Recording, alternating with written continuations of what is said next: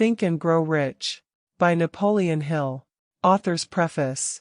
In every chapter of this book, mention has been made of the money-making secret which has made fortunes for more than 500 exceedingly wealthy men whom I have carefully analyzed over a long period of years.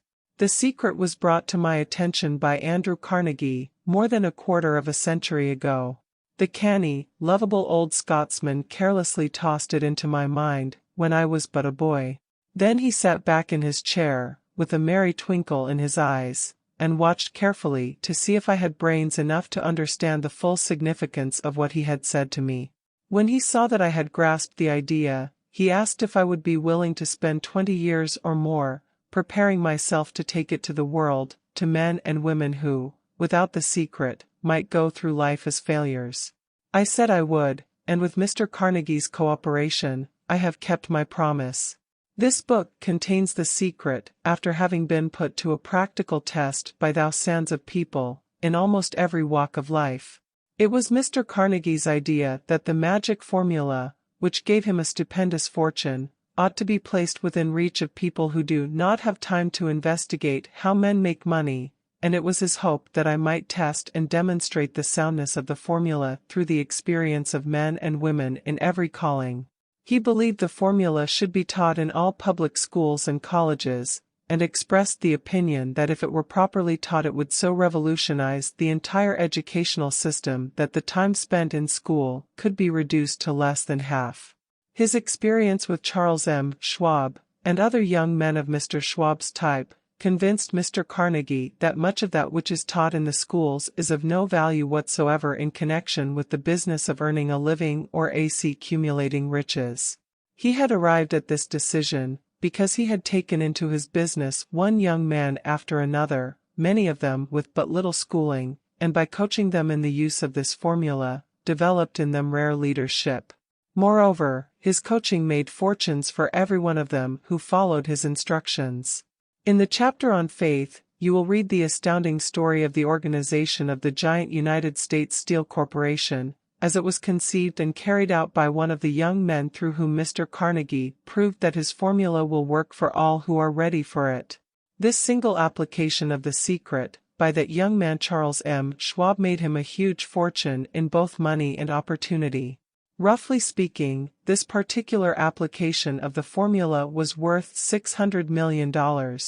These facts, and they are facts well known to almost everyone who knew Mr. Carnegie, give you a fair idea of what the reading of this book may bring to you, provided you know what it is that you want. Even before it had undergone 20 years of practical testing, the secret was passed on to more than 100,000 men and women who have used it for their personal benefit, as Mr. Carnegie planned that they should. Some have made fortunes with it. Others have used it successfully in creating harmony in their homes. A clergyman used it so effectively that it brought him an income of upwards of $75,000 a year. Arthur Nash, a Cincinnati tailor, used his near-bankrupt business as a guinea pig on which to test the formula. The business came to life and made a fortune for its owners. It is still thriving, although Mr. Nash has gone. The experiment was so unique that newspapers and magazines gave it more than $1 million worth of laudatory publicity. The secret was passed on to Stuart Austin Weir, of Dallas, Texas. He was ready for it, so ready that he gave up his profession and studied law. Did he succeed? That story is told too.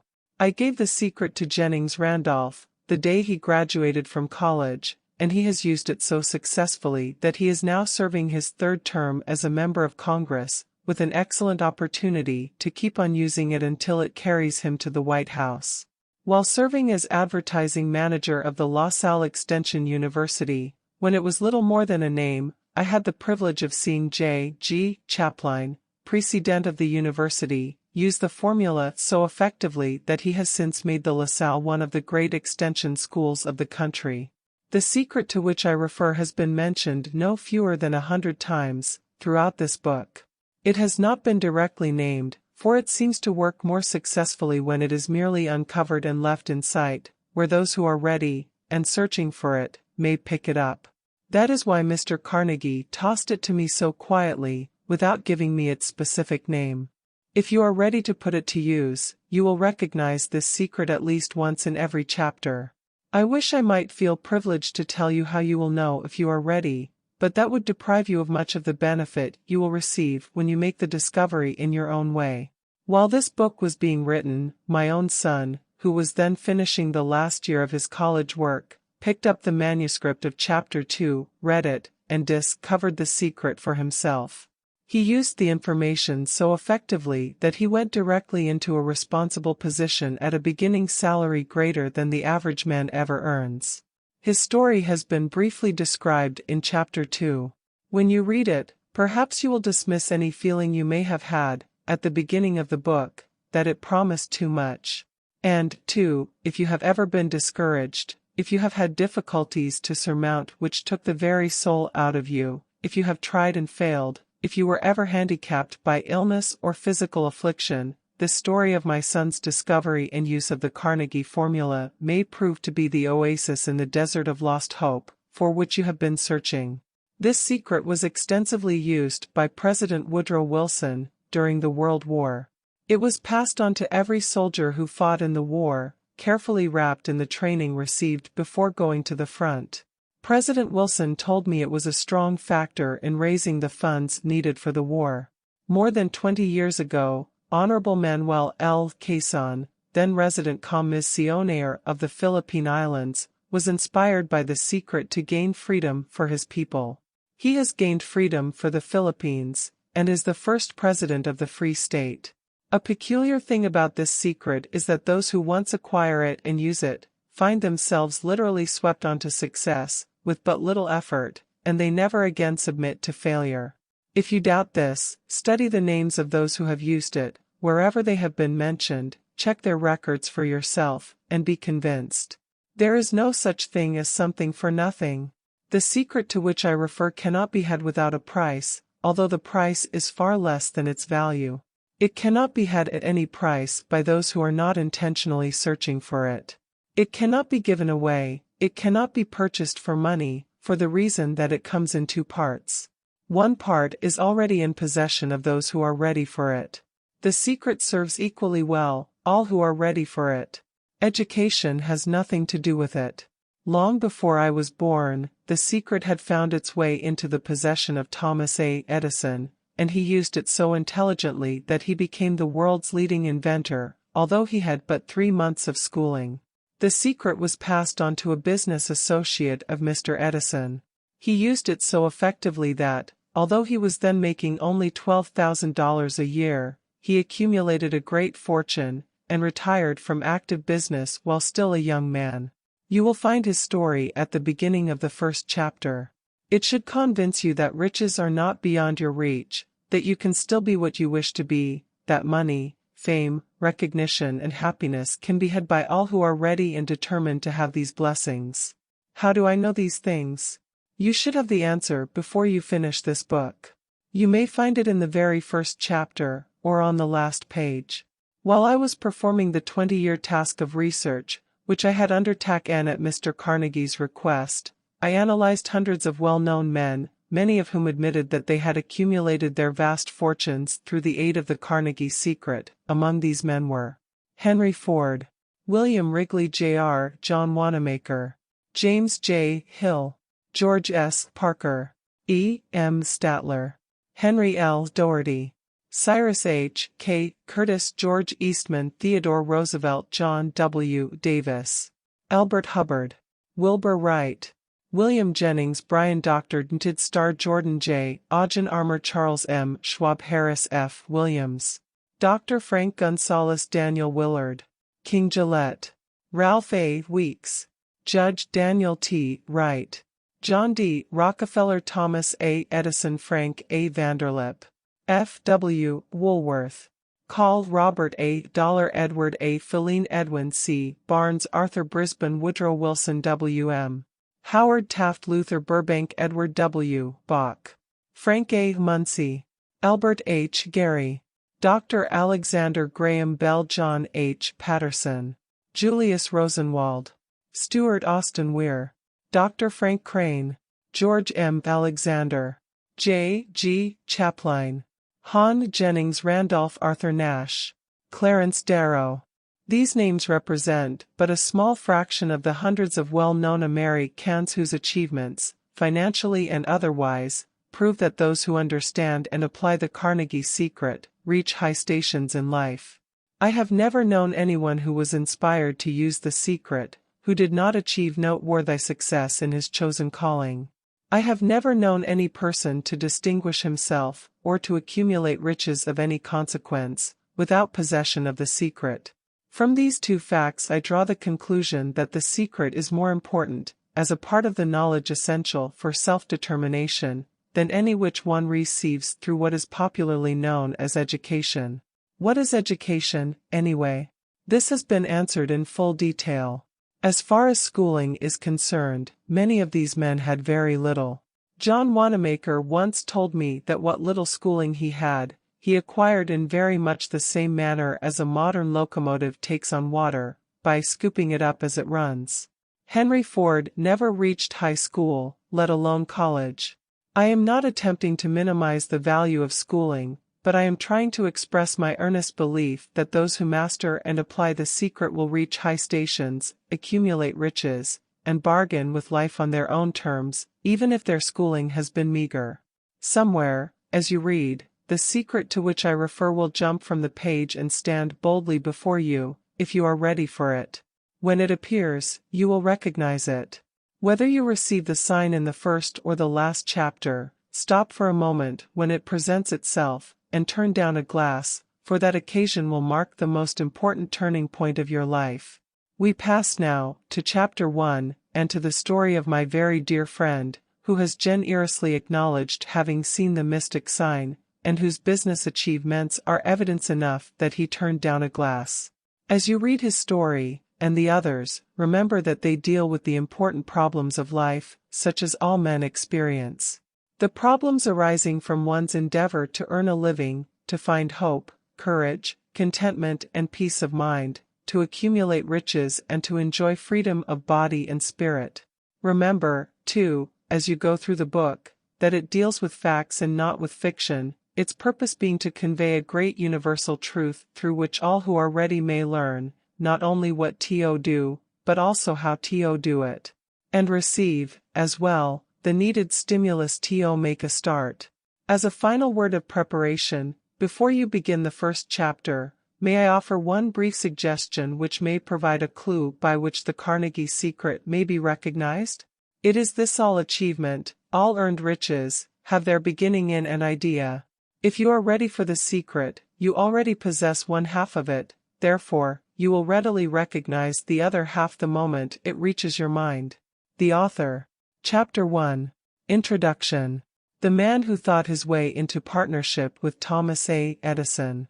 Truly, thoughts are things, and powerful things at that, when they are mixed with definiteness of purpose, persistence, and a burning desire for their translation into riches, or other material objects. A little more than 30 years ago, Edwin C. Barnes discovered how true it is that men really do think and grow rich. His discovery did not come about at one sitting. It came little by little, beginning with a burning desire to become a business associate of the great Edison. One of the chief characteristics of Barnes' desire was that it was definite. He wanted to work with Edison, not for him. Observe, carefully, the description of how he went about translating his desire into reality, and you will have a better understanding of the 13 principles which lead to riches. When this desire, or impulse of thought, first flashed into his mind, he was in no position to act upon it. Two difficulties stood in his way. He did not know Mr. Edison, and he did not have enough money to pay his railroad fare to Orange, New Jersey.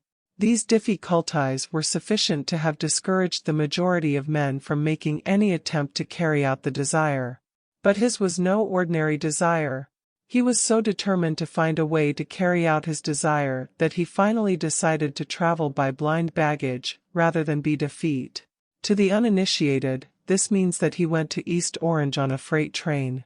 He presented himself at Mr. Edison's laboratory, and announced he had come to go into business with the inventor.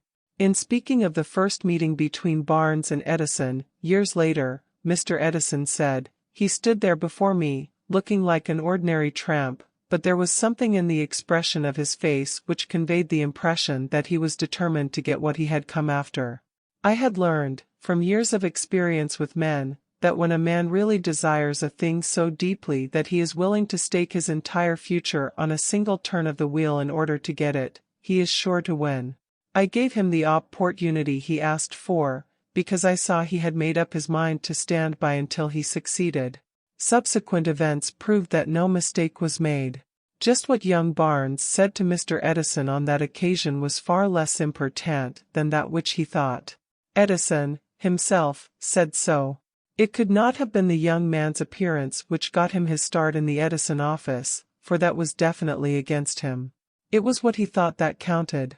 If the significance of this statement could be conveyed to every person who reads it, there would be no need for the remainder of this book. Barnes did not get his partnership with Edison on his first interview. He did get a chance to work in the Edison offices, at a very nominal wage, doing work that was unimportant to Edison, but most important to Barnes, because it gave him an opportunity to display his merchandise where his intended partner could see it. Months went by. Apparently nothing happened to bring the coveted goal which Barnes had set up in his mind as his definite major purpose. But something important was happening in Barnes' mind. He was constantly intensifying his desire to become the business associate of Edison. Psychologists have correctly said that when one is truly ready for a thing, it puts in its appearance. Barnes was ready for a business association with Edison. Moreover, he was determined to remain ready until he got that which he was seeking. He did not say to himself, "Ah well, what's the use? I guess I'll change my mind and try for a salesman's job." But, he did say, "I came here to go into business with Edison, and I'll accomplish this end if it takes the remainder of my life." He meant it. What a different story men would have to tell if only they would adopt a definite purpose, and stand by that purpose until it had time to become an all-consuming obsession. Maybe young Barnes did not know it at the time, but his bulldog determination, his persistence in standing back of a single desire, was destined to mow down all opposition, and bring him the opportunity he was seeking. When the opportunity came, it appeared in a different form, and from a different direction than Barnes had expected. That is one of the tricks of opportunity. It has a sly habit of slipping in by the back door, and often it comes disguised in the form of misfortune, or temporary defeat. Perhaps this is why so many fail to recognize opportunity. Mr. Edison had just perfected a new office device, known at that time as the Edison dictating machine, now the Ediphone. His salesmen were not enthusiastic over the machine. They did not believe it could be sold without great effort. Barnes saw his opportunity. It had crawled in quietly, hidden in a queer-looking machine which interested no one but Barnes and the inventor. Barnes knew he could sell the Edison dictating machine. He suggested this to Edison, and promptly got his chance. He did sell the machine. In fact, he sold it so successfully that Edison gave him a contract to distribute and market it all over the nation. Out of that business association grew the slogan, "Made by Edison and installed by Barnes." The business alliance has been in operation for more than 30 years. Out of it Barnes has made himself rich in money, but he has done something infinitely greater. He has proved that one really may think and grow rich. How much actual cash that original desire of Barnes has been worth to him, I have no way of knowing. Perhaps it has brought him $2 or $3 million, but the amount, whatever it is, becomes insignificant when compared with the greater asset he acquired in the form of definite knowledge that an intangible impulse of thought can be transmuted into its physical counterpart by the application of known principles. Barnes literally thought himself into a partnership with the great Edison. He thought himself into a fortune. He had nothing to start with, except the capacity to know what he wanted, and the determination to stand by that desire until he realized it. He had no money to begin with. He had but little education. He had no influence. But he did have initiative, faith, and the will to win. With these intangible forces he made himself #1 man with the greatest inventor who ever lived. Now, let us look at a different situation. and study a man who had plenty of tangible evidence of riches, but lost it, because he stopped 3 feet short of the goal he was seeking. 3 feet from gold. One of the most common causes of failure is the habit of quitting when one is overtaken by temporary defeat. Every person is guilty of this mistake at one time or another. An uncle of R.U. Darby was caught by the gold fever in the gold rush days, and went west to dig and grow rich. He had never heard that more gold has been mined from the brains of men than has ever been taken from the earth. He staked a claim and went to work with pick and shovel. The going was hard, but his lust for gold was definite. After weeks of labor, he was rewarded by the discovery of the shining ore. He needed machinery to bring the ore to the surface. Quietly, he covered up the mine, retraced his footsteps to his home in Williamsburg, Maryland, told his relatives and a few neighbors of the strike. They got together money for the needed machinery, had it shipped. The uncle and Darby went back to work the mine. The first car of ore was mined, and shipped to a smelter.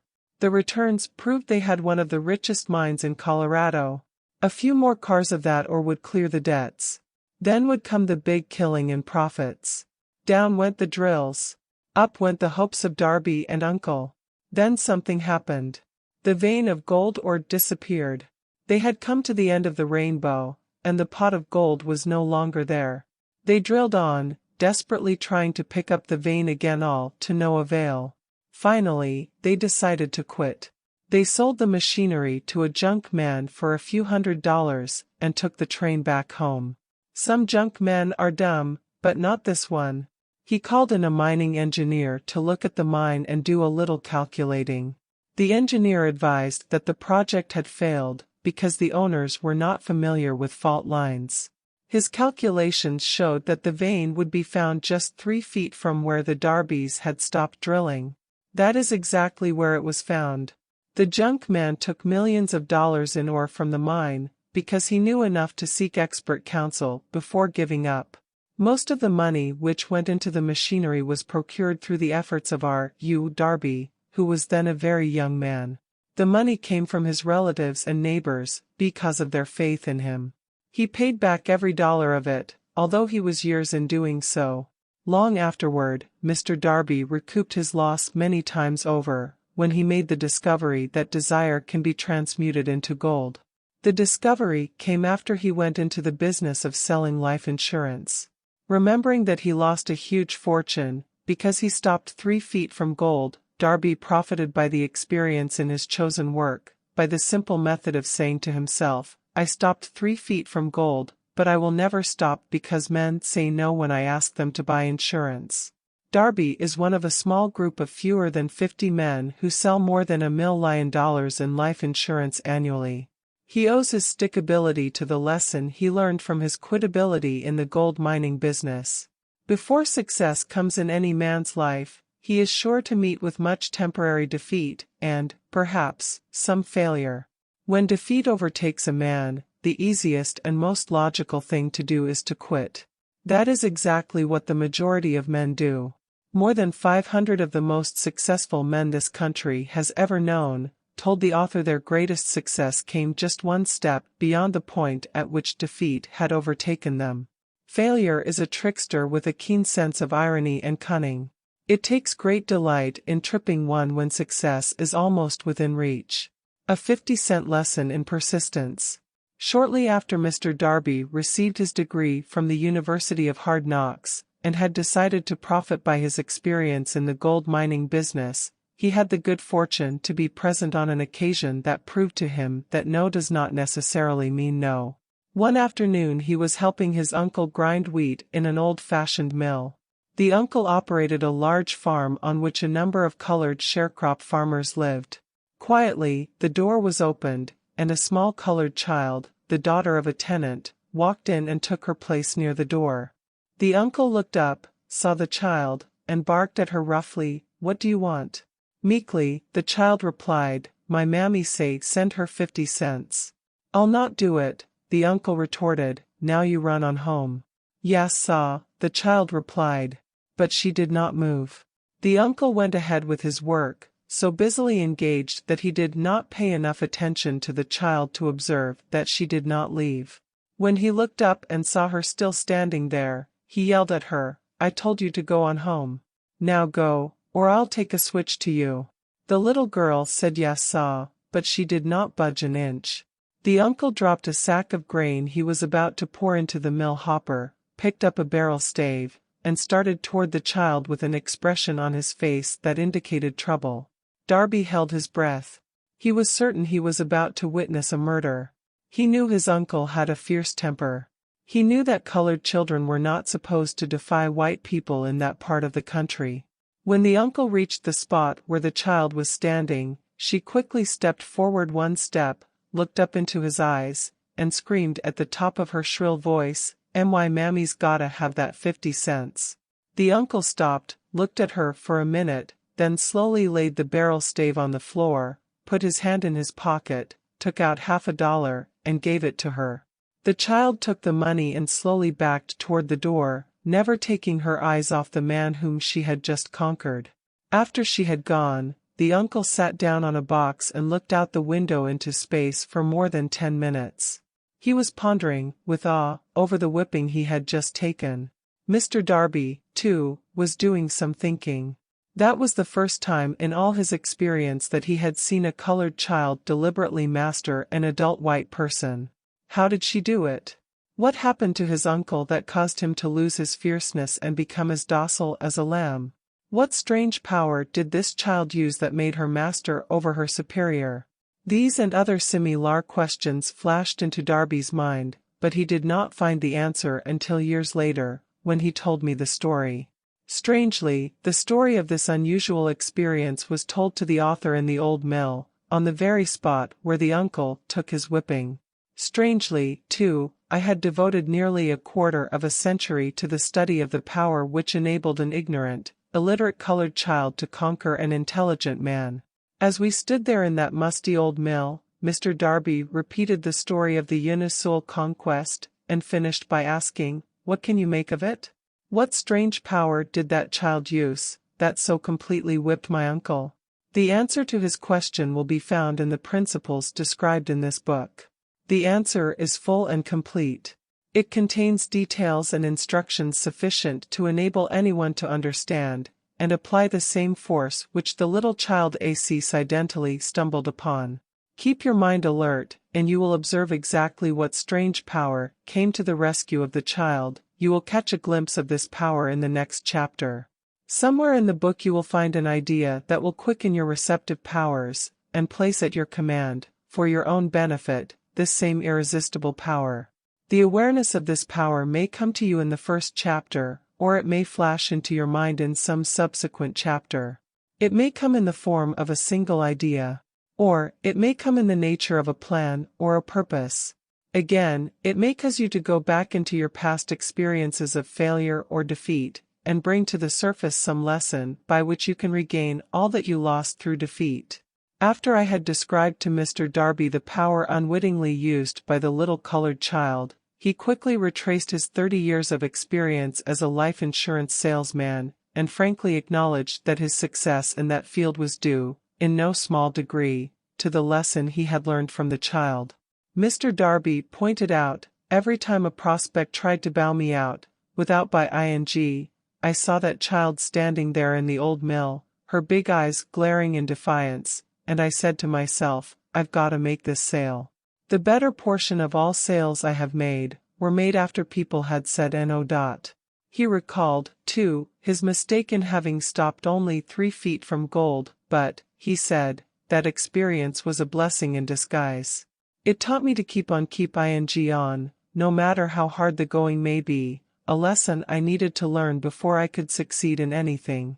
This story of Mr. Darby and his uncle, the colored child and the gold mine, doubtless will be read by hundreds of men who make their living by selling life insurance, and to all of these, the author wishes to offer the suggestion that Darby owes to these 2 experiences his ability to sell more than $1 million of life insurance every year. Life is strange, and often imponderable. Both the successes and the failures have their roots in simple experiences. Mr. Darby's experiences were commonplace and simple enough, yet they held the answer to his destiny in life, therefore they were as important to him as life itself. He profited by these two dramatic experiences, because he analyzed them and found the lesson they taught. But what of the man who has neither the time nor the inclination to study failure in search of knowledge that may lead to success? Where and how is he to learn the art of converting defeat into stepping stones to opportunity? In answer to these questions, this book was written. The answer called for a description of 13 principles, but remember, as you read, the answer you may be seeking, to the questions which have caused you to ponder over the strangeness of life, may be found in your own mind, through some idea, plan, or purpose which may spring into your mind as you read. One sound idea is all that one needs to achieve success. The principles described in this book contain the best and the most practical of all that is known, concern ways and means of creating useful ideas. Before we go any further in our approach to the description of these principles, we believe you are entitled to receive this important suggestion: when riches begin to come, they come so quickly, in such great abundance, that one wonders where they have been hiding during all those lean years. This is an astounding statement, and all the more so, when we take into consideration the popular belief that riches come only to those who work hard and long. When you begin to think and grow rich, you will observe that riches begin with a state of mind, with definiteness of purpose, with little or no hard work. You, and every other person, ought to be interested in knowing how to acquire that state of mind which will attract riches. I spent 25 years in research, analyzing more than 25,000 people, because I, too, wanted to know how wealthy men become that way. Without that research, this book could not have been written. Here take notice of a very significant truth, viz. The business depression started in 1929, and continued on to an all-time record of destruction, until sometime after President Roosevelt entered office. Then the depression began to fade into nothingness. Just as an electrician in a theater raises the lights so gradually that darkness is transmuted into light before you realize it, so did the spell of fear in the minds of the people gradually fade away and become faith. Observe very closely, as soon as you master the principles of this philosophy, and begin to follow the instructions for applying those principles, your financial status will begin to improve, and everything you touch will begin to transmute itself into an asset for your benefit. Impossible? Not at all. One of the main weaknesses of mankind is the average man's familiarity with the word impossible. He knows all the rules which will not work. He knows all the things which cannot be done. This book was written for those who seek the rules which have made others successful, and are willing to stake everything on those rules. A great many years ago I purchased a fine dictionary. The first thing I did with it was to turn to the word impossible, and neatly clip it out of the book. That would not be an unwise thing for you to do. Success comes to those who become success conscious. Failure comes to those who indifferently allow themselves to become failure conscious. The object of this book is to help all who seek it, to learn the art of changing their minds from failure consciousness to success consciousness. Another weakness found in altogether too many people is the habit of measuring everything, and everyone, by their own impressions and beliefs. Some who will read this will believe that no one can think and grow rich. They cannot think in terms of riches, because their thought habits have been steeped in poverty, want, misery, failure, and defeat. These unfortunate people remind me of a prominent Chinese, who came to America to be educated in American ways. He attended the University of Chicago. One day President Harper met this young Oriental on the campus, stopped to chat with him for a few minutes, and asked what had impressed him as being the most noticeable characteristic of the American people. "Why," the Chinaman exclaimed, "the queer slant of your eyes. Your eyes are off slant. What do we say about the Chinese? We refuse to believe that which we do not understand. We foolishly believe that our own limitations are the proper measure of limitations. Sure, the other fellow's eyes are off slant, because they are not the same as our own. Millions of people look at the achievements of Henry Ford, after he has arrived, and envy him, because of his good fortune, or luck, or genius, or whatever it is that they credit for Ford's fortune. Perhaps one person in every 100,000 knows the secret of Ford's success, and those who do know are too modest, or too reluctant, to speak of it, because of its simplicity. A single transaction will illustrate the secret perfectly. A few years back, Ford decided to produce his now famous V8 motor. He chose to build an engine with the entire 8 cylinders cast in one block, and instructed his engineers to produce a design for the engine. The design was placed on paper, but the engineers agreed, to a man, that it was simply impossible to cast an 8-cylinder gas engine block in one piece. Ford said, "Produce it anyway." But, they replied, "It's impossible." "Go ahead," Ford commanded, "and stay on the job until you succeed no matter how much time is required." The engineers went ahead. There was nothing else for them to do, if they were to remain on the Ford staff.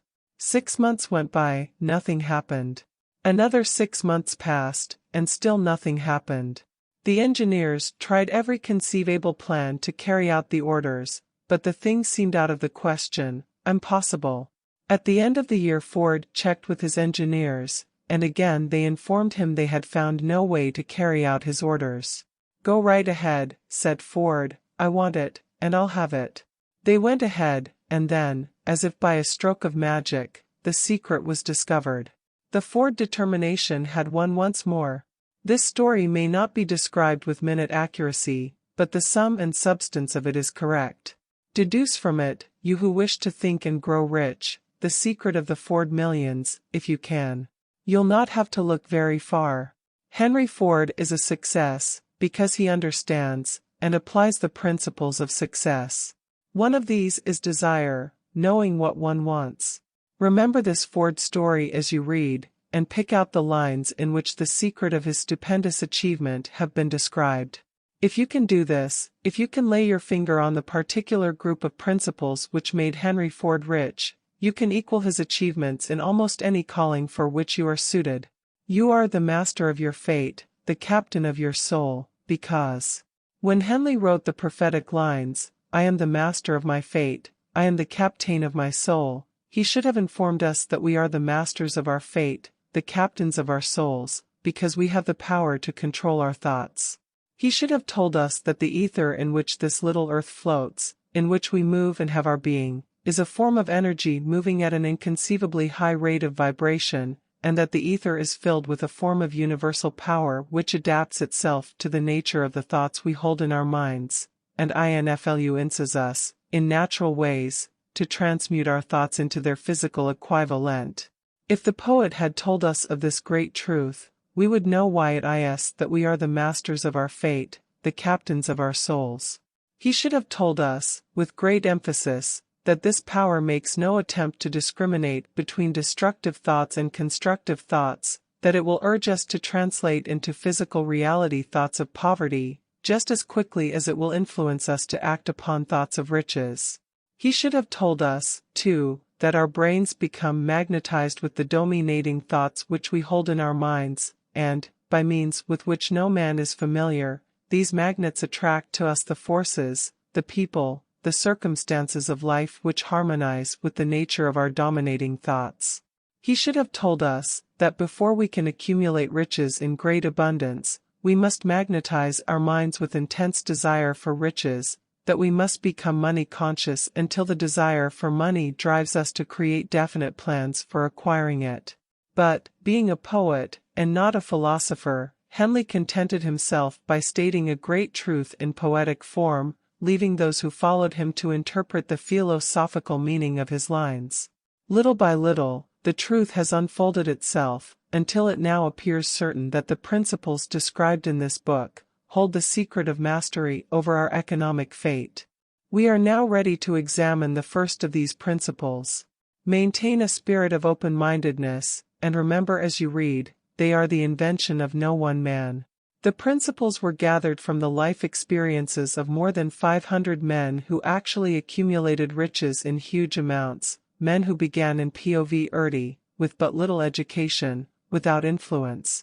The principles worked for these men. You can put them to work for your own enduring benefit. You will find it easy, not hard, to do. Before you read the next chapter, I want you to know that it conveys factual information which might easily change your entire financial destiny, as it has so definitely brought changes of stupendous proportions to two people described. I want you to know, also, that the relationship between these two men and myself is such that I could have taken no liberties with the facts, even if I had wished to do so. One of them has been my closest personal friend for almost 25 years, the other is my own son. The unusual success of these two men, success which they generously accredit to the principle described in the next chapter, more than justifies this personal reference as a means of emphasizing the far-flung power of this principle. Almost 15 years ago, I delivered the commencement address at Salem College, Salem, West Virginia. I emphasized the principle described in the next chapter with so much intensity that one of the members of the graduating class definitely appropriated it and made it a part of his own philosophy. The young man is now a member of Congress and an important factor in the present administration. Just before this book went to the publisher, he wrote me a letter in which he so clearly stated his opinion of the principle outlined in the next chapter, that I have chosen to publish his letter as an introduction to that chapter. It gives you an idea of the rewards to come. My dear Napoleon, my service as a member of Congress having given me an insight into the problems of men and women, I am writing to offer a suggestion which may become helpful to thousands of worthy people. With apologies, I must state that the suggestion, if acted upon, will mean several years of labor and responsibility for you, but I am enheartened to make the suggestion, because I know your great love for rendering useful service. In 1922, you delivered the commencement address at Salem College, when I was a member of the graduating class. In that address, you planted in my mind an idea which has been responsible for the opportunity one now have to serve the people of my state, and will be responsible, in a very large measure, for whatever success I may have in the future. The suggestion I have in mind is, that you put into a book the sum and substance of the address you delivered at Salem College, and in that way give the people of America an opportunity to profit by your many years of experience and association with the men who, by their greatness, have made America the richest nation on earth. I recall, as though it were yesterday, the marvelous description you gave of the method by which Henry Ford, with but little schooling, without a dollar, with no influential friends, rose to great heights. I made up my mind then, even before you had finished your speech, that I would make a place for myself, no matter how many difficulties I had to surmount. Thousands of young people will finish their schooling this year, and within the next few years. Every one of them will be seeking just such a message of practical encouragement as the one I received from you. They will want to know where to turn, what to do, to get started in life. You can tell them, because you have helped to solve the problems of so many, many people. If there is any possible way that you can afford to render so great a service, may I offer the suggestion that you include with every book one of your personal analysis charts, in order that the purchaser of the book may have the benefit of a complete self-inventory, indicating, as you indicated to me years ago, exactly what is standing in the way of success. Such a service as this, providing the readers of your book with a complete, unbiased picture of their faults and their virtues, would mean to them the difference between success and failure. The service would be priceless. Millions of people are now facing the problem of staging a comeback, because of the depression, and I speak from personal experience when I say, I know these earnest people would welcome the opportunity to tell you their problems, and to receive your suggestions for the solution. You know the problems of those who face the necessity of beginning all over again. There are thousands of people in America today who would like to know how they can convert ideas into money, people who must start at scratch, without finances, and recoup their losses. If anyone can help them, you can. If you publish the book, I would like to own the first copy that comes from the press, personally autographed by you. With best wishes, believe me. Cordially yours, Jennings Randolph. Chapter 2. Desire, the starting point of all achievement. The first step toward riches. When Edwin C. Barnes climbed down from the freight train in Orange, N.J., more than 30 years ago, he may have resembled a tramp, but his thoughts were those of a king. As he made his way from the railroad tracks to Thomas A. Edison's office, his mind was at work. He saw himself standing in Edison's presence. He heard himself asking Mr. Edison for an opportunity to carry out the one consuming obsession of his life, a burning desire to become the business associate of the great inventor. Barnes' desire was not a hope. It was not a wish. It was a keen, pulsating desire, which transcended everything else. It was definite. The desire was not new when he approached Edison. It had been Barnes' dominating desire for a long time. In the beginning, when the desire first appeared in his mind, it may have been, probably was, only a wish, but it was no mere wish when he appeared before Edison with it. A few years later, Edwin C. Barnes again stood before Edison, in the same office where he first met the inventor. This time his desire had been translated into reality. He was in business with Edison. The dominating dream of his life had become a reality. Today, people who know Barnes envy him, because of the break life yielded him. They see him in the days of his triumph, without taking the trouble to investigate the cause of his success. Barnes succeeded because he chose a definite goal, placed all his energy, all his willpower, all his effort, everything back of that goal. He did not become the partner of Edison the day he arrived. He was content to start in the most menial work, as long as it provided an opportunity to take even one step toward his cherished goal. 5 years passed before the chance he had been seeking made its appearance. During all those years not one ray of hope, not one promise of attainment of his desire had been held out to him. To everyone, except himself, he appeared only another cog in the Edison business wheel, but in his own mind, he was the partner of Edison every minute of the time, from the very day that he first went to work there. It is a remarkable illustration of the power of a definite desire. Barnes won his goal, because he wanted to be a business associate of Mr. Edison, more than he wanted anything else. He created a plan by which to attain that purpose.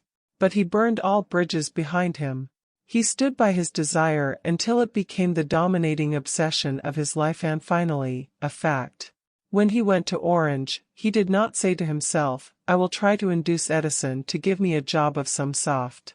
He said, "I will see Edison, and put him on notice that I have come to go into business with him." He did not say, "I will work there for a few months, and if I get no encouragement, I will quit and get a job somewhere else." He did say, "I will start anywhere. I will do anything Edison tells me to do, but before I am through, I will be his associate." He did not say, "I will keep my eyes open for another opportunity, in case I fail to get what I want in the Edison organization." He said, "There is but one thing in this world that I am determined to have, and that is a business association with Thomas A. Edison. I will burn all bridges behind me, and stake my entire future on my ability to get what I want." He left himself no possible way of retreat. He had to win or perish. That is all there is to the Barnes story of success. A long while ago, a great warrior faced a situation which made it necessary for him to make a decision which ensured his success on the battlefield.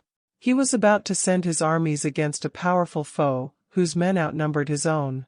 He loaded his soldiers into boats, sailed to the enemy's country, unloaded soldiers and equipment, then gave the order to burn the ships that had carried them. Addressing his men before the first battle, he said, "You see the boats going up in smoke. That means that we cannot leave these shores alive unless we win. We now have no choice, we win or we perish." They won. Every person who wins in any undertaking must be willing to burn his ships and cut all sources of retreat. Only by so doing can one be sure of maintaining that state of mind known as a burning desire to win, essential to success. The morning after the Great Chicago Fire, a group of merchants stood on State Street, looking at the smoking remains of what had been their stores. They went into a conference to decide if they would try to rebuild, or leave Chicago and start over in a more promising section of the country. They reached a decision all except one to leave Chicago. The merchant who decided to stay and rebuild pointed a finger at the remains of his store, and said, "Gentlemen, on that very spot I will build the world's greatest store, no matter how many times it may burn down." That was more than 50 years ago. The store was built. It stands there today, a towering monument to the power of that state of mind known as a burning desire. The easy thing for Marshall Field to have done would have been exactly what his fellow merchants did. When the going was hard, and the future looked dismal, they pulled up and went where the going seemed easier. Mark well this difference between Marshall Field and the other merchants, because it is the same difference which distinguishes Edwin C. Barnes from thousands of other young men who have worked in the Edison organization. It is the same difference which distinguishes practically all who succeed from those who fail. Every human being who reaches the age of understanding of the purpose of money wishes for it. Wishing will not bring riches. But desiring riches with a state of mind that becomes an obsession, then planning definite ways and means to acquire riches, and backing those plans with persistence which does not recognize failure, will bring riches. The method by which desire for riches can be transmuted into its financial equivalent consists of 6 definite, practical steps, viz. First, fix in your mind the exact amount of money you desire. It is not sufficient merely to say, "I want plenty of money." First, be definite as to the amount. There is a psychological reason for definiteness which will be described in a subsequent chapter. Second, determine exactly what you intend to give in return for the money you desire. There is no such reality as something for nothing. Third, establish a definite date when you intend to possess the money you desire. Fourth, create a definite plan for carrying out your desire, and begin at once, whether you are ready or not, to put this plan into action. Fifth, write out a clear, concise statement of the amount of money you intend to acquire, name the time limit for its acquisition, state what you intend to give in return for the money, and describe clearly the plan through which you intend to accumulate it. Sixth, read your written statement aloud, twice daily, once just before retiring at night, and once after arising in the morning. As you read, see and feel and believe yourself already in possession of the money. It is important that you follow the instructions described in these 6 steps. It is especially important that you observe and follow the instructions in the 6th paragraph. You may complain that it is impossible for you to see yourself in possession of money before you actually have it. Here is where a burning desire will come to your aid. If you truly desire money so keenly that your desire is an obsession, you will have no difficulty in convincing yourself that you will acquire it. The object is to want money, and to become so determined to have it that you convince yourself you will have it. Only those who become money conscious ever accumulate great riches. Money consciousness means that the mind has become so thoroughly saturated with the desire for money, that one can see oneself already in possession of it. To the uninitiated, who has not been schooled in the working principles of the human mind, these instructions may appear impractical. It may be helpful, to all who fail to recognize the soundness of the 6 steps, to know that the information they convey was received from Andrew Carnegie, who began as an ordinary laborer in the steel mills, but managed, despite his humble beginning, to make these principles yield him a fortune of considerably more than $100 million. It may be of further help to know that the 6 steps here recommended were carefully scrutinized by the late Thomas A. Edison, who placed his stamp of approval upon them as being, not only the steps essential for the accumulation of money, but necessary for the attainment of any definite goal. The steps call for no hard labor. They call for no sacrifice. They do not require one to become ridiculous or credulous. To apply them calls for no great amount of education. But the successful application of these 6 steps does call for sufficient imagination to enable one to see, and to understand, that accumulation of money cannot be left to chance, good fortune, and luck. One must realize that all who have accumulated great fortunes, first did a certain amount of dreaming, hoping, wishing, desiring, and planning before they acquired money. You may as well know, right here, that you can never have riches in great quantities, unless you can work yourself into a white heat of desire for money, and actually believe you will possess it. You may as well know, also, that every great leader, from the dawn of civilization down to the present, was a dreamer. Christianity is the greatest potential power in the world today, because its founder was an intense dreamer who had the vision and the imagination to see realities in their mental and spiritual form before they had been transmuted into physical form. If you do not see great riches in your imagination, you will never see them in your bank balance. Never, in the history of America, has there been so great an opportunity for practical dreamers as now exists. The 6-year economic collapse has reduced all men, substantially, to the same level. A new race is about to be run. The stakes represent huge fortunes which will be accumulated within the next 10 years. The rules of the race have changed, because we now live in a changed world that definitely favors the masses, those who had but little or no opportunity to win under the conditions existing during the Depression, when fear paralyzed growth and development. We who are in this race for riches should be encouraged to know that this changed world in which we live is demanding new ideas, new ways of doing things, new leaders, new inventions, new methods of teaching, new methods of marketing, new books, new literature, new features for the radio, new ideas for moving pictures. Back of all this demand for new and better things, there is one quality which one must possess to win, and that is definiteness of purpose, the knowledge of what one wants, and a burning desire to possess it. The business depression marked the death of one age, and the birth of an author. This changed world requires practical dreamers who can, and will put their dreams into action. The practical dreamers have always been, and always will be, the pattern makers of civilization. We who desire to accumulate riches should remember the real leaders of the world always have been men who harnessed, and put into practical use, the intangible, unseen forces of unborn opportunity, and have converted those forces, or impulses of thought, into skyscrapers, cities, factories, airplanes, automobiles, and every form of convenience that makes life more pleasant. Tolerance and an open mind are practical necessities of the dreamer of today.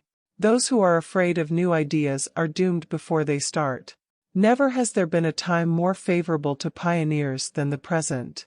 True, there is no wild and woolly West to be conquered, as in the days of the covered wagon, but there is a vast business, financial, and industrial world to be remolded and redirected along new and better lines. In planning to acquire your share of the riches, let no one influence you to scorn the dreamer. To win the big stakes in this changed world, you must catch the spirit of the great pioneers of the past, whose dreams have given to civilization all that it has of value, the spirit which serves as the lifeblood of our own country, your opportunity and mine, to develop and market our talents. Let us not forget, Columbus dreamed of an unknown world, staked his life on the existence of such a world, and discovered it.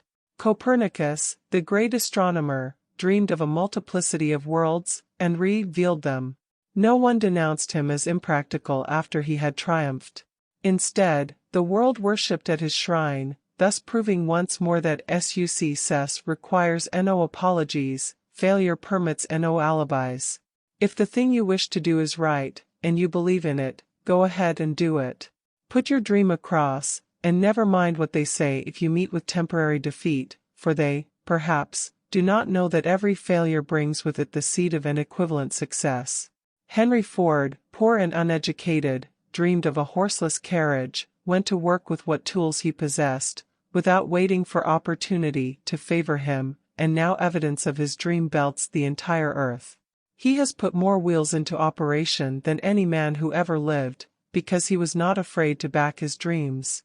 Thomas Edison dreamed of a lamp that could be operated by electricity, began where he stood to put his dream into action, and despite more than 10,000 failures, he stood by that dream until he made it a physical reality.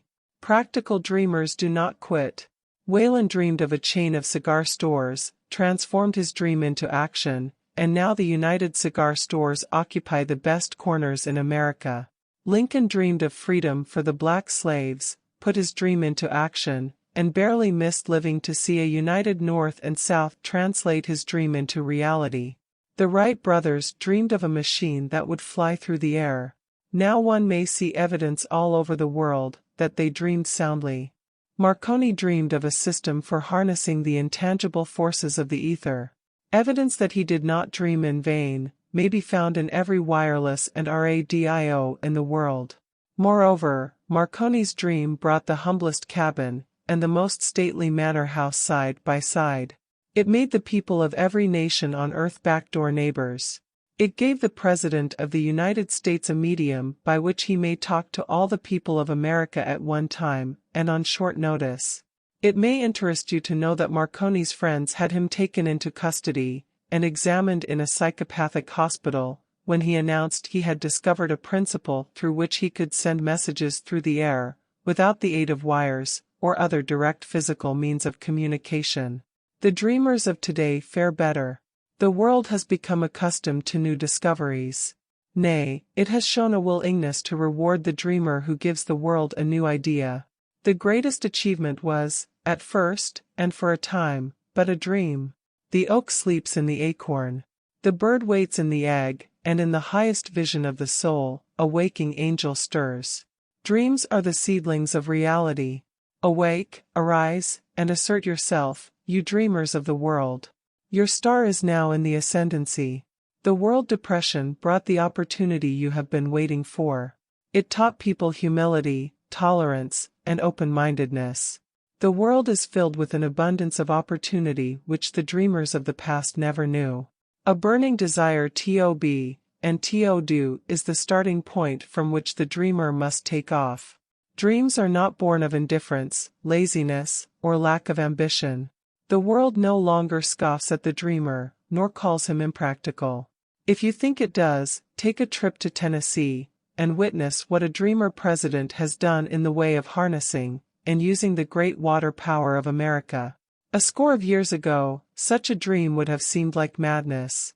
You have been disappointed, you have undergone defeat during the Depression, you have felt the great heart within you crushed until it bled. Take courage, for these experiences have tempered the spiritual metal of which you are made. They are assets of incomparable value. Remember, too, that all who succeed in life get off to a bad start, and pass through many heartbreaking struggles before they arrive. The turning point in the lives of those who succeed usually comes at the moment of some crisis, through which they are introduced to their other selves. John Bunyan wrote The Pilgrim's Progress, which is among the finest of all English literature, after he had been confined in prison and sorely punished, because of his views on the subject of religion. 0. Henry discovered the genius which slept within his brain, after he had met with great misfortune, and was confined in a prison cell, in Columbus, Ohio. Being forced, through misfortune, to become acquainted with his other self, and to use his imagination, he discovered himself to be a great author instead of a miserable criminal and outcast. Strange and varied are the ways of life, and stranger still are the ways of infinite intelligence, through which men are sometimes forced to undergo all sorts of punishment before discovering their own brains, and their own capacity to create useful ideas through imagination. Edison, the world's greatest inventor and scientist, was a tramp telegraph operator. He failed innumerable times before he was driven, finally, to the discovery of the genius which slept within his brain. Charles Dickens began by pasting labels on blacking pots. The tragedy of his first love penetrated the depths of his soul, and converted him into one of the world's truly great authors. That tragedy produced, first, David Copperfield, then a succession of other works that made this a richer and better world for all who read his books. Disappointment over love affairs generally has the effect of driving men to drink, and women to ruin, and this, because most people never learn the art of transmuting their strongest emotions into dreams of a constructive nature. Helen Keller became deaf, dumb, and blind shortly after birth. Despite her greatest misfortune, she has written her name indelibly in the pages of the history of the great.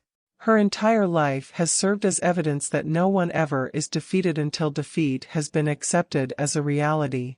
Robert Burns was an illiterate country lad. he was cursed by poverty, and grew up to be a drunkard in the bargain. The world was made better for his having lived, because he clothed beautiful thoughts in poetry, and thereby plucked a thorn and planted a rose in its place. Booker T. Washington was born in slavery, handicapped by race and color. Because he was tolerant, had an open mind at all times, on all subjects, and was a dreamer, he left his impress for good on an entire race. Beethoven was deaf, Milton was blind, but their names will last as long as time endures, because they dreamed and translated their dreams into organized thought.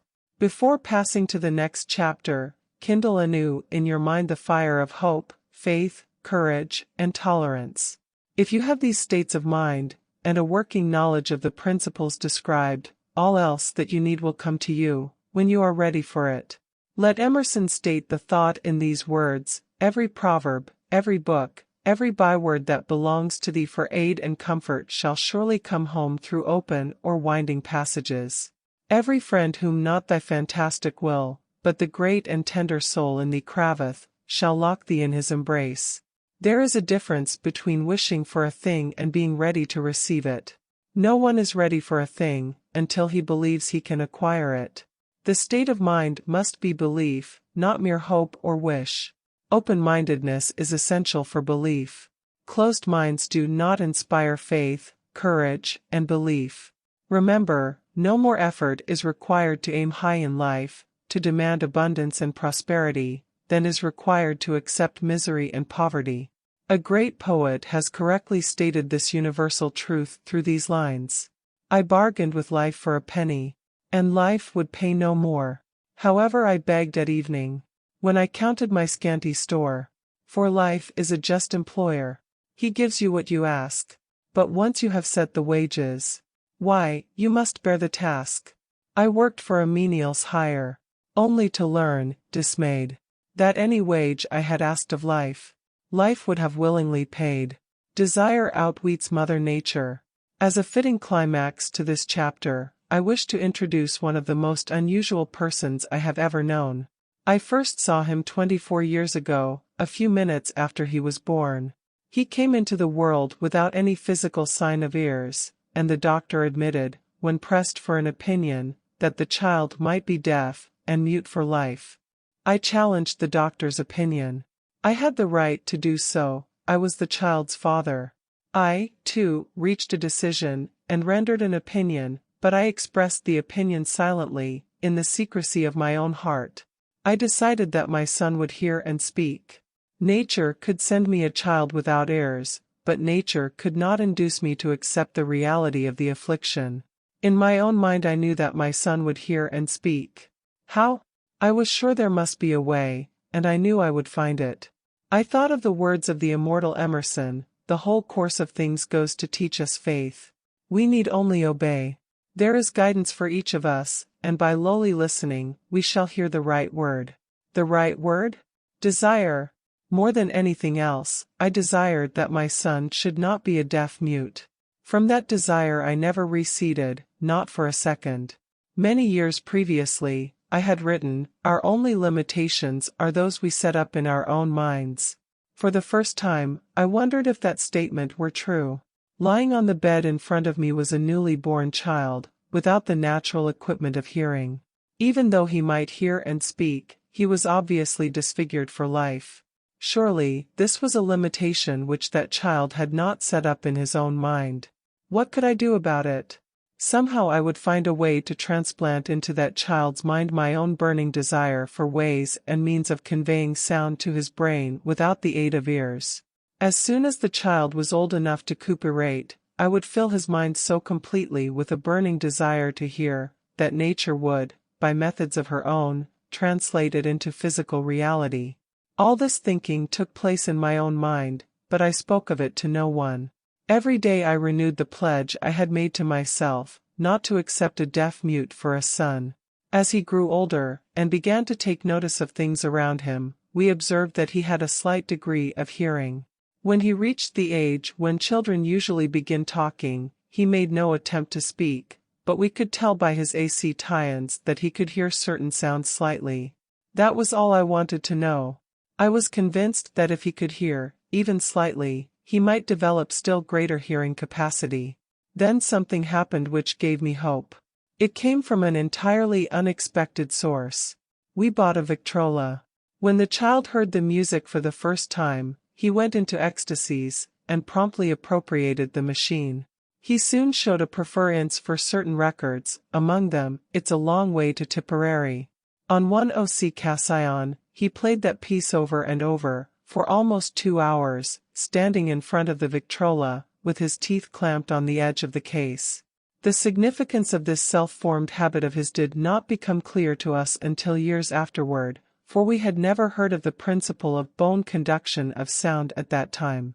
Shortly after he appropriated the Victrola, I discovered that he could hear me quite clearly when I spoke with my lips touching his mastoid bone, or at the base of the brain. These discoveries placed in my possession the necessary media by which I began to translate into reality my burning desire to help my son develop hearing and speech. By that time he was making stabs at speaking certain words. The outlook was far from encouraging, but desire backed by faith knows no such word as impossible.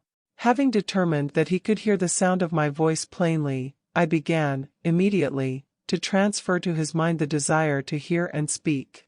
I soon discovered that the child enjoyed bedtime stories, so I went to work, creating stories designed to develop in him self-reliance, imagination, and a keen desire to hear and to be normal. There was one story in particular, which I emphasized by giving it some new and dramatic coloring each time it was told. It was designed to plant in his mind the thought that his affliction was not a liability, but an asset of great value. Despite the fact that all the philosophy I had examined clearly indicated that every adversity brings with it the seed of an equivalent advantage, I must confess that I had not the slightest idea how this affliction could ever become an asset. However, I continued my practice of wrapping that philosophy in bedtime stories, hoping the time would come when he would find some plan by which his handicap could be made to serve some useful purpose. Reason told me plainly that there was no adequate compensation for the lack of ears and natural hearing equipment. Desire backed by faith pushed reason aside, and inspired me to carry on. As I analyze the experience in retrospect, I can see now that my son's faith in me had much to do with the astounding results. He did not question anything I told him. I sold him the idea that he had a distinct advantage over his older brother, and that this advantage would reflect itself in many ways. For example, the teachers in school would observe that he had no ears, and, because of this, they would show him special attention and treat him with extraordinary kindness. They always did. His mother saw to that, by visiting the teachers and arranging with them to give the child the extra attention necessary. I sold him the idea, too, that when he became old enough to sell newspapers, his older brother had already become a newspaper merchant, he would have a big advantage over his brother, for the reason that people would pay him extra money for his wares, because they could see that he was a bright, industrious boy, despite the fact he had no ears. We could notice that, gradually, the child's hearing was improving. Moreover, he had not the slightest tendency to be self-conscious, because of his affliction. When he was about 7, he showed the first evidence that our method of servicing his mind was bearing fruit. For several months he begged for the privilege of selling newspapers, but his mother would not give her consent. She was afraid that his deafness made it unsafe for him to go on the street alone. Finally, he took matters in his own hands. One afternoon, when he was left at home with the servants, he climbed through the kitchen window, shinnied to the ground, and set out on his own. He borrowed 6 cents in capital from the neighborhood shoemaker, invested it in papers, sold out, reinvested, and kept repeat ing until late in the evening. After balancing his accounts, and paying back the 6 cents he had borrowed from his banker, he had a net profit of 42 cents. When we got home that night, we found him in bed asleep, with the money tightly clenched in his hand. His mother opened his hand, removed the coins, and cried. Of all things, crying over her son's first victory seemed so inappropriate. My reaction was the reverse. I laughed heartily, for I knew that my endeavor to plant in the child's mind an attitude of faith in himself had been successful. His mother saw, in his first business venture, a little deaf boy who had gone out in the streets and risked his life to earn money. I saw a brave, ambitious, self-reliant little business man whose stock in himself had been increased 100%, because he had gone into business on his own initiative, and had won. The transaction pleased me, because I knew that he had given evidence of a trait of resourcefulness that would go with him all through life. Later events proved this to be true. When his older brother wanted something, he would lie down on the floor, kick his feet in the air, cry for it and get it. When the little deaf boy wanted something, he would plan a way to earn the money, then buy it for himself. He still follows that plan. Truly, my own son has taught me that handicaps can be converted into stepping stones on which one may climb towards some worthy goal, unless they are accepted as obstacles, and used as alibis. The little deaf boy went through the grades, high school, and college without being able to hear his teachers, excepting when they shouted loudly, at close range. He did not go to a school for the deaf. We would not permit him to learn the sign language. We were determined that he should live a normal life, and associate with normal children, and we stood by that decision, although it cost us many heated debates with school officials. While he was in high school, he tried an electrical hearing aid, but it was of no value to him, due, we believed, to a condition that was disclosed when the child was 6, by Dr. J. Gordon Wilson, of Chicago, when he operated on one side of the boy's head, and discovered that there was no sign of natural hearing equipment. During his last week in college, 18 years after the operation, something happened which marked the most important turning point of his life. Through what seemed to be mere chance, he came into possession of another electrical hearing device, which was sent to him on trial. He was slow about testing it, due to his disappointment with a similar device. Finally he picked the instrument up, and more or less carelessly, placed it on his head, hooked up the battery, and lo! As if by a stroke of magic, his lifelong desire for normal hearing became a reality. For the first time in his life he heard practically as well as any person with normal hearing. God moves in mysterious ways, his wonders to perform. Overjoyed because of the changed world which had been brought to him through his hearing device, he rushed to the telephone, called his mother, and heard her voice perfectly. The next day he plainly heard the voices of his professors in class, for the first time in his life. Previously he could hear them only when they shouted, at short range. He heard the radio. He heard the talking pictures. For the first time in his life, he could converse freely with other people, without the necessity of their having to speak loudly. Truly, he had come into possession of a changed world. We had refused to accept nature's error, and, by persistent desire, we had induced nature to correct that error, through the only practical means available. Desire had commenced to pay dividends, but the victory was not yet complete. The boy still had to find a definite and practical way to convert his handicap into an equivalent asset. Hardly realizing the significance of what had already been accomplished, but intoxicated with the joy of his newly discovered world of sound, he wrote a letter to the manufacturer of the hearing aid, enthusiastically describing his experience. Something in his letter, something, perhaps which was not written on the lines, but back of them, caused the company to invite him to New York. When B arrived, he was escorted through the factory, and while talking with the chief engineer, telling him about his changed world, a hunch, an idea, or an inspiration, call it what you wish, flashed into his mind. It was this impulse of thought which converted his affliction into an asset, destined to pay dividends in both money and happiness to thousands for all time to come. The sum and substance of that impulse of thought was this: it occurred to him that he might be of help to the millions of deafened people who go through life without the benefit of hearing devices, if he could find a way to tell them the story of his changed world. Then and there, he reached a decision to devote the remainder of his life to rendering useful service to the hard of hearing. For an entire month, he carried on an intensive research, during which he analyzed the entire marketing system of the manufacturer of the hearing device, and created ways and means of communicating with the hard of hearing all over the world for the purpose of sharing with them his newly discovered changed world. When this was done, he put in writing a 2-year plan, based upon his findings. When he presented the plan to the company, he was instantly given a position, for the purpose of carrying out his ambition.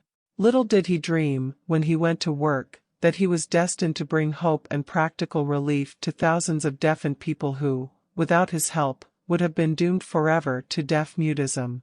Shortly after he became associated with the manufacturer of his hearing aid, he invited me to attend a class conducted by his company, for the purpose of teaching deaf mutes to hear and to speak.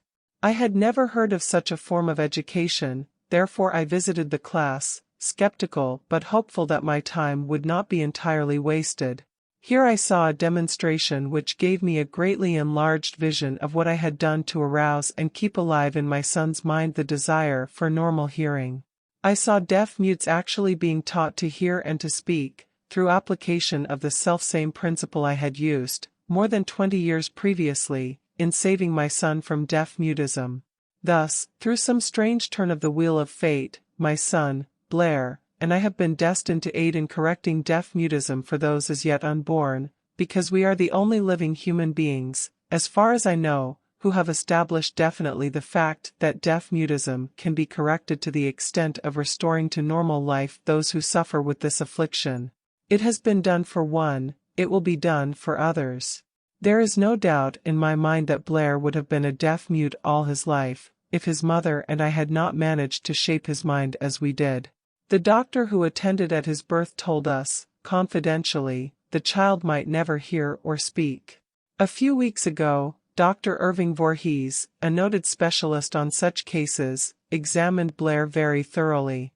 He was astounded when he learned how well my son now hears and speaks, and said his examination indicated that theoretically, the boy should not be able to hear at all. But the lad does hear, despite the fact that X-ray pictures show there is no opening in the skull, whatsoever, from where his ears should be to the brain. Verily, a burning desire has devious ways of transmuting itself into its physical equivalent. Blair desired normal hearing, now he has it. He was born with a handicap which might easily have sent one with a less defined desire to the street with a bundle of pencils and a tin cup. That handicap now promises to serve as the medium by which he will render useful service to many millions of hard of hearing, also, to give him useful employment at adequate financial compensation the remainder of his life. The little white lies I planted in his mind when he was a child, by leading him to believe his affliction would become a great asset, which he could capitalize, has justified itself. Verily, there is nothing, right or wrong, which belief, plus burning desire, cannot make real. These qualities are free to everyone. In all my experience in dealing with men and women who had personal problems, I never handled a single case which more definitely demonstrates the power of desire. Authors sometimes make the mistake of writing of subjects of which they have but superficial, or very elementary knowledge. It has been my good fortune to have had the privilege of testing the soundness of the power of desire, through the affliction of my own son. Perhaps it was providential that the experience came as it did, for surely no one is better prepared than he, to serve as an example of what happens when desire is put to the test. If Mother Nature bends to the will of desire, is it logical that mere men can defeat a burning desire? Strange and imponderable is the power of the human mind. We do not understand the method by which it uses every circumstance, every individual, every physical thing within its reach, as a means of transmuting desire into its physical counterpart. Perhaps science will uncover this secret. I planted in my son's mind the desire to hear and to speak as any normal person hears and speaks. That desire has now become a reality. I planted in his mind the desire to convert his greatest handicap into his greatest asset. That desire has been realized. The modus operandi by which this astounding result was achieved is not hard to describe.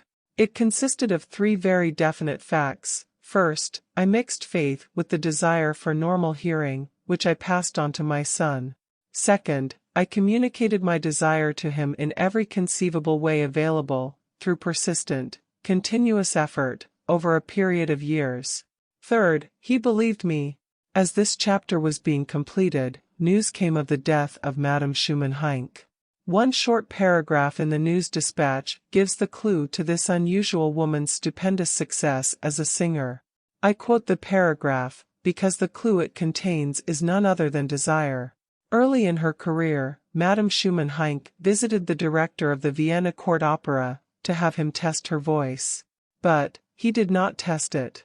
After taking one look at the awkward and poorly dressed girl, he exclaimed, none too gently, with such a face, and with no personality at all, how can you ever expect to succeed in opera? My good child, give up the idea. Buy a sewing machine, and go to work. You can never be a singer. Never is a long time. The director of the Vienna Court Opera knew much about the technique of singing. He knew little about the power of desire, when it assumes the proportion of an obsession. If he had known more of that power, he would not have made the mistake of condemning genius without giving it an opportunity. Several years ago, one of my business associates became ill. He became worse as time went on, and finally was taken to the hospital for an operation. Just before he was wheeled into the operating room, I took a look at him, and wondered how anyone as thin and emaciated as he could possibly go through a major operation successfully. The doctor warned me that there was little if any chance of my ever seeing him alive again. But that was the doctor's opinion. It was not the opinion of the patient. Just before he was wheeled away, he whispered feebly, "Do not be disturbed, Chief, I will be out of here in a few days." The attending nurse looked at me with pity. But the patient did come through safely. After it was all over, his physician said, nothing but his own desire to live saved him. He never would have pulled through if he had not refused to accept the possibility of death. I believe in the power of desire backed by faith, because I have seen this power lift men from lowly beginnings to places of power and wealth. I have seen it rob the grave of its victims. I have seen it serve as the medium by which men staged a comeback after having been defeated in 100 different ways. I have seen it provide my own son with a normal, happy, successful life, despite nature's having sent him into the world without heirs. How can one harness and use the power of desire? This has been answered through this, and the subsequent chapters of this book. This message is going out to the world at the end of the longest, and perhaps, the most devastating depression America has ever known. It is reasonable to presume that the message may come to the attention of many who have been wounded by the depression, those who have lost their fortunes, others who have lost their positions, and great numbers who must reorganize their plans and stage a comeback. To all these I wish to convey the thought that all achievement, no matter what may be its nature, or its purpose, must begin with an intense, burning desire for something definite. Through some strange and powerful principle of mental chemistry which she has never divulged, nature wraps up in the impulse of strong desire that something which recognizes no such word as impossible, and accepts no such reality as failure. Chapter 3. Faith, visualization of, and belief in attainment of desire. The second step toward riches. Faith is the head chemist of the mind. When faith is blended with the vibration of thought, the subconscious mind instantly picks up the vibration, translates it into its spiritual equivalent, and transmits it to infinite intelligence, as in the case of prayer. The emotions of faith, love, and sex are the most powerful of all the major positive emotions. When the three are blended, they have the effect of coloring the vibration of thought in such a way that it instantly reaches the subconscious mind, where it is changed into its spiritual equivalent, the only form that induces a response from infinite intelligence. Love and faith are psychic, related to the spiritual side of man. Sex is purely biological, and related only to the physical. The mixing, or blending, of these three emotions has the effect of opening a direct line of communication between the finite, thinking mind of man, and infinite intelligence. How to develop faith?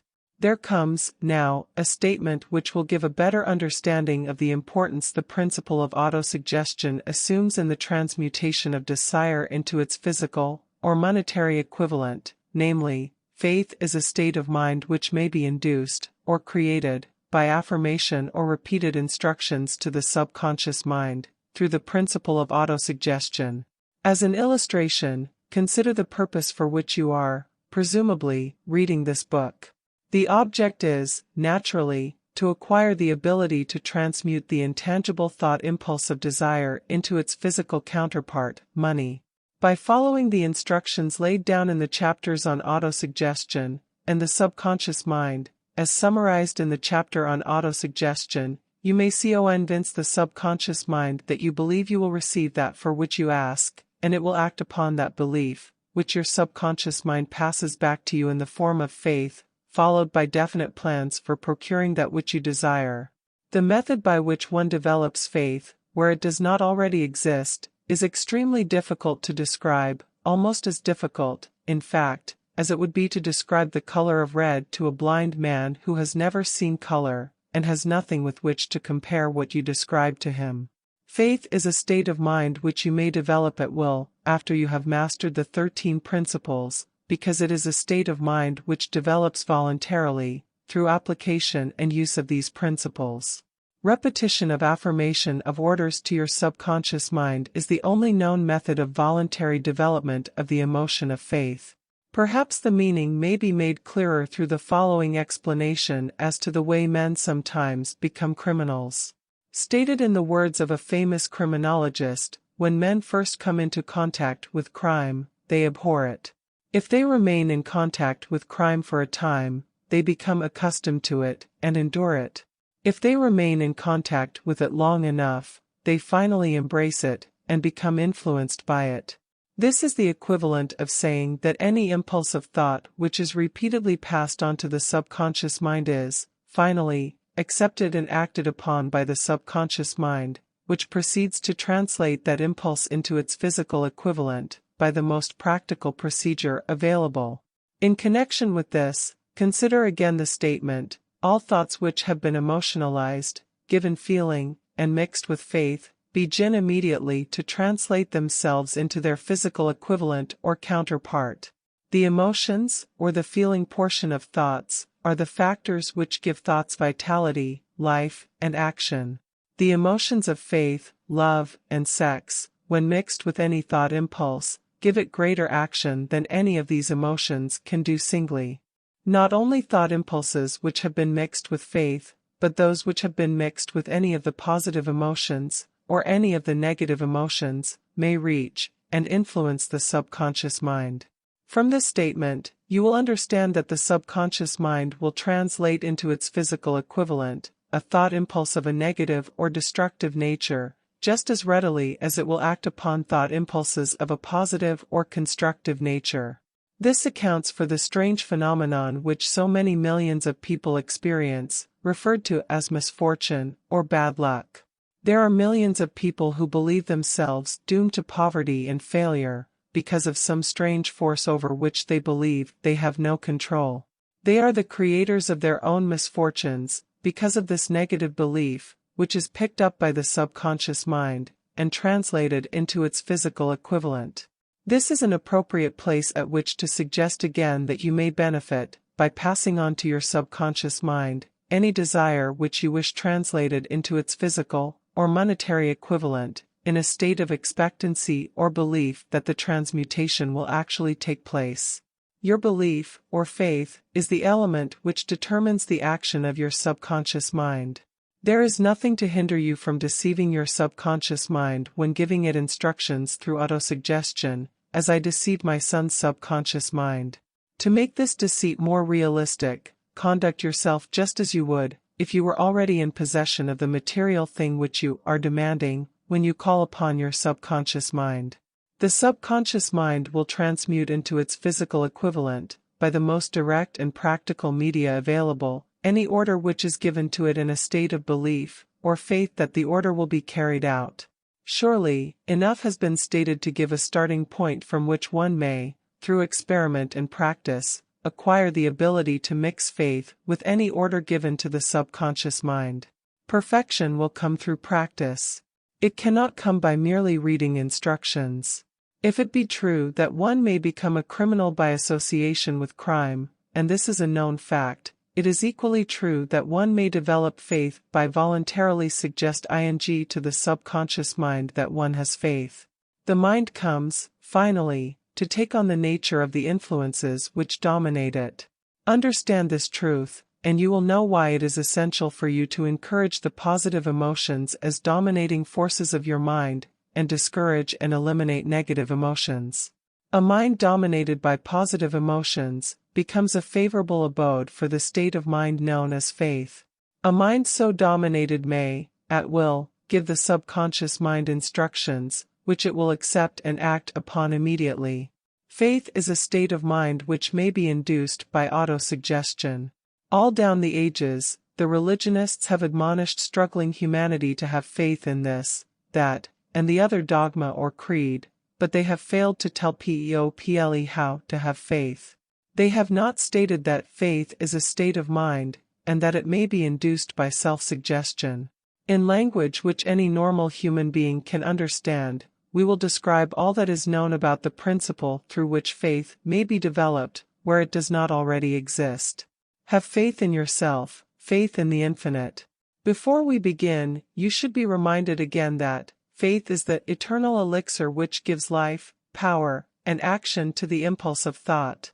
The foregoing sentence is worth reading a second time, and a third, and a fourth. It is worth reading aloud.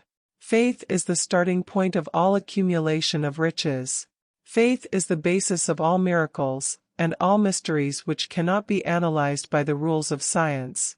Faith is the only known antidote for failure. Faith is the element, the chemical which, when mixed with prayer, gives one direct communication with infinite intelligence. Faith is the element which transforms the ordinary vibration of thought, created by the finite mind of man, into the spiritual equivalent.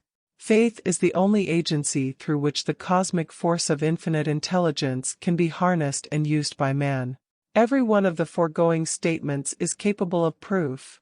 The proof is simple and easily demonstrated. It is wrapped up in the principle of autosuggestion. Let us center our attention, therefore, upon the subject of self-suggestion, and find out what it is, and what it is capable of achieving. It is a well-known fact that one comes, finally, to believe whatever one repeats to one's self, whether the statement be true or false.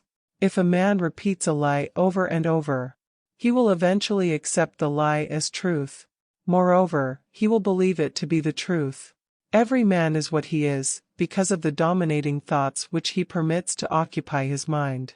Thoughts which a man deliberately places in his own mind, and encourages with sympathy, and with which he mixes any one or more of the emotions, constitute the motivating forces, which direct and control his every movement, act, and deed. Comes, now, a very significant statement of truth. Thoughts which are mixed with any of the feelings of emotions, constitute a magnetic force which attracts, from the vibrations of the ether, other similar, or related thoughts. A thought thus magnetized with emotion may be compared to a seed which, when planted in fertile soil, germinates, grows, and multiplies itself over and over again, until that which was originally one small seed, becomes countless millions of seeds of the same brand. The ether is a great cosmic mass of eternal forces of vibration. It is made up of both destructive vibrations and constructive vibrations. It carries, at all times, vibrations of fear, poverty, disease, failure, misery, and vibrations of prosperity, health, success, and happiness, just as surely as it carries the sound of hundreds of orchestrations of music, and hundreds of human voices, all of which maintain their own individuality, and means of identification, through the medium of radio. From the great storehouse of the ether, the human mind is constantly attracting vibrations which harmonize with that which dominates the human mind. Any thought, idea, plan, or purpose which one holds in one's mind attracts, from the vibrations of the ether, a host of its relatives, adds these relatives to its own force, and grows until it becomes the dominating, motivating master of the individual in whose mind it has been housed. Now, let us go back to the starting point, and become informed as to how the original seed of an idea, plan, or purpose may be planted in the mind. The information is easily conveyed. Any idea, plan, or purpose may be placed in the mind through repetition of thought. This is why you are asked to write out a statement of your major purpose, or definite chief aim, commit it to memory, and repeat it, in audible words, day after day, until these vibrations of sound have reached your subconscious mind. We are what we are, because of the vibrations of thought which we pick up and register, through the stimuli of our daily environment. Resolve to throw off the influences of any unfortunate environment, and to build your own life to order. Taking inventory of mental assets and liabilities, you will discover that your greatest weakness is lack of self-confidence. This handicap can be surmounted, and timidity translated into courage, through the aid of the principle of autosuggestion. The application of this principle may be made through a simple arrangement of positive thought impulses stated in writing, memorized, and repeated, until they become a part of the working equipment of the subconscious faculty of your mind. Self-confidence formula. First, I know that I have the ability to achieve the object of my definite purpose in life, therefore, I demand of myself persistent, continuous action toward its attainment, and I here and now promise to render such action. Second, I realize the dominating thoughts of my mind will eventually reproduce themselves in outward, physical action, and gradually transform themselves into physical reality. Therefore, I will concentrate my thoughts for 30 minutes daily, upon the task of thinking of the person I intend to become, thereby creating in my mind a clear mental picture of that person.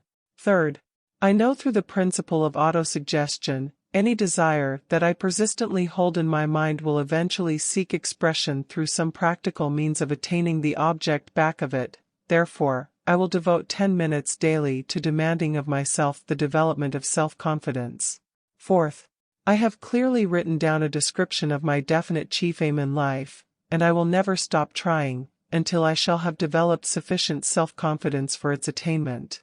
Fifth, I fully realize that no wealth or position can long endure, unless built upon truth and justice. Therefore, I will engage in no transaction which does not benefit all whom it affects.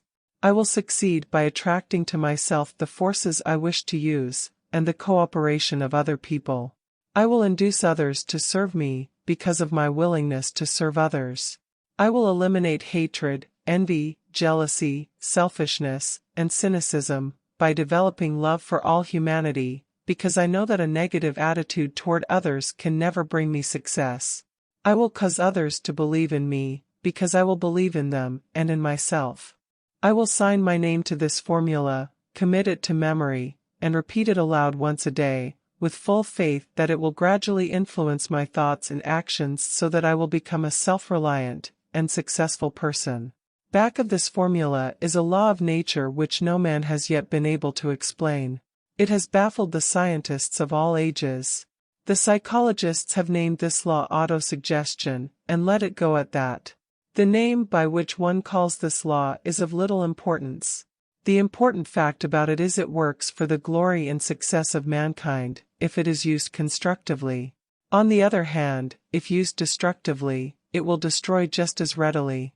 In this statement may be found a very significant truth, namely, that those who go down in defeat, and end their lives in poverty, misery, and distress, do so because of negative application of the principle of autosuggestion.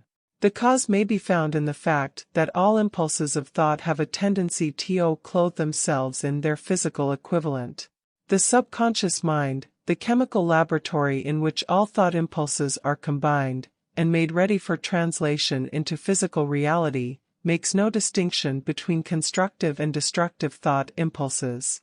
It works with the material we feed it, through our thought impulses. The subconscious mind will translate into reality a thought driven by fear just as readily as it will translate into reality a thought driven by courage or faith. The pages of medical history are rich with illustrations of cases of suggestive suicide. A man may commit suicide through negative suggestion, just as effectively as by any other means. In a Midwestern city, a man by the name of Joseph Grant, a bank official, borrowed a large sum of the bank's money, without the consent of the directors. He lost the money through gambling. One afternoon, the bank examiner came and began to check the accounts. Grant left the bank, took a room in a local hotel, and when they found him, 3 days later, he was lying in bed, wailing and moaning, repeating over and over these words, "My God, this will kill me. I cannot stand the disgrace." In a short time he was dead. The doctors pronounced the case one of mental suicide. Just as electricity will turn the wheels of industry, and render useful service if used constructively, or snuff out life if wrongly used, so will the law of autosuggestion lead you to peace and prosperity, or down into the valley of misery, failure, and death, according to your degree of understanding and application of it. If you fill your mind with fear, doubt and unbelief in your ability to connect with, and use the forces of infinite intelligence, the law of autosuggestion will take this spirit of unbelief and use it as a pattern by which your subconscious mind will translate it into its physical equivalent. This statement is as true as the statement that 2 and 2 are 4. Like the wind which carries one ship east, and another west, the law of autosuggestion will lift you up or pull you down, according to the way you set your sails of thought. The law of autosuggestion, through which any person may rise to altitudes of achievement which stagger the imagination, is well described in the following verse. If you think you are beaten, you are. If you think you dare not, you don't. If you like to win, but you think you can't, it is almost certain you won't. If you think you'll lose, you're lost. For out of the world we find, success begins with a fellow's will. It's all in the state of mind. If you think you are outclassed, you are. You've got to think high to rise. You've got to be sure of yourself before you can ever win a prize. Life's battles don't always go to the stronger or faster man, but soon or late the man who wins is the man who thinks he can. Observe the words which have been emphasized, and you will catch the deep meaning which the poet had in mind. Somewhere in your makeup, perhaps in the cells of your brain, there lies sleep ing, the seed of achievement which, if aroused and put into action, would carry you to heights, such as you may never have hoped to attain. Just as a master musician may cause the most beautiful strains of music to pour forth from the strings of a violin, so may you arouse the genius which lies asleep in your brain, and cause it to drive you upward to whatever goal you may wish to achieve. Abraham Lincoln was a failure at everything he tried, until he was well past the age of 40. He was a Mr. Nobody from nowhere, until a great experience came into his life, aroused the sleeping genius within his heart and brain, and gave the world one of its really great men. That experience was mixed with the emotions of sorrow and love. It came to him through Anne Rutledge, the only woman whom he ever truly loved. It is a known fact that the emotion of love is closely akin to the state of mind known as faith, and this for the reason that love comes very near to translating one's thought impulses into their spiritual equivalent. During his work of research, the author discovered, from the analysis of the life work and achievements of hundreds of men of outstanding accomplishment, that there was the influence of a woman's love back of nearly every one of them. The emotion of love, in the human heart and brain, creates a favorable field of magnetic attraction, which causes an influx of the higher and finer vibrations which are afloat in the ether. If you wish evidence of the power of faith, study the achievements of men and women who have employed it. At the head of the list comes the Nazarene. Christianity is the greatest single force which influences the minds of men. The basis of Christianity is faith, no matter how many people may have perverted or misinterpreted the meaning of this great force, and no matter how many dogmas and creeds have been created in its name, which do not reflect its tenets. The sum and substance of the teachings and the achievements of Christ, which may have been interpreted as miracles, were nothing more nor less than faith. If there are any such phenomena as miracles, they are produced only through the state of mind known as faith. Some teachers of religion, and many who call themselves Christians, neither understand nor practice faith. Let us consider the power of faith, as it is now being demonstrated, by a man who is well known to all of civilization, Mahatma Gandhi, of India. In this man the world has one of the most astounding examples known to civilization, of the possibilities of faith. Gandhi wields more potential power than any man living at this time, and this, despite the fact that he has none of the orthodox tools of power, such as money, battleships, soldiers, and materials of warfare. Gandhi has no money, he has no home, he does not own a suit of clothes, but he does have power. How does he come by that power? He created it out of his understanding of the principle of faith, and through his ability to transplant that faith into the minds of 200 million people. Gandhi has accomplished, through the influence of faith, that which the strongest military power on earth could not, and never will accomplish through soldiers and military equipment. He has accomplished the astounding feat of influencing 200 million minds to coalesce and move in unison, as a single mind. What other force on earth, except faith, could do as much? There will come a day when employees as well as employers will discover the possibilities of faith. That day is dawning. The whole world has had ample opportunity, during the recent business depression, to witness what the lack of faith will do to business.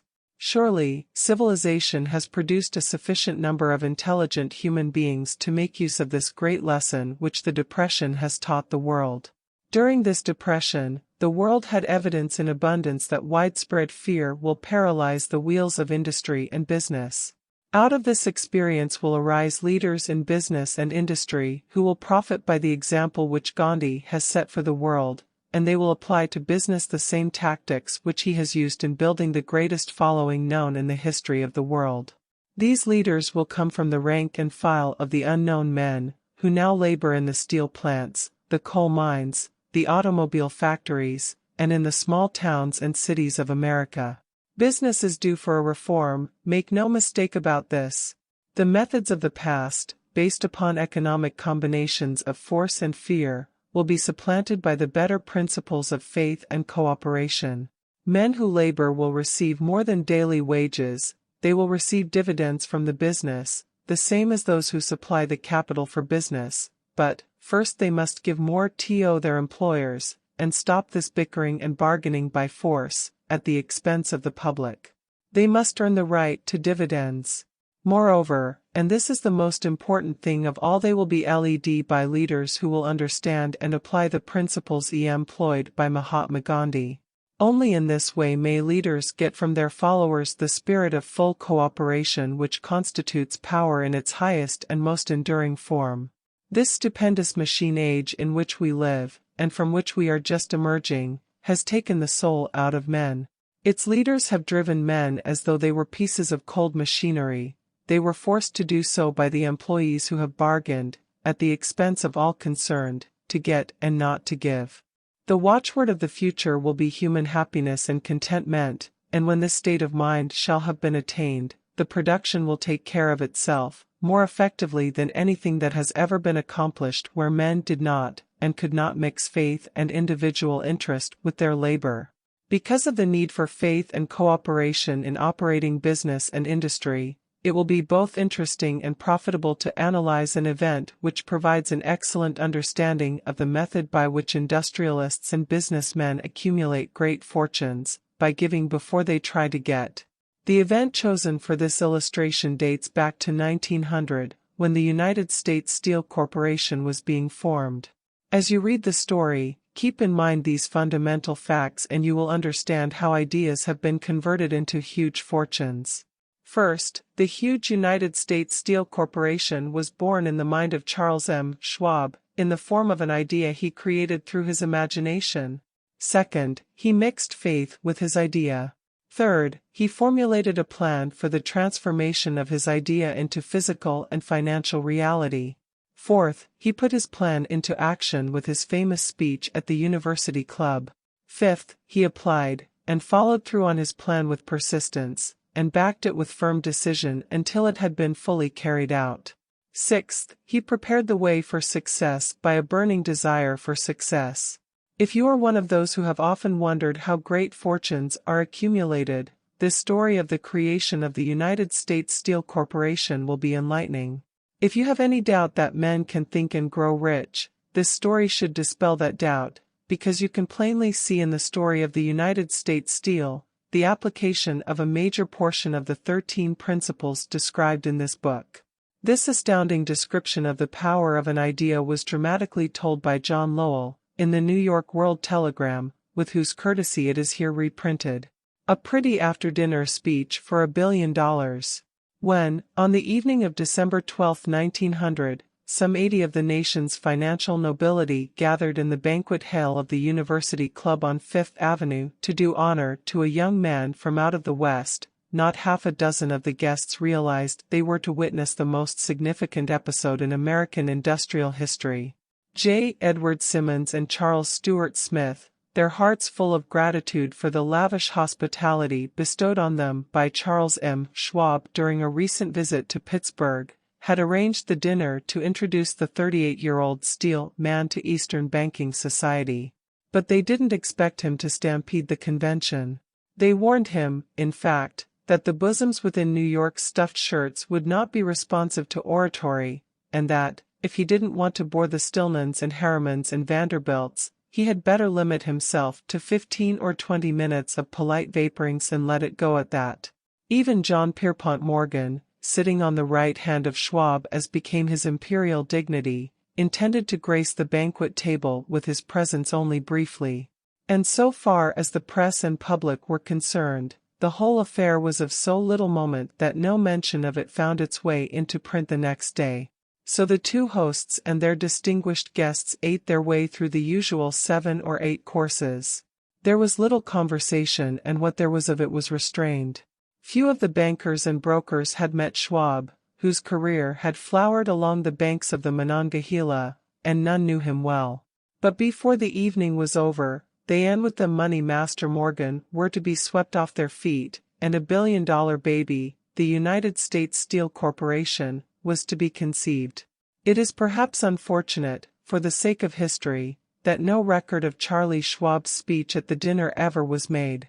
He repeated some parts of it at a later date during a similar meeting of Chicago bankers. And still later, when the government brought suit to dissolve the Steel Trust, he gave his own version, from the witness stand, of the remarks that stimulated Morgan into a frenzy of financial activity. It is probable, however, that it was a homely speech, somewhat ungrammatical, for the niceties of language never bothered Schwab, full of epigram and thread-ed with wit. But aside from that, it had a galvanic force and effect upon the 5 billions of estimated capital that was represented by the diners. After it was over and the gathering was still under its spell, although Schwab had talked for 90 minutes, Morgan led the orator to a recessed window where, dangling their legs from the high, uncomfortable seat, they talked for an hour more. The magic of the Schwab personality had been turned on, full force, but what was more important and lasting was the full-fledged, clear-cut program he laid down for the aggrandizement of steel. Many other men had tried to interest Morgan in slapping together a steel trust after the pattern of the biscuit, wire and hoop, sugar, rubber, whiskey, oil or chewing gum combinations. John W. Gates, the gambler, had urged it, but Morgan distrusted him. The Moore boys, Bill and Jim, Chicago stock jobbers who had glued together a match trust and a cracker corporation, had urged it and failed. Albert H. Gary, the sanctimonious country lawyer, wanted to foster it, but he wasn't big enough to be impressive. Until Schwab's eloquence took J. P. Morgan to the heights from which he could visualize the solid results of the most daring financial undertaking ever conceived, the project was regarded as a delirious dream of easy money crackpots. The financial magnetism that began, a generation ago, to attract thousands of small and sometimes inefficiently managed companies into large and competition-crushing combinations, had become operative in the steel world through the devices of that jovial business pirate, John W. Gates. Gates already had formed the American Steel and Wire Company out of a chain of small concerns, and together with Morgan had created the Federal Steel Company. The National Tube and American Bridge Companies were two more Morgan concerns, and the Moore brothers had forsaken the match and cookie business to form the American Group Tin Plate, Steel Hoop, Sheet Steel and the National Steel Company. But by the side of Andrew Carnegie's gigantic vertical trust, a trust owned and operated by 53 partners, those other combinations were picayune. They might combine to their heart's content, but the whole lot of them couldn't make a dent in the Carnegie organization, and Morgan knew it. The eccentric old Scot knew it, too. From the magnificent heights of Skibo Castle he had viewed, first with amusement and then with resentment, the attempts of Morgan's smaller companies to cut into his business. When the attempts became too bold, Carnegie's temper was translated into anger and retaliation. He decided to duplicate every mill owned by his rivals. Hitherto, he hadn't been interested in wire, pipe, hoops, or sheet. Instead, he was content to sell such companies the raw steel and let them work it into whatever shape they wanted. Now, with Schwab as his chief and able lieutenant, he planned to drive his enemies to the wall. So it was that in the speech of Charles M. Schwab, Morgan saw the answer to his problem of combination. A trust without Carnegie, giant of them all, would be no trust at all, a plum pudding, as one writer said, without the plums. Schwab's speech on the night of December 12, 1900, undoubtedly carried the inference, though not the pledge, that the vast Carnegie enterprise could be brought under the Morgan tent. He talked of the world future for steel, of reorganization for efficiency, of specialization, of the scrapping of unsuccessful mills and concentration of effort on the flourishing properties, of economies in the ore traffic, of economies in overhead and administrative departments, of capturing foreign markets. More than that, he told the buccaneers among them wherein lay the errors of their customary piracy. Their purposes, he inferred, had been to create monopolies, raise prices, and pay themselves fat dividends out of privilege. Schwab condemned the system in his heartiest manner. The short-sightedness of such a policy, he told his hearers, lay in the fact that it restricted the market in an era when everything cried for expansion. By cheapening the cost of steel, he argued, an ever-expanding market would be created, more uses for steel would be devised, and a goodly portion of the world trade could be captured. Actually, though he did not know it, Schwab was an apostle of modern mass production. So the dinner at the University Club came to an end. Morgan went home, to think about Schwab's rosy predictions. Schwab went back to Pittsburgh to run the steel business for Andrew Carnegie, while Gary and the rest went back to their stock tickers, to fiddle around in anticipation of the next move. It was not long coming. It took Morgan about 1 week to digest the feast of reason Schwab had placed before him. When he had assured himself that no financial indigestion was to result, he sent for Schwab and found that young man rather coy. Mr. Carnegie, Schwab indicated, might not like it if he found his trusted company president had been flirting with the Emperor of Wall Street, the street upon which Carnegie was resolved never to tread.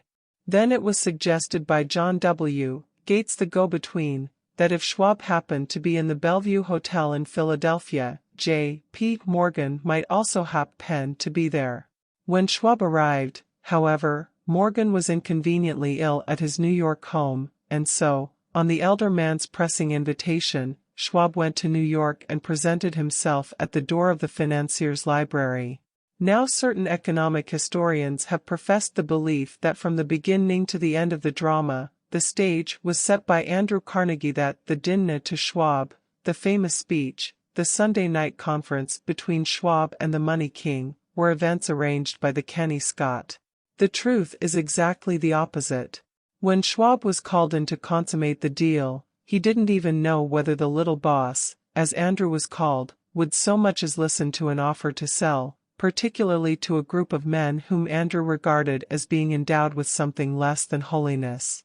But Schwab did take into the conference with him, in his own handwriting, 6 sheets of copperplate figures, representing to his mind the physical worth and the potential earning capacity of every steel company he regarded as an essential star in the new metal firmament. 4 men pondered over these figures all night. The chief, of course, was Morgan, steadfast in his belief in the divine right of money. With him was his aristocratic partner, Robert Bacon, a scholar and a gentleman. The third was John W. Gates, whom Morgan scorned as a gambler and used as a tool. The fourth was Schwab, who knew more about the processes of making and selling steel than any whole group of men then living. Throughout that conference, the Pittsburghers' figures were never questioned. If he said a company was worth so much, then it was worth that much and no more. He was insistent, too, upon including in the combination only those concerns he nominated.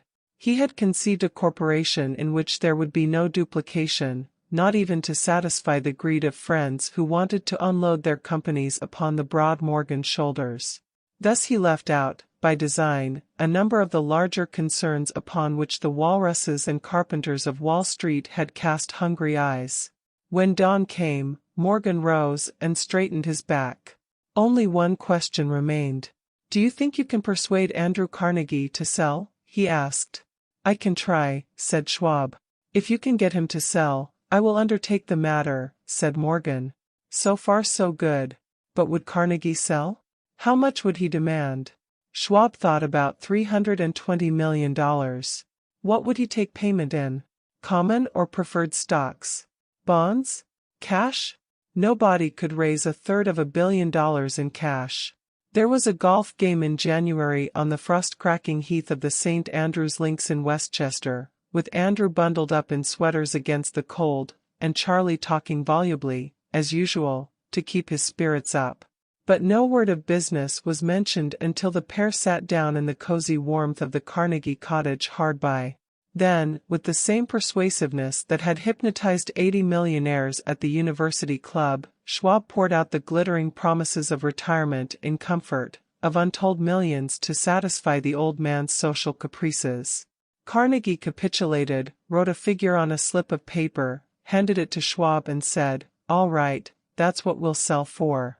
The figure was approximately $400 million, and was reached by taking the $320 million mentioned by Schwab as a basic figure, and adding to it $80 million to represent the increased capital value over the previous 2 years. Later, on the deck of a transatlantic liner, the Scotsman said ruefully to Morgan, "I wish I had asked you for $100 million more." "If you had asked for it, you'd have gotten it," Morgan told him cheerfully. There was an uproar, of course. A British correspondent cabled that the foreign steel world was appalled by the gigantic combination. President Hadley, of Yale, declared that unless trusts were regulated the country might expect an emperor in Washington within the next 25 years. But that able stock manipulator, Keene, went at his work of shoving the new stock at the public so vigorously that all the excess water, estimated by some at nearly $600 million, was absorbed in a twinkling. So Carnegie had his millions, and the Morgan Syndicate had $62 million for all its trouble, and all the boys, from Gates to Gary, had their millions. The 38-year-old Schwab had his reward. He was made president of the new corporation and remained in control until 1930. The dramatic story of big business, which you have just finished, was included in this book, because it is a perfect illustration of the method by which desire can be transmuted into its physical equivalent. I imagine some readers will question the statement that a mere, intangible desire can be converted into its physical equivalent. Doubtless some will say, you cannot convert nothing into something. The answer is in the story of United States Steel. That giant organization was created in the mind of one man. The plan by which the organization was provided with the steel mills that gave it financial stability was created in the mind of the same man. His faith, his desire, his imagination, his persistence were the real ingredients that went into United States Steel. The steel mills and mechanical equipment acquired by the corporation, after it had been brought into legal existence, were incidental, but careful analysis will disclose the fact that the appraised value of the properties acquired by the corporation increased in value by an estimated $600 million, by the mere transaction which consolidated them under one management. In other words, Charles M. Schwab's idea, plus the faith with which he conveyed it to the minds of J. P. Morgan and the others, was marketed for a profit of approximately $600 million. Not an insignificant sum for a single idea. What happened to some of the men who took their share of the millions of dollars of profit made by this transaction, is a matter with which we are not now concerned. The important feature of the astounding achievement is that it serves as unquestionable evidence of the soundness of the philosophy described in this book, because this philosophy was the warp and the woof of the entire transaction. Moreover, the practicability of the philosophy has been established by the fact that the United States Steel Corporation prospered, and became one of the richest and most powerful corporations in America, employing thousands of people, developing new uses for steel, and opening new markets, thus proving that the $600 million in profit which the Schwab idea produced was earned. Riches begin in the form of thought. The amount is limited only by the person in whose mind the thought is put into motion. Faith removes limitations. Remember this when you are ready to bargain with life for whatever it is that you ask as your price for having passed this way. Remember, also, that the man who created the United States Steel Corporation was practically unknown at the time. He was merely Andrew Carnegie's man Friday until he gave birth to his famous idea. After that he quickly rose to a position of power, fame, and riches. There are no limitations to the mind except those we acknowledge. Both poverty and riches are the offspring of thought. Chapter 4. Autosuggestion, the medium for influencing the subconscious mind. The third step toward riches. Autosuggestion is a term which applies to all suggestions and all self-administered stimuli which reach one's mind through the five senses. Stated in another way, autosuggestion is self-suggestion. It is the agency of communication between that part of the mind where conscious thought takes place, and that which serves as the seat of action for the subconscious mind. Through the dominating thoughts which one permits to remain in the conscious mind, whether these thoughts be negative or positive, is immaterial. The principle of autosuggestion voluntarily reaches the subconscious mind and influences it with these thoughts. No thought, whether it be negative or positive, can enter the subconscious mind without the aid of the principle of autosuggestion, with the exception of thoughts picked up from the ether. Stated differently, all sense impressions which are perceived through the five senses are stopped by the conscious thinking mind, and may be either passed on to the subconscious mind, or rejected, at will. The conscious faculty serves, therefore, as an outer guard to the approach of the subconscious. Nature has so built man that he has absolute control over the material which reaches his subconscious mind, through his five senses, although this is not meant to be construed as a statement that man always exercises this control. In the great majority of instances, he does not exercise it, which explains why so many people go through life in poverty. Recall what has been said about the subconscious mind resembling a fertile garden spot, in which weeds will grow in abundance, if the seeds of more desirable crops are not sown therein.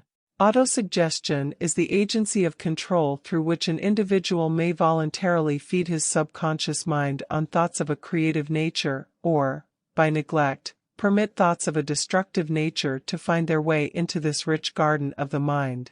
You were instructed, in the last of the 6 steps described in the chapter on desire, to read aloud twice daily the written statement of your desire for money, and to see and feel yourself already in possession of the money. By following these instructions, you communicate the object of your desire directly to your subconscious mind in a spirit of absolute faith. Through repetition of this procedure, you voluntarily create thought habits which are favorable to your efforts to transmute desire into its monetary equivalent. Go back to these 6 steps described in Chapter 2, and read them again, very carefully, before you proceed further. Then, when you come to it, read very carefully the 4 instructions for the organization of your mastermind group, described in the chapter on organized planning. By comparing these 2 sets of instructions with that which has been stated on autosuggestion, you, of course, will see that the instructions involve the application of the principle of autosuggestion. Remember, therefore, when reading aloud the statement of your desire, through which you are endeavoring to develop a money consciousness, that the mere reading of the words is of no consequence unless you mix emotion or feeling with your words. If you repeat 1,000,000 times the famous Emile formula, day by day, in every way, I am getting better and better, without mixing emotion and faith with your words, you will experience no desirable results. Your subconscious mind recognizes and acts upon only thoughts which have been well mixed with emotion or feeling. This is a fact of such importance as to warrant repetition in practically every chapter, because the lack of understanding of this is the main reason the majority of people who try to apply the principle of autosuggestion get no desirable results. Plain, unemotional words do not influence the subconscious mind.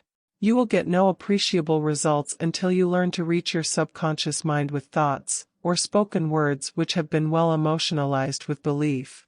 Do not become discouraged if you cannot control and direct your emotions the first time you try to do so. Remember, there is no such possibility as something for nothing. Ability to reach and influence your subconscious mind has its price, and you must pay that price. You cannot cheat, even if you desire to do so. The price of ability to influence your subconscious mind is everlasting persistence in applying the principles described here. You cannot develop the desired ability for a lower price.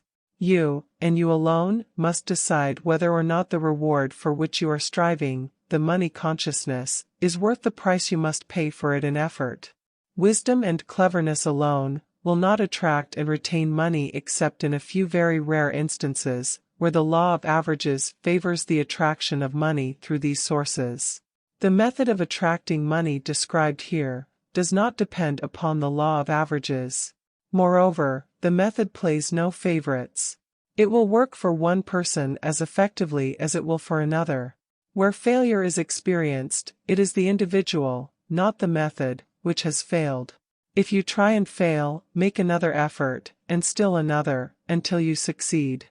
Your ability to use the principle of autosuggestion will depend, very largely, upon your capacity to concentrate upon a given desire until that desire becomes a burning obsession.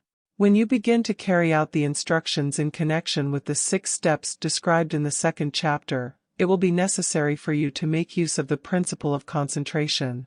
Let us here offer suggestions for the effective use of concentration.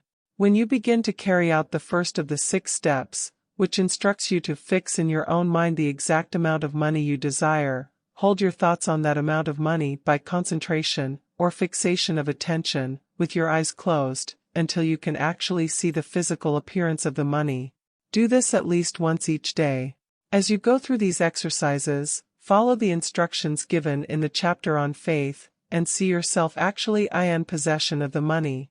Here is a most significant fact: the subconscious mind takes any orders given it in a spirit of absolute faith, and acts upon those orders, although the orders often have to be presented over and over again, through repetition, before they are interpreted by the subconscious mind. Following the preceding statement, consider the possibility of playing a perfectly legitimate trick on your subconscious mind, by making it believe, because you believe it, that you must have the amount of money you are visualizing, that this money is already awaiting your claim, that the subconscious mind must hand over to you practical plans for acquiring the money which is yours. Hand over the thought suggested in the preceding paragraph to your imagination, and see what your imagination can, or will do, to create practical plans for the accumulation of money through transmutation of your desire. Do not wait for a definite plan, through which you intend to exchange services or merchandise in return for the money you are visualizing, but begin at once to see yourself in possession of the money, demanding and expecting meanwhile that your subconscious mind will hand over the plan, or plans you need. Be on the alert for these plans, and when they appear, put them into action immediately. When the plans appear, they will probably flash into your mind through the 6th sense, in the form of an inspiration.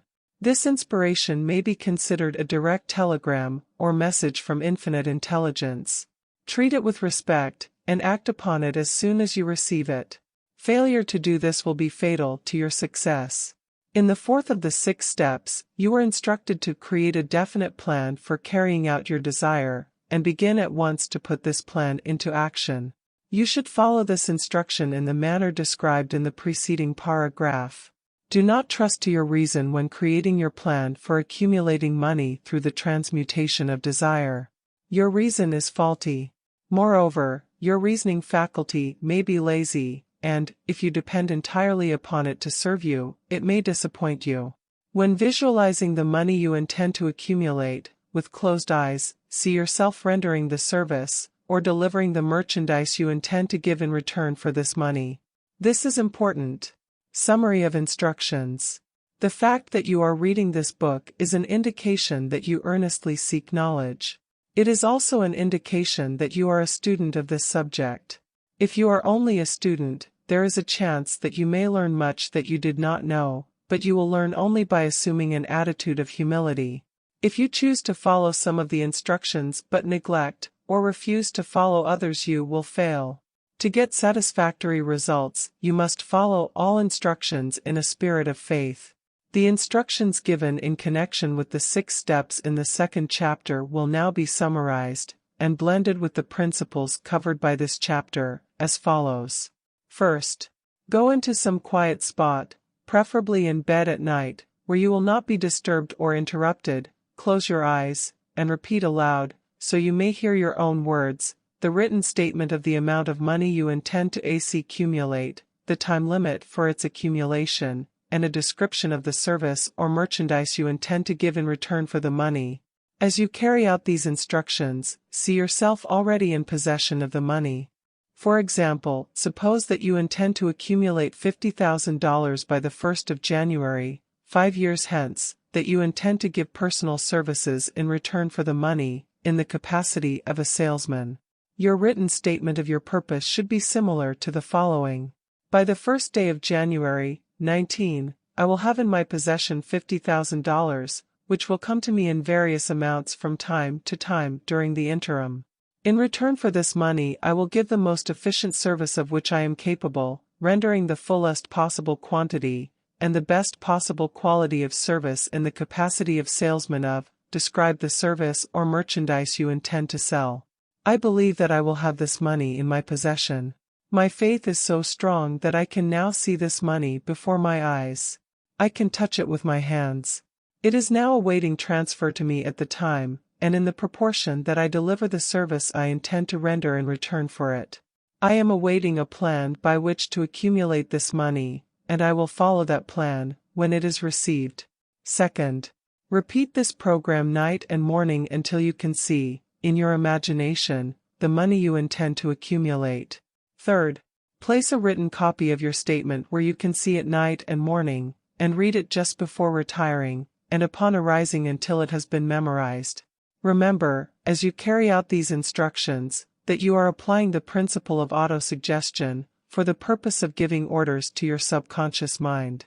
Remember, also, that your subconscious mind will act only upon instructions which are emotionalized, and handed over to it with feeling. Faith is the strongest and most productive of the emotions. Follow the instructions given in the chapter on faith. These instructions may, at first, seem abstract. Do not let this disturb you. Follow the instructions, no matter how abstract or impractical they may, at first, appear to be. The time will soon come, if you do as you have been instructed, in spirit as well as in act, when a whole new universe of power will unfold to you.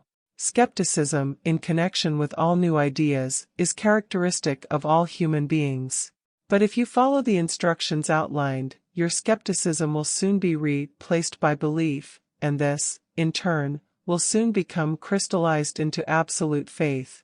Then you will have arrived at the point where you may truly say, I am the master of my fate, I am the captain of my soul. Many philosophers have made the statement that man is the master of his own earthly destiny, but most of them have failed to say why he is the master. The reason that man may be the master of his own earthly status, and especially his financial status, is thoroughly explained in this chapter. Man may become the master of himself, and of his environment, because he has the power to influence his own subconscious mind, and through it, gain the cooperation of infinite intelligence. You are now reading the chapter which represents the keystone to the arch of this philosophy. The instructions contained in this chapter must be understood and applied with persistence, if you succeed in transmuting desire into money. The actual performance of transmuting desire into money involves the use of autosuggestion as an agency by which one may reach and influence the subconscious mind. The other principles are simply tools with which to apply autosuggestion. Keep this thought in mind, and you will, at all times, Be conscious of the important part the principle of autosuggestion is to play in your efforts to accumulate money through the methods described in this book. Carry out these instructions as though you were a small child. Inject into your efforts something of the faith of a child. The author has been most careful to see that no impractical instructions were included, because of his sincere desire to be helpful. After you have read the entire book, come back to this chapter, and follow in spirit, and in action, this instruction. Read the entire chapter aloud once every night, until you become thoroughly convinced that the principle of autosuggestion is sound, that it will accomplish for you all that has been claimed for it. As you read, underscore with a pencil every sentence which impresses you favorably. Follow the foregoing instruction to the letter, and it will open the way for a complete understanding and mastery of the principles of success. Chapter 5.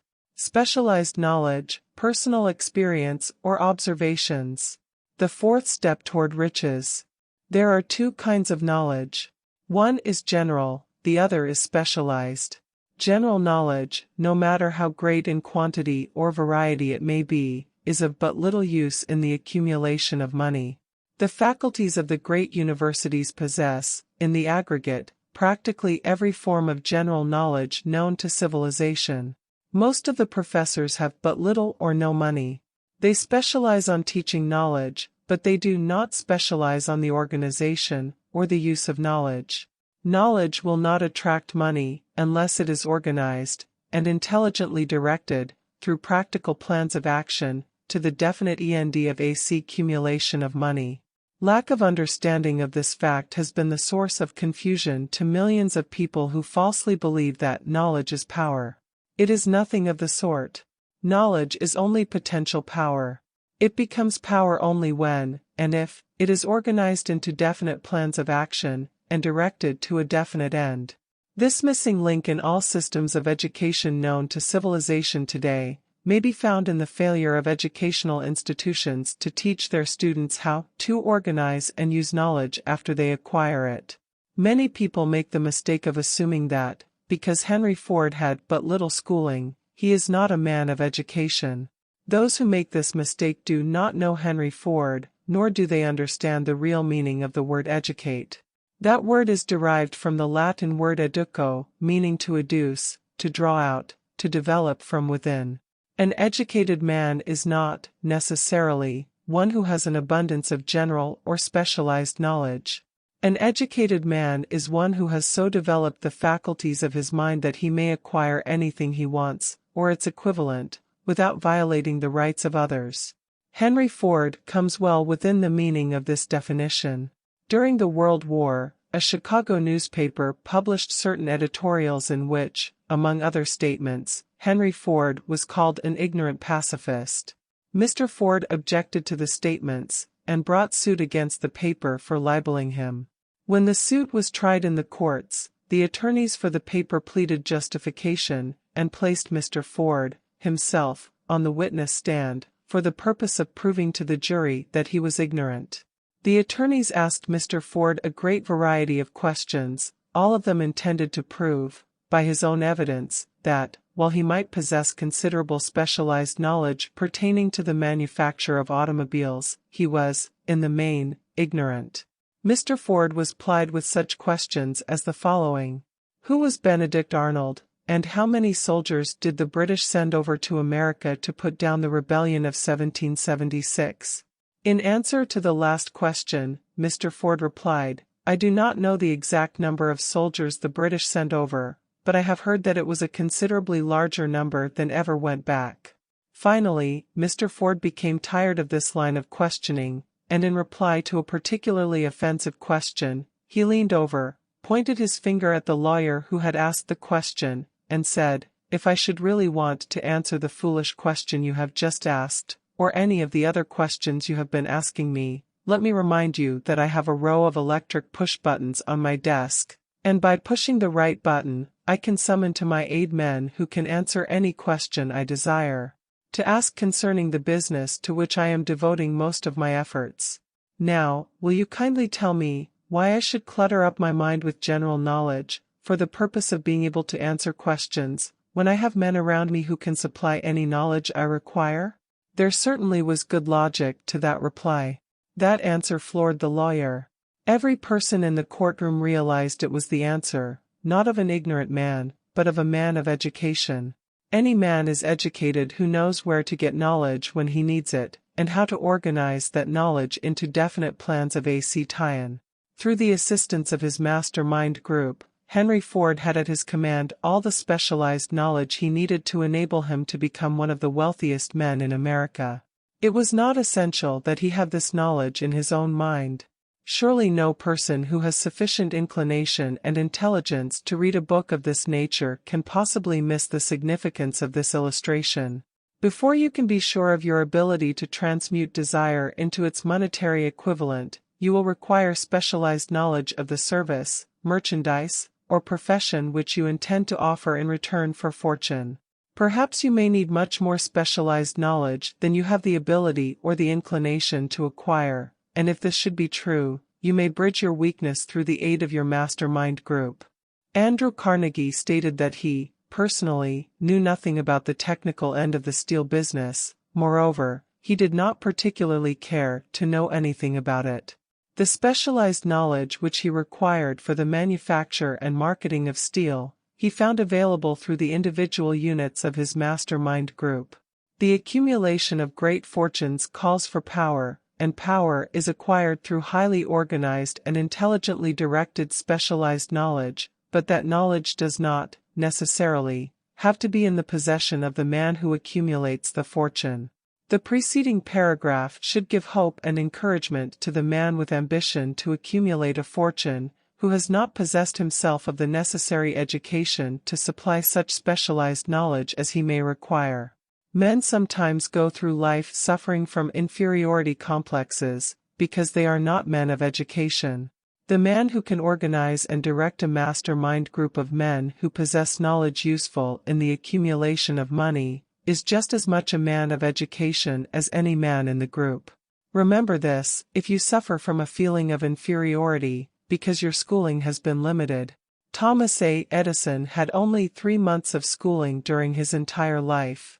He did not lack education, neither did he die poor. Henry Ford had less than a 6th grade schooling, but he has managed to do pretty well by himself, financially. Specialized knowledge is among the most plentiful, and the cheapest forms of service which may be had. If you doubt this, consult the payroll of any university. It pays to know how to purchase knowledge. First of all, decide the sort of specialized knowledge you require, and the purpose for which it is needed. To a large extent, your major purpose in life, the goal toward which you are working, will help determine what knowledge you need. With this question settled, your next move requires that you have accurate information concerning dependable sources of knowledge. The more important of these are: A. One's own experience and education. B. Experience and education available through cooperation of others, mastermind alliance. C. Colleges and universities. D. Public libraries, through books and periodicals in which may be found all the knowledge organized by civilization. E. Special training courses, through night schools and home study schools in particular. As knowledge is acquired, it must be organized and put into use, for a definite purpose, through practical plans. Knowledge has no value except that which can be gained from its application towards some worthy end. This is one reason why college degrees are not valued more highly. They represent nothing but miscellaneous knowledge. If you contemplate taking additional schooling, first determine the purpose for which you want the knowledge you are seeking, then learn where this particular sort of knowledge can be obtained, from reliable sources. Successful men, in all callings, never stop acquiring specialized knowledge related to their major purpose, business, or profession.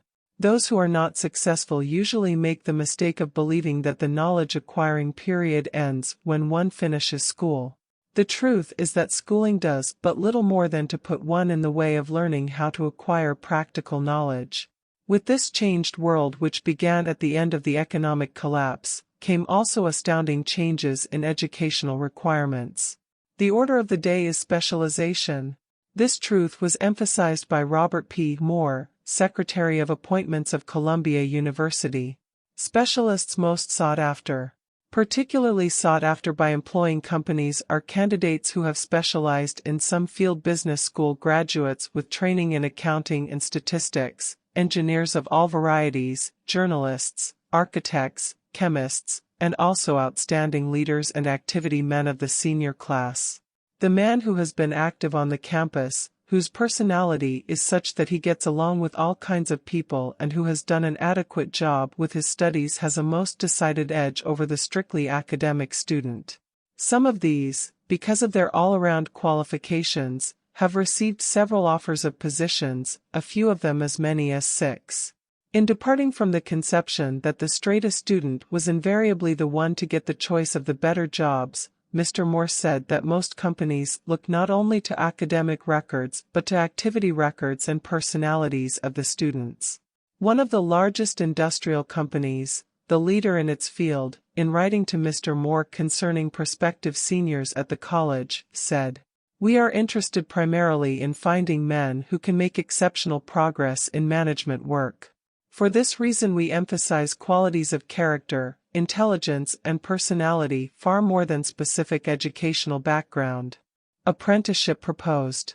Proposing a system of apprenticing students in offices, stores and industrial occupations during the summer vacation, Mr. Moore asserts that after the first 2 or 3 years of college, every student should be asked to choose a definite future course and to call a halt if he has been merely pleasantly drifting without purpose through an unspecialized academic curriculum. Colleges and universities must face the practical consideration that all professions and occupations now demand specialists, he said, urging that educational institutions accept more direct responsibility for vocational guidance. One of the most reliable and practical sources of knowledge available to those who need specialized schooling is the night schools operated in most large cities. The correspondence schools give specialized training anywhere the U.S. males go, on all subjects that can be taught by the extension method. One advantage of home study training is the flexibility of the study program, which permits one to study during spare time. Another stupendous advantage of home study training, if the school is carefully chosen, is the fact that most courses offered by home study schools carry with them generous privileges of consultation which can be of priceless value to those needing specialized knowledge. No matter where you live, you can share the benefits. Anything acquired without effort and without cost is generally unappreciated, often discredited. Perhaps this is why we get so little from our marvelous opportunity in public schools. The self-discipline one receives from a definite program of specialized study makes up to some extent for the wasted opportunity when knowledge was available without cost. Correspondence schools are highly organized business institutions. Their tuition fees are so low that they are forced to insist upon prompt payments. Being asked to pay, whether the student makes good grades or poor, has the effect of causing one to follow through with the course when he would otherwise drop it. The correspondence schools have not stressed this point sufficiently, for the truth is that their collection departments constitute the very finest sort of training on decision, promptness, action, and the habit of finishing that which one begins. I learned this from experience, more than 25 years ago. I enrolled for a home study course in advertising. After completing 8 or 10 lessons I stopped studying, but the school did not stop sending me bills.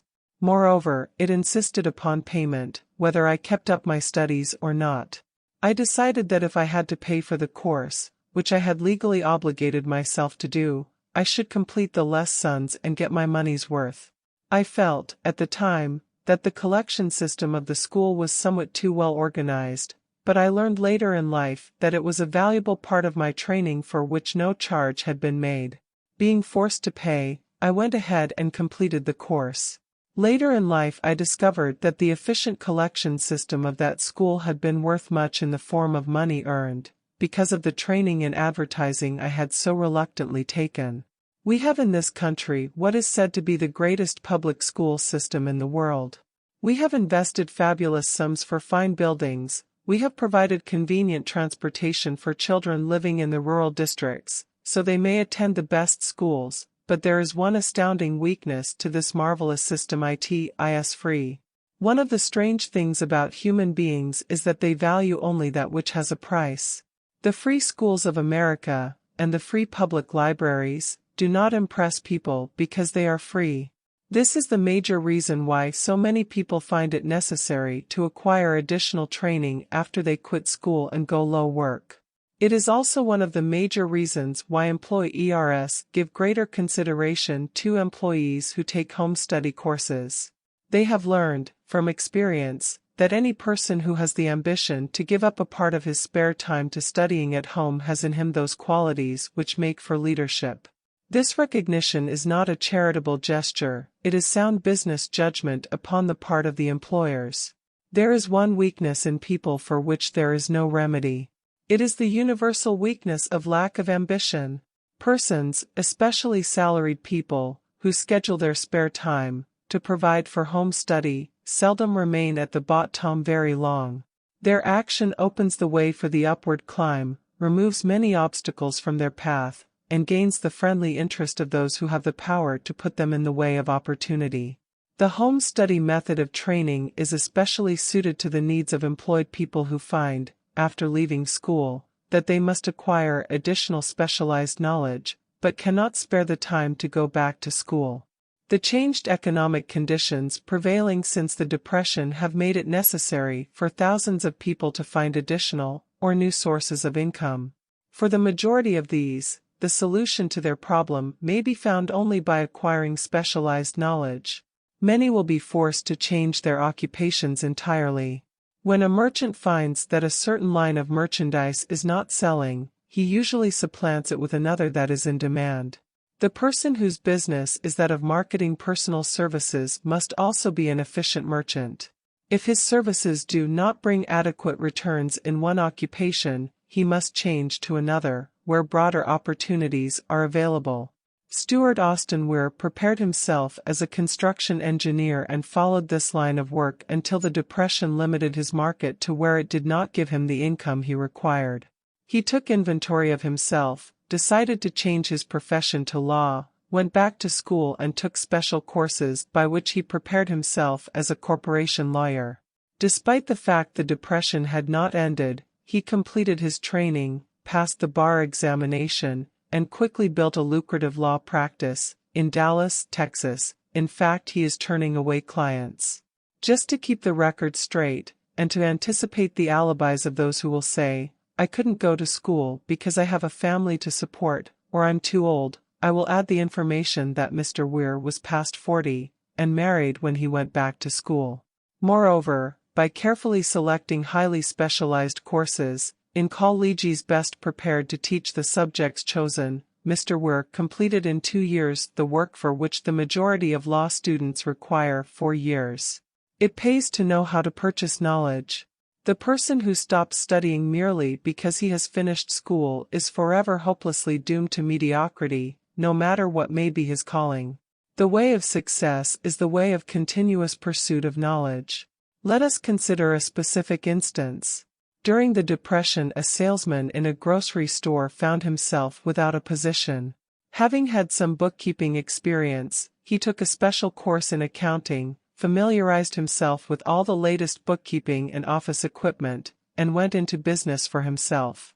Start ing with the grocer for whom he had formerly worked, he made contracts with more than 100 small merchants to keep their books, at a very nominal monthly fee. His idea was so practical that he soon found it necessary to set up a portable office in a light delivery truck, which he equipped with modern bookkeeping machinery. He now has a fleet of these bookkeeping offices on wheels and employs a large staff of assistants, thus providing small merchants with accounting service equal to the best that money can buy, at very nominal cost. Specialized knowledge, plus imagination, were the ingredients that went into this unique and successful business. Last year, the owner of that business paid an income tax of almost 10 times as much as was paid by the merchant for whom he worked when the Depression forced upon him a temporary adversity which proved to be a blessing in disguise. The beginning of this successful business was an idea. Inasmuch as I had the privilege of supplying the unemployed salesman with that idea, I now assume the further privilege of suggesting another idea which has within it the possibility of even greater income. Also the possibility of rendering useful service to thousands of people who badly need that service. The idea was suggested by the salesman who gave up selling and went into the business of keeping books on a wholesale basis. When the plan was suggested as a solution of his unemployment problem, he quickly exclaimed, "I like the idea, but I would not know how to turn it into cash." In other words, he complained he would not know how to market his bookkeeping knowledge after he acquired it. So, that brought up another problem which had to be solved. With the aid of a young woman typist, clever at hand lettering, and who could put the story together, a very attractive book was prepared, describing the advantages of the new system of bookkeeping. The pages were neatly typed and pasted in an ordinary scrapbook, which was used as a silent salesman with which the story of this new business was so effectively told that its owner soon had more accounts than he could handle. There are thousands of people, all over the country, who need the services of a merchandising specialist capable of preparing an attractive brief for use in marketing personal services. The aggregate annual income from such a service might easily exceed that received by the largest employment agency, and the benefits of the service might be made far greater to the purchaser than any to be obtained from an employment agency. The idea here described was born of necessity, to bridge an emergency which had to be covered, but it did not stop by merely serving one person. The woman who created the idea has a keen imagination. She saw in her newly born brainchild the making of a new profession, one that is destined to render valuable service to thousands of people who need practical guidance in marketing personal services. Spurred to action by the instantaneous success of her first prepared plan to market personal services, this energetic woman turned next to the solution of a similar problem for her son who had just finished college, but had been totally unable to find a market for his services. The plan she originated for his use was the finest specimen of merchandising of personal services I have ever seen. When the plan book had been completed, it contained nearly 50 pages of beautifully typed, properly organized information, telling the story of her son's native ability, schooling, personal experiences, and a great variety of other information too extensive for description. The plan book also contained a complete description of the position her son desired, together with a marvelous word picture of the exact plan he would use in filling the position. The preparation of the plan book required several weeks' labor, during which time its creator sent her son to the public library almost daily, to procure data needed in selling his services to best advantage. She sent him also to all the competitors of his prospective employer, and gathered from them vital information concerning their business methods which was of great value in the formation of the plan he intended to use in filling the position he sought. When the plan had been finished, it contained more than half a dozen very fine suggestions for the use and benefit of the prospective employer. The suggestions were put into use by the company. One may be inclined to ask, why go to all this trouble to secure a job? The answer is straight to the point, also it is dramatic, because it deals with a subject which assumes the proportion of a tragedy with millions of men and women whose sole source of income is personal services. The answer is, doing a thing well never is trouble. The plan prepared by this woman for the benefit of her son helped him get the job for which he applied, at the first interview, at a salary fixed by himself. Moreover, and this, too, is important, the position did not require the young man to start at the bottom. He began as a junior executive at an executive salary. Why go to all this trouble, do you ask? Well, for one thing, the planned presentation of this young man's application for a position clipped off no less than 10 years of time he would have required to get to where he began, had he started at the bottom and worked his way up. This idea of starting at the bottom and working one's way up may appear to be sound, but the major objection to it is this: too many of those who begin at the bottom never manage to lift their heads high enough to be seen by opportunity, so they remain at the bottom. It should be remembered, also, that the outlook from the bottom is not so very bright or encouraging. It has a tendency to kill off ambition. We call it getting into a rut, which means that we accept our fate because we form the habit of daily routine, a habit that finally becomes so strong we cease to try to throw it off. And that is another reason why it pays to start 1 or 2 steps above the bottom. By so doing, one forms the habit of looking around, of observing how others get ahead, of seeing opportunity, and of embracing it without hesitation. Dan Halpin is a splendid example of what I mean.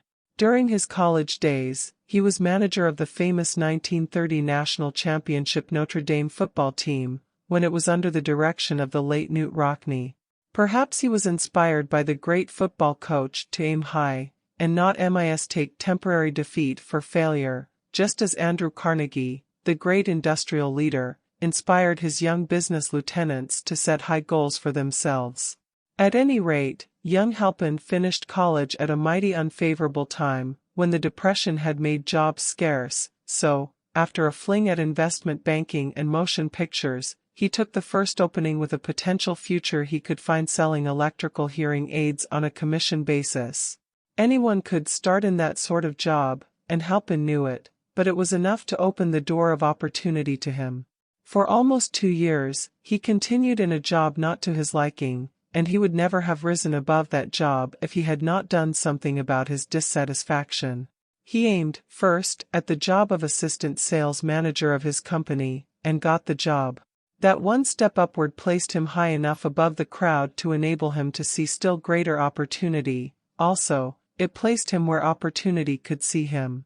He made such a fine record selling hearing aids, that A.M. Andrews, chairman of the board of the Dictograph Products Company, a business competitor of the company for which Halpin worked, wanted to know something about that man Dan Halpin who was taking big sales away from the long-established Dictograph Company. He sent for Halpin. When the interview was over, Halpin was the new sales manager, in charge of the Acousticon division. Then, to test young Halpin's mettle, Mr. Andrews went away to Florida for 3 months, leaving him to sink or swim in his new job. He did not sink. Knute Rockne's spirit of all the world loves a winner, and has no time for a loser inspired him to put so much into his job that he was recently elected vice president of the company, and general manager of the Acousticon and silent radio division, a job which most men would be proud to earn through 10 years of loyal effort. Halpin turned the trick in little more than 6 months. It is difficult to say whether Mr. Andrews or Mr. Halpin is more deserving of eulogy, for the reason that both showed evidence of having an abundance of that very rare quality known as imagination. Mr. Andrews deserves credit for CING, in young Halpin, a go-getter of the highest order. Halpin deserves credit for refusing to compromise with life by accepting and keeping a job he did not want, and that is one of the major points I am trying to emphasize through this entire philosophy, that we rise to high positions or remain at the bottom because of conditions we can control if we desire to control them. I am also trying to emphasize another point, namely, that both success and failure are largely the results of habit. I have not the slightest doubt that Dan Halpin's close association with the greatest football coach America ever knew, planted in his mind the same brand of desire to excel which made the Notre Dame football team world famous. Truly, there is something to the idea that hero worship is helpful, provided one worships a winner. Halpin tells me that Rockne was one of the world's greatest leaders of men in all history. My belief in the theory that business associations are vital factors, both in failure and in success, was recently demonstrated when my son Blair was negotiating with Dan Halpin for a position. Mr. Halpin offered him a beginning salary of about 1/2 what he could have gotten from a rival company. I brought parental pressure to bear, and induced him to accept the place with Mr. Halpin, because I believe that close association with one who refuses to compromise with circumstances he does not like is an asset that can never be measured in terms of money. The bottom is a monotonous, dreary, and profitable place for any person.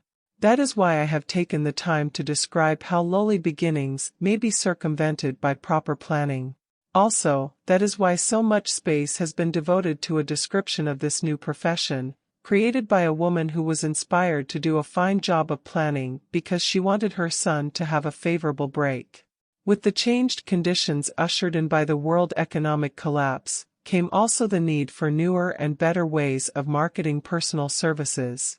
It is hard to determine why someone had not previously discovered this stupendous need, in view of the fact that more money changes hands in return for personal services than for any other purpose.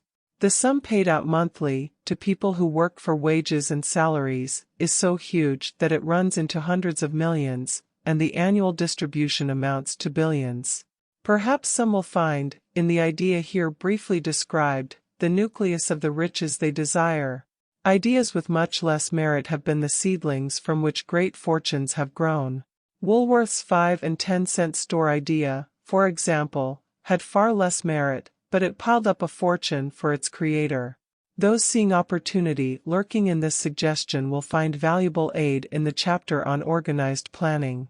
Incidentally, an efficient merchandiser of personal services would find a growing demand for his services wherever there are men and women who seek better markets for their services. By applying the mastermind principle, a few people with suitable talent could form an alliance and have a paying business very quickly. One would need to be a fair writer, with a flair for advertising and selling, one handy at typing and hand lettering, and one should be a first-class business getter who would let the world know about the service. If one person possessed all these abilities, he might carry on the business alone, until it outgrew him. The woman who prepared the personal service sales plan for her son now receives requests from all parts of the country for her cooperation in preparing similar plans for others who desire to market their personal services for more money. She has a staff of expert typists, artists, and writers who have the ability to dramatize the case history so effectively that one's personal services can be marketed for much more money than the prevailing wages for similar services. She is so confident of her ability that she accepts, as the major portion of her fee, a percentage of the increased pay she helps her clients to earn. It must not be supposed that her plan merely consists of clever salesmanship by which she helps men and women to demand and receive more money for the same services they formerly sold for less pay. She looks after the interests of the purchaser as well as the seller of personal services, and so prepares her plans that the employer receives full value for the additional money he pays. The method by which she accomplishes this astonishing result is a professional secret which she discloses to no one excepting her own clients. If you have the imagination, and seek a more profitable outlet for your personal services, this suggestion may be the stimulus for which you have been searching. The idea is capable of yielding an income far greater than that of the average doctor, lawyer, or engineer whose education required several years in college. The idea is saleable to those seeking new positions, in practically all positions calling for managerial or executive ability, and those desiring rearrangement of incomes in their present positions. There is no fixed price for sound ideas. Back of all ideas is specialized knowledge. Unfortunately, for those who do not find riches in abundance, specialized knowledge is more abundant and more easily acquired than ideas. Because of this very truth, there is a universal demand and an ever-increasing opportunity for the person capable of helping men and women to sell their personal services advantageously. Capability means imagination, the one quality needed to combine specialized knowledge with ideas, in the form of organized plans designed to yield riches. If you have imagination, this chapter may present you with an idea sufficient to serve as the beginning of the riches you desire. Remember, the idea is the main thing.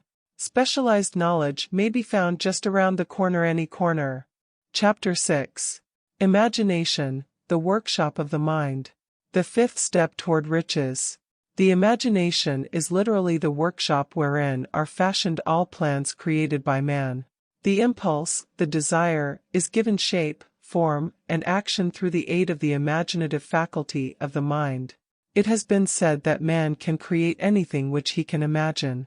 Of all the ages of civilization, this is the most favorable for the development of the imagination, because it is an age of rapid change.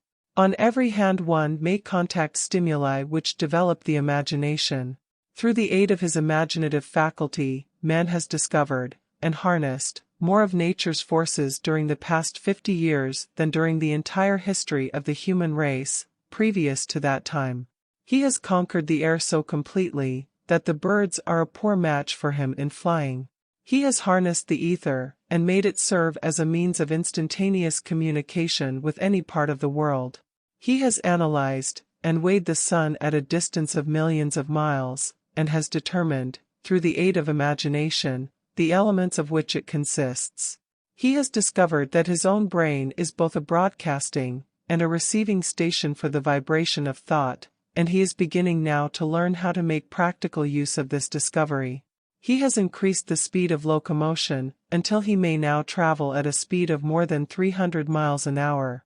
The time will soon come when a man may breakfast in New York and lunch in San Francisco.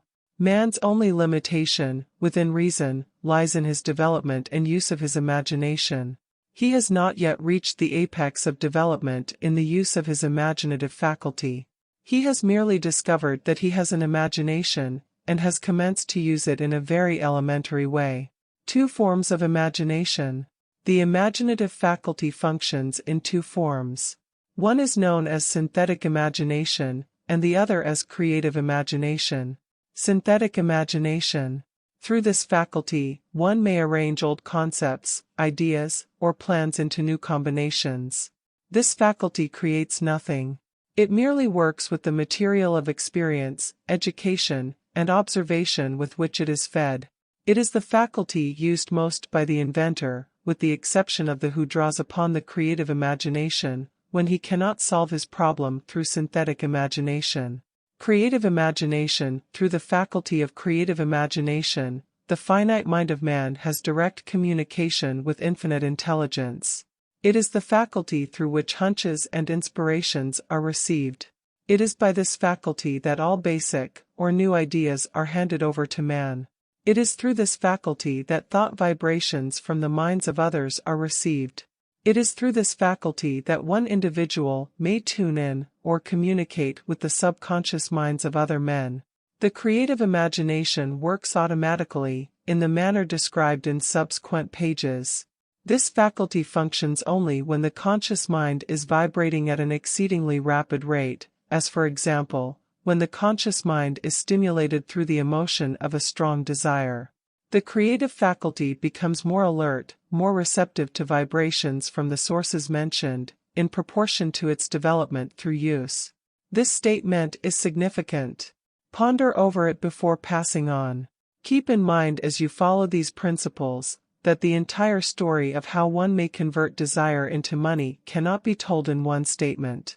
The story will be complete only when one has mastered, assimilated, and begun to make use of all the principles. The great leaders of business, industry, finance, and the great artists, musicians, poets, and writers became great, because they developed the faculty of creative imagination. Both the synthetic and creative faculties of imagination become more alert with use, just as any muscle or organ of the body develops through use. Desire is only a thought, an impulse. It is nebulous and ephemeral. It is abstract, and of no value, until it has been transformed into its physical counterpart. While the synthetic imagination is the one which will be used most frequently, in the process of transforming the impulse of desire into money, you must keep in mind the fact that you may face circumstances and situations which demand use of the creative imagination as well. Your imaginative faculty may have become weak through inaction. It can be revived and made alert through use. This faculty does not die, though it may become quiescent through lack of use. Center your attention, for the time being, on the development of the synthetic imagination, because this is the faculty which you will use more often in the process of converting desire into money. Transformation of the intangible impulse, of desire, into the tangible reality, of money, calls for the use of a plan or plans. These plans must be formed with the aid of the imagination, and mainly, with the synthetic faculty. Read the entire book through, then come back to this chapter, and begin at once to put your imagination to work on the building of a plan, or plans, for the transformation of your desire into money. Detailed instructions for the building of plans have been given in almost every chapter. Carry out the instructions best suited to your needs, reduce your plan to writing, if you have not already done so. The moment you complete this, you will have definitely given concrete form to the intangible desire. Read the preceding sentence once more. Read it aloud, very slowly, and as you do so, remember that the moment you reduce the statement of your desire, and a plan for its realization, to writing, you have actually taken the first of a series of steps, which will enable you to convert the thought into its physical counterpart. The earth on which you live, you, yourself, and every other material thing are the result of evolutionary change, through which microscopic bits of matter have been organized and arranged in an orderly fashion. Moreover, and this statement is of stupendous importance, this earth, every one of the billions of individual cells of your body, and every atom of matter, began as an intangible form of energy. Desire is thought impulse. Thought impulses are forms of energy. When you begin with the thought impulse, desire, to accumulate money, you are drafting into your service the same stuff that nature used in creating this earth, and every material form in the universe, including the body and brain in which the thought impulses function. As far as science has been able to determine, the entire universe consists of but two elements, matter and energy. Through the combination of energy and matter, has been created everything perceptible to man, from the largest star which floats in the heavens, down to, and including man, himself. You are now engaged in the task of trying to profit by nature's method. You are, sincerely and earnestly, we hope, trying to adapt yourself to nature's laws, by endeavoring to convert desire into its physical or monetary equivalent. You can do it. It has been done before. You can build a fortune through the aid of laws which are immutable. But, first, you must become familiar with these laws, and learn to use them. Through repetition, and by approaching the description of these principles from every conceivable angle, the author hopes to reveal to you the secret through which every great fortune has been accumulated. Strange and paradoxical as it may seem, the secret is not a secret. Nature, herself, advertises it in the earth on which we live, the stars, the planets suspended within our view, in the elements above and around us, in every blade of grass, and every form of life within our vision. Nature advertises this secret in the terms of biology, in the conversion of a tiny cell, so small that it may be lost on the point of a pin, into the human being now reading this line. The conversion of desire into its physical equivalent is, certainly, no more miraculous. Do not become discouraged if you do not fully comprehend all that has been stated. Unless you have long been a student of the mind, it is not to be expected that you will assimilate all that is in this chapter upon a first reading. But you will, in time, make good progress. The principles which follow will open the way for understanding of imagination. Assimilate that which you understand, as you read this philosophy for the first time, then, when you reread and study it, you will discover that something has happened to clarify it, and give you a broader understanding of the whole. Above all, do not stop, nor hesitate in your study of these principles until you have read the book at least 3 times, for then, you will not want to stop. How to make practical use of imagination. Ideas are the beginning points of all fortunes. Ideas are products of the imagination. Let us examine a few well-known ideas which have yielded huge fortunes, with the hope that these illustrations will convey definite information concerning the method by which imagination may be used in accumulating riches. The Enchanted Kettle. 50 years ago, an old country doctor drove to town, hitched his horse, quietly slipped into a drug store by the back door, and began dickering with the young drug clerk. His mission was destined to yield great wealth to many people. It was destined to bring to the South the most far-flung benefits since the Civil War. For more than an hour, behind the prescription counter, the old doctor and the clerk talked in low tones. Then the doctor left.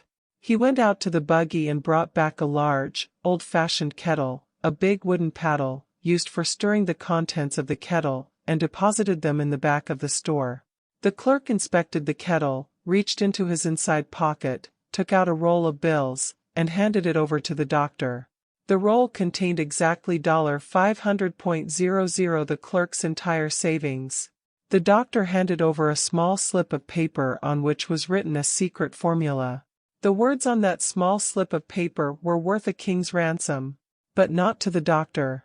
Those magic words were needed to start the kettle to boiling, but neither the doctor nor the young clerk knew what fabulous fortunes were destined to flow from that kettle.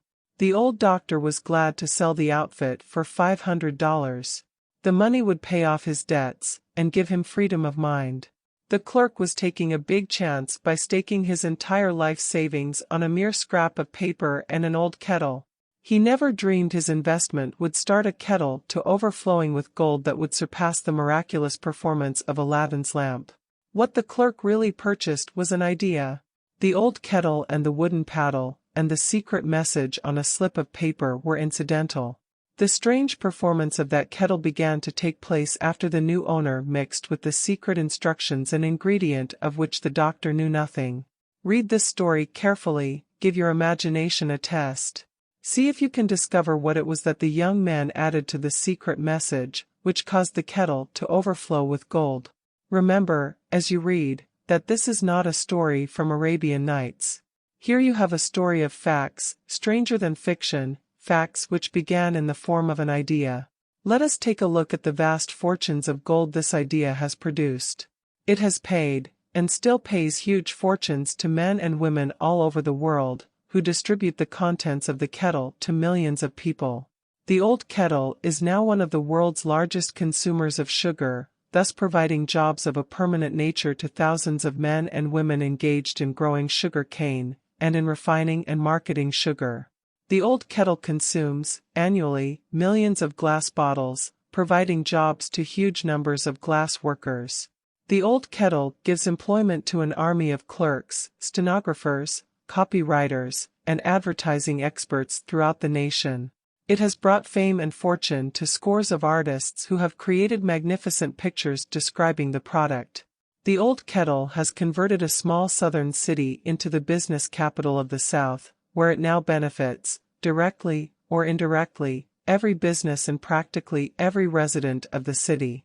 The influence of this idea now benefits every civilized country in the world, pouring out a continuous stream of gold to all who touch it.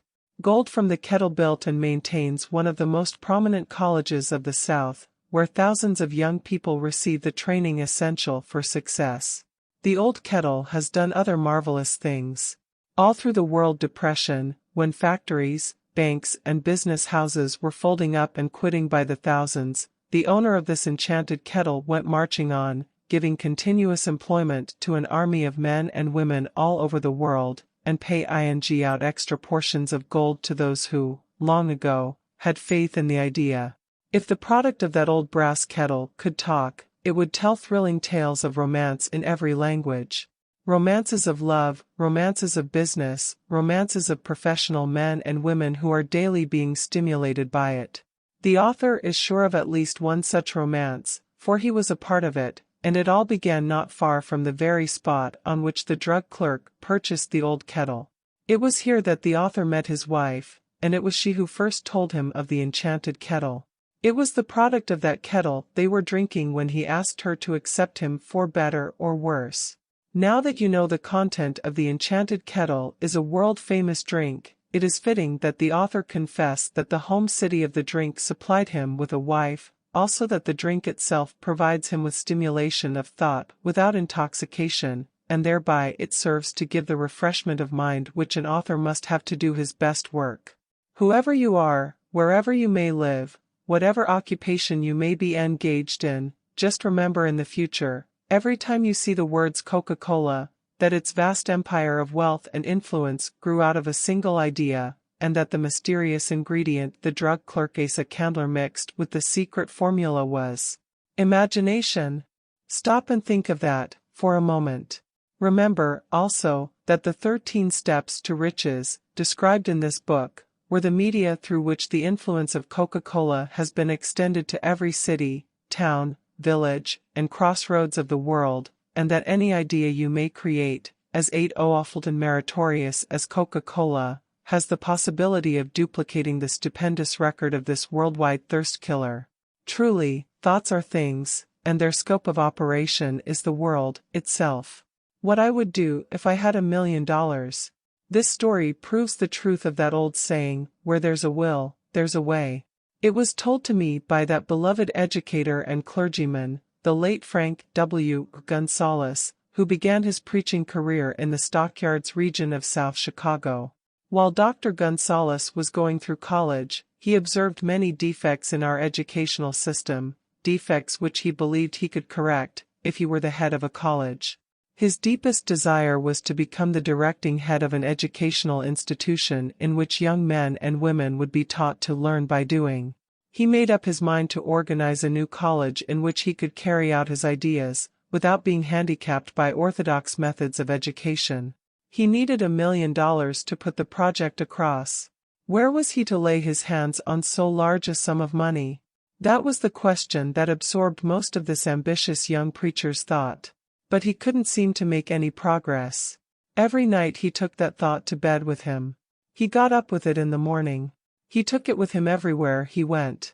He turned it over and over in his mind until it became a consuming obsession with him. $1 million is a lot of money. He recognized that fact, but he also recognized the truth that the only limitation is that which one sets up in one's own mind. Being a philosopher as well as a preacher, Dr. Gonzalez recognized, as do all who succeed in life, that definiteness of purpose is the starting point from which one must begin. He recognized, too, that definiteness of purpose takes on animation, life, and power when backed by a burning desire to translate that purpose into its material equivalent. He knew all these great truths, yet he did not know where, or how to lay his hands on $1 million. The natural procedure would have been to give up and quit, by saying, "Ah well, my idea is a good one, but I cannot do anything with it, because I never can procure the necessary $1 million." That is exactly what the majority of people would have said, but it is not what Dr. Gonzalez said. What he said, and what he did are so important that I now introduce him, and let him speak for himself. One Saturday afternoon I sat in my room thinking of ways and means of raising the money to carry out my plans. For nearly 2 years, I had been thinking, but I had done nothing but think. The time had come for action. I made up my mind, then and there, that I would get the necessary $1 million within a week. How? I was not concerned about that. The main thing of importance was the decision to get the money within a specified time. And I want to tell you that the moment I reached a definite decision to get the money within a specified time, a strange feeling of assurance came over me, such as I had never before experienced. Something inside me seemed to say, "Why didn't you reach that decision a long time ago? The money was waiting for you all the time." Things began to happen in a hurry. I called the newspapers and announced I would preach a sermon the following morning, entitled, "What I Would Do If I Had $1 Million." I went to work on the sermon immediately, but I must tell you, frankly, the task was not difficult, because I had been preparing that sermon for almost 2 years. The spirit back of it was a part of me. Long before midnight I had finished writing the sermon. I went to bed and slept with a feeling of confidence, for I could see myself already in possession of the $1 million. Next morning I arose early, went into the bathroom, read the sermon, then knelt on my knees and asked that my sermon might come to the attention of someone who would supply the needed money. While I was praying I again had that feeling of assurance that the money would be forthcoming. In my excitement, I walked out without my sermon, and did not discover the oversight until I was in my pulpit and about ready to begin delivering it. It was too late to go back for my notes, and what a blessing that I couldn't go back. Instead, my own subconscious mind yielded the material I needed. When I arose to begin my sermon, I closed my eyes, and spoke with all my heart and soul of my dreams. I not only talked to my audience, but I fancy I talked also to God. I told what I would do with $1 million if that amount were placed in my hands. I described the plan I had in mind for organizing a great educational institution, where young people would learn to do practical things, and at the same time develop their minds. When I had finished and sat down, a man slowly arose from his seat, about 3 rows from the rear, and made his way toward the pulpit. I wondered what he was going to do. He came into the pulpit, extended his hand, and said, "Reverend, I liked your sermon. I believe you can do everything you said you would, if you had $1 million. To prove that I believe in you and your sermon, if you will come to my office tomorrow morning, I will give you the $1 million. My name is Philip D. Armour. Young Gonzalez went to Mr. Armour's office and the $1 million was presented to him. With the money, he founded the Armour Institute of Technology. That is more money than the majority of preachers ever see in an entire lifetime, yet the thought impulse back of the money was created the young preacher's mind in a fraction of a minute. The necessary $1 million came as a result of an idea. Back of the idea was a desire which young Gonzalez had been nursing in his mind for almost 2 years. Observe this important fact. He got the money within 36 hours after he reached a definite decision in his own mind to get it, and decided upon a definite plan for getting it. There was nothing new or unique about young Gonzalez' vague thinking about $1 million, and weakly hoping for it. Others before him, and many since his time, have had similar thoughts. But there was something very unique and different about the decision he reached on that memorable Saturday, when he put vagueness into the background, and definitely said, I will get that money within a week. God seems to throw himself on the side of the man who knows exactly what he wants, if he is determined to get just that. Moreover, the principle through which Dr. Gonzalez got his $1 million is still alive. It is available to you.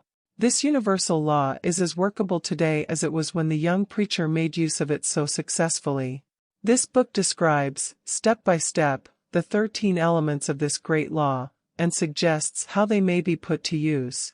Observe that Asa Candler and Dr. Frank Gonzalez had one characteristic in common. Both knew the astounding truth that ideas can be transmuted into cash through the power of definite purpose, plus definite plans. If you are one of those who believe that hard work and honesty, alone, will bring riches, perish the thought. It is not true. Riches, when they come in huge quantities, are never the result of hard work. Riches come, if they come at all, in response to definite demands, based upon the application of definite principles, and not by chance or luck. Generally speaking, an idea is an impulse of thought that impels action, by an appeal to the imagination. All master salesmen know that ideas can be sold where merchandise cannot. Ordinary salesmen do not know this. That is why they are ordinary. A publisher of books, which sell for a nickel, made a discovery that should be worth much to publishers generally. He learned that many people buy titles, and not contents of books. By merely changing the name of one book that was not moving, his sales on that book jumped upward more than 1 million copies. The inside of the book was not changed in any way. He merely ripped off the cover bearing the title that did not sell, and put on a new cover with a title that had box office value. That, as simple as it may seem, was an idea. It was imagination. There is no standard price on ideas. The creator of ideas makes his own price, and, if he is smart, gets it. The moving picture industry created a whole flock of millionaires. Most of them were men who couldn't create ideas, but they had the imagination to recognize ideas when they saw them. The next flock of millionaires will grow out of the radio business, which is new and not overburdened with men of keen imagination. The money will be made by those who discover or create new and more meritorious radio programs and have the imagination to recognize merit, and to give the radio listeners a chance to profit by it. The sponsor, that unfortunate victim who now pays the cost of all radio entertainment, soon will become idea conscious, and demand something for his money. The man who beats the sponsor to the draw, and supplies programs that render useful service, is the man who will become rich in this new industry. Crooners and light chatter artists who now pollute the air with wisecracks and silly giggles, will go the way of all light timbers, and their places will be taken by real artists who interpret carefully planned programs which have been designed to service the minds of men, as well as provide entertainment. Here is a wide-open field of opportunity screaming its protest at the way it is being butchered, because of lack of imagination, and begging for rescue at any price. Above all, the thing that radio needs is new ideas. If this new field of opportunity intrigues you, perhaps you might profit by the suggestion that the successful radio programs of the future will give more attention to creating buyer audiences, and less attention to listener audiences. Stated more plainly, the builder of radio programs who succeeds in the future must find practical ways to convert listeners into buyers. Moreover, the successful producer of radio programs in the future must key his features so that he can definitely show its effect upon the audience. Sponsors are becoming a bit weary of buying glib selling talks, based upon statements grabbed out of thin air. They want, and in the future will demand, indisputable proof that the Who's It program not only gives millions of people the silliest giggle ever, but that the silly giggler can sell merchandise. Another thing that might as well be understood by those who contemplate entering this new field of opportunity: radio advertising is going to be handled by an entirely new group of advertising experts, separate and distinct from the old-time newspaper and magazine advertising agency men. The old-timers in the advertising game cannot read the modern radio scripts, because they have been schooled to see ideas. The new radio technique demands men who can interpret ideas from a written manuscript in terms of sound. It cost the author a year of hard labor, and many thousands of dollars to learn this. Radio, right now, is about where the moving pictures were, when Mary Pickford and her curls first appeared on the screen. There is plenty of room in radio for those who can produce or recognize ideas. If the foregoing comment on the opportunities of radio has not started your idea factory to work, you had better forget it. Your opportunity is in some other field. If the comment intrigued you in the slightest degree, then go further into it, and you may find the one idea you need to round out your career. Never let it discourage you if you have no experience in radio. Andrew Carnegie knew very little about making steel. I have Carnegie's own word for this, but he made practical use of two of the principles described in this book, and made the steel business yield him a fortune. The story of practically every great fortune starts with the day when a creator of ideas and a seller of ideas got together and worked in harmony. Carnegie surrounded himself with men who could do all that he could not do. Men who created ideas, and men who put ideas into operation, and made himself and the others fabulously rich. Millions of people go through life hoping for favorable breaks. Perhaps a favorable break can get one an opportunity, but the safest plan is not to depend upon luck.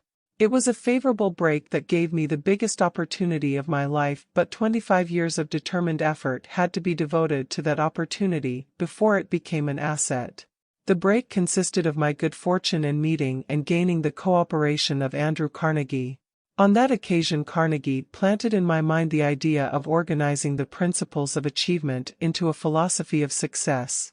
Thousands of people have profited by the discoveries made in the 25 years of research, and several fortunes have been accumulated through the application of the philosophy. The beginning was simple. It was an idea which anyone might have developed.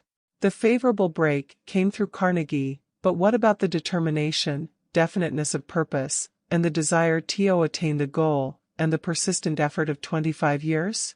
It was no ordinary desire that survived disappointment, discouragement, temporary defeat, criticism, and the constant reminding of waste of time. It was a burning desire, an obsession. When the idea was first planted in my mind by Mr. Carnegie, it was coaxed, nursed, and enticed to remain alive. Gradually, the idea became a giant under its own power, and it coaxed, nursed, and drove me. Ideas are like that. First you give life and action and guidance to ideas, then they take on power of their own and sweep aside all opposition. Ideas are intangible forces, but they have more power than the physical brains that give birth to them. They have the power to live on, after the brain that creates them has returned to dust. For example, take the power of Christianity. That began with a simple idea, born in the brain of Christ.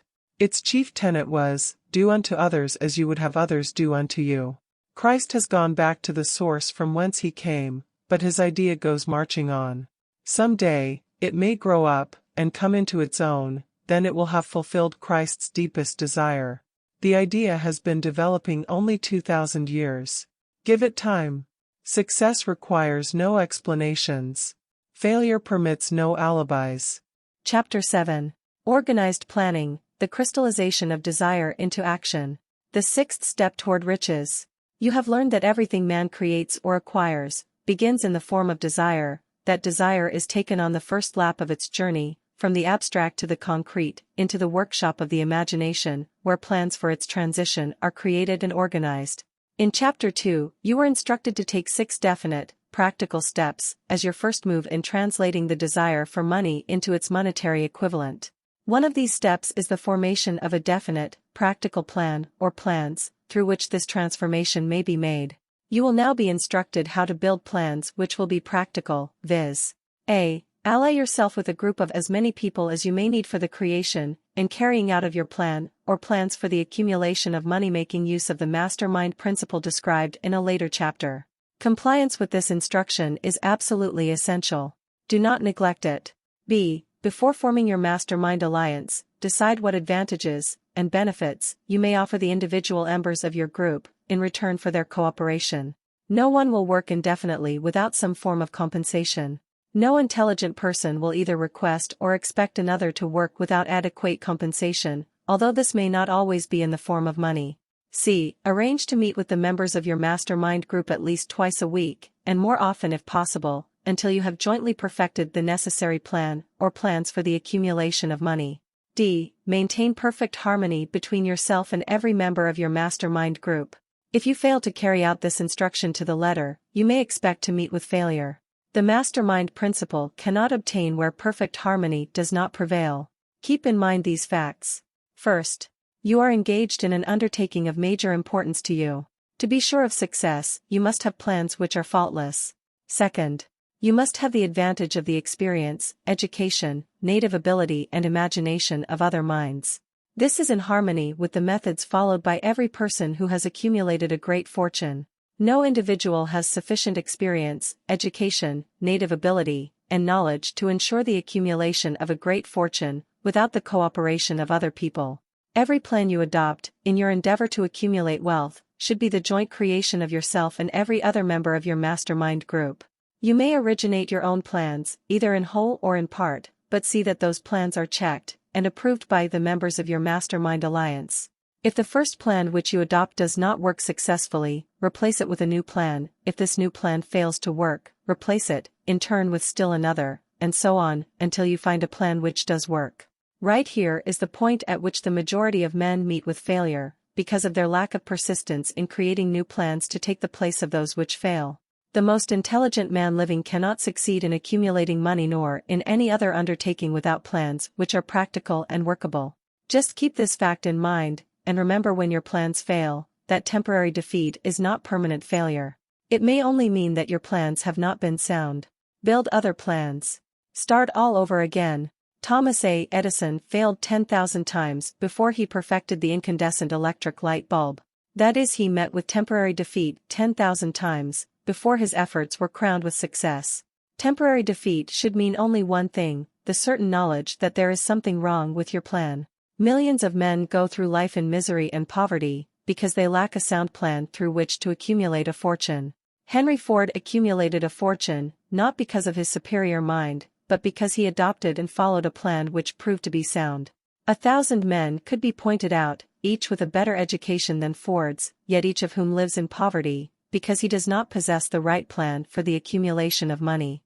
Your achievement can be no greater than your plans are sound. That may seem to be an axiomatic statement, but it is true. Samuel Insull lost his fortune of over $100 million. The Insull fortune was built on plans which were sound. The business depression forced Mr. Insull to change his plans, and the change brought temporary defeat, because his new plans were not sound. Mr. Insull is now an old man. He may, consequently, accept failure instead of temporary defeat, but if his experience turns out to be failure, it will be for the reason that he lacks the fire of persistence to rebuild his plans. No man is ever whipped until he quits in his own mind. This fact will be repeated many times, because it is so easy to take the count at the first sign of defeat. James J. Hill met with temporary defeat when he first endeavored to raise the necessary capital to build a railroad from the east to the west, but he, too, turned defeat into victory through new plans. Henry Ford met with temporary defeat, not only at the beginning of his automobile career, but after he had gone far toward the top. He created new plans, and went marching on to financial victory. We see men who have accumulated great fortunes, but we often recognize only their triumph, overlooking the temporary defeats which they had to surmount before arriving. No follower of this philosophy can reasonably expect to accumulate a fortune without experiencing temporary defeat. When defeat comes, accept it as a signal that your plans are not sound, rebuild those plans, and set sail once more toward your coveted goal. If you give up before your goal has been reached, you are a quitter. A quitter never wins and a winner never quits. Lift this sentence out, write it on a piece of paper in letters an inch high, and place it where you will see it every night before you go to sleep, and every morning before you go to work. When you begin to select members for your mastermind group, endeavor to select those who do not take defeat seriously. Some people foolishly believe that only money can make money. This is not true. Desire, transmuted into its monetary equivalent, through the principles laid down here, is the agency through which money is made. Money, of itself, is nothing but inert matter.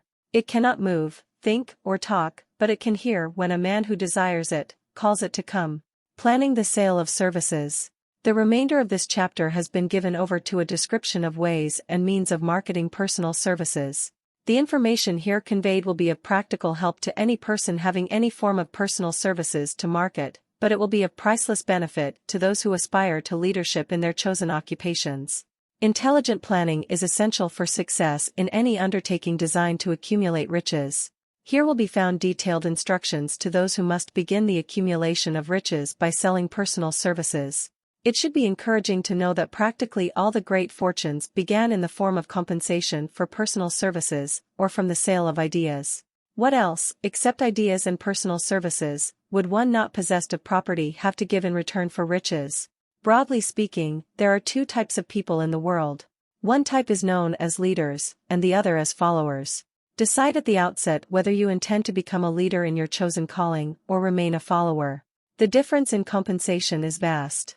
The follower cannot reasonably expect the compensation to which a leader is entitled, although many followers make the mistake of expecting such pay. It is no disgrace to be a follower. On the other hand, it is no credit to remain a follower. Most great leaders began in the capacity of followers. They became great leaders because they were intelligent followers. With few exceptions, the man who cannot follow a leader intelligently cannot become an efficient leader. The man who can follow a leader most efficiently is usually the man who develops into leadership most rapidly. An intelligent follower has many advantages, among them the opportunity to acquire knowledge from his leader. The major attributes of leadership. The following are important factors of leadership. 1. Unwavering courage based upon knowledge of self and of one's occupation. No follower wishes to be dominated by a leader who lacks self-confidence and courage. No intelligent follower will be dominated by such a leader very long. 2. Self-control. The man who cannot control himself can never control others. Self-control sets a mighty example for one's followers, which the more intelligent will emulate. 3. A keen sense of justice. Without a sense of fairness and justice, no leader can command and retain the respect of his followers. 4. Definiteness of decision. The man who wavers in his decisions shows that he is not sure of himself. He cannot lead others successfully. 5. Definiteness of plans. The successful leader must plan his work and work his plan. A leader who moves by guesswork, without practical, definite plans, is comparable to a ship without a rudder. Sooner or later he will land on the rocks. 6. The habit of doing more than paid for. One of the penalties of leadership is the necessity of willingness, upon the part of the leader, to do more than he requires of his followers. 7. A pleasing personality. No slovenly, careless person can become a successful leader. Leadership calls for respect. Followers will not respect a leader who does not grade high on all of the factors of a pleasing personality. 8. Sympathy and understanding. The successful leader must be in sympathy with his followers. Moreover, he must understand them and their problems. 9. Mastery of detail. Successful leadership calls for mastery of details of the leader's position. 10. Willingness to assume full responsibility. The successful leader must be willing to assume responsibility for the mistakes and the shortcomings of his followers. If he tries to shift this responsibility, he will not remain the leader. If one of his followers makes a mistake and shows himself incompetent, the leader must consider that it is he who failed. 11. Cooperation. The successful leader must understand and apply the principle of cooperative effort and be able to induce his followers to do the same. Leadership calls for power, and power calls for cooperation. There are two forms of leadership. The first, and by far the most effective, is leadership by consent of, and with the sympathy of the followers. The second is leadership by force, without the consent and sympathy of the followers. History is filled with evidences that leadership by force cannot endure. The downfall and disappearance of dictators and kings is significant. It means that people will not follow forced leadership indefinitely. The world has just entered a new era of relationship between leaders and followers, which very clearly calls for new leaders, and a new brand of leadership in business and industry. Those who belong to the old school of leadership by force must acquire an understanding of the new brand of leadership, cooperation, or be relegated to the rank and file of the followers. There is no other way out for them. The relationship of employer and employee, or of leader and follower, in the future, will be one of mutual cooperation, based upon an equitable division of the profits of business.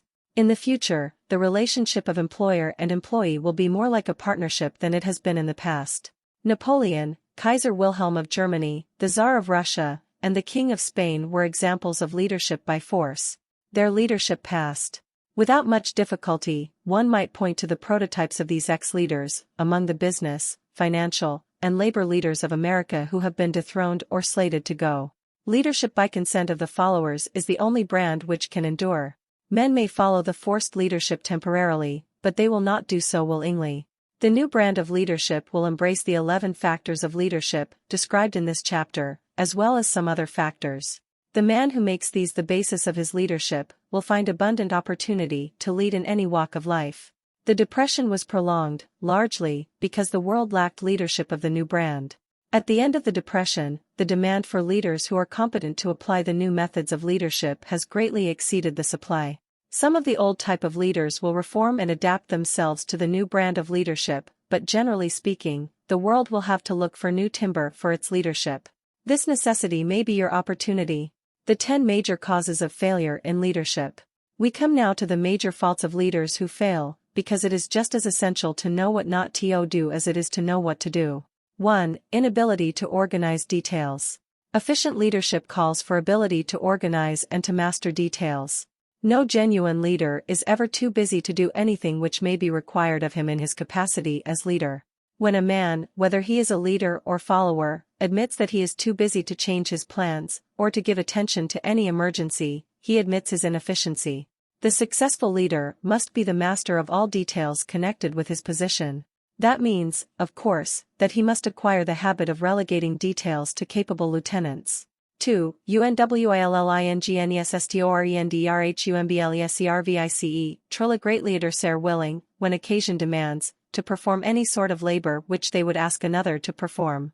The greatest among ye shall be the servant of all is a truth which all able leaders observe and respect. 3. Expectation of pay for what they know instead of what they do with that which they know. The world does not pay men for that which they know. It pays them for what they do, or induce others to do. 4. Fear of competition from followers. The leader who fears that one of his followers may take his position is practically sure to realize that fear sooner or later. The able leader trains understudies to whom he may delegate, at will, any of the details of his position.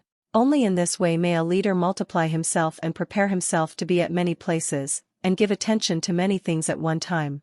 It is an eternal truth that men receive more pay for their ability to get others to perform, than they could possibly earn by their own efforts. An efficient leader may, through his knowledge of his job and the magnetism of his personality, greatly increase the efficiency of others, and induce them to render more service and better service than they could render without his aid. 5. Lack of imagination. Without imagination, the leader is incapable of meeting emergencies, and of creating plans by which to guide his followers efficiently. 6. Selfishness. The leader who claims all the honor for the work of his followers is sure to be met by resentment. The really great leader claims none of the honors. He is contented to see the honors, when there are any, go to his followers, because he knows that most men will work harder for commendation and recognition than they will for money alone. 7. Intemperance. Followers do not respect an intemperate leader. Moreover, intemperance in any of its various forms destroys the endurance and the vitality of all who indulge in it. 8. Disloyalty. Perhaps this should have come at the head of the list. The leader who is not loyal to his trust, and to his associates, those above him, and those below him, cannot long maintain his leadership. Disloyalty marks one as being less than the dust of the earth, and brings down on one's head the contempt he deserves. Lack of loyalty is one of the major causes of failure in every walk of life. 9. Emphasis of the authority of leadership. The efficient leader leads by encouraging, and not by trying to instill fear in the hearts of his followers. The leader who tries to impress his followers with his authority comes within the category of leadership through force. If a leader is a real leader, he will have no need to advertise that fact except by his conduct, his sympathy, understanding, fairness, and a demonstration that he knows his job. 10. Emphasis of title. The competent leader requires no title to give him the respect of his followers. The man who makes too much over his title generally has little else to emphasize. The doors to the office of the real leader are open to all who wish to enter, and his working quarters are free from formality or ostentation. These are among the more common of the causes of failure in leadership. Any one of these faults is sufficient to induce failure. Study the list carefully if you aspire to leadership, and make sure that you are free of these faults. Some fertile fields in which new leadership will be required. Before leaving this chapter, your attention is called to a few of the fertile fields in which there has been a decline of leadership, and in which the new type of leader may find an abundance of opportunity. First, in the field of politics there is a most insistent demand for new leaders, a demand which indicates nothing less than an emergency. The majority of politicians have, seemingly, become high-grade, legalized racketeers. They have increased taxes and debauched the machinery of industry and business until the people can no longer stand the burden. Second, the banking business is undergoing a reform. The leaders in this field have almost entirely lost the confidence of the public. Already the bankers have sensed the need of reform, and they have begun it. Third, industry calls for new leaders. The old type of leaders thought and moved in terms of dividends instead of thinking and moving in terms of human equations. The future leader in industry, to endure, must regard himself as a quasi-public official whose duty it is to manage his trust in such a way that it will work hardship on no individual or group of individuals. Exploitation of working men is a thing of the past. Let the man who aspires to leadership in the field of business, industry, and labor remember this.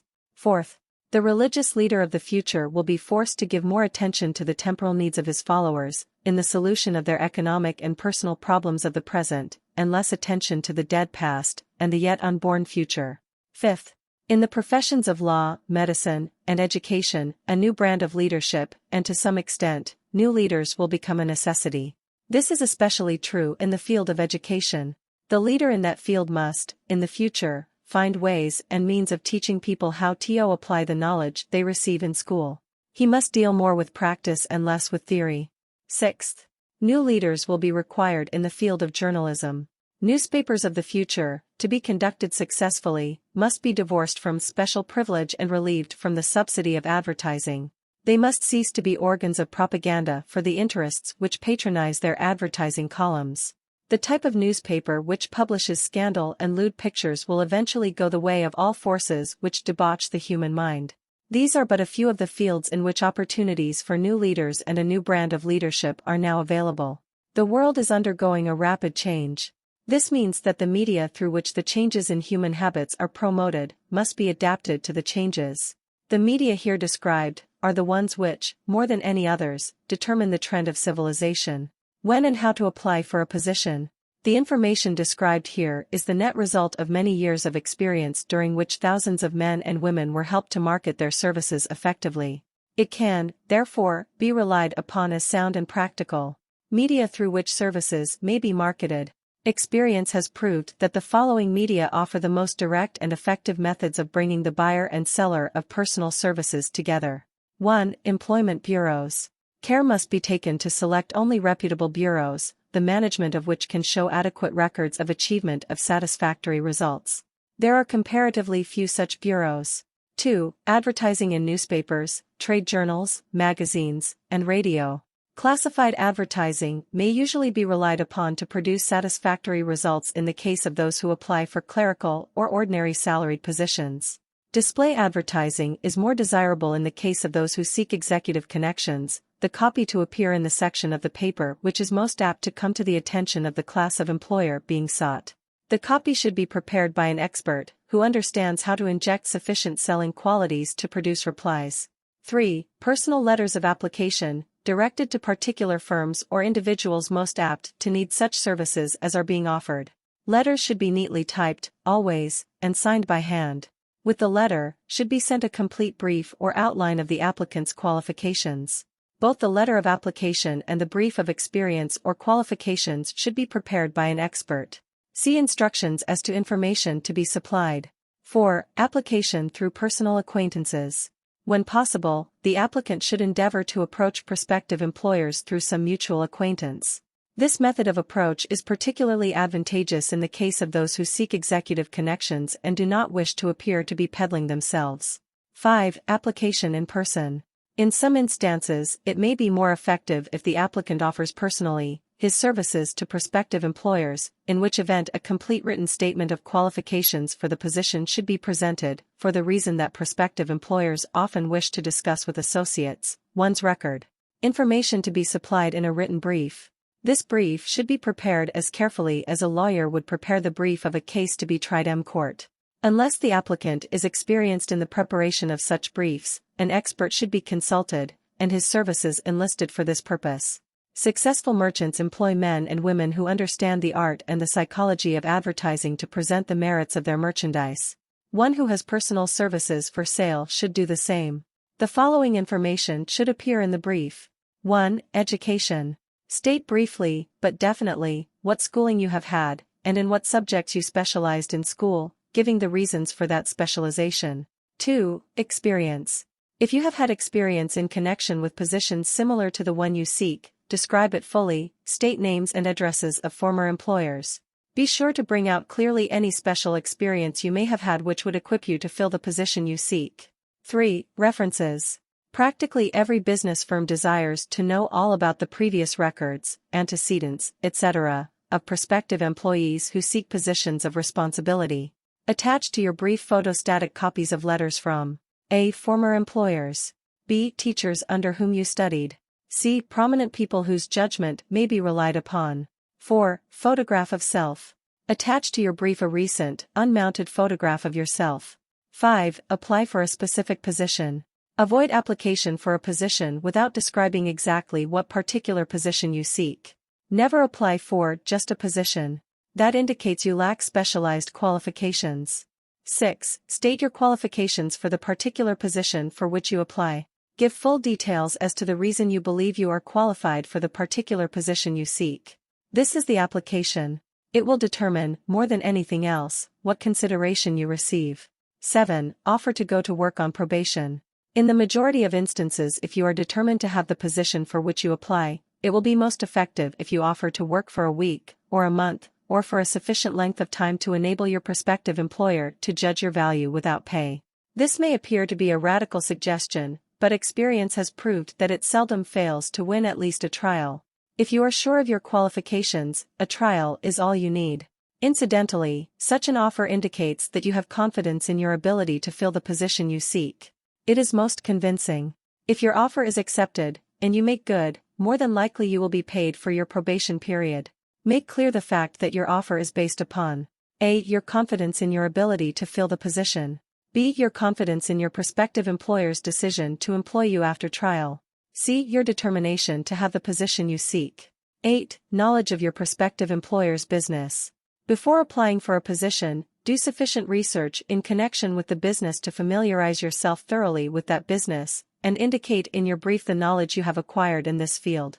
This will be impressive, as it will indicate that you have imagination and a real interest in the position you seek. Remember that it is not the lawyer who knows the most law, but the one who best prepares his case, who wins. If your case is properly prepared and presented, your victory will have been more than half won at the outset. Do not be afraid of making your brief too long. Employers are just as much interested in purchasing the services of well-qualified applicants as you are in securing employment. In fact, the success of most successful employers is due, in the main, to their ability to select well-qualified lieutenants. They want all the information available. Remember another thing, neatness in the preparation of your brief will indicate that you are a painstaking person. I have helped to prepare briefs for clients which were so striking and out of the ordinary that they resulted in the employment of the applicant without a personal interview. When your brief has been completed, have it neatly bound by an experienced binder, and lettered by an artist or printer similar to the following. Brief of the qualifications of Robert K. Smith. Applying for the position of Private Secretary to the President of the Blank Company Incorporated. Change names each time brief is shown. This personal touch is sure to command attention. Have your brief neatly typed or mimeographed on the finest paper you can obtain, and bound with a heavy paper of the book cover variety, the binder to be changed, and the proper firm name to be inserted if it is to be shown to more than one company. Your photograph should be pasted on one of the pages of your brief. Follow these instructions to the letter, improving upon them wherever your imagination suggests. Successful salesmen groom themselves with care. They understand that first impressions are lasting. Your brief is your salesman. Give it a good suit of clothes so it will stand out in bold contrast to anything your prospective employer ever saw, in the way of an application for a position. If the position you seek is worth having, it is worth going after with care. Moreover, if you sell yourself to an employer in a manner that impresses him with your individuality, you probably will receive more money for your services from the very start than you would if you applied for employment in the usual conventional way. If you seek employment through an advertising agency or an employment agency, have the agent use copies of your brief in marketing your services. This will help to gain preference for you, both with the agent and the prospective employers. How to get the exact position you desire. Everyone enjoys doing the kind of work for which he is best suited. An artist loves to work with paints, a craftsman with his hands, a writer loves to write. Those with less definite talents have their preferences for certain fields of business and industry. If America does anything well, it offers a full range of occupations, tilling the soil, manufacturing, marketing, and the professions. First, decide exactly what kind of a job you want. If the job doesn't already exist, perhaps you can create it. Second, choose the company or individual for whom you wish to work. Third, study your prospective employer as to policies, personnel, and chances of advancement.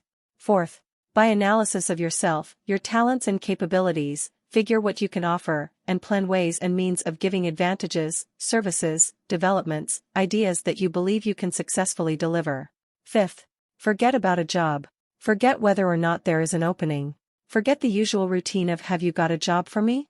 Concentrate on what you can give. Sixth, once you have your plan in mind, arrange with an experienced writer to put it on paper in neat form and in full detail. Seventh, present it to the proper person with authority and he will do the rest. Every company is looking for men who can give something of value, whether it be ideas, services, or connections. Every company has room for the man who has a definite plan of action which is to the advantage of that company. This line of procedure may take a few days or weeks of extra time, but the difference in income, in advancement, and in gaining recognition will save years of hard work at small pay. It has many advantages, the main one being that it will often save from 1 to 5 years of time in reaching a chosen goal. Every person who starts, or gets in halfway up the ladder, does so by deliberate and careful planning, excepting, of course, the boss son.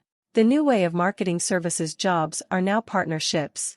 Men and women who market their services to best advantage in the future must recognize the stupendous change which has taken place in connection with the relationship between employer and employee. In the future, the golden rule, and not the rule of gold, will be the dominating factor in the marketing of merchandise as well as personal services. The future relationship between employers and their employees will be more in the nature of a partnership consisting of A. the employer, B. the employee, C. the public they serve. This new way of marketing personal services is called new for many reasons. First, both the employer and the employee of the future will be considered as fellow employees whose business it will be to serve the public efficiently.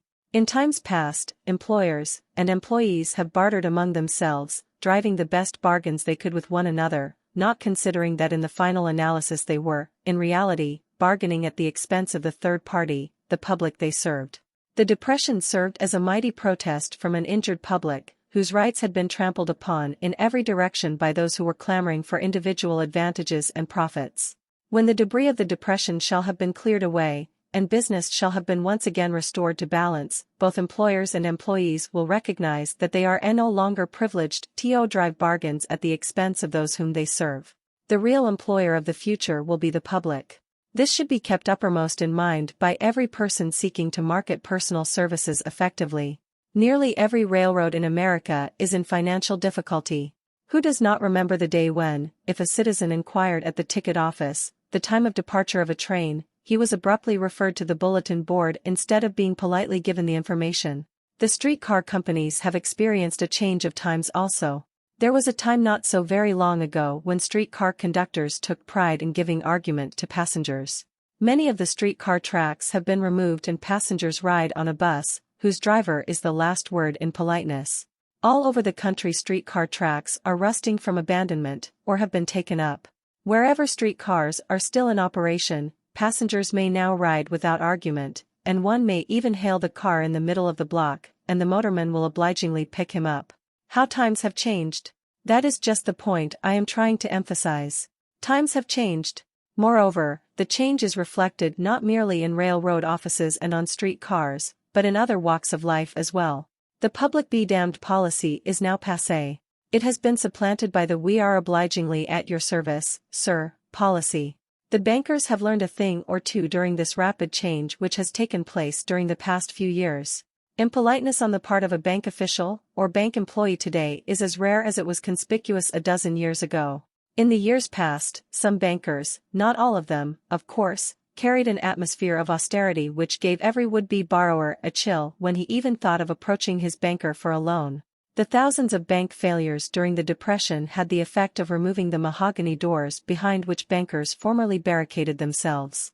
They now sit at desks in the open, where they may be seen and approached at will by any depositor, or by anyone who wishes to see them, and the whole atmosphere of the bank is one of courtesy and understanding. It used to be customary for customers to have to stand and wait at the corner grocery until the clerks were through passing the time of day with friends, and the proprietor had finished making up his bank deposit, before being waited upon. Chain stores, managed by courteous men who do everything in the way of service, short of shining the customer's shoes, have pushed the old-time merchants into the background. Time marches on. Courtesy and service are the watchwords of merchandising today, and apply to the person who is marketing personal services even more directly than to the employer whom he serves, because, in the final analysis, both the employer and his employee are employed by the public they serve. If they fail to serve well, they pay by the loss of their privilege of serving. We can all remember the time when the gas meter reader pounded on the door hard enough to break the panels. When the door was opened, he pushed his way in, uninvited, with a scowl on his face which plainly said, "What the hell did you keep me waiting for?"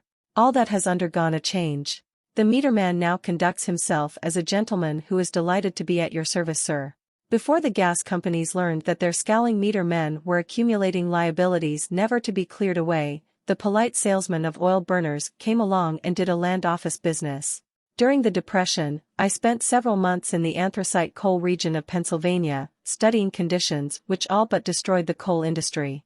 Among several very significant discoveries, was the fact that greed on the part of operators and their employees was the chief cause of the loss of business for the operators, and loss of jobs for the miners. Through the pressure of a group of overzealous labor leaders, representing the employees, and the greed for profits on the part of the operators, the anthracite business suddenly dwindled.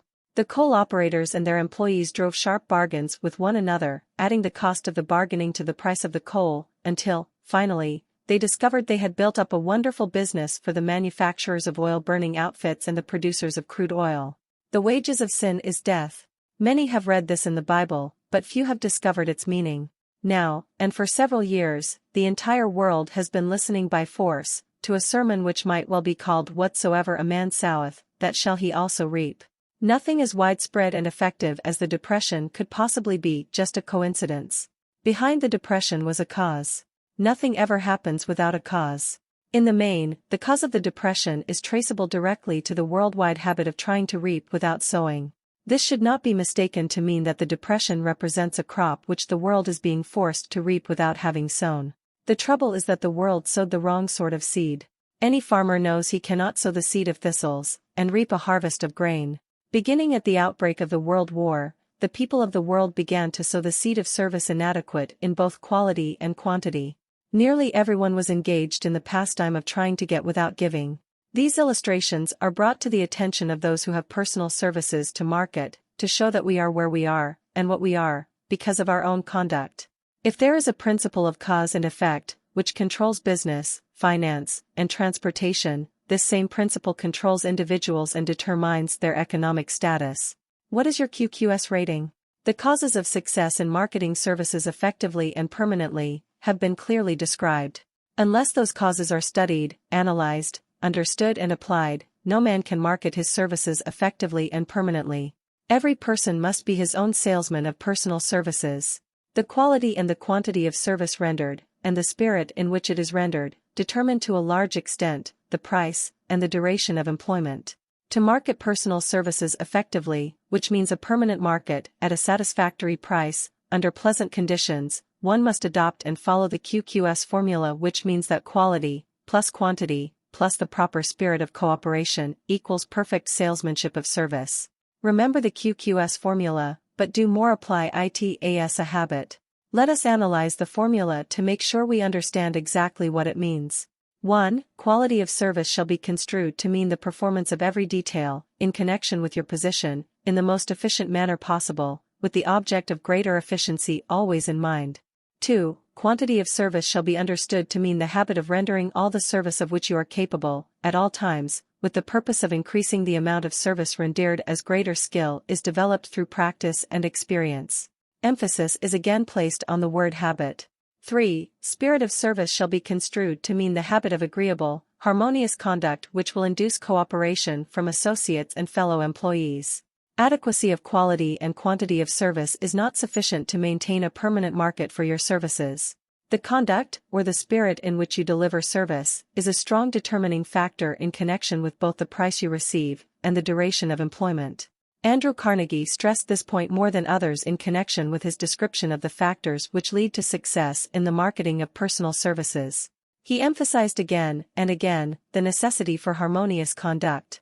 He stressed the fact that he would not retain any man, no matter how great a quantity, or how efficient the quality of his work, unless he worked in a spirit of harmony. Mr. Carnegie insisted upon men being agreeable.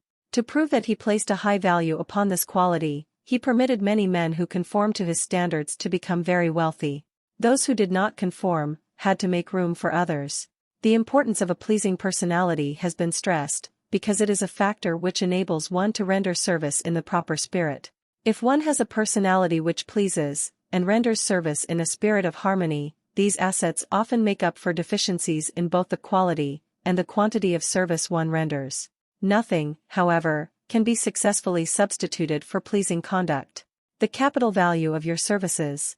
The person whose income is derived entirely from the sale of personal services is no less a merchant than the man who sells commodities, and it might well be added, such a person is subject to exactly the same rules of conduct as the merchant who sells merchandise. This has been emphasized, because the majority of people who live by the sale of personal services make the mistake of considering themselves free from the rules of conduct and the responsibilities attached to those who are engaged in marketing commodities. The new way of marketing services has practically forced both employer and employee into partnership alliances, through which both take into consideration the rights of the third party, the public they serve. The day of the go-getter has passed. He has been supplanted by the go-giver.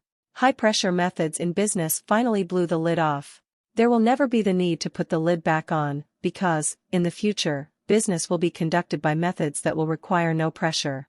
The actual capital value of your brains may be determined by the amount of income you can produce, by marketing your services. A fair estimate of the capital value of your services may be made by multiplying your annual income by 16 2/3, as it is reasonable to estimate that your annual income represents 6% of your capital value. Money rents for 6% per annum. Money is worth no more than brains. It is often worth much less. Competent brains, if effectively marketed, represent a much more desirable form of capital than that which is required to conduct a business dealing in commodities, because brains are a form of capital which cannot be permanently depreciated through depressions, nor can this form of capital be stolen or spent. Moreover, the money which is essential for the conduct of business is as worthless as a sand dune, until it has been mixed with efficient brains. The 30 major causes of failure. How many of these are holding you back? Life's greatest tragedy consists of men and women who earnestly try and fail. The tragedy lies in the overwhelmingly large majority of people who fail, as compared to the few who succeed. I have had the privilege of analyzing several thousand men and women, 98% of whom were classed as failures. There is something radically wrong with a civilization and a system of education which permit 98% of the people to go through life as failures. But I did not write this book for the purpose of moralizing on the rights and wrongs of the world, that would require a book 100 times the size of this one. My analysis work proved that there are 30 major reasons for failure, and 13 major principles through which people accumulate fortunes. In this chapter, a description of the 30 major causes of failure will be given. As you go over the list, check yourself by it, point by point, for the purpose of discovering how many of these causes of failure stand between you and success. 1. Unfavorable hereditary background. There is but little, if anything, which can be done for people who are born with a deficiency in brain power. This philosophy offers but one method of bridging this weakness through the aid of the master mind. Observe with profit, however, that this is the only one of the 30 causes of failure which may not be easily corrected by any individual. 2. Lack of a well-defined purpose in life. There is no hope of success for the person who does not have a central purpose or definite goal at which to aim. 98 out of every 100 of those whom I have analyzed had no such aim. Perhaps this was the 3. Lack of ambition to aim above mediocrity. We offer no hope for the person who is so indifferent as not to want to get ahead in life, and who is not willing to pay the price. 4. Insufficient education. This is a handicap which may be overcome with comparative ease. Experience has proven that the best educated people are often those who are known as self-made or self-educated. It takes more than a college degree to make one a person of education. Any person who is educated is one who has learned to get whatever he wants in life without violating the rights of others. Education consists not so much of knowledge, but of knowledge effectively and persistently applied. Men are paid, not merely for what they know, but more particularly for what they do with that which they know. 5. Lack of self-discipline. Discipline comes through self-control. This means that one must control all negative qualities. Before you can control conditions, you must first control yourself. Self-mastery is the hardest job you will ever tackle. If you do not conquer self, you will be conquered by self. You may see at one and the same time both your best friend and your greatest enemy, by stepping in front of a mirror. 6. Ill health. No person may enjoy outstanding success without good health. Many of the causes of ill health are subject to mastery and control. These, in the main are: A. Overeating of foods not conducive to health. B. Wrong habits of thought, giving expression to negatives. C. Wrong use of, and overindulgence in sex. D. Lack of proper physical exercise. E. An inadequate supply of fresh air, due to improper breathing. 7. Unfavorable environmental influences during childhood. As the twig is bent, so shall the tree grow.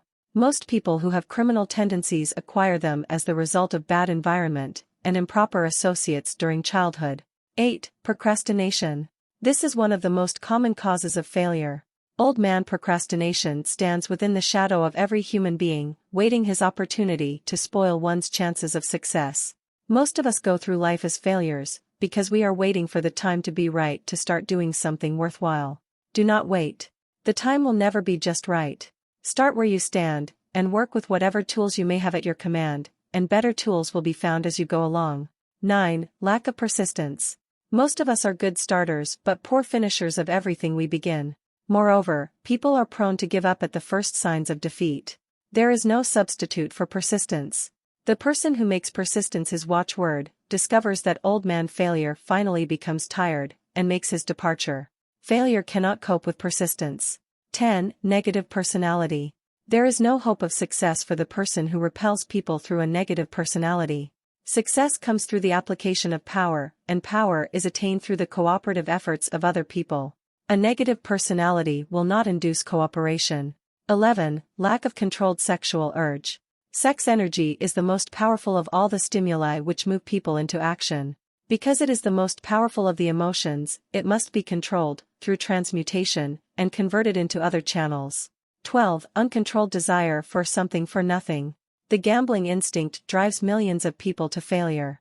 Evidence of this may be found in a study of the Wall Street crash of '29, during which millions of people tried to make money by gambling on stock margins. 13. Lack of a well-defined power of decision. Men who succeed reach decisions promptly, and change them, if at all, very slowly. Men who fail, reach decisions, if at all, very slowly, and change them frequently, and quickly. Indecision and procrastination are twin brothers. Where one is found, the other may usually be found also. Kill off this pair before they completely hogtie you to the treadmill of failure. 14. One or more of the 6 basic fears.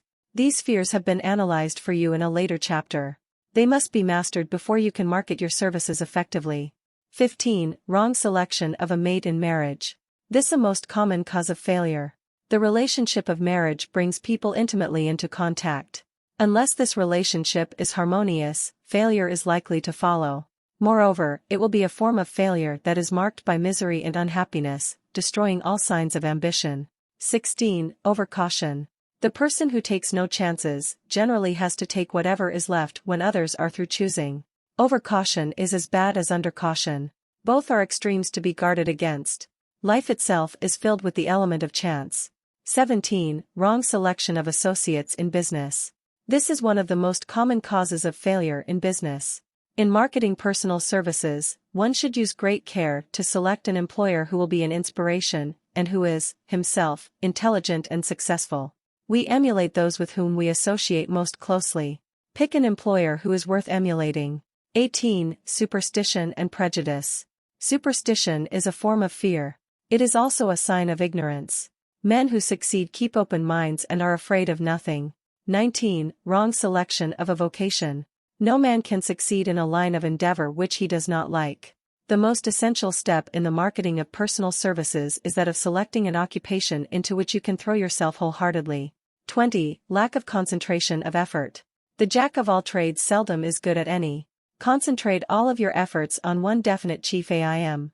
21. The habit of indiscriminate spending. The spendthrift cannot succeed, mainly because he stands eternally in fear of poverty. Form the habit of systematic saving by putting aside a definite percentage of your income. Money in the bank gives one a very safe foundation of courage when bargaining for the sale of personal services. Without money, one must take what one is offered, and be glad to get it. 22. Lack of enthusiasm. Without enthusiasm one cannot be convincing. Moreover, enthusiasm is contagious, and the person who has it, under control, is generally welcome in any group of people. 23. Intolerance.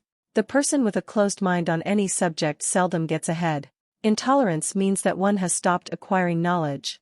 The most damaging forms of intolerance are those connected with religious, racial, and political differences of opinion. 24. Intemperance. The most damaging forms of intemperance are connected with eating, strong drink, and sexual activities. Overindulgence in any of these is fatal to success. 25. Inability to cooperate with others. More people lose their positions and their big opportunities in life, because of this fault, than for all other reasons combined. It is a fault which no well-informed businessman or leader will tolerate. 26. Possession of power that was not acquired through self-effort. Sons and daughters of wealthy men, and others who inherit money which they did not earn. Power in the hands of one who did not acquire it gradually, is often fatal to success. Quick riches are more dangerous than poverty. 27. Intentional dishonesty. There is no substitute for honesty. One may be temporarily dishonest by force of circumstances over which one has no control, without permanent damage. But, there is no hope for the person who is dishonest by choice. Sooner or later, his deeds will catch up with him, and he will pay by loss of reputation, and perhaps even loss of liberty. 28. Egotism and vanity. These qualities serve as red lights which warn others to keep away. They are fatal to success. 29. Guessing instead of thinking. Most people are too indifferent or lazy to acquire facts with which to think accurately. They prefer to act on opinions created by guesswork or snap judgments. 30. Lack of capital. This is a common cause of failure among those who start out in business for the first time, without sufficient reserve of capital to absorb the shock of their mistakes, and to carry them over until they have established a reputation. 31. Under this, name any particular cause of failure from which you have suffered that has not been included in the foregoing list. In these 30 major causes of failure is found a description of the tragedy of life, which obtains for practically every person who tries and fails. It will be helpful if you can induce someone who knows you well to go over this list with you, and help to analyze you by the 30 causes of failure. It may be beneficial if you try this alone. Most people cannot see themselves as others see them. You may be one who cannot. The oldest of admonitions is man, know thyself. If you market merchandise successfully, you must know the merchandise. The same is true in marketing personal services. You should know all of your weaknesses in order that you may either bridge them or eliminate them entirely. You should know your strength in order that you may call attention to it when selling your services. You can know yourself only through accurate analysis. The folly of ignorance in connection with self was displayed by a young man who applied to the manager of a well-known business for a position. He made a very good impression until the manager asked him what salary he expected. He replied that he had no fixed sum in mind, lack of a definite aim. The manager then said, "We will pay you all you are worth, alter we try you out for a week." "I will not accept it," the applicant replied, "because I am getting more than that where I am now employed." Before you even start to negotiate for a readjustment of your salary in your present position, or to seek employment elsewhere, be sure that you are worth more than you now receive. It is one thing to want money, everyone wants more, but it is something entirely different to be worth more. Many people mistake their wants for their just dues. Your financial requirements or wants have nothing whatever to do with your worth. Your value is established entirely by your ability to render useful service or your capacity to induce others to render such service. Take inventory of yourself. 28 questions you should answer. Annual self-analysis is an essential in the effective marketing of personal services, as is annual inventory in merchandising. Moreover, the yearly analysis should disclose a decrease in faults and an increase in virtues. One goes ahead, stands still, or goes backward in life. One's object should be, of course, to go ahead. Annual self-analysis will disclose whether advancement has been made, and if so, how much. It will also disclose any backward steps one may have made. The effective marketing of personal services requires one to move forward even if the progress is slow. Your annual self-analysis should be made at the end of each year, so you can include in your New Year's resolutions any improvements which the analysis indicates should be made. Take this inventory by asking yourself the following questions, and by checking your answers with the aid of someone who will not permit you to deceive yourself as to their accuracy.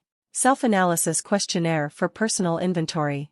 1. Have I attained the goal which I established as my objective for this year? You should work with a definite yearly objective to be attained as a part of your major life objective.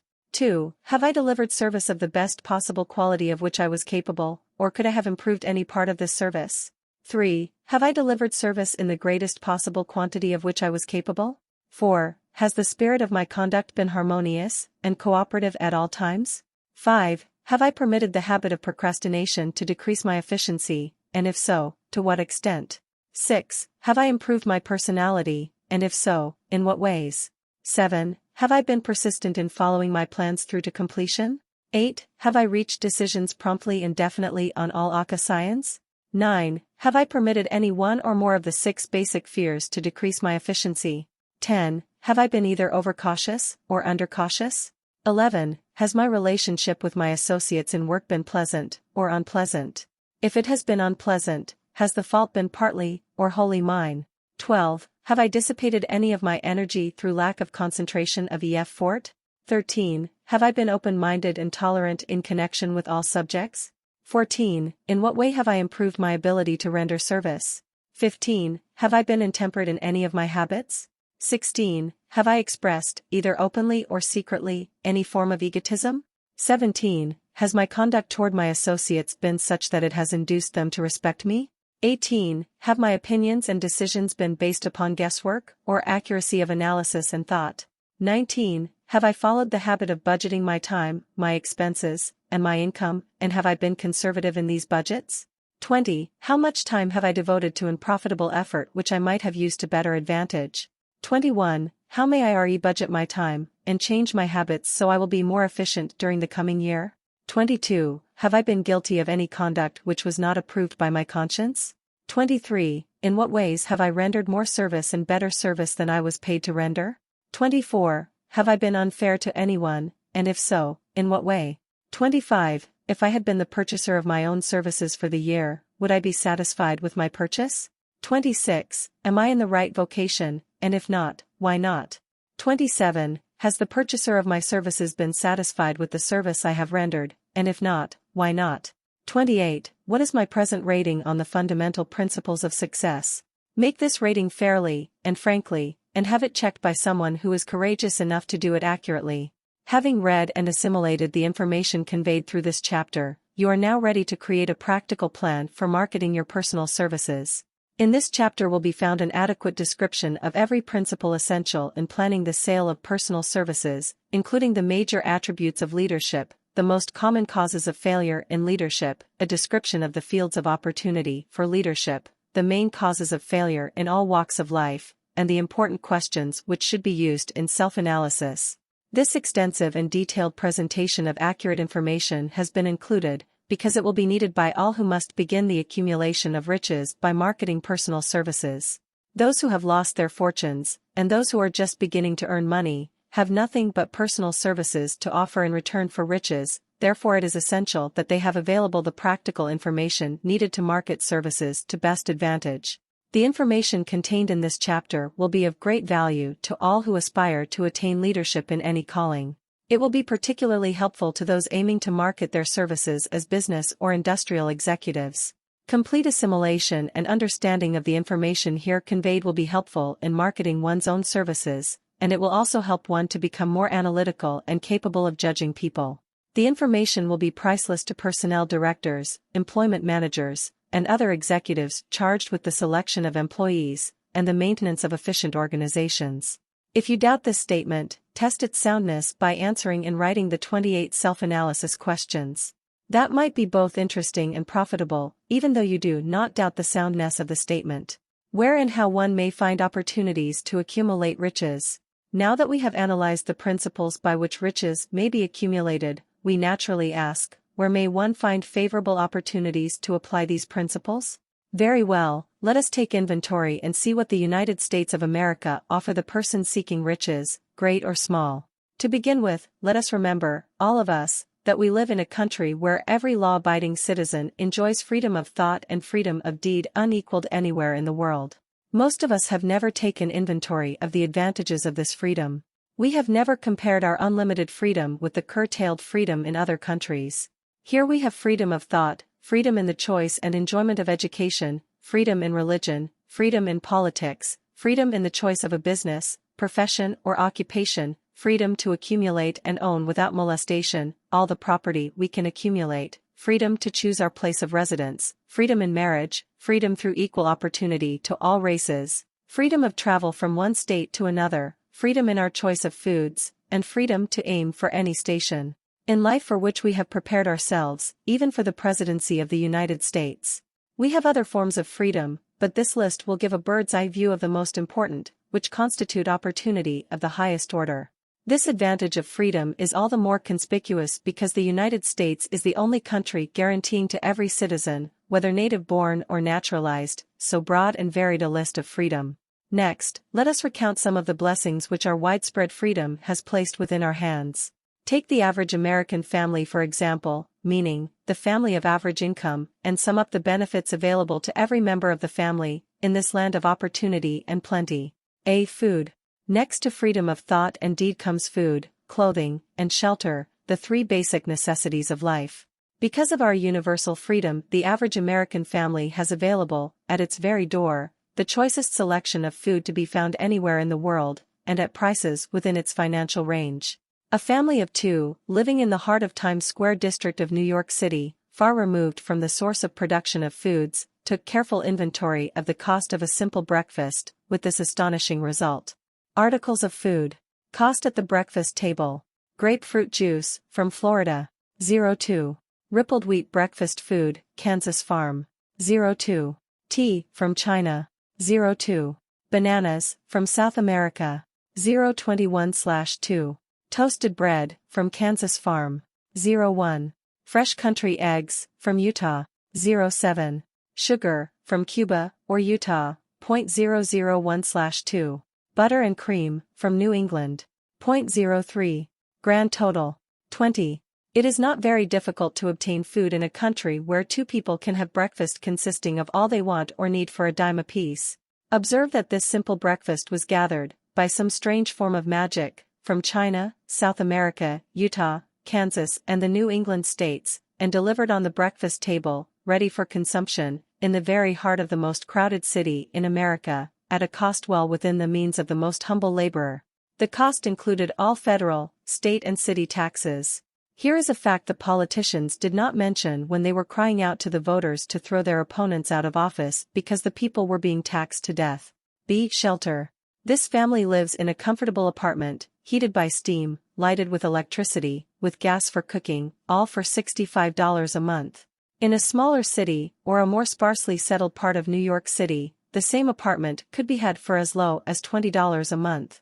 The toast they had for breakfast in the food estimate was toasted on an electric toaster, which cost but a few dollars. The apartment is cleaned with a vacuum sweeper that is run by electricity.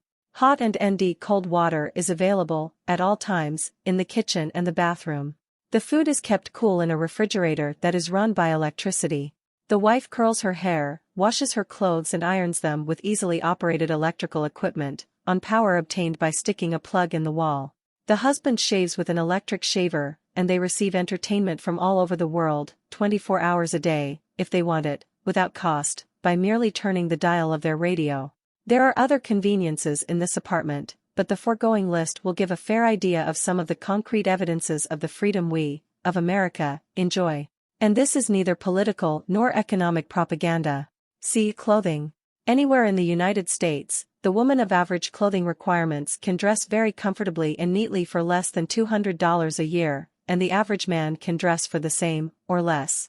Only the three basic necessities of food, clothing, and shelter have been mentioned. The average American citizen has other privileges and advantages available in return for modest effort, not exceeding 8 hours per day of labor.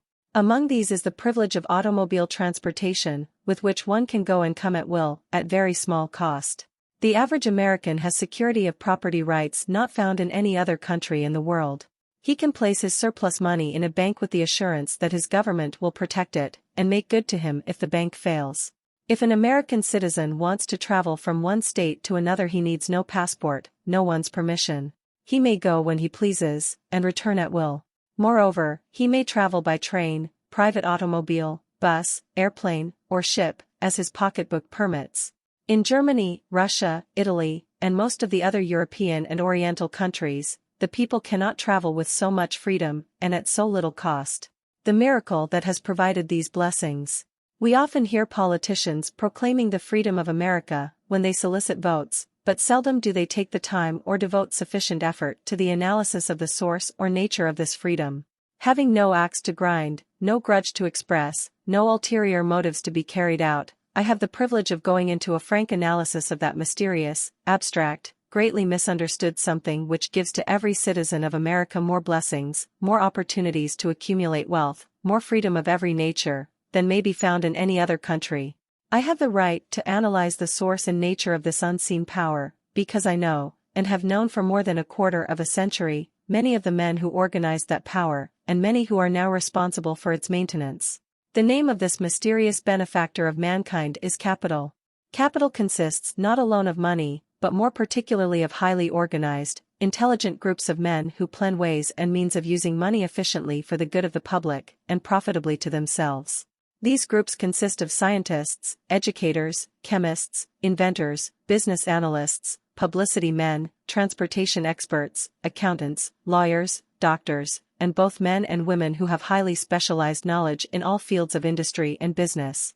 They pioneer, experiment, and blaze trails in new fields of endeavor. They support colleges, hospitals, public schools, build good roads, publish newspapers, pay most of the cost of government, and take care of the multitudinous detail essential to human progress. Stated briefly, the capitalists are the brains of civilization, because they supply the entire fabric of which all education, enlightenment, and human progress consists. Money, without brains, always is dangerous. Properly used, it is the most important essential of civilization. The simple breakfast here described could not have been delivered to the New York family at a dime each, or at any other price, if organized capital had not provided the machinery, the ships, the railroads, and the huge armies of trained men to operate them. Some slight idea of the importance of organized capital may be had by trying to imagine yourself burdened with the responsibility of collecting, without the aid of capital, and delivering to the New York City family, the simple breakfast described. To supply the tea, you would have to make a trip to China or India, both a very long way from America. Unless you are an excellent swimmer, you would become rather tired before making the round trip. Then, too, another problem would confront you. What would you use for money, even if you had the physical endurance to swim the ocean? To supply the sugar, you would have to take another long swim to Cuba, or a long walk to the sugar beet section of Utah. But even then, you might come back without the sugar, because organized effort and money are necessary to produce sugar, to say nothing of what is required to refine, transport, and deliver it to the breakfast table anywhere in the United States. The eggs, you could deliver easily enough from the barnyards near New York City, but you would have a very long walk to Florida and return, before you could serve the 2 glasses of grapefruit juice. You would have another long walk to Kansas, or one of the other wheat-growing states, when you went after the 4 slices of wheat bread.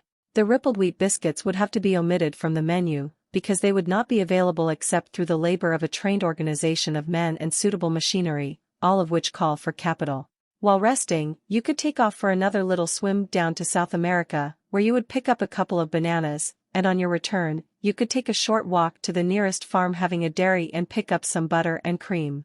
Then your New York City family would be ready to sit down and enjoy breakfast, and you could collect your 2 dimes for your labor. Seems absurd, doesn't it? Well, the procedure described would be the only possible way these simple items of food could be delivered to the heart of New York City, if we had no capitalistic system. The sum of money required for the building and maintenance of the railroads and steamships used in the delivery of that simple breakfast is so huge that it staggers one's imagination. It runs into hundreds of millions of dollars, not to mention the armies of trained employees required to man the ships and trains. But, transportation is only a part of the requirements of modern civilization in capitalistic America. Before there can be anything to haul, something must be grown from the ground, or manufactured and prepared for market. This calls for more millions of dollars for equipment, machinery, boxing, marketing, and for the wages of millions of men and women. Steamships and railroads do not spring up from the earth and function automatically. They come in response to the call of civilization, through the labor and ingenuity and organizing ability of men who have imagination, faith, enthusiasm, decision, persistence. These men are known as capitalists. They are motivated by the desire to build, construct, achieve, render useful service, earn profits and accumulate riches. And, because they render service without which there would be no civilization, they put themselves in the way of great riches. Just to keep the record simple and understandable, I will add that these capitalists are the selfsame men of whom most of us have heard soapbox orators speak. They are the same men to whom radicals, racketeers, dishonest politicians and grafting labor leaders refer as the predatory interests, or Wall Street. I am not attempting to present a brief for or against any group of men or any system of economics. I am not attempting to condemn collective bargaining when I refer to grafting labor leaders, nor do I aim to give a clean bill of health to all individuals known as capitalists. The purpose of this book, a purpose to which I have faithfully devoted over a quarter of a century, is to present to all who want the knowledge, the most dependable philosophy through which individuals may accumulate riches in whatever amounts they desire. I have here analyzed the economic advantages of the capitalistic system for the twofold purpose of showing: 1. That all who seek riches must recognize and adapt themselves to the system that controls all approaches to fortunes, large or small, and 2. To present the side of the picture opposite to that being shown by politicians and demagogues who deliberately becloud the issues they bring up, by referring to organized capital as if it were something poisonous. This is a capitalistic country, it was developed through the use of capital, and we who claim the right to partake of the blessings of freedom and opportunity, we who seek to accumulate riches here, may as well know that neither riches nor opportunity would be available to us if organized capital had not provided these benefits. For more than 20 years it has been a somewhat popular and growing pastime for radicals, self-seeking politicians, racketeers, crooked labor leaders, and on occasion religious leaders, to take pot shots at Wall Street, the money changers, and big business. The practice became so general that we witnessed during the business depression the unbelievable sight of high government officials lining up with the cheap politicians and labor leaders, with the openly avowed purpose of throttling the system which has made industrial America the richest country on earth. The lineup was so general and so well organized that it prolonged the worst depression America has ever known. It cost millions of men their jobs, because those jobs were inseparably a part of the industrial and capitalistic system which formed the very backbone of the nation. During this unusual alliance of government officials and self-seeking individuals who were endeavoring to profit by declaring open season on the American system of industry, a certain type of labor leader joined forces with the politicians and offered to deliver voters in return for legislation designed to permit men to take riches away from industry by organized force of numbers. instead of the better method of giving a fair day's work for a fair day's pay. Millions of men and women throughout the nation are still engaged in this popular pastime of trying to get without giving. Some of them are lined up with labor unions, where they demand shorter hours and more pay. Others do not take the trouble to work at all. They demand government relief and are getting it. Their idea of their rights of freedom was demonstrated in New York City, where violent complaint was registered with the postmaster by a group of relief beneficiaries, because the postman awakened them at 7:30 a.m. to deliver government relief checks. They demanded that the time of delivery be set up to 10 o'clock. If you are one of those who believe that riches can be accumulated by the mere act of men who organize themselves into groups and demand more pay for less service, if you are one of those who demand government relief without early morning disturbance when the money is delivered to you, if you are one of those who believe in trading their votes to politicians in return for the passing of laws which permit the raiding of the public treasury, you may rest securely on your belief, with certain knowledge that no one will disturb you, because this is a free country where every man may think as he pleases, where nearly everybody can live with but little effort, where many may live well without doing any work whatsoever. However, you should know the full truth concerning this freedom of which so many people boast, and so few understand. As great as it is, as far as it reaches, as many privileges as it provides, it does not, and cannot bring riches without effort. There is but one dependable method of accumulating and legally holding riches, and that is by rendering useful service. No system has ever been created by which men can legally acquire riches through mere force of numbers, or without giving in return an equivalent value of one form or another. There is a principle known as the law of economics. This is more than a theory. It is a law no man can beat. Mark well the name of the principle, and remember it, because it is far more powerful than all the politicians and political machines. It is above and beyond the control of all the labor unions. It cannot be swayed, nor influenced, nor bribed by racketeers or self-appointed leaders in any calling. Moreover, it has an all-seeing eye, and a perfect system of bookkeeping, in which it keeps an accurate account of the transactions of every human being engaged in the business of trying to get without giving. Sooner or later its auditors come around, look over the records of individuals both great and small, and demand an accounting. Wall Street, big business, capital predatory interests, or whatever name you choose to give the system which has given us American freedom, represents a group of men who understand, respect, and adapt themselves to this powerful law of economics. Their financial continuation depends upon their respecting the law. Most people living in America like this country, its capitalistic system and all. I must confess I know of no better country, where one may find greater opportunities to accumulate riches. Judging by their acts and deeds, there are some in this country who do not like it.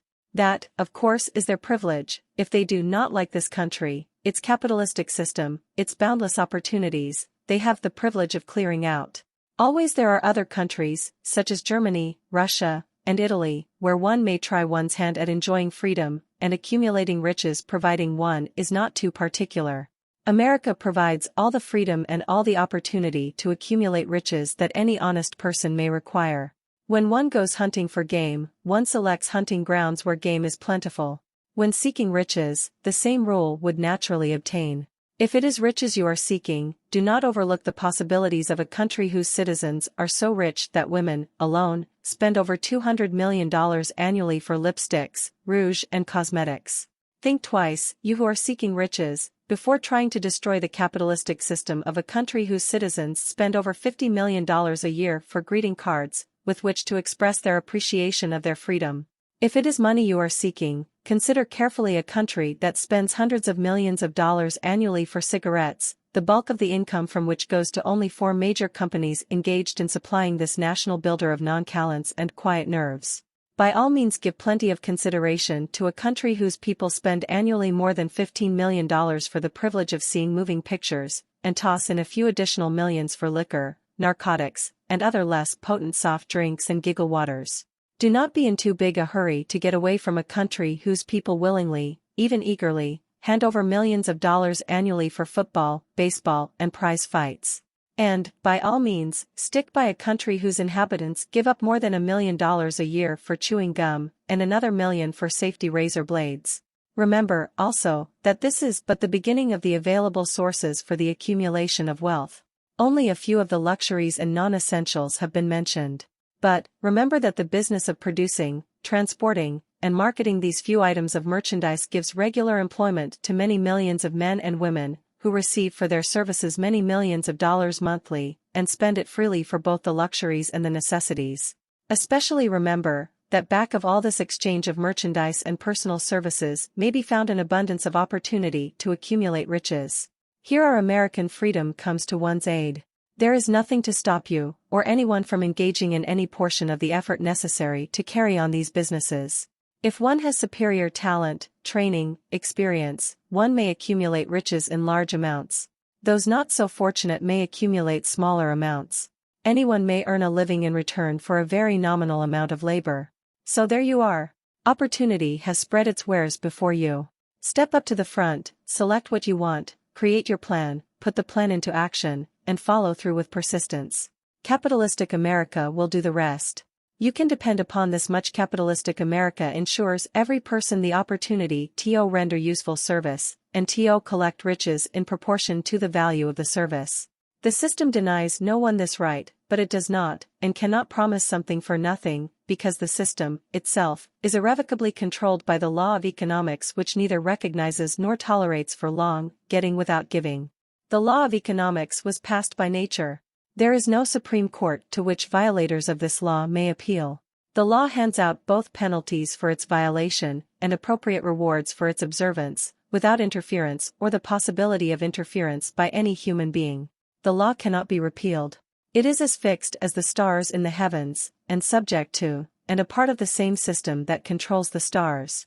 May one refuse to adapt oneself to the law of economics? Certainly. This is a free country, where all men are born with equal rights, including the privilege of ignoring the law of economics. What happens then? Well, nothing happens until large numbers of men join forces for the avowed purpose of ignoring the law, and taking what they want by force. Then comes the dictator, with well-organized firing squads and machine guns. We have not yet reached that stage in America, but we have heard all we want to know about how the system works. Perhaps we have to be fortunate enough not to demand personal knowledge of so gruesome a reality. Doubtless we shall prefer to continue with our freedom of speech, freedom of deed, and freedom to render useful service in return for riches. The practice, by government officials, of extending to men and women the privilege of raiding the public treasury in return for votes, sometimes results in election, but as night follows day, the final payoff comes, when every penny wrongfully used must be repaid with compound interest on compound interest.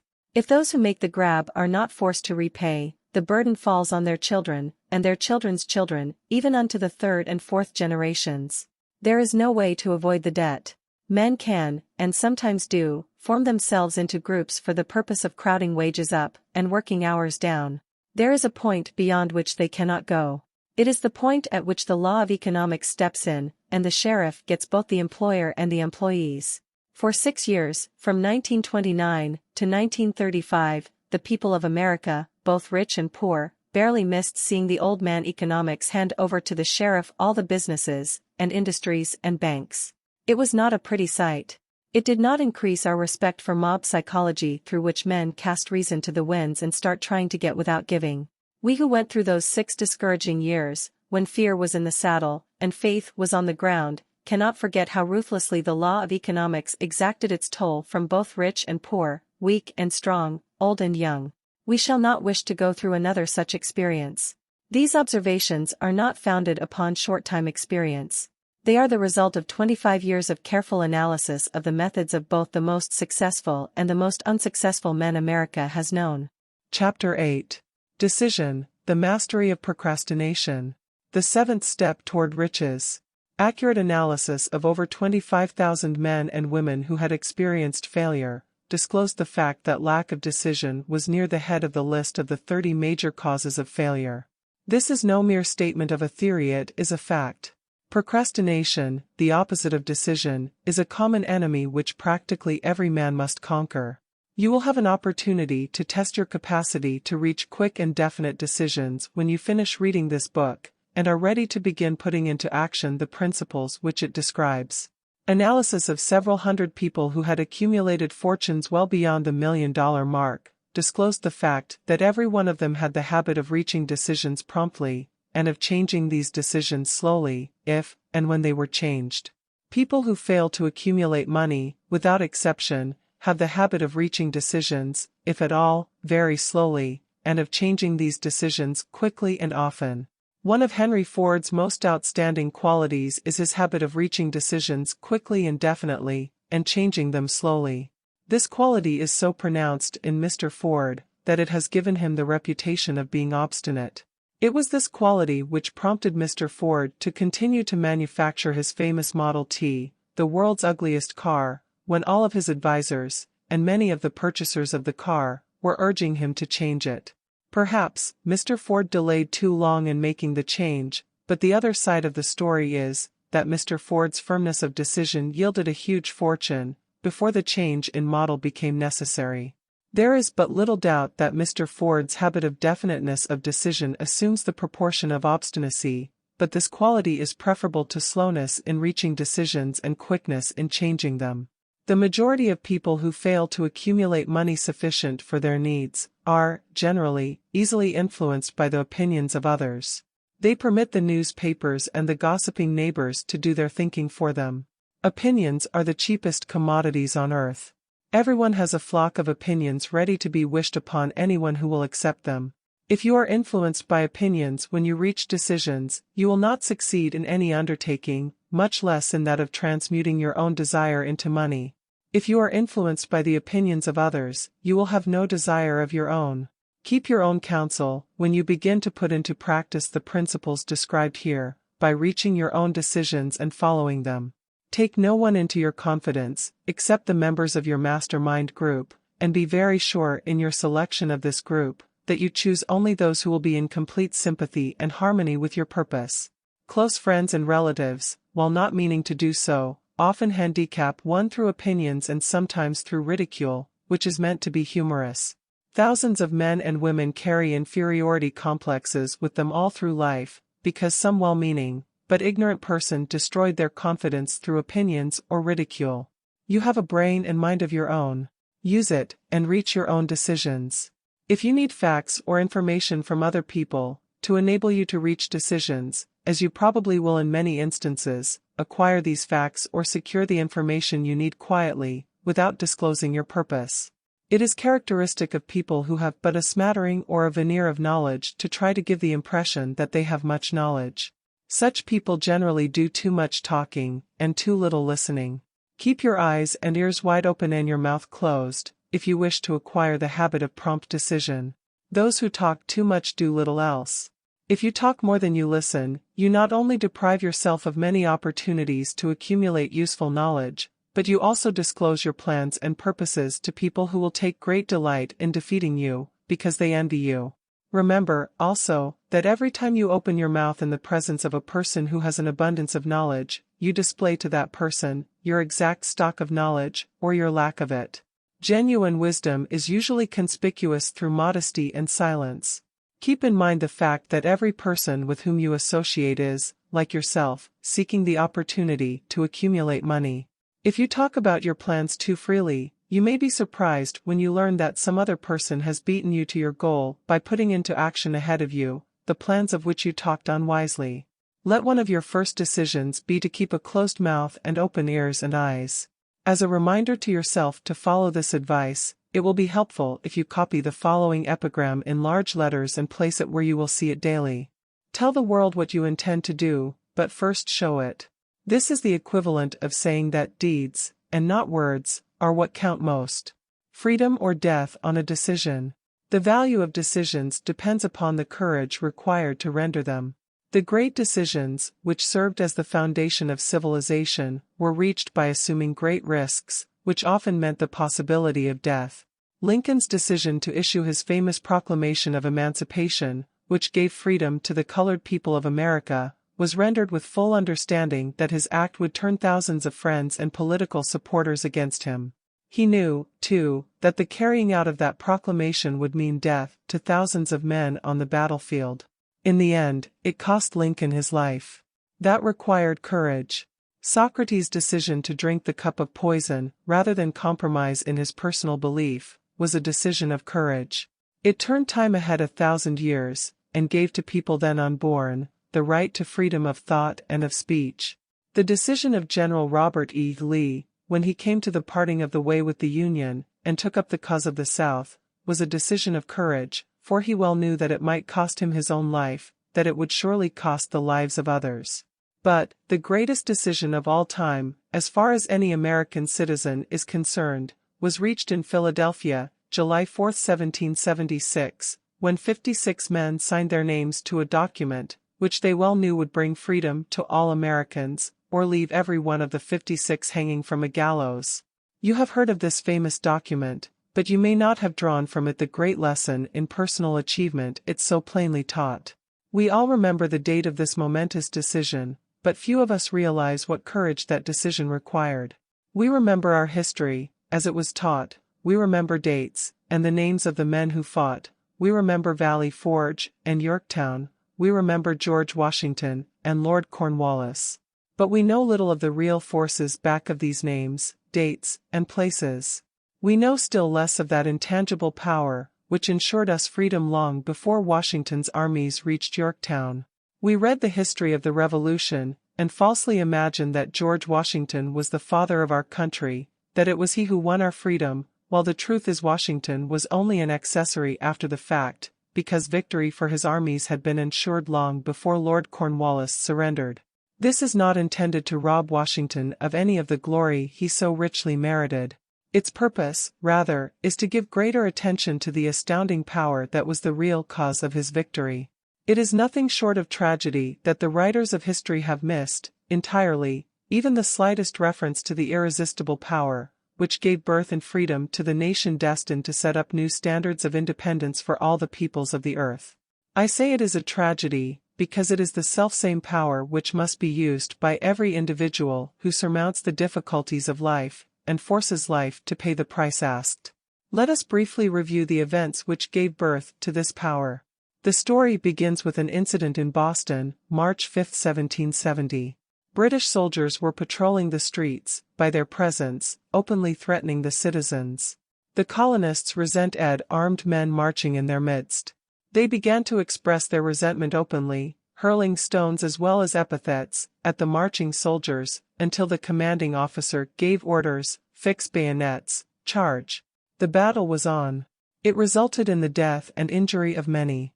The incident aroused such resentment that the Provincial Assembly, made up of prominent colonists, called a meeting for the purpose of taking definite action. Two of the members of that assembly were John Hancock and Samuel Adams Long, live their names. They spoke up courageously, and declared that a move must be made to eject all British soldiers from Boston. Remember this: a decision, in the minds of two men, might properly be called the beginning of the freedom which we, of the United States, now enjoy. Remember, too, that the decision of these two men called for faith and courage, because it was dangerous. Before the assembly adjourned, Samuel Adams was appointed to call on the governor of the province, Hutchinson, and demand the withdrawal of the British troops. The request was granted, the troops were removed from Boston, but the incident was not closed. It had caused a situation destined to change the entire trend of civilization.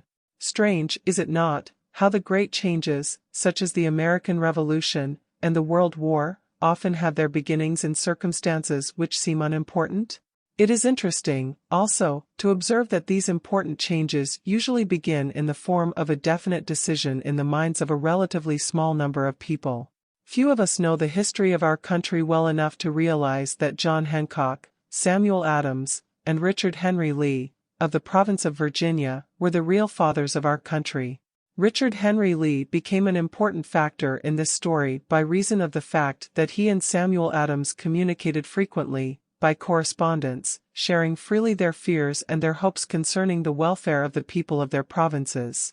From this practice, Adams conceived the idea that a mutual exchange of letters between the 13 colonies might help to bring about the coordination of effort so badly needed in connection with the solution of their problems.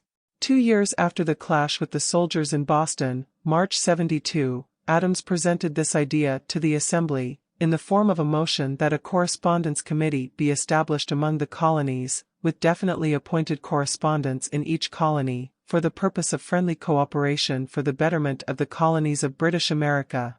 Mark well this incident. It was the beginning of the organization of the far-flung power destined to give freedom to you, and to me. The mastermind had already been organized. It consisted of Adams, Lee, and Hancock. I tell you further, that if two of you agree upon the earth concerning anything for which you ask, it will come to you from my Father, who is in heaven. The Committee of Correspondence was organized.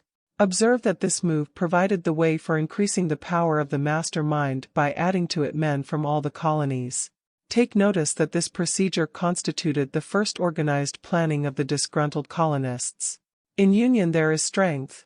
The citizens of the colonies had been waging disorganized warfare against the British soldiers, through incidents similar to the Boston riot, but nothing of benefit had been accomplished. Their individual grievances had not been consolidated under one mastermind. No group of individuals had put their hearts, minds, souls, and bodies together in one definite decision to settle their difficulty with the British once and for all, until Adams, Hancock, and Lee got together. Meanwhile, the British were not idle. They, too, were doing some planning and masterminding on their own account, with the advantage of having back of them money and organized soldiery. The Crown appointed Gage to supplant Hutchinson as the governor of Massachusetts. One of the new governor's first acts was to send a messenger to call on Samuel Adams, for the purpose of endeavoring to stop his opposition by fear. We can best understand the spirit of what happened by quoting the conversation between Colonel Fenton, the messenger sent by Gage, and Adams. Colonel Fenton, I have been authorized by Governor Gage, to assure you, Mr. Adams, that the governor has been empowered to confer upon you such benefits as would be satisfactory. Endeavor to win Adams by promise of bribes, upon the condition that you engage to cease in your opposition to the measures of the government. It is the governor's advice to you, sir, not to incur the further displeasure of His Majesty. Your conduct has been such as makes you liable to penalties of an Mt of Henry VIII, by which persons can be sent to England for trial for treason, or misprision of treason, at the discretion of a governor of a province. But, by changing your political course, you will not only receive great personal advantages, but you will make your peace with the king. Samuel Adams had the choice of two decisions. He could cease his opposition, and receive personal bribes, or he could continue, and run the risk of being hanged. Clearly, the time had come when Adams was forced to reach instantly a decision which could have cost his life. The majority of men would have found it difficult to reach such a decision. The majority would have sent back an evasive reply, but not Adams. He insisted upon Colonel Fenton's word of honor, that the colonel would deliver to the governor the answer exactly as Adams would give it to him. Adams' answer, then you may tell Governor Gage that I trust one have long since made my peace with the King of Kings. No personal consideration shall induce me to abandon the righteous cause of my country. And, tell Governor Gage it is the advice of Samuel Adams to him, no longer to insult the feelings of an exasperated people. Comment as to the character of this man seems unnecessary. It must be obvious to all who read this astounding message that its sender possessed loyalty of the highest order. This is important. Racketeers and dishonest politicians have prostituted the honor for which such men as Adams died. When Governor Gage received Adams' caustic reply, he flew into a rage, and issued a proclamation which read, I do, hereby, in His Majesty's name, offer and promise His most gracious pardon to all persons who shall forthwith lay down their arms, and return to the duties of peaceable subjects, excepting only from the benefit of such pardon, Samuel Adams and John Hancock, whose offenses are of too flagitious a nature to admit of any other consideration but that of condign punishment. As one might say, in modern slang, Adams and Hancock were on the spot. The threat of the irate governor forced the two men to reach another decision, equally as dangerous. They hurriedly called a secret meeting of their staunchest followers. Here the mastermind began to take on momentum. After the meeting had been called to order, Adams locked the door, placed the key in his pocket, and informed all present that it was imperative that a Congress of the colonists be organized, and that no man should leave the room until the decision for such a Congress had been reached. Great excitement followed. Some weighed the possible consequences of such radicalism. Old man fear. Some expressed grave doubt as to the wisdom of so definite a decision in defiance of the Crown. Locked in that room were two men immune to fear, blind to the possibility of failure. Hancock and Adams. Through the influence of their minds, the others were induced to agree that, through the Correspondence Committee, arrangements should be made for a meeting of the First Continental Congress, to be held in Philadelphia, September 5, 1774.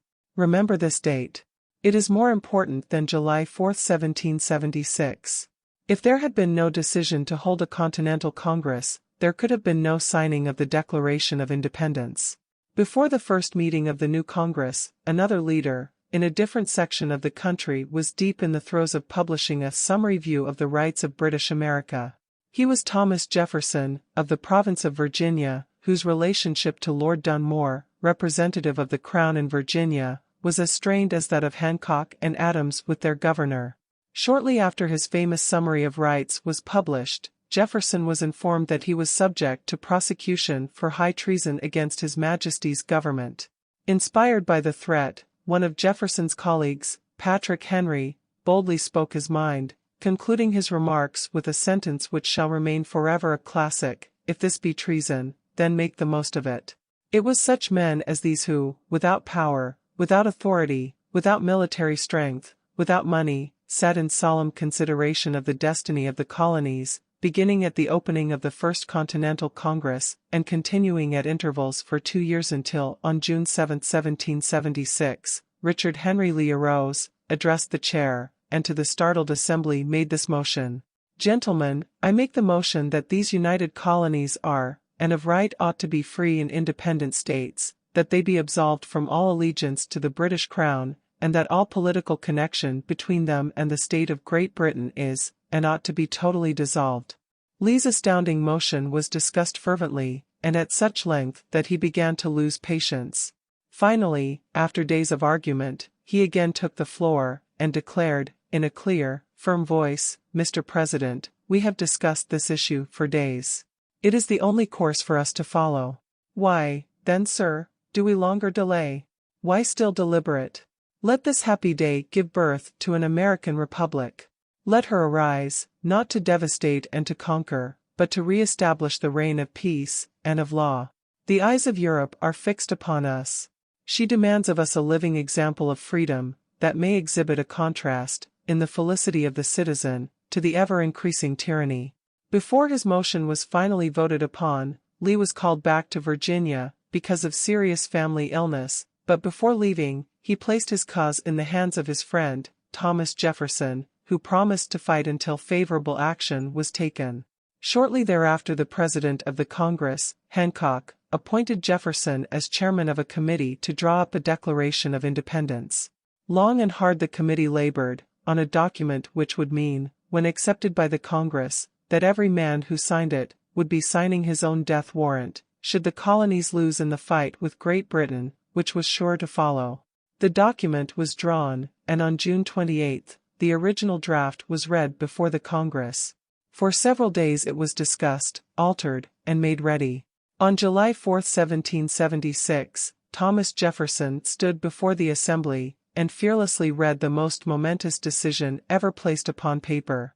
When in the course of human events it is necessary for one people to dissolve the political bands which have connected them with another, and to assume, among the powers of the earth, the separate and equal station to which the laws of nature, and of nature's God entitle them, a decent respect to the opinions of mankind requires that they should declare the causes which impel them to the separation.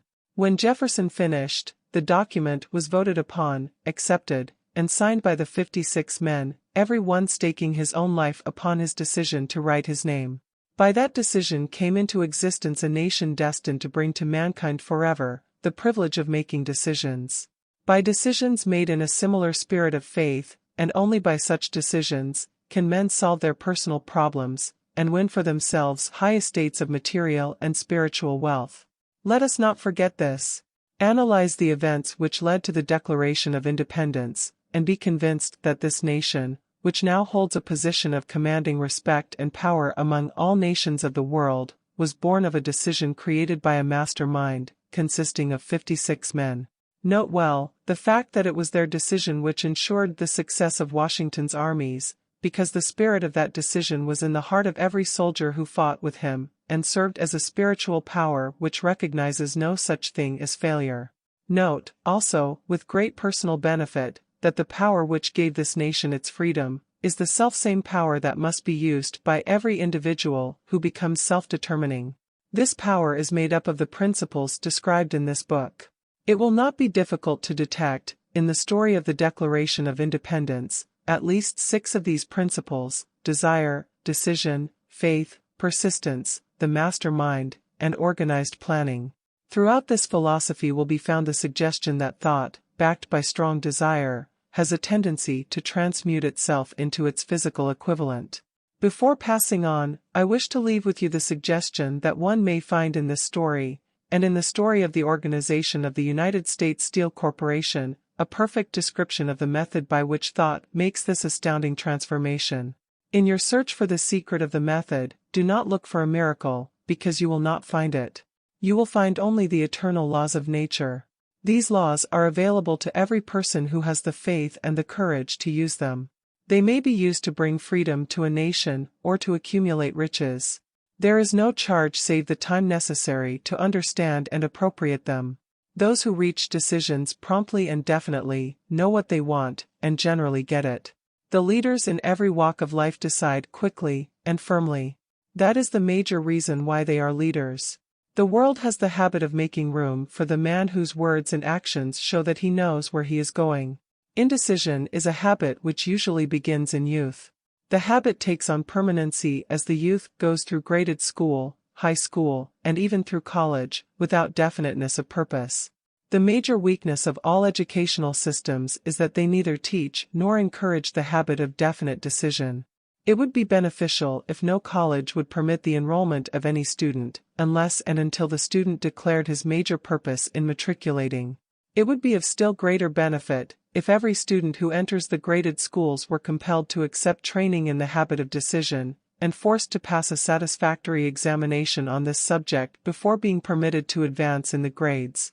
The habit of indecision acquired because of the deficiencies of our school systems goes with the student into the occupation he chooses. If, in fact, he chooses his occupation. Generally, the youth just out of school seeks any job that can be found. He takes the first place he finds, because he has fallen into the habit of indecision. 98 out of every 100 people working for wages today are in the positions they hold because they lack the definiteness of decision to plan a definite position, and the knowledge of how to choose an employer. Definiteness of decision always requires courage, sometimes very great courage.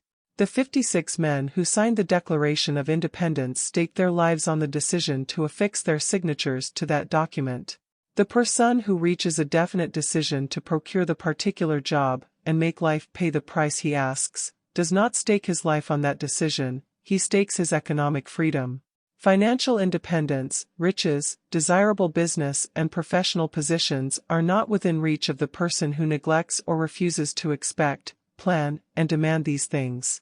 The person who desires riches in the same spirit that Samuel Adams desired freedom for the colonies is sure to accumulate wealth. In the chapter on organized planning, you will find complete instructions for marketing every type of personal services. You will find also detailed information on how to choose the employer you prefer, and the particular job you desire. These instructions will be of no value to you unless you definitely decide to organize them into a plan of action. Chapter 9. Persistence, the sustained effort necessary to induce faith. The 8th step toward riches. Persistence is an essential factor in the procedure of transmuting desire into its monetary equivalent. The basis of persistence is the power of will.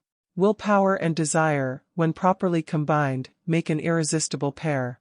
Men who accumulate great fortunes are generally known as cold-blooded, and sometimes ruthless. Often they are misunderstood.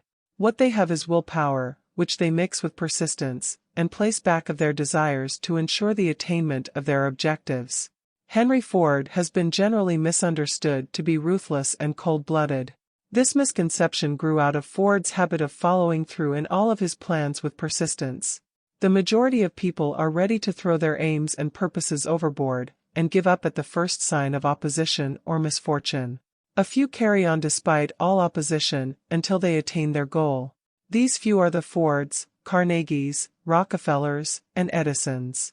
There may be no heroic connotation to the word persistence, but the quality is to the character of man what carbon is to steel. The building of a fortune, generally, involves the application of the entire 13 factors of this philosophy. These principles must be understood, they must be applied with persistence by all who accumulate money. If you are following this book with the intention of applying the knowledge it conveys, your first test as to your persistence will come when you begin to follow the 6 steps described in the 2nd chapter. Unless you are one of the 2 out of every 100 who already have a definite goal at which you are aiming, and a definite plan for its attainment, you may read the instructions, and then pass on with your daily routine, and never comply with those instructions. The author is checking you up at this point, because lack of persistence is one of the major causes of failure. Moreover, experience with thousands of people has proved that lack of persistence is a weakness common to the majority of men. It is a weakness which may be overcome by effort. The ease with which lack of persistence may be conquered will depend entirely upon the intensity of one's desire. The starting point of all achievement is desire. Keep this constantly in mind. Weak desires bring weak results, just as a small amount of fire makes a small amount of heat. If you find yourself lacking in persistence, this weakness may be remedied by building a stronger fire under your desires. Continue to read through to the end, then go back to chapter 2, and start immediately to carry out the instructions given in connection with the 6 steps.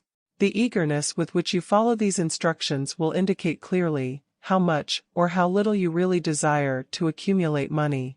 If you find that you are indifferent, you may be sure that you have not yet acquired the money consciousness which you must possess, before you can be sure of accumulating a fortune.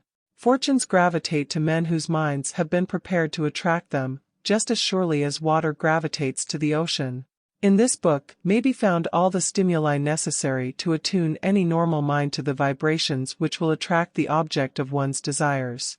If you find you are weak in persistence, center your attention upon the instructions contained in the chapter on power, surround yourself with a mastermind group, and through the cooperative efforts of the members of this group, you can develop persistence. You will find additional instructions for the development of persistence in the chapters on autosuggestion and the subconscious mind. Follow the instructions outlined in these chapters until your habit nature hands over to your subconscious mind a clear picture of the object of your desire. From that point on, you will not be handicapped by lack of persistence. Your subconscious mind works continuously, while you are awake, and while you are asleep. Spasmodic or occasional effort to apply the rules will be of no value to you. To get results, you must apply all of the rules until their application becomes a fixed habit with you. In no other way can you develop the necessary money consciousness. Poverty is attracted to the one whose mind is favorable to it, as money is attracted to him whose mind has been deliberately prepared to attract it, and through the same laws. Poverty consciousness will voluntarily seize the mind which is not occupied with the money consciousness. A poverty consciousness develops without conscious application of habits favorable to it. The money consciousness must be created to order, unless one is born with such a consciousness. Catch the full significance of the statements in the preceding paragraph, and you will understand the importance of persistence in the accumulation of a fortune. Without persistence, you will be defeated, even before you start. With persistence you will win. If you have ever experienced a nightmare, you will realize the value of persistence. You are lying in bed, half awake, with a feeling that you are about to smother. You are unable to turn over, or to move a muscle. You realize that you must begin to regain control over your muscles. Through persistent effort of willpower, you finally manage to move the fingers of one hand. By continuing to move your fingers, you extend your control to the muscles of one arm until you can lift it. Then you gain control of the other arm in the same manner. You finally gain control over the muscles of one leg, and then extend it to the other leg. Then with one supreme effort of will you regain complete control over your muscular system, and snap out of your nightmare. The trick has been turned step by step. You may find it necessary to snap out of your mental inertia, through a similar procedure, moving slowly at first, then increasing your speed, until you gain complete control over your will. Be persistent no matter how slowly you may, at first, have to move. With persistence will come success. If you select your mastermind group with care, you will have in it, at least one person who will aid you in the development of persistence. Some men who have accumulated great fortunes, did so because of necessity. They developed the habit of persistence, because they were so closely driven by circumstances, that they had to become persistent. There is no substitute for persistence. It cannot be supplanted by any other quality. Remember this, and it will hearten you, in the beginning, when the going may seem difficult and slow. Those who have cultivated the habit of persistence seem to enjoy insurance against failure. No matter how many times they are defeated, they finally arrive up toward the top of the ladder. Sometimes it appears that there is a hidden guide whose duty is to test men through all sorts of discouraging experiences. Those who pick themselves up after defeat and keep on trying, arrive, and the world cries, "Bravo! I knew you could do it." The hidden guide lets no one enjoy great achievement without passing the persistence test. Those who can't take it, simply do not make the grade. Those who can take it are bountifully rewarded for their persistence. They receive, as their compensation, whatever goal they are pursuing. That is not all. They receive something infinitely more important than material compensation: the knowledge that every failure brings with it the seed of an equivalent advantage. There are exceptions to this rule. A few people know from experience the soundness of persistence. They are the ones who have not accepted defeat as being anything more than temporary. They are the ones whose desires are so persistently applied that defeat is finally changed into victory. We who stand on the sidelines of life see the overwhelmingly large number who go down in defeat, never to rise again. We see the few who take the punishment of defeat as an urge to greater effort. These, fortunately, never learn to accept life's reverse gear. But what we do not see, what most of us never suspect of existing, is the silent but irresistible power which comes to the rescue of those who fight on in the face of discouragement.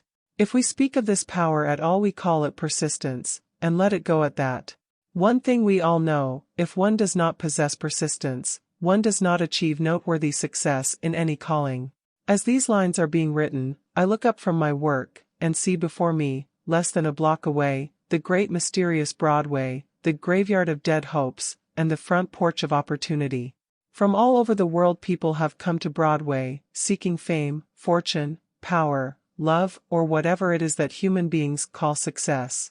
Once in a great while someone steps out from the long procession of seekers, and the world hears that another person has mastered Broadway. But Broadway is not easily nor quickly conquered. She acknowledges talent, recognizes genius, pays off in money, only after one has refused to quit. Then we know he has discovered the secret of how to conquer Broadway. The secret is always inseparably attached to one word: persistence.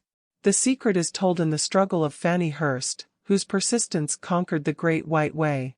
She came to New York in 1915, to convert writing into riches.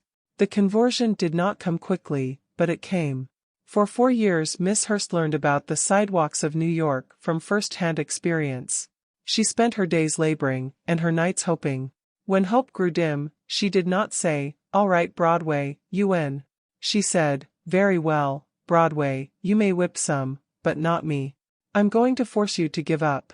One publisher, the Saturday Evening Post, sent her 36 rejection slips before she broke the ice and got a story across. The average writer, like the average in other walks of life, would have given up the job when the first rejection slip came. She pounded the pavements for 4 years to the tune of the publisher's N.O., because she was determined to win. Then came the payoff.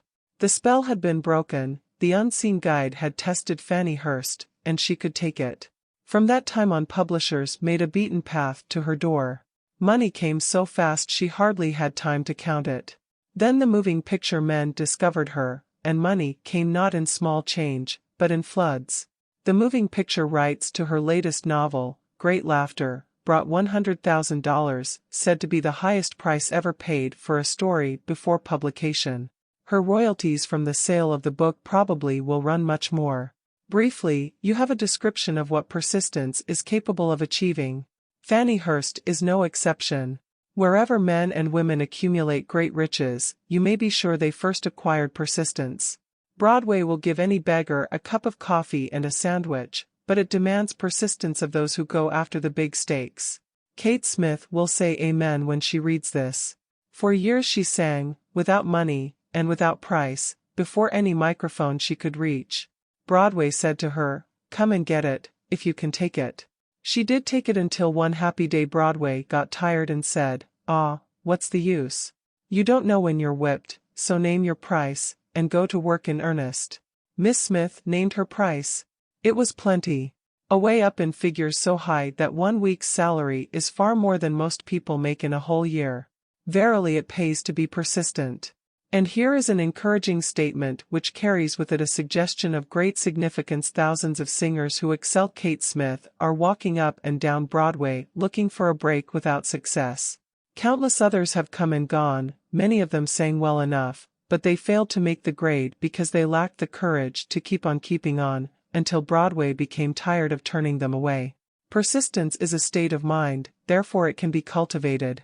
Like all states of mind, persistence is based upon definite causes, among them these. A. Definiteness of purpose. Knowing what one wants is the first and, perhaps, the most important step toward the development of persistence. A strong motive forces one to surmount many difficulties. B. Desire. It is comparatively easy to acquire and to maintain persistence in pursuing the object of intense desire. C. Self-reliance. Belief in one's ability to carry out a plan encourages one to follow the plan through with persistence. Self-reliance can be developed through the principle described in the chapter on autosuggestion. D. Definiteness of plans.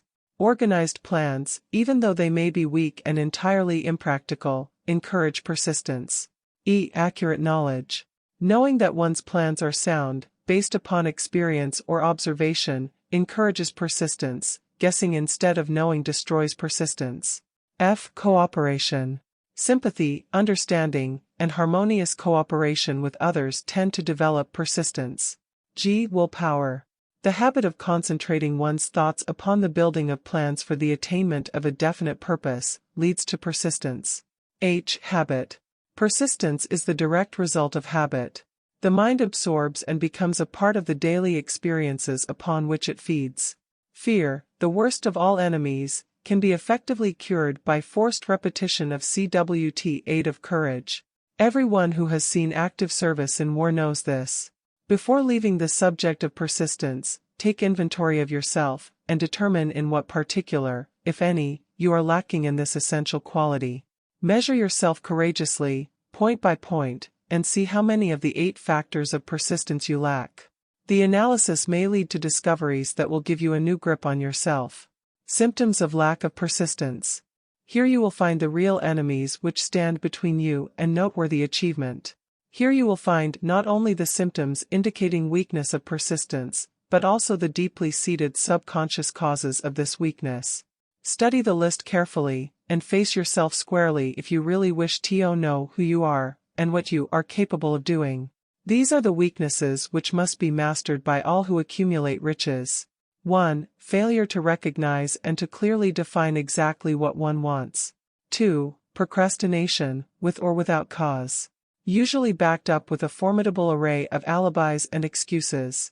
3. Lack of interest in acquiring specialized knowledge.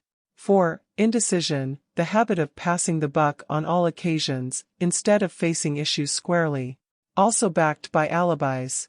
5. The habit of relying upon alibis instead of creating definite plans for the solution of problems. 6. Self-satisfaction.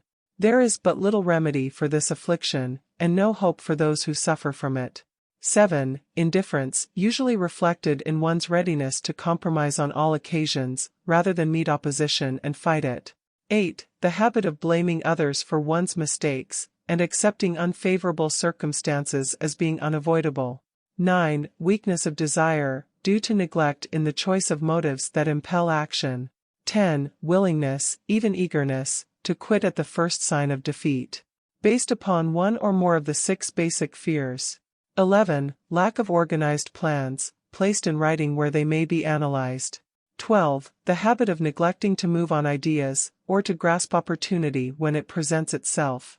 13. Wishing instead of willing. 14. The habit of compromising with poverty instead of aiming at riches. General absence of ambition to be, to do, and to own. 15. Searching for all the shortcuts to riches, trying to get without giving a fair equivalent, usually reflected in the habit of gambling, endeavoring to drive sharp bargains.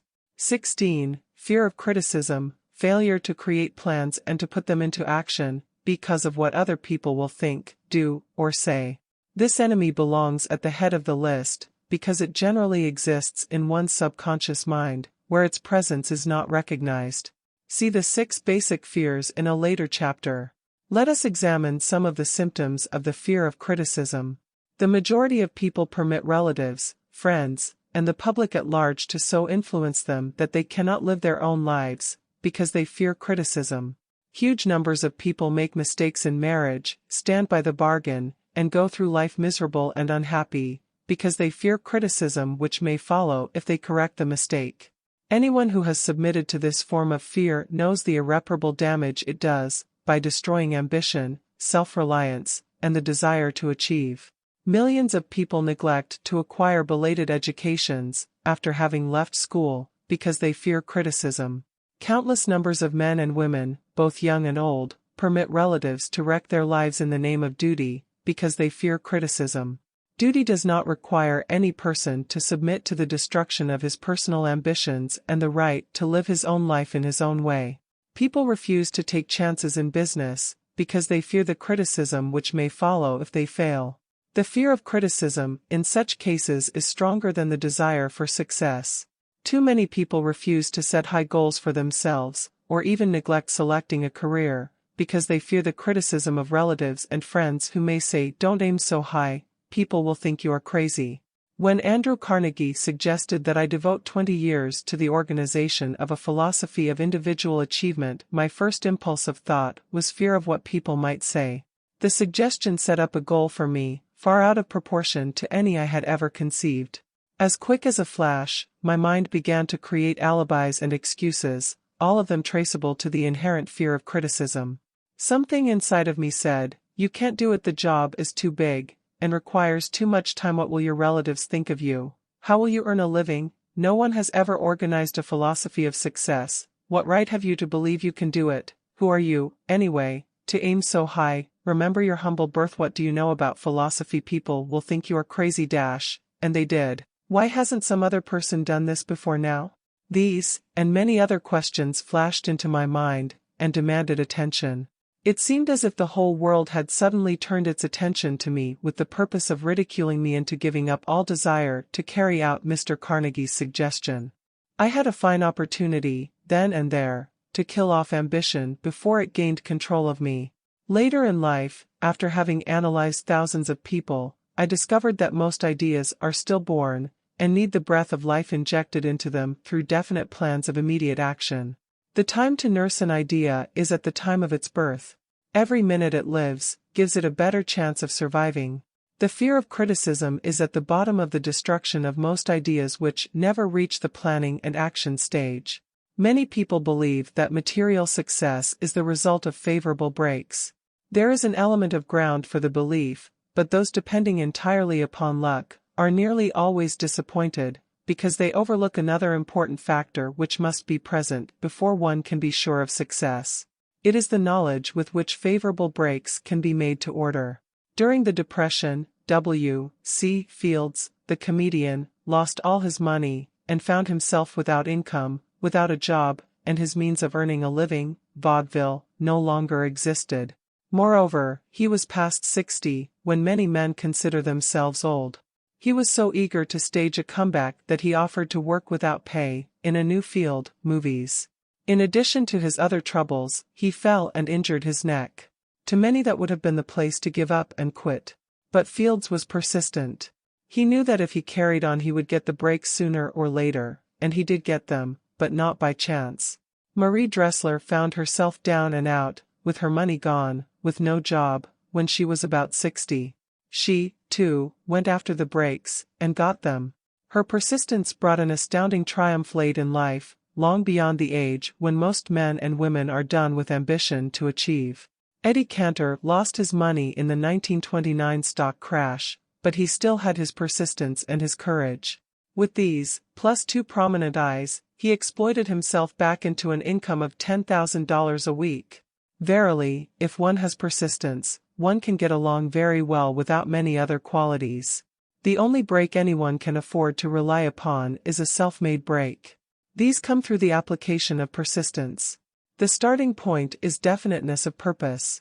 Examine the first 100 people you meet, ask them what they want most in life, and 98 of them will not be able to tell you.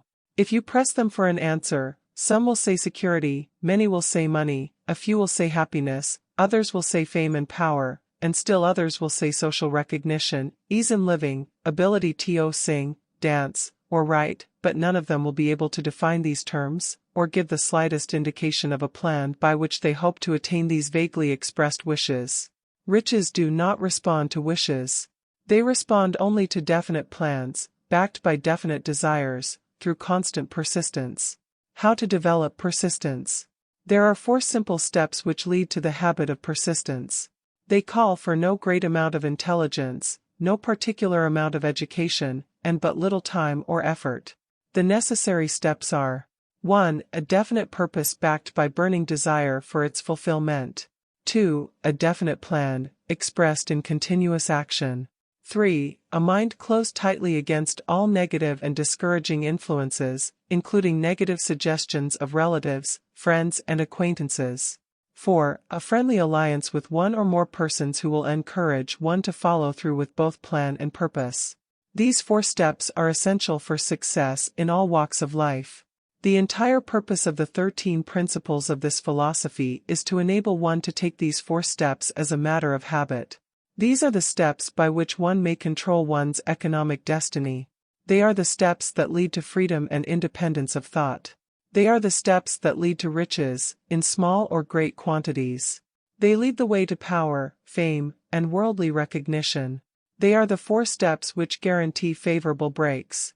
They are the steps that convert dreams into physical realities. They lead, also, to the mastery of fear, discouragement, indifference. There is a magnificent reward for all who learn to take these 4 steps.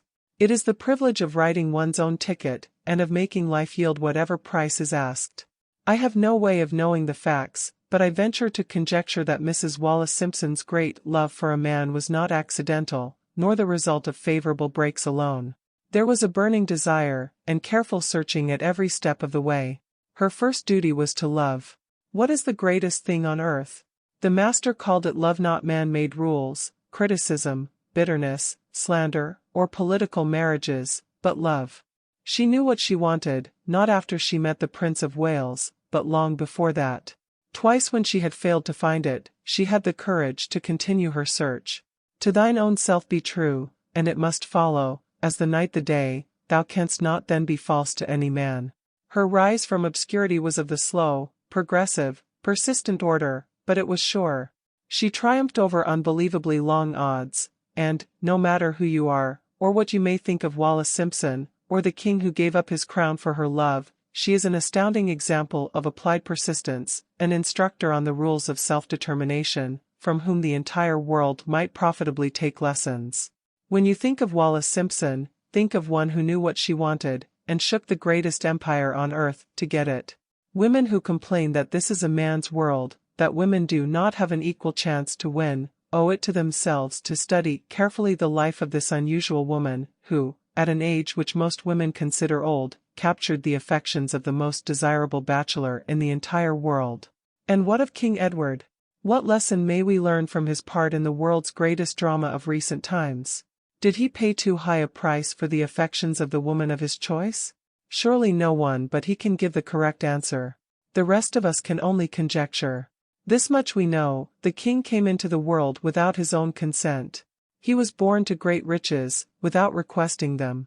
He was persistently sought in marriage. Politicians and statesmen throughout Europe tossed dowagers and princesses at his feet. Because he was the firstborn of his parents, he inherited a crown, which he did not seek, and perhaps did not desire. For more than 40 years he was not a free agent, could not live his life in his own way, had but little privacy, and finally assumed duties inflicted upon him when he ascended the throne. Some will say, with all these blessings, King Edward should have found peace of mind, contentment, and joy of living. The truth is that back of all the privileges of a crown, all the money, the fame, and the power inherited by King Edward, there was an emptiness which could be filled only by love. His greatest desire was for love. Long before he met Wallace Simpson, he doubtless felt this great universal emotion tugging at the strings of his heart, beating upon the door of his soul, and crying out for expression. And when he met a kindred spirit, crying out for this same holy privilege of expression, he recognized it, and without fear or apology, opened his heart and bade it enter. All the scandalmongers in the world cannot destroy the beauty of this international drama, through which two people found love, and had the courage to face open criticism, renounce all else to give it holy expression. King Edward's decision to give up the crown of the world's most powerful empire, for the privilege of going the remainder of the way through life with the woman of his choice, was a decision that required courage. The decision also had a price, but who has the right to say the price was too great? Surely not he who said, "He among you who is without sin, let him cast the first stone." As a suggestion to any evil-minded person who chooses to find fault with the Duke of Windsor, because his desire was for love, and for openly declaring his love for Wallis Simpson, and giving up his throne for her, let it be remembered that the open declaration was not essential. He could have followed the custom of clandestine liaison which has prevailed in Europe for centuries, without giving up either his throne, or the woman of his choice, and there would have been no complaint from either church or laity. But this unusual man was built of sterner stuff. His love was clean. It was deep and sincere. It represented the one thing which, above all else, he truly desired. Therefore, he took what he wanted, and paid the price demanded. If Europe had been blessed with more rulers with the human heart and the traits of honesty of ex-King Edward, for the past century, that unfortunate hemisphere now seething with greed, hate, lust, political connivance, and threats of war, would have a different and a better story to tell. A story in which love and not hate would rule. In the words of Stuart Austin, where we raise our cup and drink this toast to ex-King Edward and Wallis Simpson, blessed is the man who has come to know that our muted thoughts are our sweetest thoughts. Blessed is the man who, from the blackest depths, can see the luminous figure of love, and seeing, sing, and sing ing, say, sweeter far than uttered lays are the thoughts I have of you. In these words would we pay tribute to the two people who, more than all others of modern times, have been the victims of criticism and the recipients of abuse, because they found life's greatest treasure, and claimed it. Mrs. Simpson read and approved this analysis. Most of the world will applaud the Duke of Windsor and Wallis Simpson, because of their persistence in searching until they found life's greatest reward. All of us can profit by following their example in our own search for that which we demand of life. What mystical power gives to men of persistence the capacity to master difficulties? Does the quality of persistence set up in one's mind some form of spiritual, mental, or chemical activity which gives one access to supernatural forces? Does infinite intelligence throw itself on the side of the person who still fights on, after the battle has been lost, with the whole world on the opposing side? These and many other similar questions have arisen in my mind as I have observed men like Henry Ford, who started at scratch, and built an industrial empire of huge proportions, with little else in the way of a beginning but persistence. Or, Thomas A. Edison, who, with less than 3 months of schooling, became the world's leading inventor and converted persistence into the talking machine, the moving picture machine, and the incandescent light, to say nothing of 100 other useful inventions. I had the happy privilege of analyzing both Mr. Edison and Mr. Ford, year by year, over a long period of years, and therefore, the opportunity to study them at close range, so I speak from actual knowledge when I say that I found no quality save persistence, in either of them, that even remotely suggested the major source of their stupendous achievements.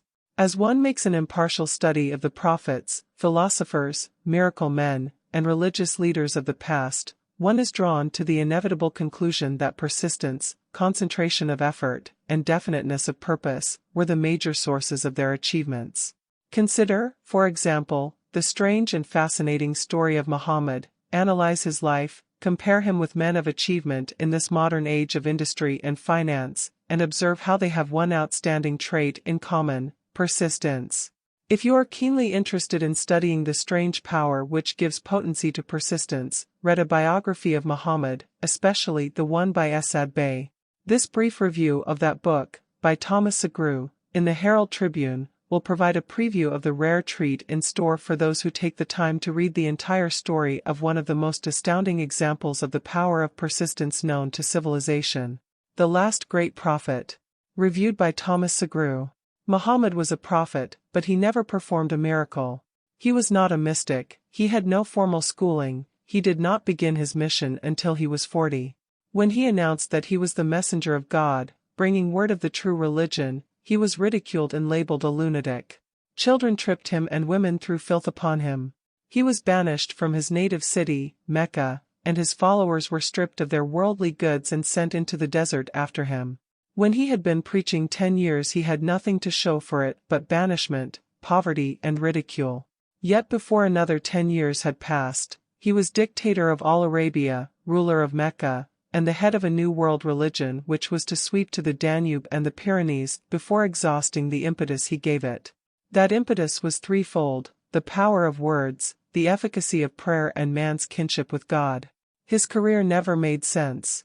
Muhammad was born to impoverished members of a leading family of Mecca. Because Mecca, the crossroads of the world, home of the magic stone called the Kaaba, great city of trade and the center of trade routes, was unsanitary, its children were sent to be raised in the desert by Bedouins. Muhammad was thus nurtured, drawing strength and health from the milk of nomad, vicarious mothers. He tended sheep and soon hired out to a rich widow as leader of her caravans. He traveled to all parts of the Eastern world, talked with many men of diverse beliefs and observed the decline of Christian ity into warring sections. When he was 28, Khadijah, the widow, looked upon him with favor, and married him. Her father would have objected to such a marriage, so she got him drunk and held him up while he gave the paternal blessing. For the next 12 years Muhammad lived as a rich and respected and very shrewd trader. Then he took to wandering in the desert, and one day he returned with the first verse of the Quran and told Khadijah that the archangel Gabriel had appeared to him and said that he was to be the messenger of God. The Quran, the revealed word of God, was the closest thing to a miracle in Muhammad's life. He had not been a poet, he had no gift of words. Yet the verses of the Quran, as he received them and recited them to the faithful, were better than any verses which the professional poets of the tribes could produce. This, to the Arabs, was a miracle. To them the gift of words was the greatest gift, the poet was all-powerful. In addition, the Quran said that all men were equal before God, that the world should be a democratic state Islam. It was this political heresy, plus Muhammad's desire to destroy all the 360 idols in the courtyard of the Kaaba, which brought about his banishment. The idols brought the desert tribes to Mecca, and that meant trade. So the businessmen of Mecca, the capitalists, of which he had been one, set upon Muhammad. Then he retreated to the desert and demanded sovereignty over the world. The rise of Islam began. Out of the desert came a flame which would not be extinguished, a democratic army fighting as a unit and prepared to die without wincing. Muhammad had invited the Jews and Christians to join him, for he was not building a new religion. He was calling all who believed in one God to join in a single faith. If the Jews and Christians had accepted his invitation, Islam would have conquered the world. They didn't. They would not even accept Muhammad's innovation of humane warfare. When the armies of the Prophet entered Jerusalem, not a single person was killed because of his faith. When the Crusaders entered the city, centuries later, not a Muslim man, woman, or child was spared. But the Christians did accept one Muslim idea, the place of learning, the university. Chapter 10. Power of the Master Mind, the Driving Force. The ninth step toward riches. Power is essential for success in the accumulation of money. Plans are inert and useless, without sufficient power to translate them into action. This chapter will describe the method by which an individual may attain and apply power. Power may be defined as organized and intelligently directed knowledge. Power, as the term is here used, refers to organized effort, sufficient to enable an individual to transmute desire into its monetary equivalent. Organized effort is produced through the coordination of effort of two or more people, who work toward a definite end, in a spirit of harmony. Power is required for the accumulation of money. Power is necessary for the retention of money after it has been accumulated. Let us ascertain how power may be acquired. If power is organized knowledge, let us examine the sources of knowledge. A. Infinite intelligence. This source of knowledge may be contacted through the procedure described in another chapter, with the aid of creative imagination. B. Accumulated experience. The accumulated experience of man, or that portion of it which has been organized and recorded, may be found in any well-equipped public library. An important part of this accumulated experience is taught in public schools and colleges, where it has been classified and organized. C. Experiment and research. In the field of science, and in practically every other walk of life, men are gathering, classifying, and organizing new facts daily. This is the source to which one must turn when knowledge is not available through accumulated experience. Here, too, the creative imagination must often be used. Knowledge may be acquired from any of the foregoing sources. It may be converted into power by organizing it into definite plans and by expressing those plans in terms of action. Examination of the three major sources of knowledge will readily disclose the difficulty an individual would have, if he depended upon his efforts alone, in assembling knowledge and expressing it through definite plans in terms of action. If his plans are comprehensive, and if they contemplate large proportions, he must, generally, induce others to cooperate with him, before he can inject into them the necessary element of power. Gaining power through the master mind. The master mind may be defined as coordination of knowledge and effort, in a spirit of harmony, between two or more people, for the attainment of a definite purpose. No individual may have great power without availing himself of the master mind. In a preceding chapter, instructions were given for the creation of plans for the purpose of translating desire into its monetary equivalent. If you carry out these instructions with persistence and intelligence, and use discrimination in the selection of your mastermind group, your objective will have been halfway reached, even before you begin to recognize it. So you may better understand the intangible potentialities of power available to you, through a properly chosen mastermind group. We will here explain the two characteristics of the mastermind principle, one of which is economic in nature, and the other psychic. The economic feature is obvious. Economic advantages may be created by any person who surrounds himself with the advice, counsel, and personal cooperation of a group of men who are willing to lend him wholehearted aid, in a spirit of perfect harmony. This form of cooperative alliance has been the basis of nearly every great fortune. Your understanding of this great truth may definitely determine your financial status. The psychic phase of the mastermind principle is much more abstract, much more difficult to comprehend, because it has reference to the spiritual forces with which the human race, as a whole, is not well acquainted. You may catch a significant suggestion from this statement: no two minds ever come together without, thereby, creating a third, invisible, intangible force which may be likened to a third mind. Keep in mind the fact that there are only two known elements in the whole universe, energy and matter. It is a well-known fact that matter may be broken down into units of molecules, atoms, and electrons. There are units of matter which may be isolated, separated, and analyzed. Likewise, there are units of energy.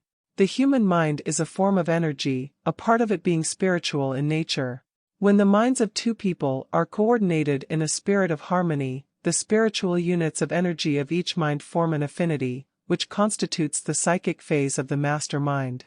The mastermind principle, or rather the economic feature of it, was first called to my attention by Andrew Carnegie, over 25 years ago.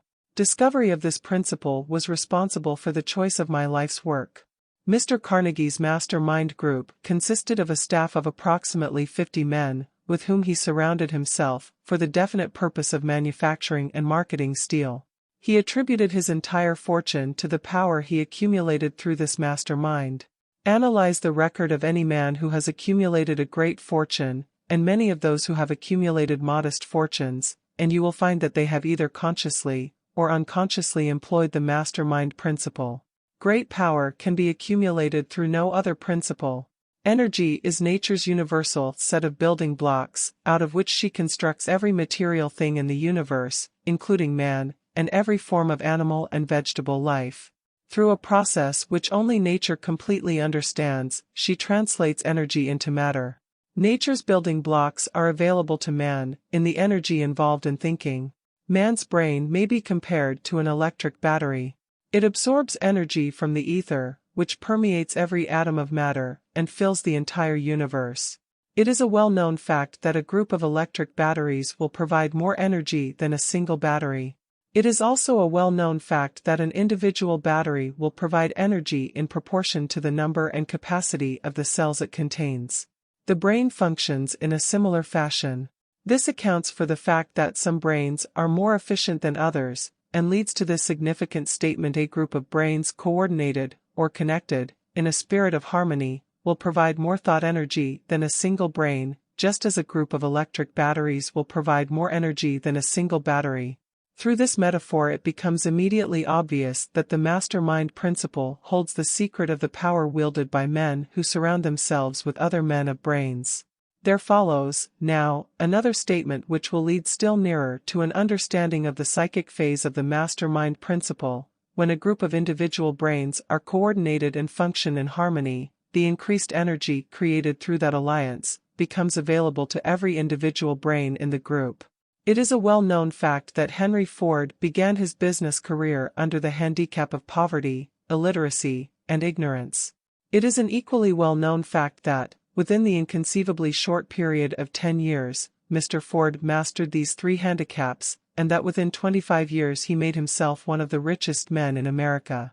Connect with this fact the additional knowledge that Mr. Ford's most rapid strides became noticeable from the time he became a personal friend of Thomas A. Edison, and you will begin to understand what the influence of one mind upon another can accomplish. Go a step farther, and consider the fact that Mr. Ford's most outstanding achievements began from the time that he formed the acquaintances of Harvey Firestone, John Burroughs, and Luther Burbank, each a man of great brain capacity, and you will have further evidence that power may be produced through friendly alliance of minds. There is little if any doubt that Henry Ford is one of the best informed men in the business and industrial world. The question of his wealth needs no discussion.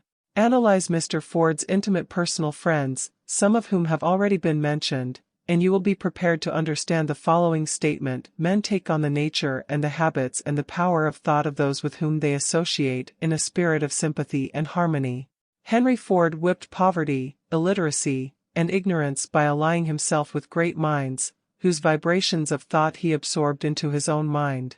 Through his association with Edison, Burbank, Burroughs, and Firestone, Mr. Ford added to his own brain power, the sum and substance of the intelligence, experience, knowledge, and spiritual forces of these four men.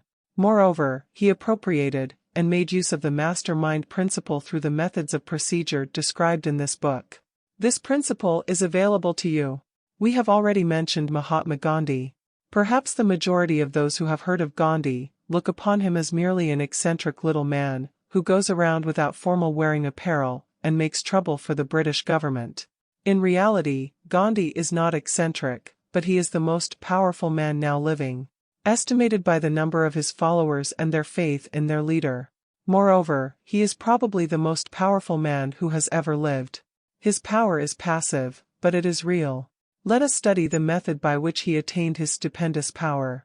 It may be explained in a few words.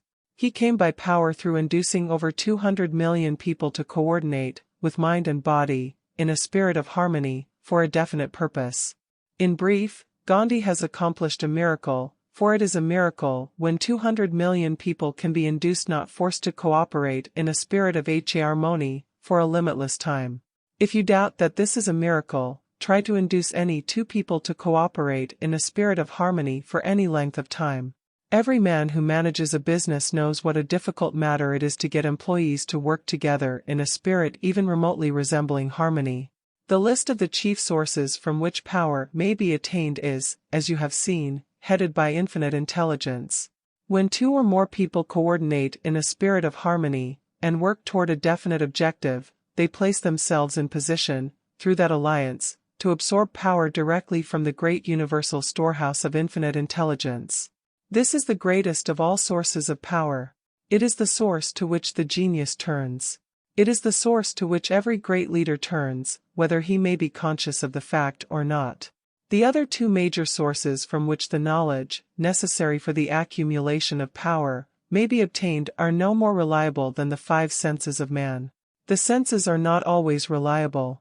Infinite intelligence does not In subsequent chapters, the methods by which infinite intelligence may be most readily contacted will be adequately described. This is not a course on religion.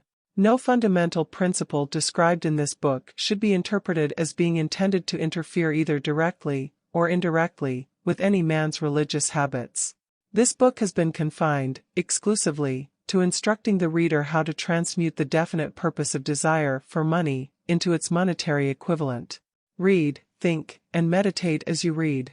Soon, the entire subject will unfold, and you will see it in perspective. You are now seeing the detail of the individual chapters. Money is as shy and elusive as the old-time maiden. It must be wooed and won by methods not unlike those used by a determined lover in pursuit of the girl of his choice. And, coincidental as it is, the power used in the wooing of money is not greatly different from that used in wooing a maiden. That power, when successfully used in the pursuit of money, must be mixed with faith. It must be mixed with desire. It must be mixed with persistence. It must be applied through a plan, and that plan must be set into action. When money comes in quantities known as the big money, it flows to the one who accumulates it, as easily as water flows downhill. There exists a great unseen stream of power, which may be compared to a river, except that one side flows in one direction, carrying all who get into that side of the stream, onward and upward to wealth, and the other side flows in the opposite direction, carrying all who are unfortunate enough to get into it, and not able to extricate themselves from it, downward to misery and poverty. Every man who has accumulated a great fortune has recognized the existence of this stream of life. It consists of one's thinking process. The positive emotions of thought form the side of the stream which carries one to fortune.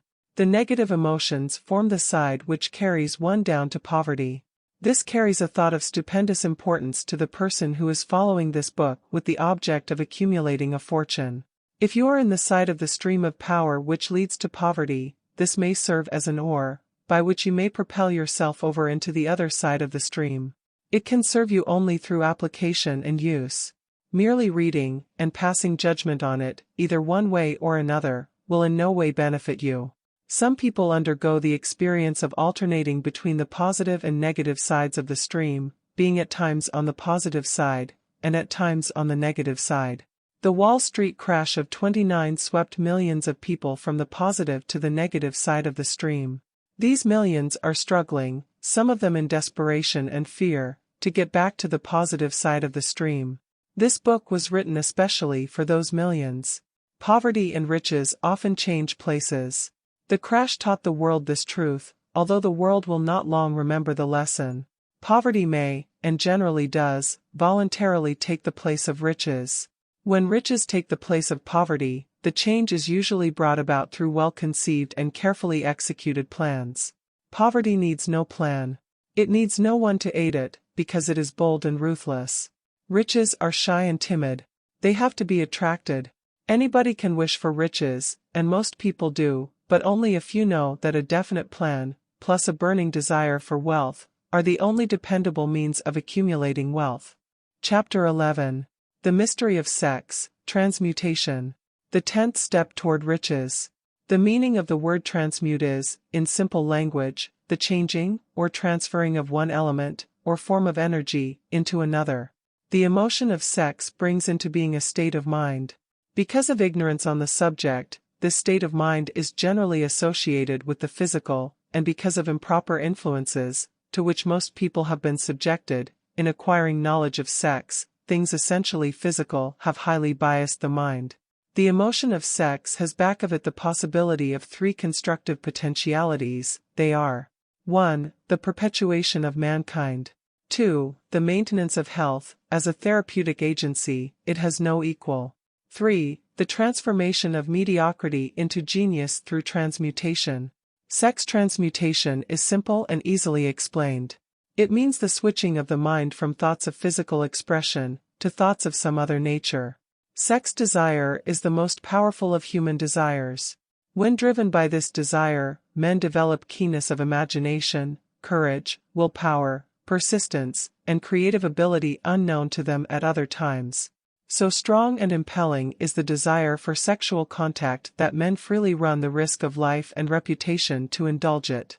When harnessed and redirected along other lines, this motivating force maintains all of its attributes of keenness of imagination, courage, etc., which may be used as powerful creative forces in literature, art, or in any other profession or calling, including, of course, the accumulation of riches.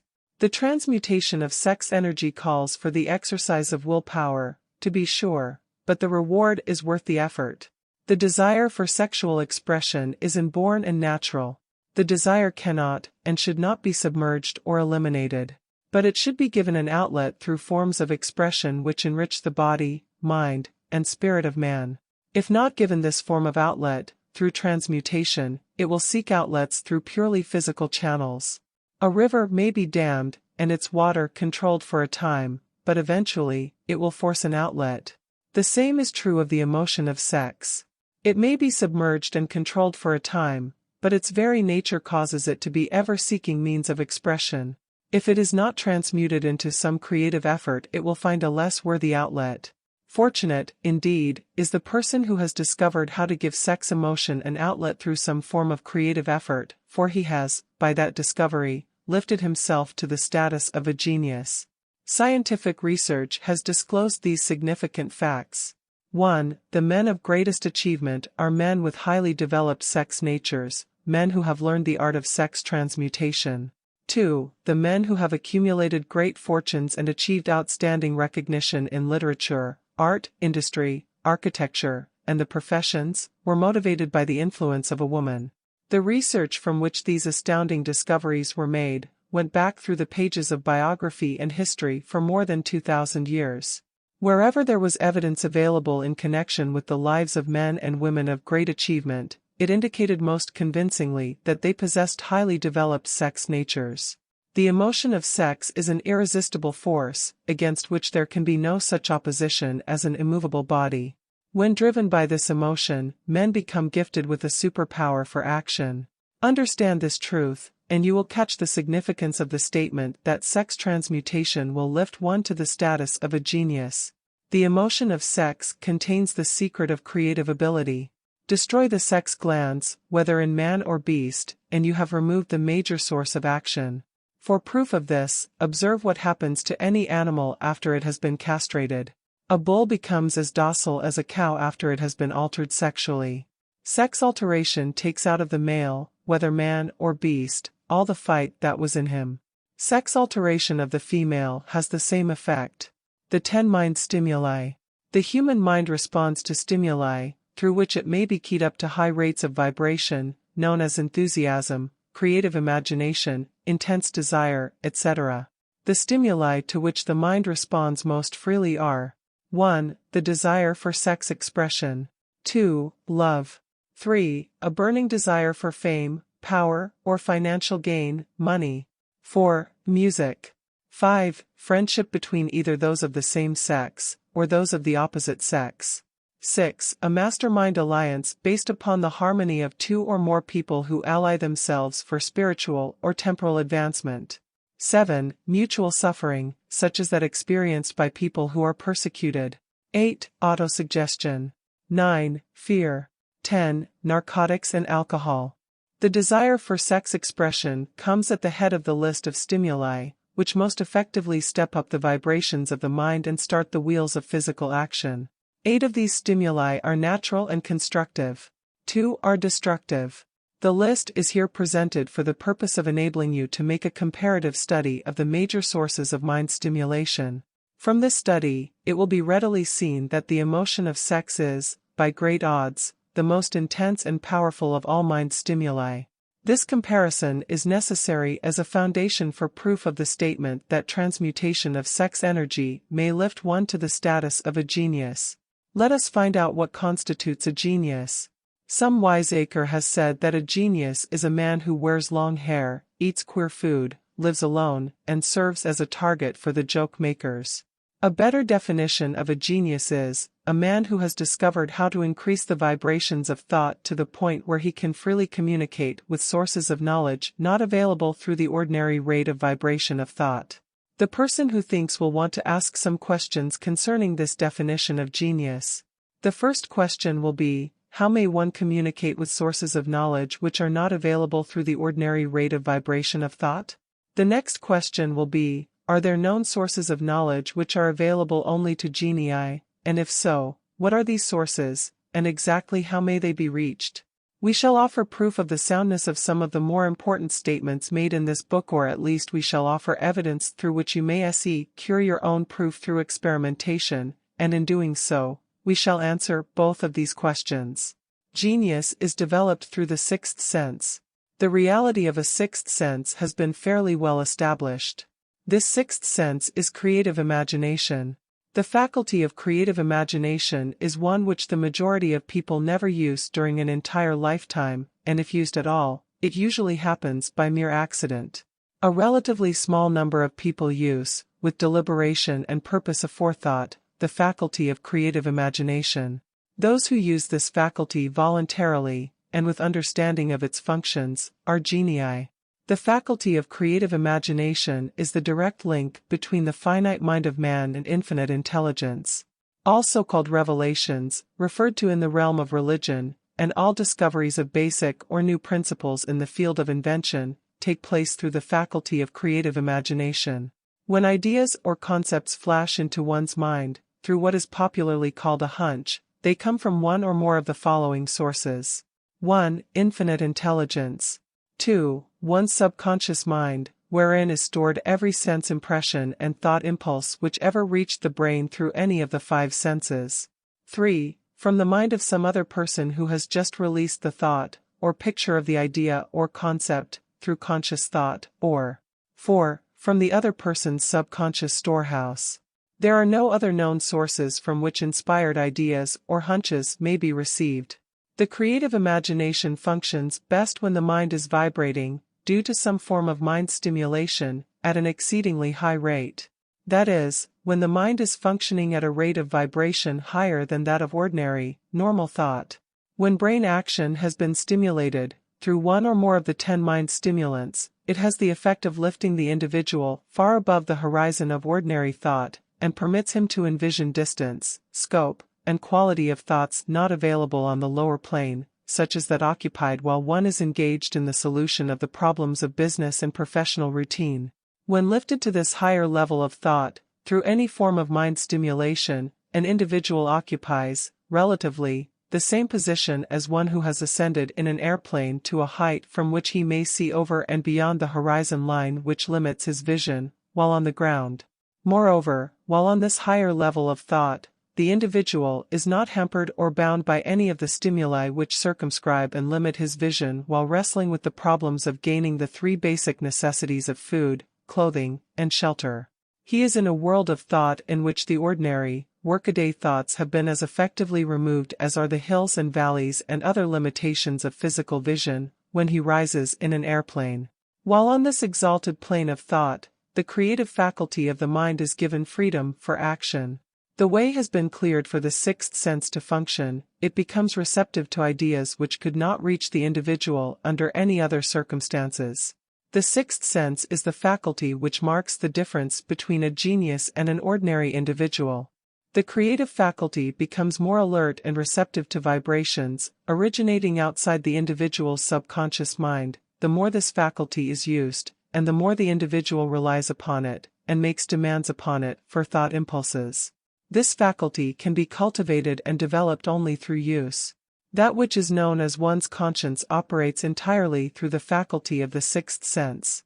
The great artists, writers, musicians, and poets become great, because they acquire the habit of relying upon the still small voice which speaks from within, through the faculty of creative imagination. It is a fact well known to people who have keen imaginations that their best ideas come through so-called hunches. There is a great orator who does not attain to greatness until he closes his eyes and begins to rely entirely upon the faculty of creative imagination. When asked why he closed his eyes just before the climaxes of his oratory, he replied, "I do it, because, then I speak through ideas which come to me from within." One of America's most successful and best-known financiers followed the habit of closing his eyes for 2 or 3 minutes before making a decision. When asked why he did this, he replied, "With my eyes closed, I am able to draw upon a source of superior intelligence. The late Dr. Elmer R. Gates, of Chevy Chase, Maryland, created more than 200 useful patents, many of them basic, through the process of cultivating and using the creative faculty. His method is both significant and interesting to one interested in attaining to the status of genius, in which category Dr. Gates unquestionably belonged. Dr. Gates was one of the really great, though less publicized scientists of the world. In his laboratory, he had what he called his personal communication room. It was practically soundproof, and so arranged that all light could be shut out. It was equipped with a small table, on which he kept a pad of writing paper. In front of the table, on the wall, was an electric push-button, which controlled the lights. When Dr. Gates desired to draw upon the forces available to him through his creative imagination, he would go into this room, seat himself at the table, shut off the lights, and concentrate upon the known factors of the invention on which he was working, remaining in that position until ideas began to flash into his mind in connection with the unknown factors of the invention. On one occasion, ideas came through so fast that he was forced to write for almost 3 hours. When the thoughts stopped flowing, and he examined his notes, he found they contained a minute description of principles which bade not a parallel among the known data of the scientific world. Moreover, the answer to his problem was intelligently presented in those notes. In this manner Dr. Gates completed over 200 patents, which had been begun, but not completed, by half-baked brains. Evidence of the truth of this statement is in the United States Patent Office. Dr. Gates earned his living by sitting for ideas for individuals and corporations. Some of the largest corporations in America paid him substantial fees, by the hour, for sitting for ideas. The reasoning faculty is often faulty, because it is largely guided by one's accumulated experience. Not all knowledge, which one accumulates through experience, is accurate. Ideas received through the creative faculty are much more reliable, for the reason that they come from sources more reliable than any which are available to the reasoning faculty of the mind.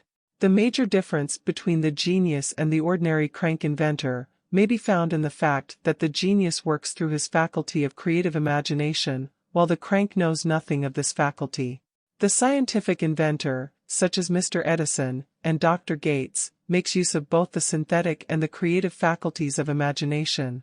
For example, the scientific inventor, or genius, begins an invention by organizing and combining the known ideas, or principles accumulated through experience, through the synthetic faculty, the reasoning faculty. If he finds this accumulated knowledge to be insufficient for the completion of his invention, he then draws upon the sources of knowledge available to him through his creative faculty. The method by which he does this varies with the individual, but this is the sum and substance of his procedure. 1. He stimulates his mind so that it vibrates on a higher than average plane, using one or more of the 10 mind stimulants or some other stimulant of his choice. 2. He concentrates upon the known factors, the finished part, of his invention, and creates in his mind a perfect picture of unknown factors, the unfinished part, of his invention.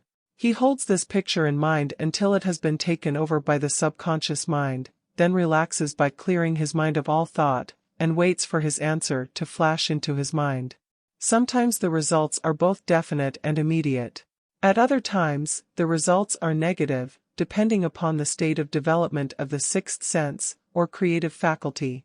Mr. Edison tried out more than 10,000 different combinations of ideas through the synthetic faculty of his imagination before he tuned in through the creative faculty, and got the answer which perfected the incandescent light.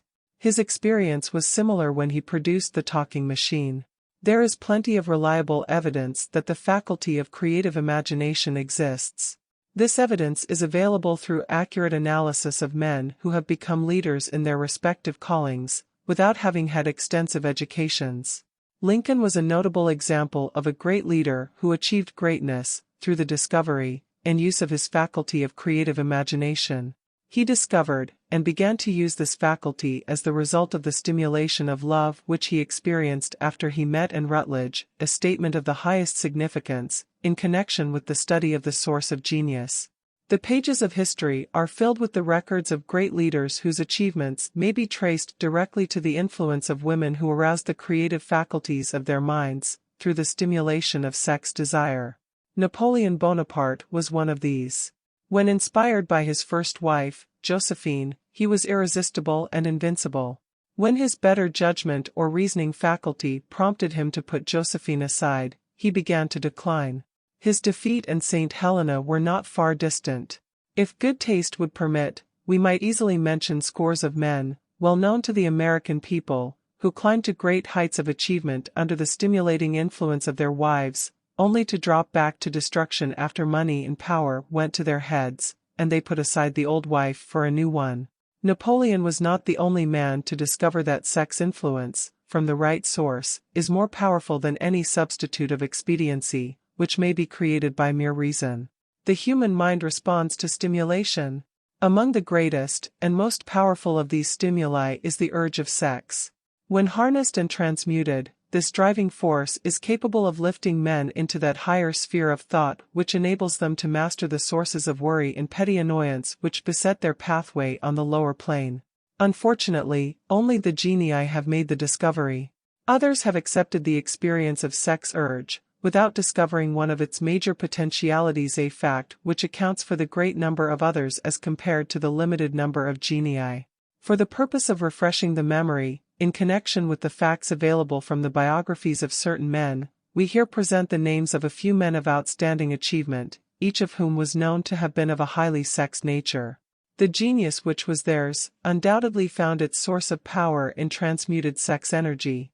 George Washington, Napoleon Bonaparte, William Shakespeare, Abraham Lincoln, Ralph Waldo Emerson, Robert Burns, Thomas Jefferson, Albert Hubbard, Albert H. Gary, Oscar Wilde, Woodrow Wilson, John H. Patterson, Andrew Jackson, Enrico Caruso. Your own knowledge of biography will enable you to add to this list. Find, if you can, a single man, in all history of civilization, who achieved outstanding success in any calling, who was not driven by a well-developed sex nature. If you do not wish to rely upon biographies of men not now living, take inventory of those whom you know to be men of great achievement, and see if you can find one among them who is not highly sexed. Sex energy is the creative energy of all genii.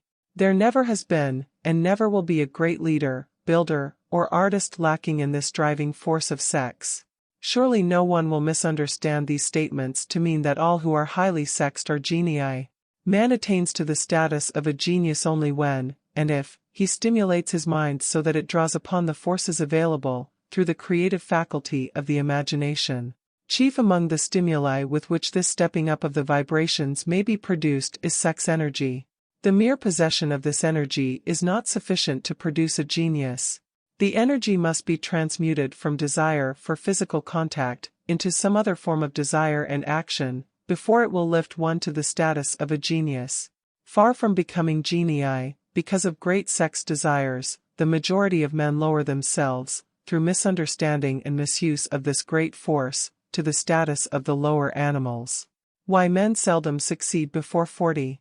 I discovered, from the analysis of over 25,000 people, that men who succeed in an outstanding way, seldom do so before the age of 40, and more often they do not strike their real pace until they are well beyond the age of 50.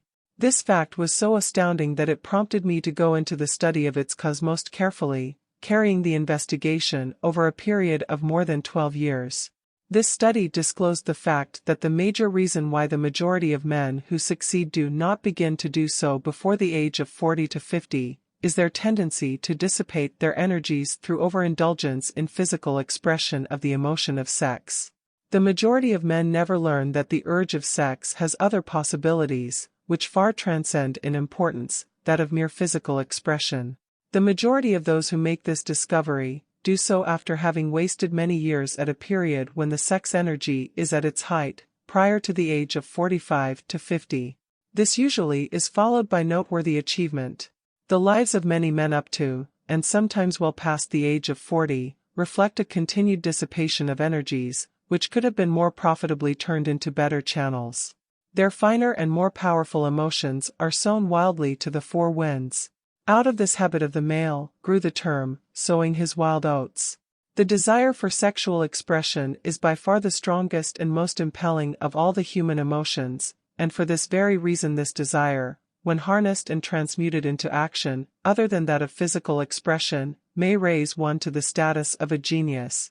One of America's most able business men frankly admitted that his attractive secretary was responsible for most of the plans he created.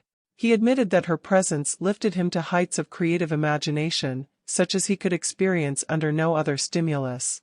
One of the most successful men in America owes most of his success to the influence of a very charming young woman, who has served as his source of inspiration for more than 12 years. Everyone knows the man to whom this reference is made, but not everyone knows the real source of his achievements.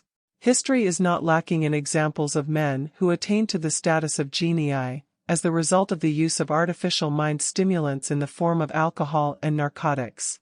Edgar Allan Poe wrote The Raven while under the influence of liquor, dreaming dreams that mortal never dared to dream before.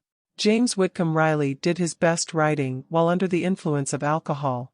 Perhaps it was thus he saw the ordered intermingling of the real and the dream, the mill above the river, and the mist above the stream.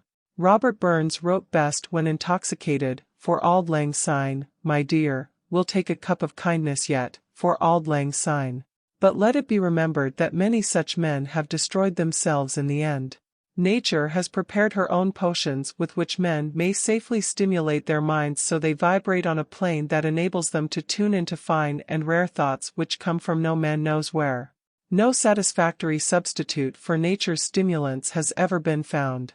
It is a fact well known to psychologists that there is a very close relationship between sex desires and spiritual urges, a fact which accounts for the peculiar behavior of people who participate in the orgies known as religious revivals, common among the primitive types.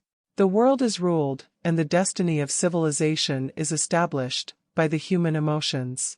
People are influenced in their actions, not by reason so much as by feelings. The creative faculty of the mind is set into action entirely by emotions, and not by cold reason. The most powerful of all human emotions is that of sex. There are other mind stimulants, some of which have been listed, but no one of them, nor all of them combined, can equal the driving power of sex.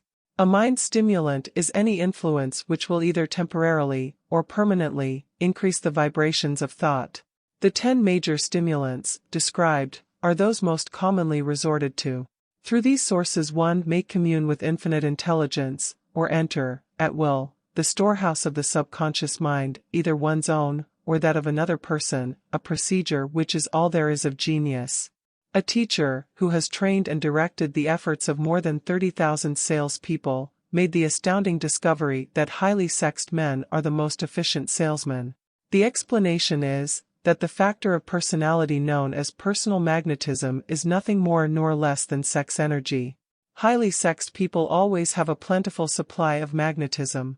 Through cultivation and understanding, this vital force may be drawn upon and used to great advantage in the relationships between people. This energy may be communicated to others through the following media. 1. The handshake. The touch of the hand indicates, instantly, the presence of magnetism, or the lack of it. 2. The tone of voice. Magnetism, or sex energy, is the factor with which the voice may be colored, or made musical and charming. 3. Posture and carriage of the body.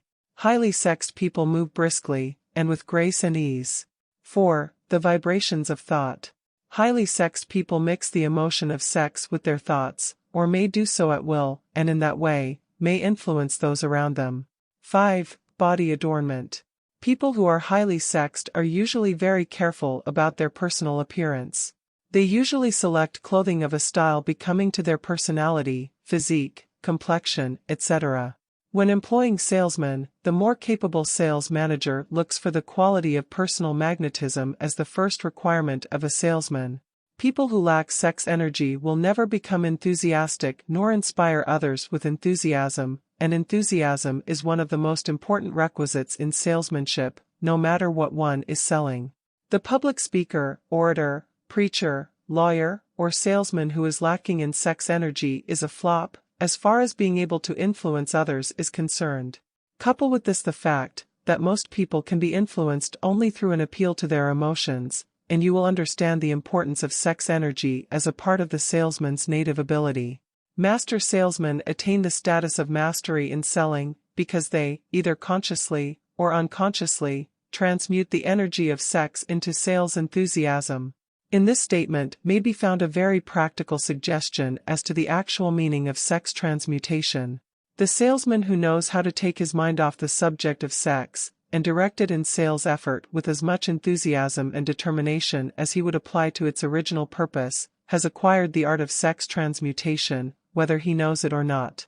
The majority of salesmen who transmute their sex energy do so without being in the least aware of what they are doing, or how they are doing it. Transmutation of sex energy calls for more willpower than the average person cares to use for this purpose. Those who find it difficult to summon willpower sufficient for transmutation may gradually acquire this ability. Though this requires willpower, the reward for the practice is more than worth the effort. The entire subject of sex is one with which the majority of people appear to be unpardonably ignorant. The urge of sex has been grossly misunderstood, slandered, and burlesqued by the ignorant and the evil-minded, for so long that the very word sex is seldom used in polite society. Men and women who are known to be blessed, yes, blessed with highly sexed natures, are usually looked upon as being people who will bear watching. Instead of being called blessed, they are usually called cursed. Millions of people, even in this age of enlightenment, have inferiority complexes which they developed because of this false belief that a highly sexed nature is a curse. These statements, of the virtue of sex energy, should not be construed as justification for the libertine. The emotion of sex is a virtue only when used intelligently, and with discrimination. It may be misused, and often is, to such an extent that it debases, instead of enriches, both body and mind. The better use of this power is the burden of this chapter. It seemed quite significant to the author, when he made the discovery that practically every great leader, whom he had the privilege of analyzing, was a man whose achievements were largely inspired by a woman. In many instances, the woman in the case was a modest, self-denying wife, of whom the public had heard but little or nothing. In a few instances, the source of inspiration has been traced to the other woman. Perhaps such cases may not be entirely unknown to you. Intemperance in sex habits is just as detrimental as intemperance in habits of drinking and eating. In this age in which we live, an age which began with the World War, intemperance in habits of sex is common. This orgy of indulgence may account for the shortage of great leaders. No man can avail himself of the forces of his creative imagination, while dissipating them. Man is the only creature on earth which violates nature's purpose in this connection. Every other animal indulges its sex nature in moderation, and with purpose which harmonizes with the laws of nature. Every other animal responds to the call of sex only in season. Man's inclination is to declare open season. Every intelligent person knows that stimulation in excess, through alcoholic drink and narcotics, is a form of intemperance which destroys the vital organs of the body, including the brain. Not every person knows, however, that overindulgence in sex expression may become a habit as destructive and as detrimental to creative effort as narcotics or liquor. A sex-mad man is not essentially different than a dope-mad man. Both have lost control over their faculties of reason and willpower. Sexual overindulgence may not only destroy reason and willpower, but it may also lead to either temporary or permanent insanity. Many cases of hypochondria, imaginary illness, grow out of habits developed in ignorance of the true function of sex.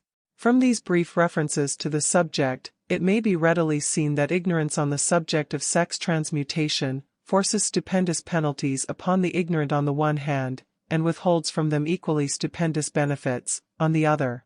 Widespread ignorance on the subject of sex is due to the fact that the subject has been surrounded with mystery and beclouded by dark silence. The conspiracy of mystery and silence has had the same effect upon the minds of young people that the psychology of prohibition had. The result has been increased curiosity, and desire to acquire more knowledge on this verboten subject, and to the shame of all lawmakers, and most physicians by training best qualified to educate youth on that subject, information has not been easily available. Seldom does an individual enter upon highly creative effort in any field of endeavor before the age of 40. The average man reaches the period of his greatest capacity to create between 40 and 60. These statements are based upon analysis of thousands of men and women who have been carefully observed. They should be encouraging to those who fail to arrive before the age of 40, and to those who become frightened at the approach of old age, around the 40-year mark. The years between 40 and 50 are, as a rule, the most fruitful. Man should approach this age, not with fear and trembling, but with hope and eager anticipation. If you want evidence that most men do not begin to do their best work before the age of 40, study the records of the most successful men known to the American people, and you will find it. Henry Ford had not hit his pace of achievement until he had passed the age of 40. Andrew Carnegie was well past 40 before he began to reap the reward of his efforts. James J. Hill was still running a telegraph key at the age of 40. His stupendous achievements took place after that age. Biographies of American industrialists and financiers are filled with evidence that the period from 40 to 60 is the most productive age of man. Between the ages of 30 and 40, man begins to learn, if he ever learns, the art of sex transmutation. This discovery is generally accidental, and more often than otherwise, the man who makes it is totally unconscious of his discovery. He may observe that his powers of achievement have increased around the age of 35 to 40, but in most cases, he is not familiar with the cause of this change, that nature begins to harmonize the emotions of love and sex in the individual, between the ages of 30 and 40, so that he may draw upon these great forces, and apply them jointly as stimuli to action. Sex, alone, is a mighty urge to action, but its forces are like a cyclone, they are often uncontrollable. When the emotion of love begins to mix itself with the emotion of sex, the result is calmness of purpose, poise, accuracy of judgment, and balance. What person, who has attained to the age of 40, is so unfortunate as to be unable to analyze these statements, and to corroborate them by his own experience? When driven by his desire to please a woman, based solely upon the emotion of sex, a man may be, and usually is, capable of great achievement, but his actions may be disorganized, distorted, and totally destructive. When driven by his desire to please a woman, based upon the motive of sex alone, a man may steal, cheat, and even commit murder. But when the emotion of love is mixed with the emotion of sex, that same man will guide his actions with more sanity, balance, and reason. Criminologists have discovered that the most hardened criminals can be reformed through the influence of a woman's love. There is no record of a criminal having been reformed solely through the sex influence. These facts are well known, but their cause is not.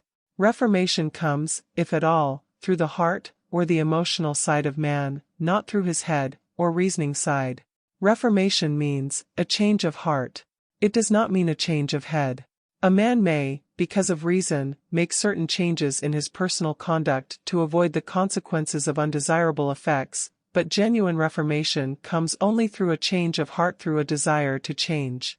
Love, romance, and sex are all emotions capable of driving men to heights of superachievement. Love is the emotion which serves as a safety valve, and ensures balance, poise, and constructive effort. When combined, these three emotions may lift one to an altitude of a genius. There are genii, however, who know but little of the emotion of love. Most of them may be found engaged in some form of action which is destructive, or at least, not based upon justice and fairness toward others. If good taste would permit, a dozen genii could be named in the field of industry and finance, who ride ruthlessly over the rights of their fellow men. They seem totally lacking in conscience. The reader can easily supply his own list of such men. The emotions are states of mind. Nature has provided man with a chemistry of the mind which operates in a manner similar to the principles of chemistry of matter. It is a well-known fact that, through the aid of chemistry of matter, a chemist may create a deadly poison by mixing certain elements, none of which are in themselves harmful, in the right proportions. The emotions may, likewise, be combined so as to create a deadly poison. The emotions of sex and jealousy, when mixed, may turn a person into an insane beast. The presence of any one or more of the destructive emotions in the human mind, through the chemistry of the mind, sets up a poison which may destroy one's sense of justice and fairness. In extreme cases, the presence of any combination of these emotions in the mind may destroy one's reason. The road to genius consists of the development, control, and use of sex, love, and romance. Briefly, the process may be stated as follows. Encourage the presence of these emotions as the dominating thoughts in one's mind, and discourage the presence of all the destructive emotions. The mind is a creature of habit. It thrives upon the dominating thoughts fed it. Through the faculty of willpower, one may discourage the presence of any emotion, and encourage the presence of any other. Control of the mind, through the power of will, is not difficult. Control comes from persistence and habit. The secret of control lies in understanding the process of transmutation. When any negative emotion presents itself in one's mind, it can be transmuted into a positive or constructive emotion by the simple procedure of changing one's thoughts. There is no other road to genius than through voluntary self-effort. A man may attain to great heights of financial or business achievement solely by the driving force of sex energy, but history is filled with evidence that he may, and usually does, carry with him certain traits of character which rob him of the ability to either hold or enjoy his fortune. This is worthy of analysis, thought, and meditation, for it states a truth, the knowledge of which may be helpful to women as well as men. Ignorance of this has cost thousands of people their privilege of happiness, even though they possessed riches. The emotions of love and sex leave their unmistakable marks upon the features. Moreover, these signs are so visible that all who wish may read them. The man who is driven by the storm of passion, based upon sex desires alone, plainly advertises that fact to the entire world, by the expression of his eyes, and the lines of his face.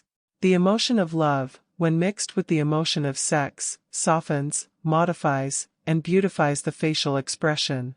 No character analyst is needed to tell you this, you may observe it for yourself. The emotion of love brings out, and develops, the artistic and the aesthetic nature of man. It leaves its impress upon one's very soul, even after the fire has been subdued by time and circumstance.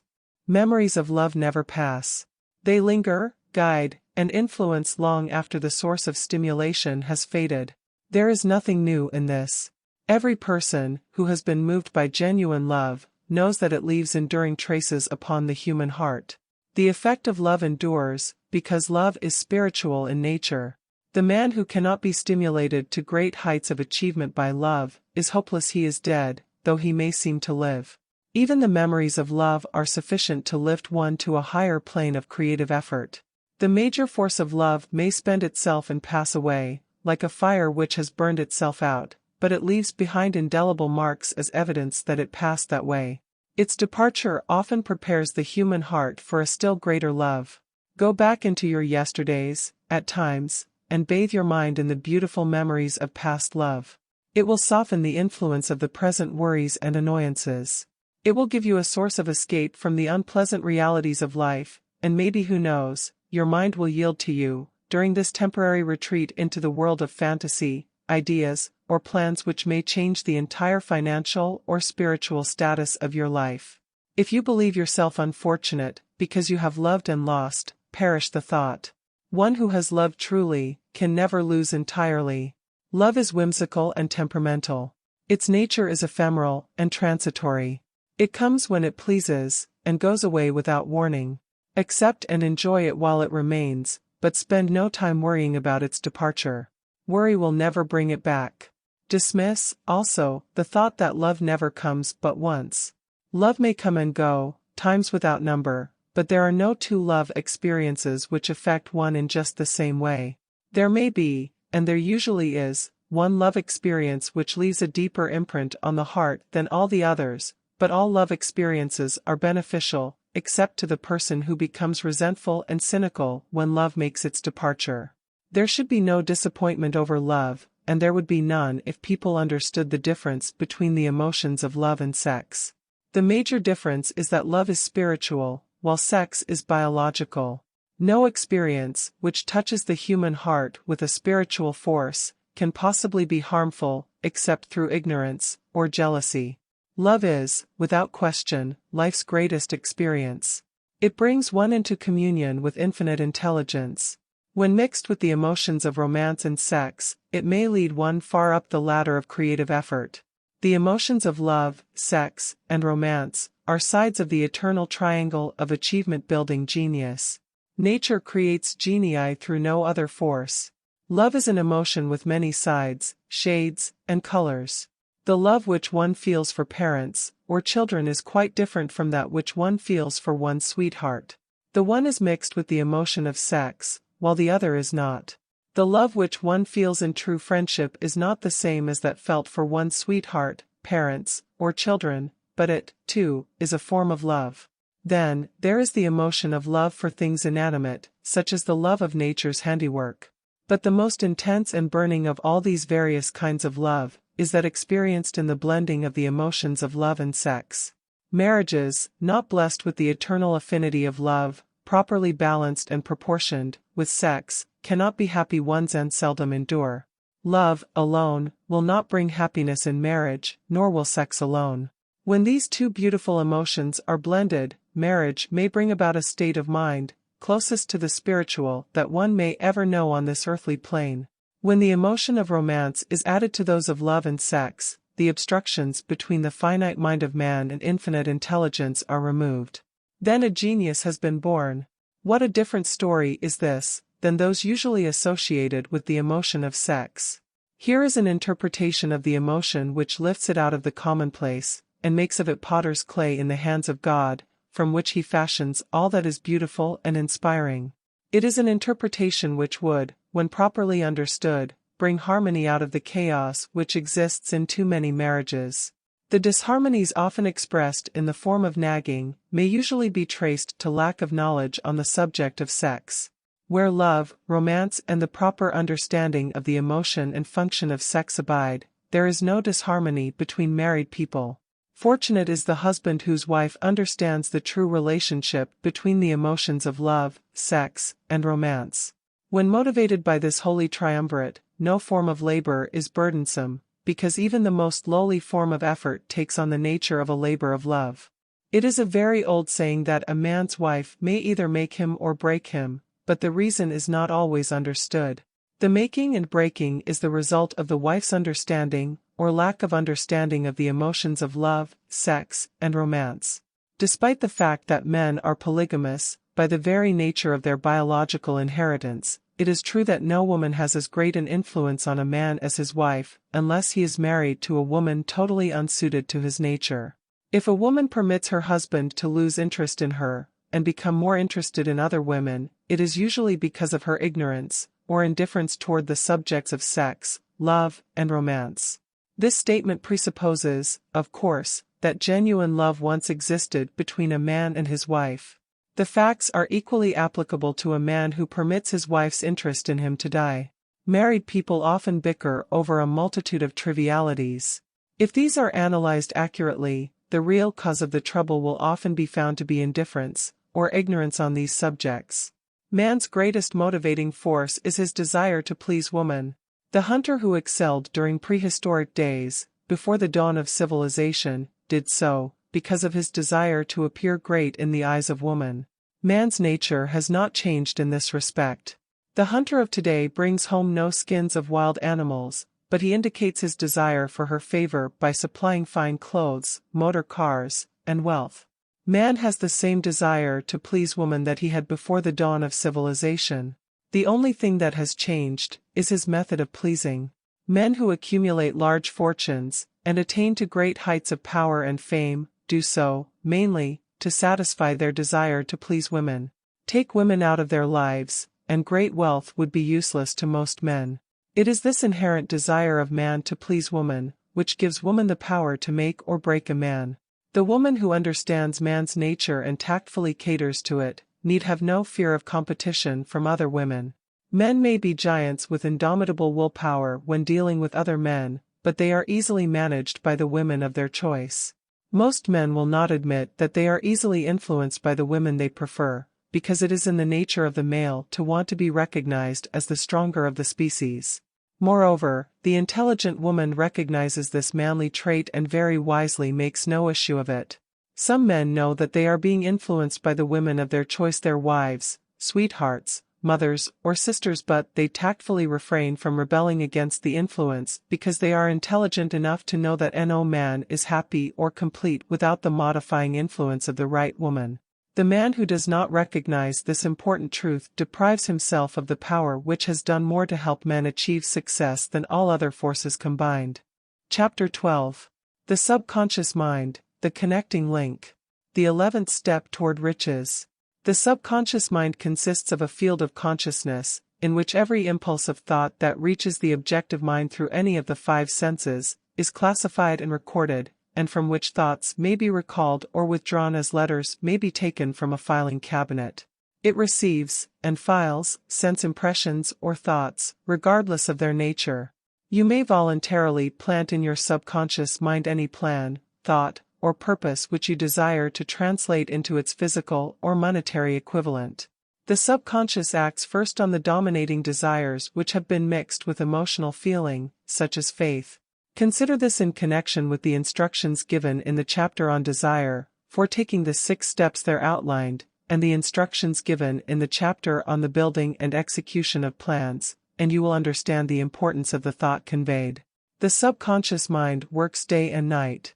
Through a method of procedure, unknown to man, the subconscious mind draws upon the forces of infinite intelligence for the power with which it voluntarily transmutes one's desires into their physical equivalent, making use, always of the most practical media by which this end may be accomplished.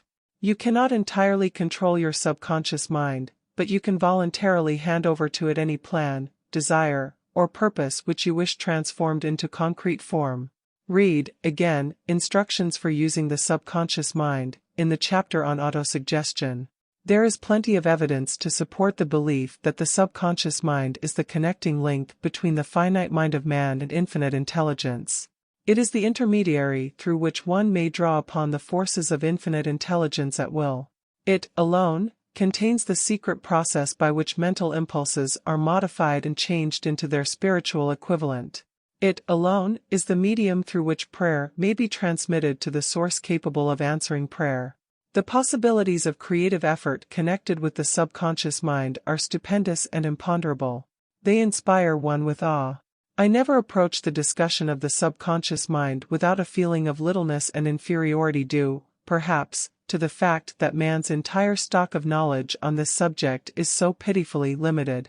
The very fact that the subconscious mind is the medium of communication between the thinking mind of man and infinite intelligence is, of itself, a thought which almost paralyzes one's reason.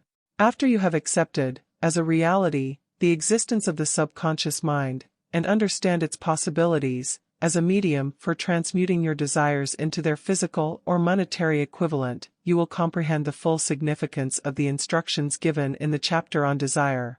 You will also understand why you have been repeatedly admonished to make your desires clear, and to reduce them to writing.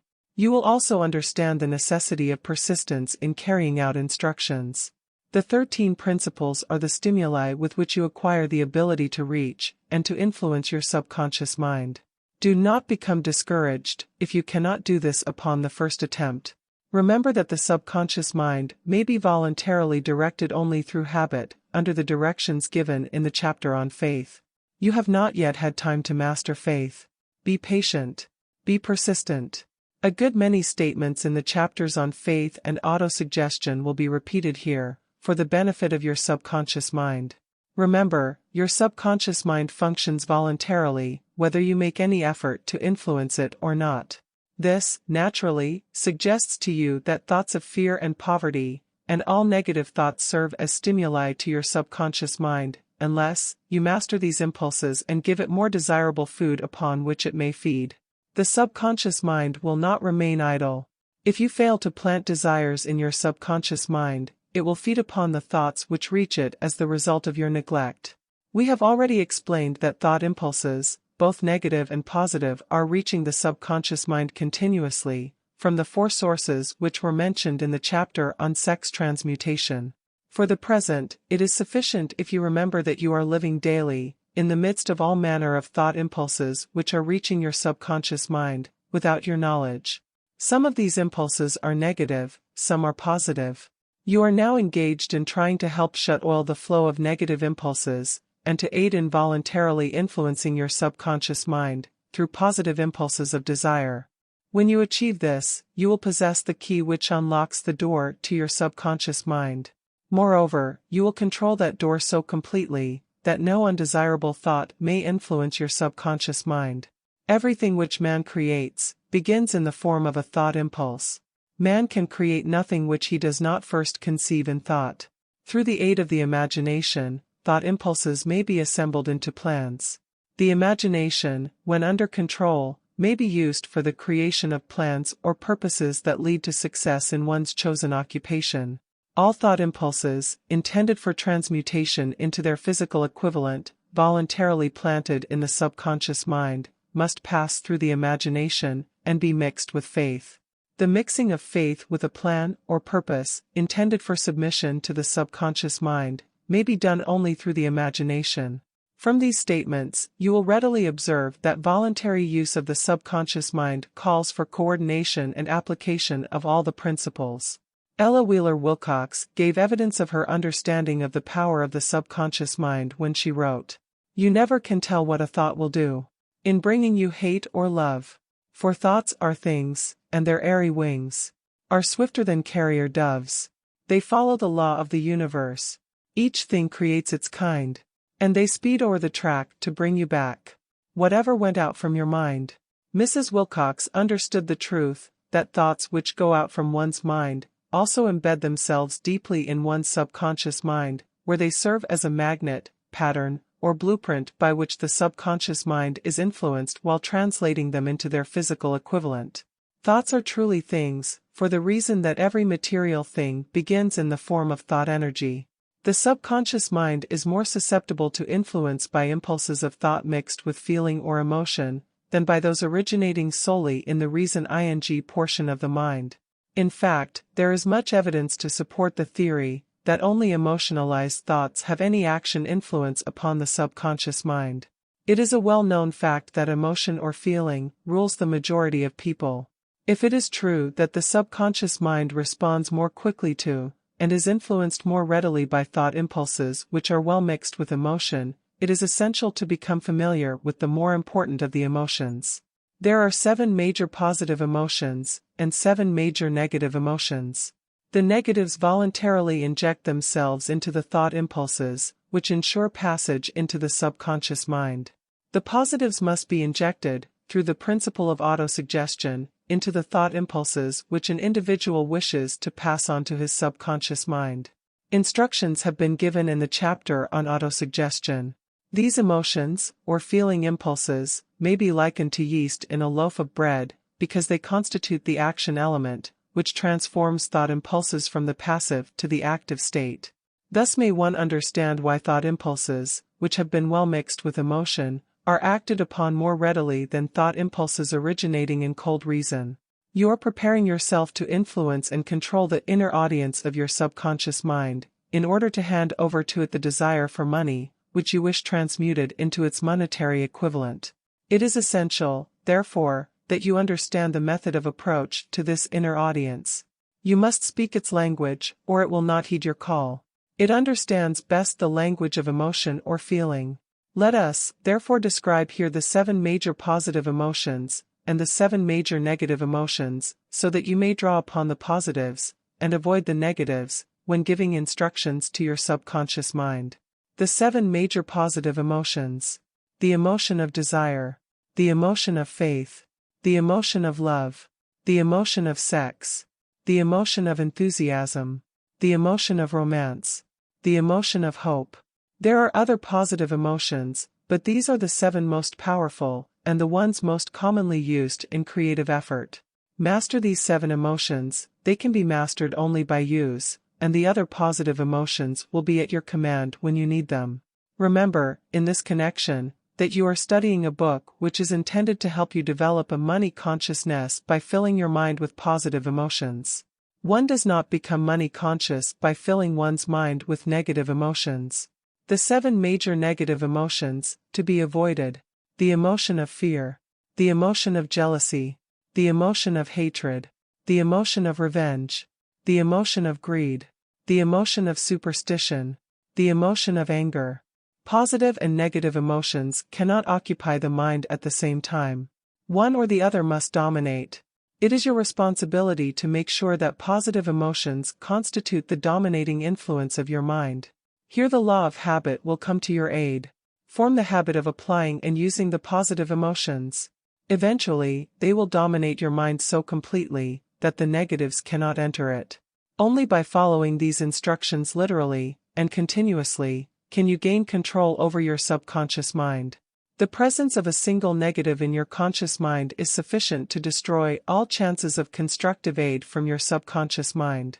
If you are an observing person, you must have noticed that most people resort to prayer only after everything else has failed. Or else they pray by a ritual of meaningless words. And, because it is a fact that most people who pray do so only after everything else has failed, they go to prayer with their minds filled with fear and doubt, which are the emotions the subconscious mind acts upon and passes on to infinite intelligence. Likewise, that is the emotion which infinite intelligence receives and acts upon. If you pray for a thing, but have fear as you pray, that you may not receive it, or that your prayer will not be acted upon by infinite intelligence, your prayer will have been in vain. Prayer does, sometimes, result in the realization of that for which one prays. If you have ever had the experience of receiving that for which you prayed, go back in your memory, and recall your actual state of mind, while you were praying, and you will know, for sure, that the theory here described is more than a theory. The time will come when the schools and educational institutions of the country will teach the science of prayer. Moreover, then prayer may be, and will be reduced to a science. When that time comes, it will come as soon as mankind is ready for it, and demands it. No one will approach the universal mind in a state of fear, for the very good reason that there will be no such emotion as fear. Ignorance, superstition, and false teaching will have disappeared, and man will have attained his true status as a child of infinite intelligence. A few have already attained this blessing. If you believe this prophecy is far-fetched, take a look at the human race in retrospect. Less than 100 years ago, men believed the lightning to be evidence of the wrath of God, and feared it. Now, thanks to the power of faith, men have harnessed the lightning and made it turn the wheels of industry. Much less than 100 years ago, men believed the space between the planets to be nothing but a great void, a stretch of dead nothingness. Now, thanks to this same power of faith, men know that far from being either dead or a void, the space between the planets is very much alive, that it is the highest form of vibration known, excepting, perhaps, the vibration of thought. Moreover, men know that this living, pulsating, vibratory energy which permeates every atom of matter, and fills every niche of space, connects every human brain with every other human brain. If you believe this prophecy is far-fetched, take a look at the human race in retrospect. Less than 100 years ago, men believed the lightning to be evidence of the wrath of God, and feared it. Now, thanks to the power of faith, men have harnessed the lightning and made it turn the wheels of industry. Much less than 100 years ago, men believed the space between the planets to be nothing but a great void, a stretch of dead nothingness.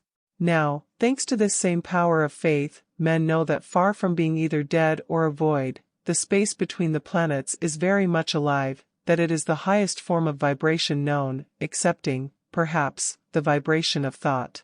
Moreover, men know that this living, pulsating, vibratory energy which permeates every atom of matter, and fills every niche of space, connects every human brain with every other human brain.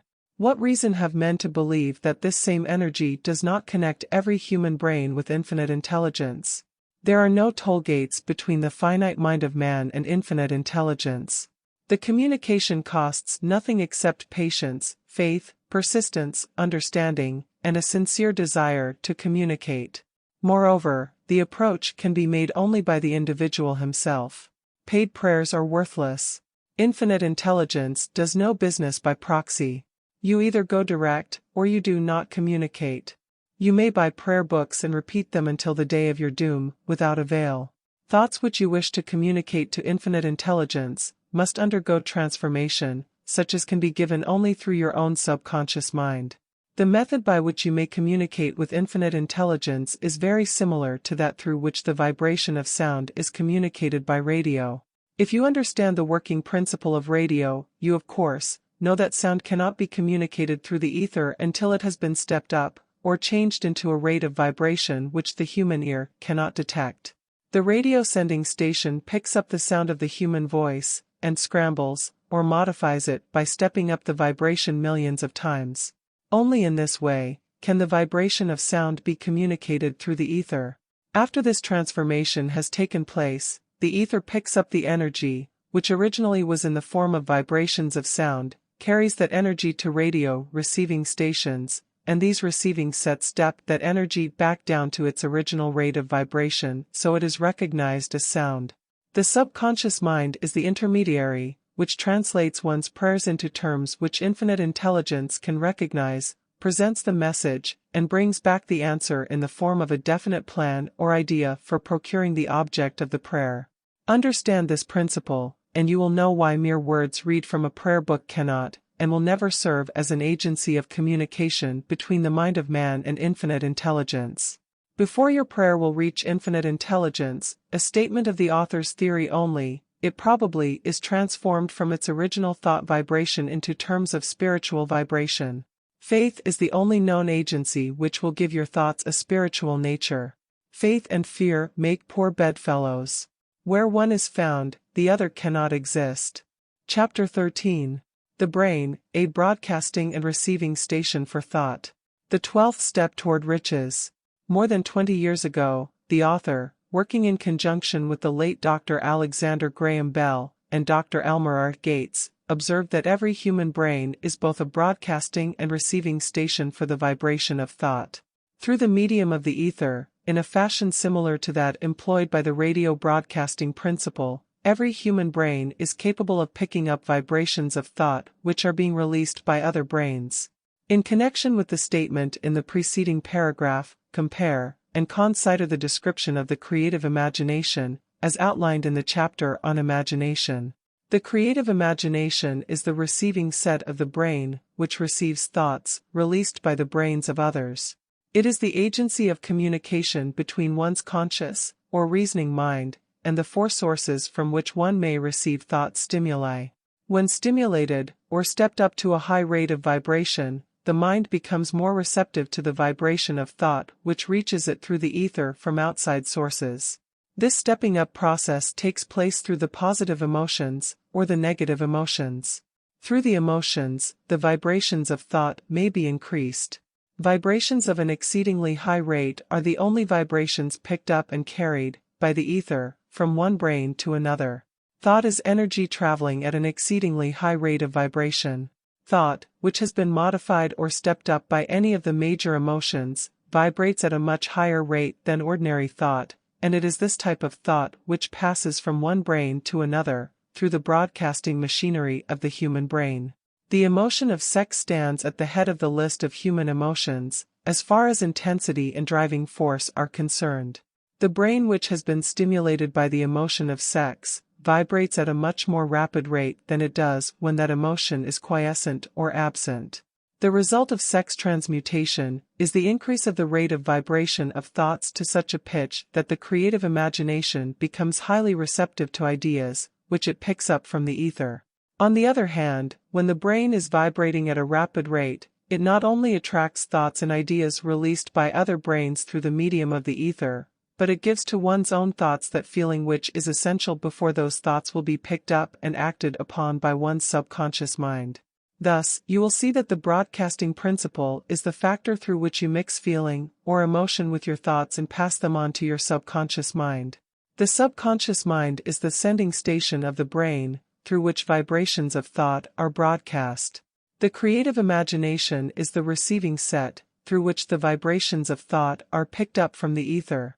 Along with the important factors of the subconscious mind, and the faculty of the creative imagination, which constitute the sending and receiving sets of your mental broadcasting machinery, consider now the principle of autosuggestion, which is the medium by which you may put into operation your broadcasting station.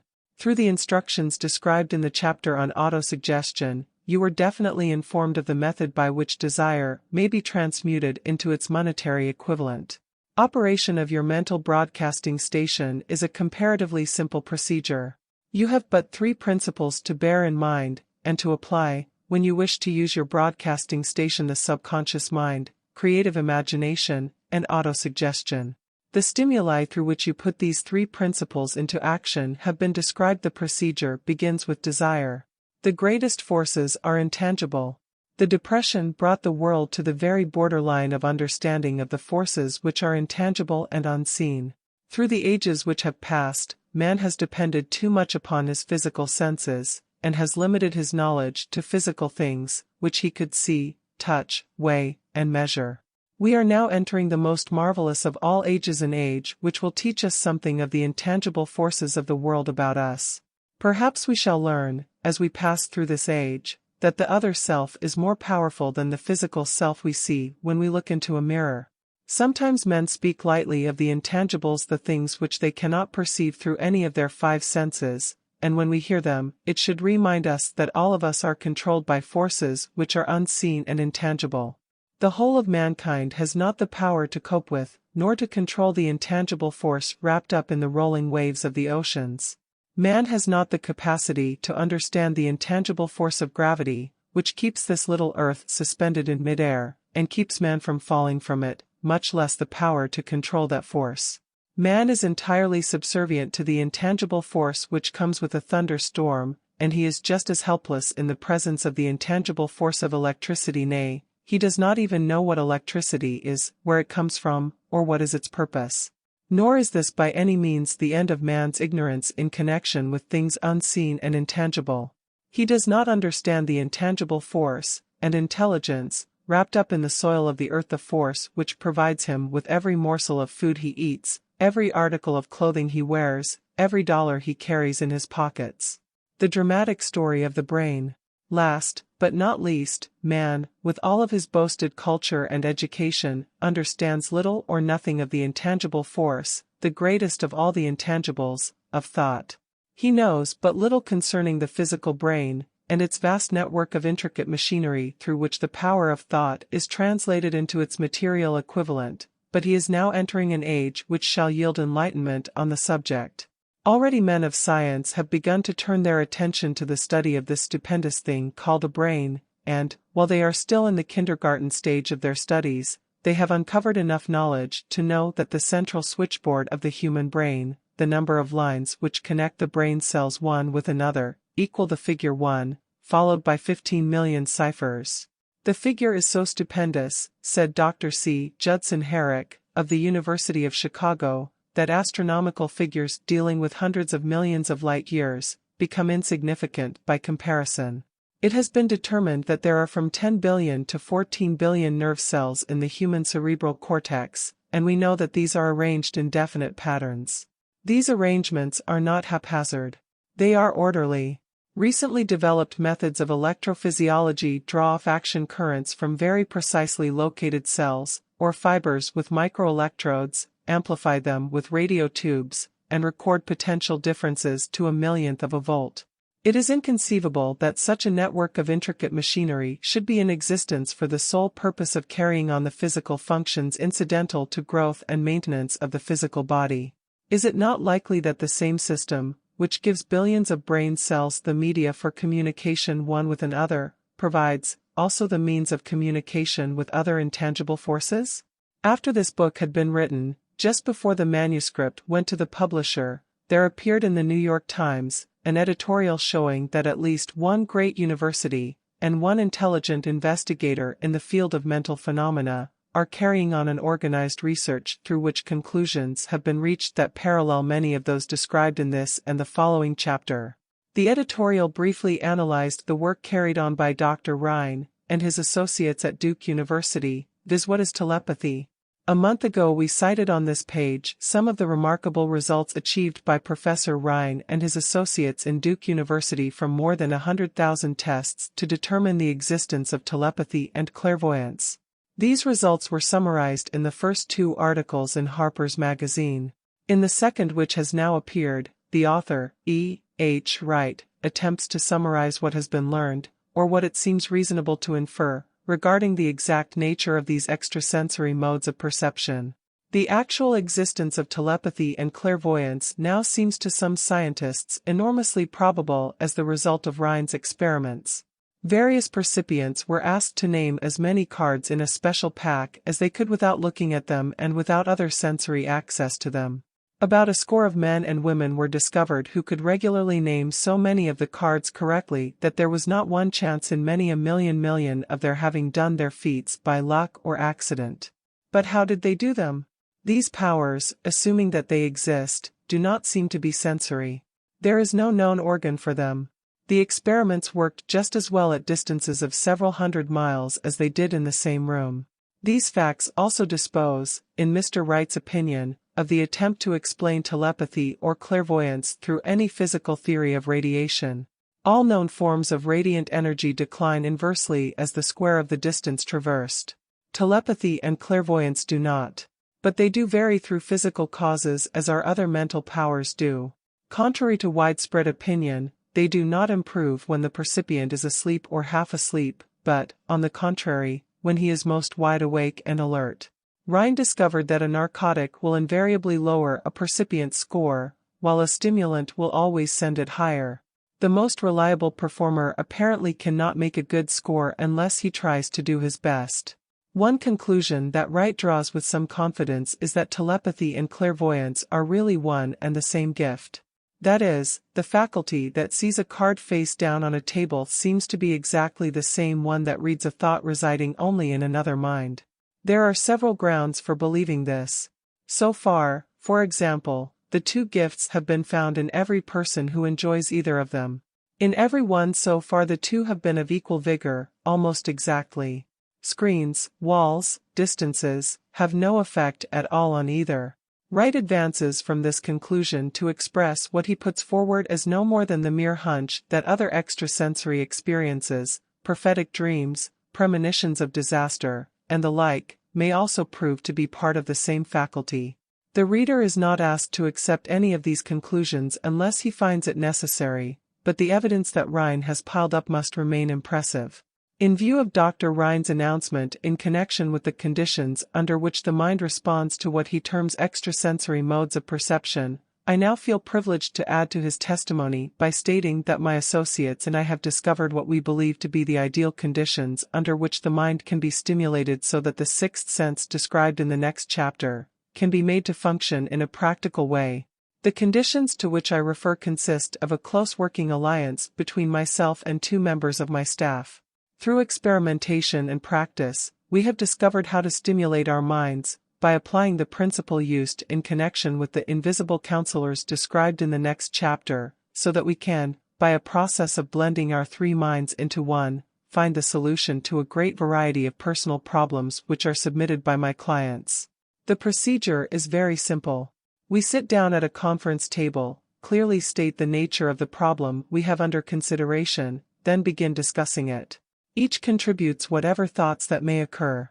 The strange thing about this method of mind stimulation is that it places each participant in communication with unknown sources of knowledge definitely outside his own experience. If you understand the principle described in the chapter on the master mind, you of course recognize the roundtable procedure here described as being a practical application of the master mind.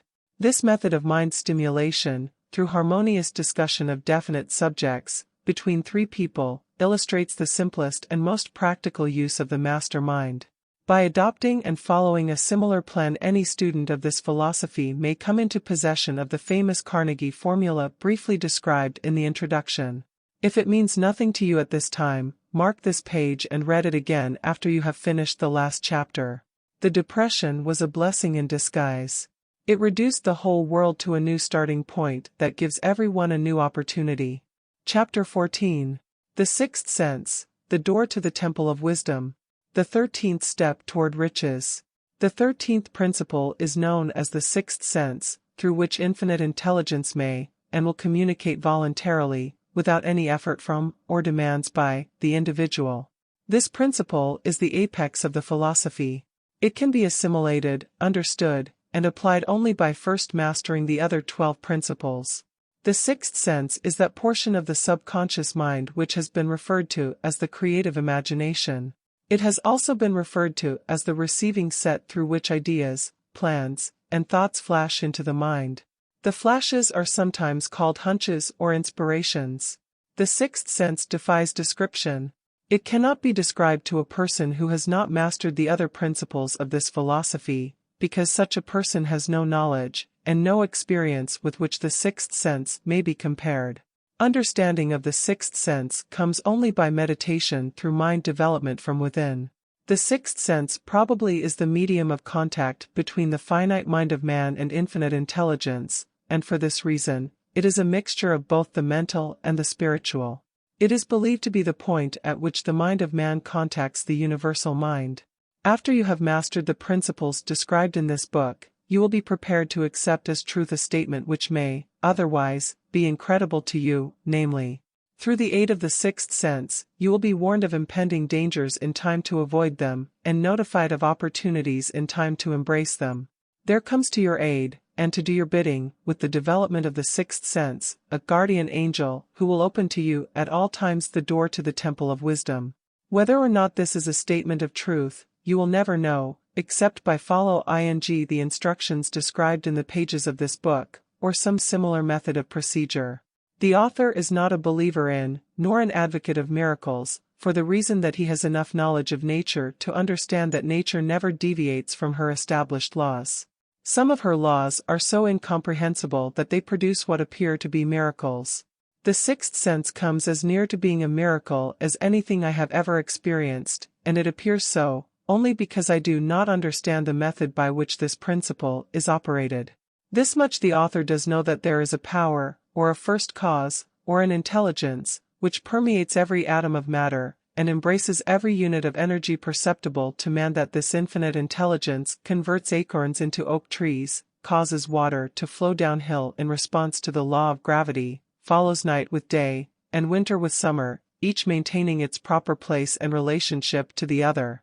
This intelligence may, through the principles of this philosophy, be induced to aid in transmuting desires into concrete or material form. The author has this knowledge because he has experimented with it and has experienced it.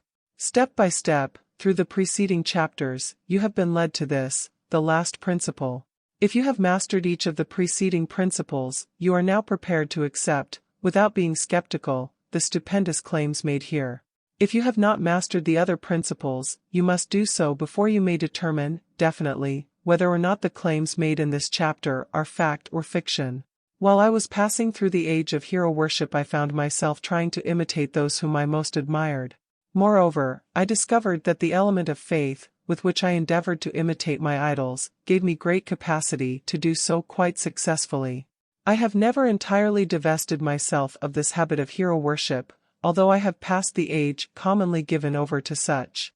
My experience has taught me that the next best thing to being truly great is to emulate the great, by feeling and action, as nearly as possible. Long before I had ever written a line for publication, or endeavored to deliver a speech in public, I followed the habit of reshaping my own character, by trying to imitate the 9 men whose lives and life works had been most impressive to me. These 9 men were Emerson, Paine, Edison, Darwin, Lincoln, Burbank, Napoleon, Ford, and Carnegie. Every night, over a long period of years, I held an imaginary council meeting with this group whom I called my invisible counselors. The procedure was this. Just before going to sleep at night, I would shut my eyes, and see, in my imagination, this group of men seated with me around my council table. Here I had not only an opportunity to sit among those whom I considered to be great, but I actually dominated the group, by serving as the chairman. I had a very definite purpose in indulging my imagination through these nightly meetings. My purpose was to rebuild my own character so it would represent a composite of the characters of my imaginary counselors. Realizing, as I did, early in life, that I had to overcome the handicap of birth in an environment of ignorance and superstition, I deliberately assigned myself the task of voluntary rebirth through the method here described. Building character through autosuggestion. Being an earnest student of psychology, I knew, of course, that all men have become what they are, because of their dominating thoughts and desires. I knew that every deeply seated desire has the effect of causing one to seek outward expression through which that desire may be transmuted into reality. I knew that self-suggestion is a powerful factor in building character, that it is, in fact, the sole principle through which character is builded. With this knowledge of the principles of mind operation, I was fairly well armed with the equipment needed in rebuilding my character. In these imaginary council meetings I called on my cabinet members for the knowledge I wished each to contribute, addressing myself to each member in audible words, as follows. Mr. Emerson, I desire to acquire from you the marvelous understanding of nature which distinguished your life. I ask that you make an impress upon my subconscious mind, of whatever qualities you possessed, which enabled you to understand and adapt yourself to the laws of nature. I ask that you assist me in reaching and drawing upon whatever sources of knowledge are available to this end. Mr. Burbank, I request that you pass on to me the knowledge which enabled you to so harmonize the laws of nature that you caused the cactus to shed its thorns and become an edible food. Give me access to the knowledge which enabled you to make 2 blades of grass grow where but one grew before, and helped you to blend the coloring of the flowers with more splendor and harmony, for you, alone, have successfully gilded the lily. Napoleon, I desire to acquire from you, by emulation, the marvelous ability you possess to inspire men, and to arouse them to greater and more determined spirit of action. Also to acquire the spirit of enduring faith, which enabled you to turn defeat into victory, and to surmount staggering obstacles. Emperor of Fate, King of Chance, Man of Destiny, I salute you. Mr. Payne, I desire to acquire from you the freedom of thought and the courage and clarity with which to express convictions, which so distinguished you. Mr. Darwin, I wish to acquire from you the marvelous patience and ability to study cause and effect, without bias or prejudice, so exemplified by you in the field of natural science. Mr. Lincoln, I desire to build into my own character the keen sense of justice, the untiring spirit of patience, the sense of humor, the human understanding, and the tolerance, which were your distinguishing characteristics. Mr. Carnegie, I am already indebted to you for my choice of a life work, which has brought me great happiness and peace of mind. I wish to acquire a thorough understanding of the principles of organized effort, which you used so effectively in the building of a great industrial enterprise. Mr. Ford, you have been among the most helpful of the men who have supplied much of the material essential to my work. I wish to acquire your spirit of persistence, the determination, poise, and self-confidence which have enabled you to master poverty, organize, unify, and simplify human effort, so I may help others to follow in your footsteps. Mr. Edison, I have seated you nearest to me, at my right, because of the personal cooperation you have given me, during my research into the causes of success and failure. I wish to acquire from you the marvelous spirit of faith, with which you have uncovered so many of nature's secrets, the spirit of unremitting toil with which you have so often wrested victory from defeat. My method of addressing the members of the imaginary cabinet would vary, according to the traits of character in which I was, for the moment, most interested in acquiring. I studied the records of their lives with painstaking care. After some months of this nightly procedure, I was astounded by the discovery that these imaginary figures became, apparently real. Each of these 9 men developed individual characteristics, which surprised me. For example, Lincoln developed the habit of always being late, then walking around in solemn parade. When he came, he walked very slowly, with his hands clasped behind him, and once in a while, he would stop as he passed, and rest his hand, momentarily, upon my shoulder. He always wore an expression of seriousness upon his face. Rarely did I see him smile. The cares of a sundered nation made him grave. That was not true of the others.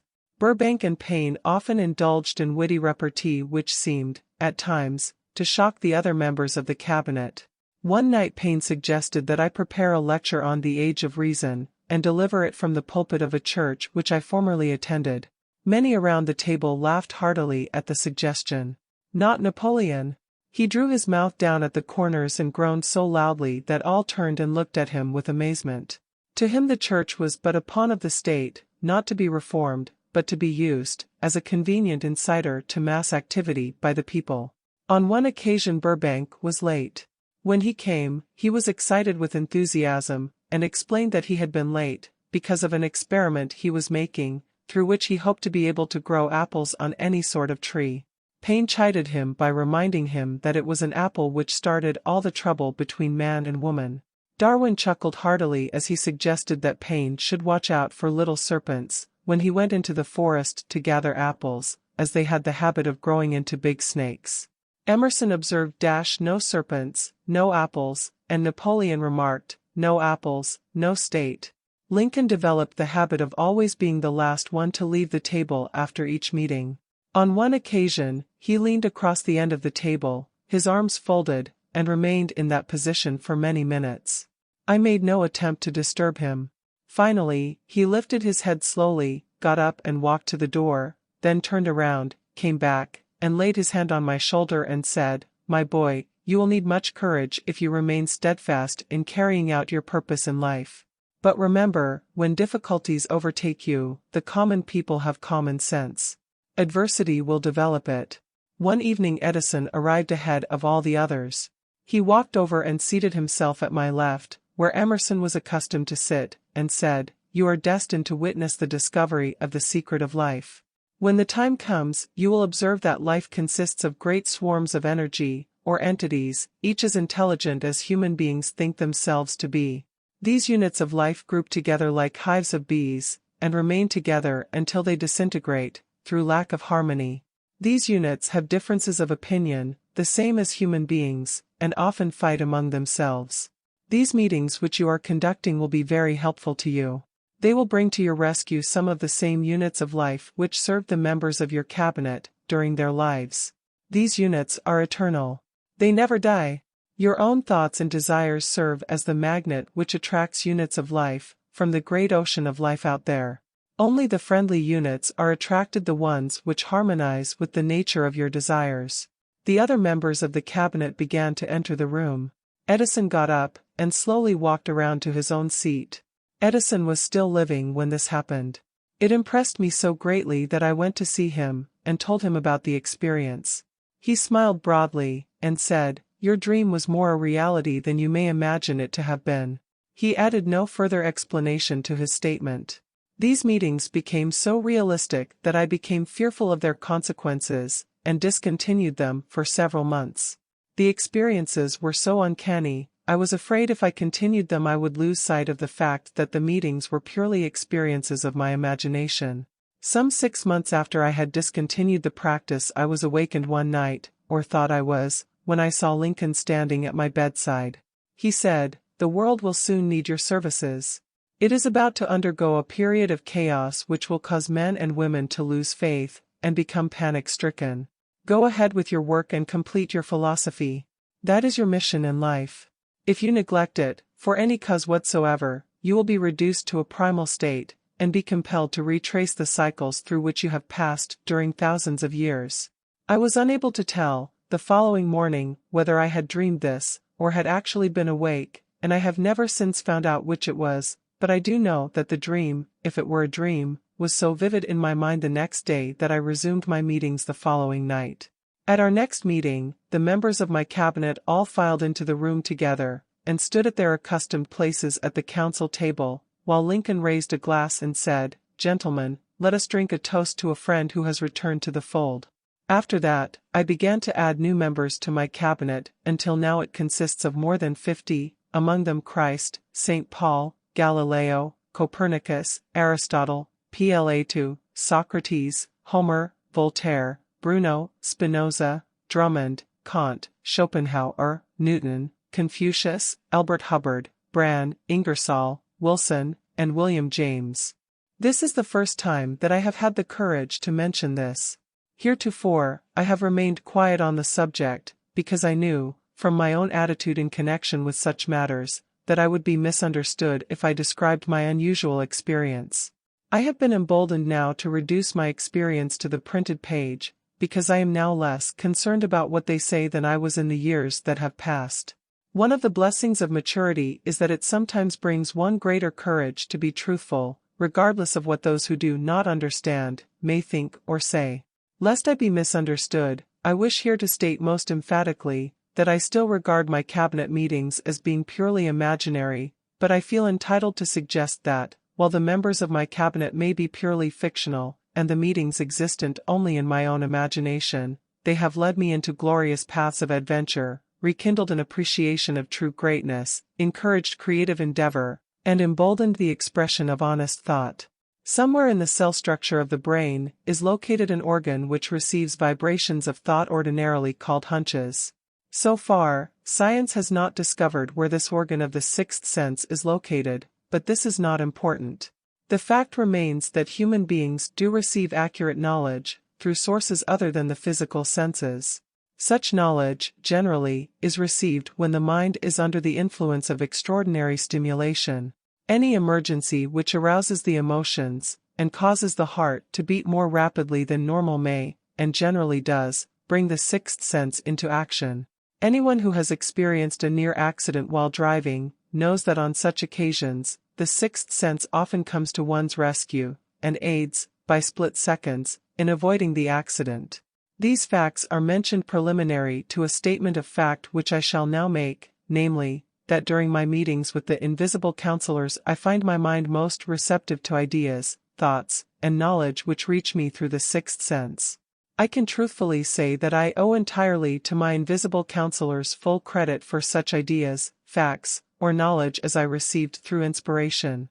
On scores of occasions, when I have faced emergencies, some of them so grave that my life was in jeopardy, I have been miraculously guided past these difficulties through the influence of my invisible counselors. My original purpose in conducting council meetings with imaginary beings was solely that of impressing my own subconscious mind, through the principle of autosuggestion, with certain characteristics which I desired to acquire. In more recent years, my experimentation has taken on an entirely different trend. I now go to my imaginary counselors with every difficult problem which confronts me and my clients. The results are often astonishing, although I do not depend entirely on this form of counsel. You, of course, have recognized that this chapter covers a subject with which a majority of people are not familiar. The sixth sense is a subject that will be of great interest and benefit to the person whose aim is to accumulate vast wealth, but it need not claim the attention of those whose desires are more modest. Henry Ford undoubtedly understands and makes practical use of the sixth sense. His vast business and financial operations make it necessary for him to understand and use this principle.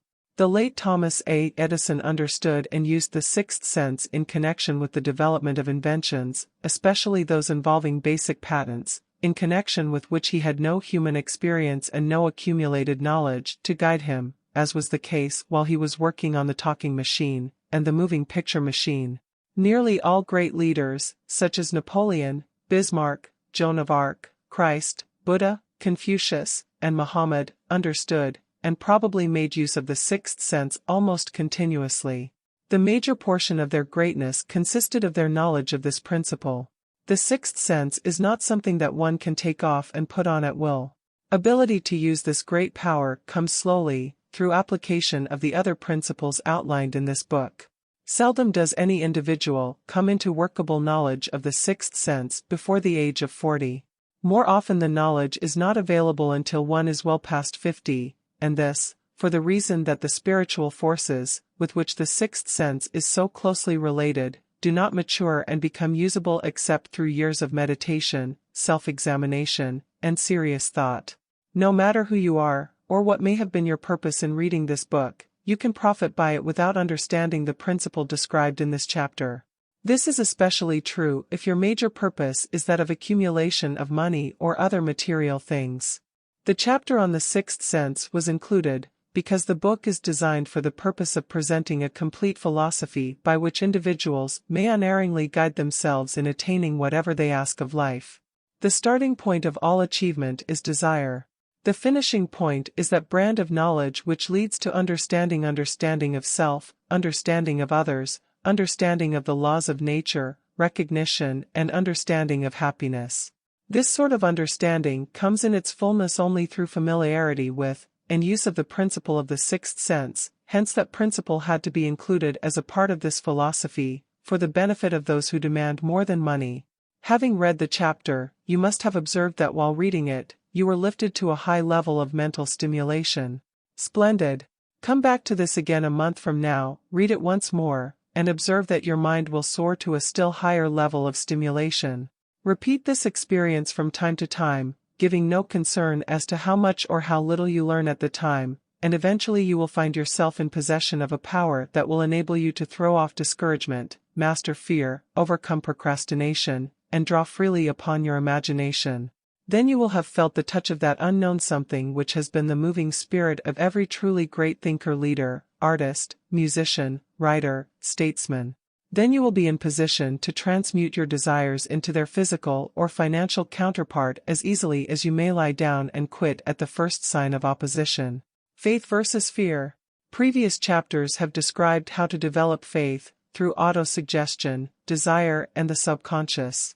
The next chapter presents detailed instructions for the mastery of fear. Here will be found a full description of the 6 fears which are the cause of all discouragement, timidity, procrastination, indifference, indecision, and the lack of ambition, self-reliance, initiative, self-control, and enthusiasm.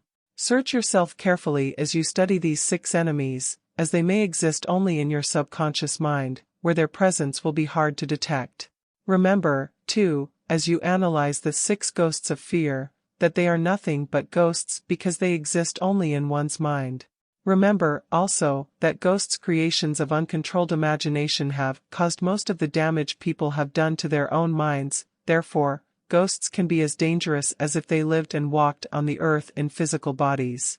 The ghost of the fear of poverty, which seized the minds of millions of people in 1929, was so real that it caused the worst business depression this country has ever known.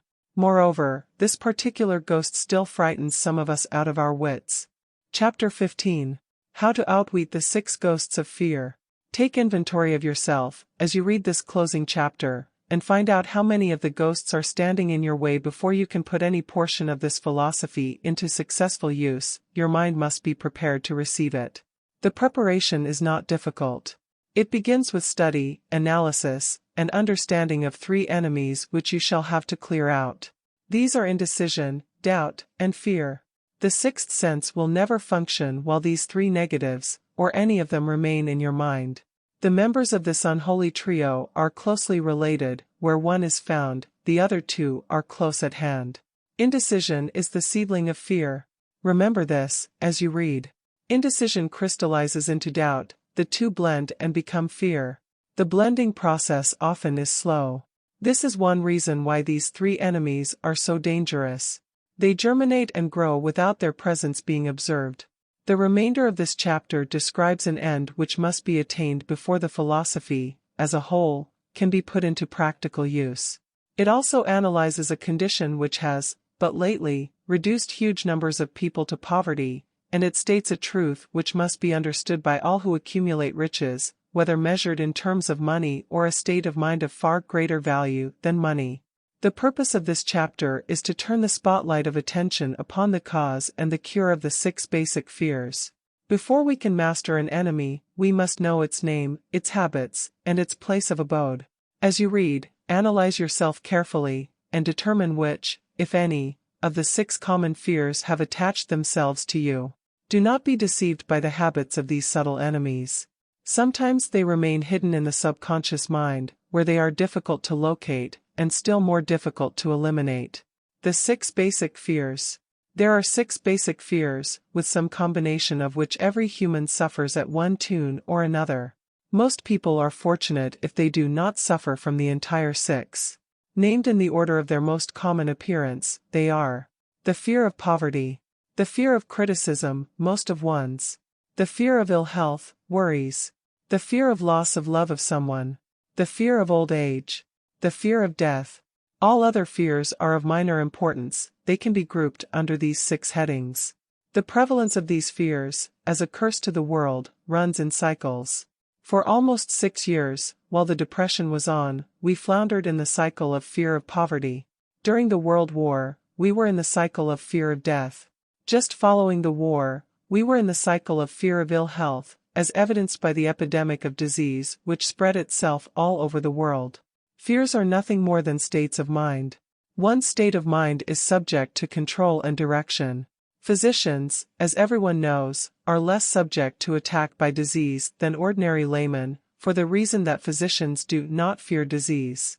Physicians, without fear or hesitation, have been known to physically contact hundreds of people, daily, who were suffering from such contagious diseases as smallpox, without becoming infected.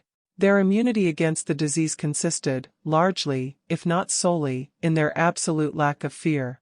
Man can create nothing which he does not first conceive in the form of an impulse of thought. Following this statement, comes another of still greater importance, namely, man's thought impulses begin immediately to translate themselves into their physical equivalent, whether those thoughts are voluntary or involuntary. Thought impulses which are picked up through the ether, by mere chance, thoughts which have been released by other minds, may determine one's financial, business, professional, or social destiny just as surely as do the thought impulses which one creates by intent and design. We are here laying the foundation for the presentation of a fact of great importance to the person who does not understand why some people appear to be lucky while others of equal or greater ability, training, experience, and brain capacity, seem destined to ride with misfortune. This fact may be explained by the statement that every human being has the ability to completely control his own mind, and with this control, obviously, every person may open his mind to the tramp thought impulses which are being released by other brains, or close the doors tightly and admit only thought impulses of his own choice.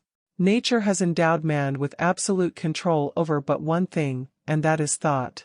This fact, coupled with the additional fact that everything which man creates, begins in the form of a thought, leads one very near to the principle by which fear may be mastered. If it is true that all thought has a tendency to clothe itself in its physical equivalent, and this is true, beyond any reasonable room for doubt, it is equally true that thought impulses of fear and poverty cannot be translated into terms of courage and financial gain. The people of America began to think of poverty, following the Wall Street crash of 1929. Slowly, but surely that mass thought was crystallized into its physical equivalent, which was known as a depression. This had to happen, it is in conformity with the laws of nature. The fear of poverty. There can be no compromise between poverty and riches.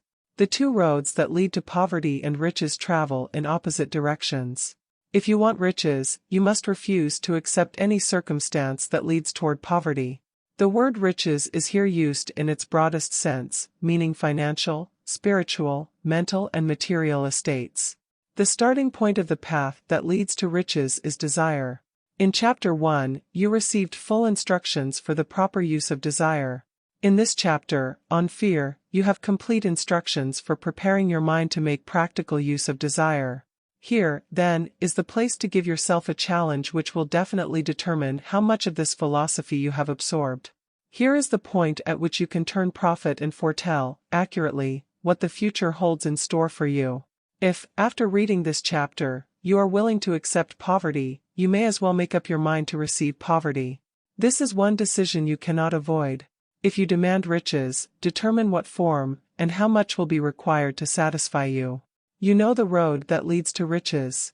You have been given a road map which, if followed, will keep you on that road. If you neglect to make the start, or stop before you arrive, no one will be to blame, but you. This responsibility is yours. No alibi will save you from accepting the responsibility if you now fail or refuse to demand riches of life, because the acceptance calls for but one thing incidentally, the only thing you can control, and that is a state of mind. A state of mind is something that one assumes. It cannot be purchased, it must be created. Fear of poverty is a state of mind, nothing else. But it is sufficient to destroy one's chances of achievement in any undertaking, a truth which became painfully evident during the Depression. This fear paralyzes the faculty of reason, destroys the faculty of imagination, kills off self-reliance, undermines enthusiasm, discourages initiative, leads to uncertainty of purpose, encourages procrastination, wipes out enthusiasm and makes self-control an impossibility.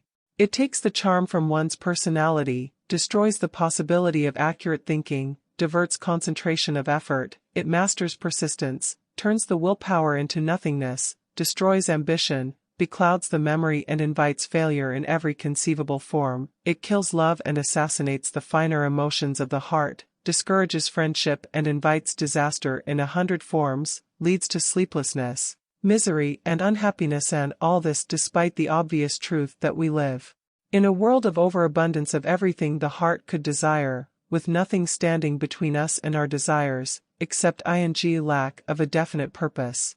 The fear of poverty is, without doubt, the most destructive of the 6 basic fears. It has been placed at the head of the list, because it is the most difficult to master. Considerable courage is required to state the truth about the origin of this fear, and still greater courage to accept the truth after it has been stated. The fear of poverty grew out of man's inherited tendency to prey upon his fellow man economically. Nearly all animals lower than man are motivated by instinct, but their capacity to think is limited, therefore, they prey upon one another physically. Man, with his superior sense of intuition, with the capacity to think and to reason, does not eat his fellow man bodily, he gets more satisfaction out of eating him financially. Man is so avaricious that every conceivable law has been passed to safeguard him from his fellow man. Of all the ages of the world, of which we know anything, the age in which we live seems to be one that is outstanding because of man's money madness. A man is considered less than the dust of the earth, unless he can display a fat bank account, but if he has money, never mind how he acquired it, he is a king or a big shot, he is above the law, he rules in politics, he dominates in business, and the whole world about him bows in respect when he passes. Nothing brings man so much suffering and humility as poverty. Only those who have experienced poverty understand the full meaning of this. It is no wonder that man fears poverty. Through a long line of inherited experiences man has learned, for sure, that some men cannot be trusted, where matters of money and earthly possessions are concerned. This is a rather stinging indictment, the worst part of it being that it is true. The majority of marriages are motivated by the wealth possessed by one or both of the contracting parties. It is no wonder, therefore, that the divorce courts are busy. So eager is man to possess wealth that he will acquire it in whatever manner he can, through legal methods if possible, through other methods if necessary or expedient. Self-analysis may disclose weaknesses which one does not like to acknowledge. This form of examination is essential to all who demand of life more than mediocrity and poverty. Remember, as you check yourself point by point, that you are both the court and the jury, the prosecuting attorney and the attorney for the defense, and that you are the plaintiff and the defendant, also, that you are on trial. Face the facts squarely. Ask yourself definite questions and demand direct replies. When the examination is over, you will know more about yourself. If you do not feel that you can be an impartial judge in this self-examination, call upon someone who knows you well to serve as judge while you cross-examine yourself. You are after the truth. Get it, no matter at what cost, even though it may temporarily embarrass you. The majority of people, if asked what they fear most, would reply, "I fear nothing." The reply would be inaccurate, because few people realize that they are bound, handicapped, whipped spiritually and physically through some form of fear. So subtle and deeply seated is the emotion of fear that one may go through life burdened with it, never recognizing its presence. Only a courageous analysis will disclose the presence of this universal enemy. When you begin such an analysis, search deeply into your character. Here is a list of the symptoms for which you should look. Symptoms of the fear of poverty. Indifference. Commonly expressed through lack of ambition, willingness to tolerate poverty, acceptance of whatever compensation life may offer without protest, mental and physical laziness, lack of initiative, imagination, enthusiasm and self-control. Indecision. The habit of permitting others to do one's thinking. Staying on the fence. Doubt. Generally expressed through alibis and excuses designed to cover up, explain away, or apologize for one's failures, sometimes expressed in the form of envy of those who are successful, or by criticizing them. Worry. Usually expressed by finding fault with others, a tendency to spend beyond one's income, neglect of personal appearance, scowling and frowning, intemperance in the use of alcoholic drink, sometimes through the use of narcotics, nervousness, lack of poise, self-consciousness and lack of self-reliance. Overcaution. The habit of looking for the negative side of every circumstance, thinking and talking of possible failure instead of concentrating upon the means of succeeding. Knowing all the roads to disaster, but never searching for the plans to avoid failure.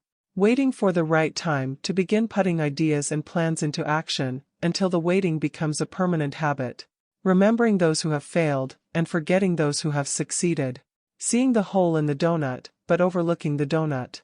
Pessimism, leading to indigestion, poor elimination, auto-intoxication, bad breath and bad disposition. Procrastination. The habit of putting off until tomorrow that which should have been done last year.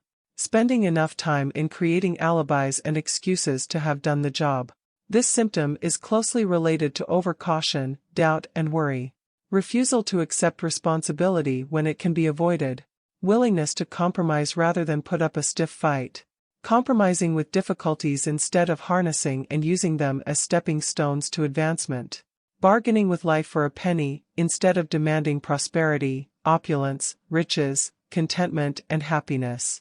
Planning what to do if and when overtaken by failure, instead of burning all bridges and making retreat impossible. Weakness of, and often total lack of self-confidence, definiteness of purpose, self-control, initiative, enthusiasm, ambition, thrift and sound reasoning ability. Expecting poverty instead of demanding riches. Association with those who accept poverty instead of seeking the company of those who demand and receive riches. Money talks. Some will ask, why did you write a book about money? Why measure riches in dollars alone? Some will believe, and rightly so, that there are other forms of riches more desirable than money. Yes, there are riches which cannot be measured in terms of dollars, but there are millions of people who will say, give me all the money I need, and I will find everything else I want. The major reason why I wrote this book on how to get money is the fact that the world has but lately passed through an experience that left millions of men and women paralyzed with the fear of poverty. What this sort of fear does to one was well described by Westbrook Pegler, in the New York World Telegram, viz. Money is only clamshells or metal discs or scraps of paper, and there are treasures of the heart and soul which money cannot buy, but most people, being broke, are unable to keep this in mind and sustain their spirits. When a man is down and out and on the street, unable to get any job at all, something happens to his spirit which can be observed in the droop of his shoulders, the set of his hat, his walk and his gaze. He cannot escape a feeling of inferiority among people with regular employment, even though he knows they are definitely not his equals in character, intelligence or ability. These people, even his friends, feel, on the other hand, a sense of superiority and regard him, perhaps unconsciously, as a casualty. He may borrow for a time, but not enough to carry on in his accustomed way, and he cannot continue to borrow very long. But borrowing in itself, when a man is borrowing merely to live, is a depressing experience, and the money lacks the power of earned money to revive his spirits. Of course, none of this applies to bums or habitual ne'er-do-wells, but only to men of normal ambitions and self-respect.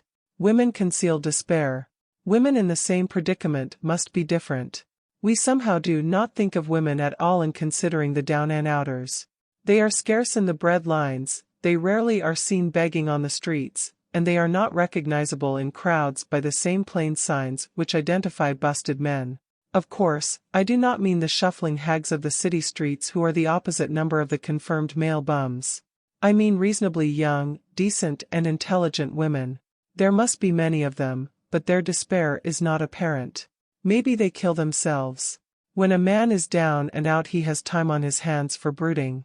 He may travel miles to see a man about a job and discover that the job is filled, or that it is one of those jobs with no base pay but only a commission on the sale of some useless knick-knack which nobody would buy, except out of pity. Turning that down, he finds himself back on the street with nowhere to go but just anywhere. So he walks and walks. He gazes into store windows at luxuries which are not for him, and feels inferior and gives way to people who stop to look with an active interest. He wanders into the railroad station or puts himself down in the library to ease his legs and soak up a little heat, but that isn't looking for a job, so he gets going again. He may not know it, but his aimlessness would give him away even if the very lines of his figure did not. He may be well dressed in the clothes left over from the days when he had a steady job, but the clothes cannot disguise the droop. Money makes difference. He sees thousands of other people, bookkeepers or clerks or chemists or wagon hands, busy at their work, and envies them from the bottom of his soul. They have their independence, their self-respect and manhood, and he simply cannot convince himself that he is a good man, too, though he argue it out and arrive at a favorable verdict hour after hour. It is just money which makes this difference in him. With a little money he would be himself again. Some employers take the most shocking advantage of people who are down and out. The agencies hang out little colored cards offering miserable wages to busted men. $12 a week, $15 a week. An $18 a week job is a plum, and anyone with $25 a week to offer does not hang the job in front of an agency on a colored card. I have a want ad clipped from a local paper demanding a clerk, a good, clean penman, to take telephone orders for a sandwich shop from 11 a.m. to 2 p.m. for $8 a month, not $8 a week, but $8 a month. The ad says also, state religion. Can you imagine the brutal effrontery of anyone who demands a good, clean penman for 11 cents an hour inquiring into the victim's religion? But that is what busted people are offered. The fear of criticism. Just how man originally came by this fear, no one can state definitely, but one thing is certain: he has it in a highly developed form. Some believe that this fear made its appearance about the time that politics became a profession. Others believe it can be traced to the age when women first began to concern themselves with styles in wearing apparel. This author, being neither a humorist nor a prophet, is inclined to attribute the basic fear of criticism to that part of man's inherited nature which prompts him not only to take away his fellow man's goods and wares, but to justify his action by criticism of his fellow man's character. It is a well-known fact that a thief will criticize the man from whom he steals, that politicians seek office, not by displaying their own virtues and qualifications, but by attempting to besmirch their opponents. The fear of criticism takes on many forms, the majority of which are petty and trivial. Bald-headed men, for example, are bald for no other reason than their fear of criticism. Heads become bald because of the tight-fitting bands of hats which cut off the circulation from the roots of the hair. Men wear hats, not because they actually need them, but mainly because everyone is doing it. The individual falls into line and does likewise, lest some other individual criticize him. Women seldom have bald heads, or even thin hair, because they wear hats which fit their heads loosely, the only purpose of the hats being adornment. But, it must not be supposed that women are free from the fear of criticism. If any woman claims to be superior to man with reference to this fear, ask her to walk down the street wearing a hat of the vintage of 1890.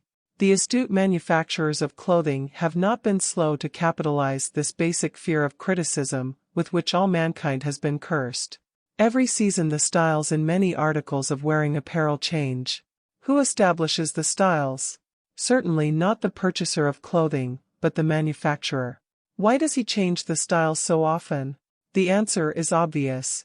He changes the styles so he can sell more clothes.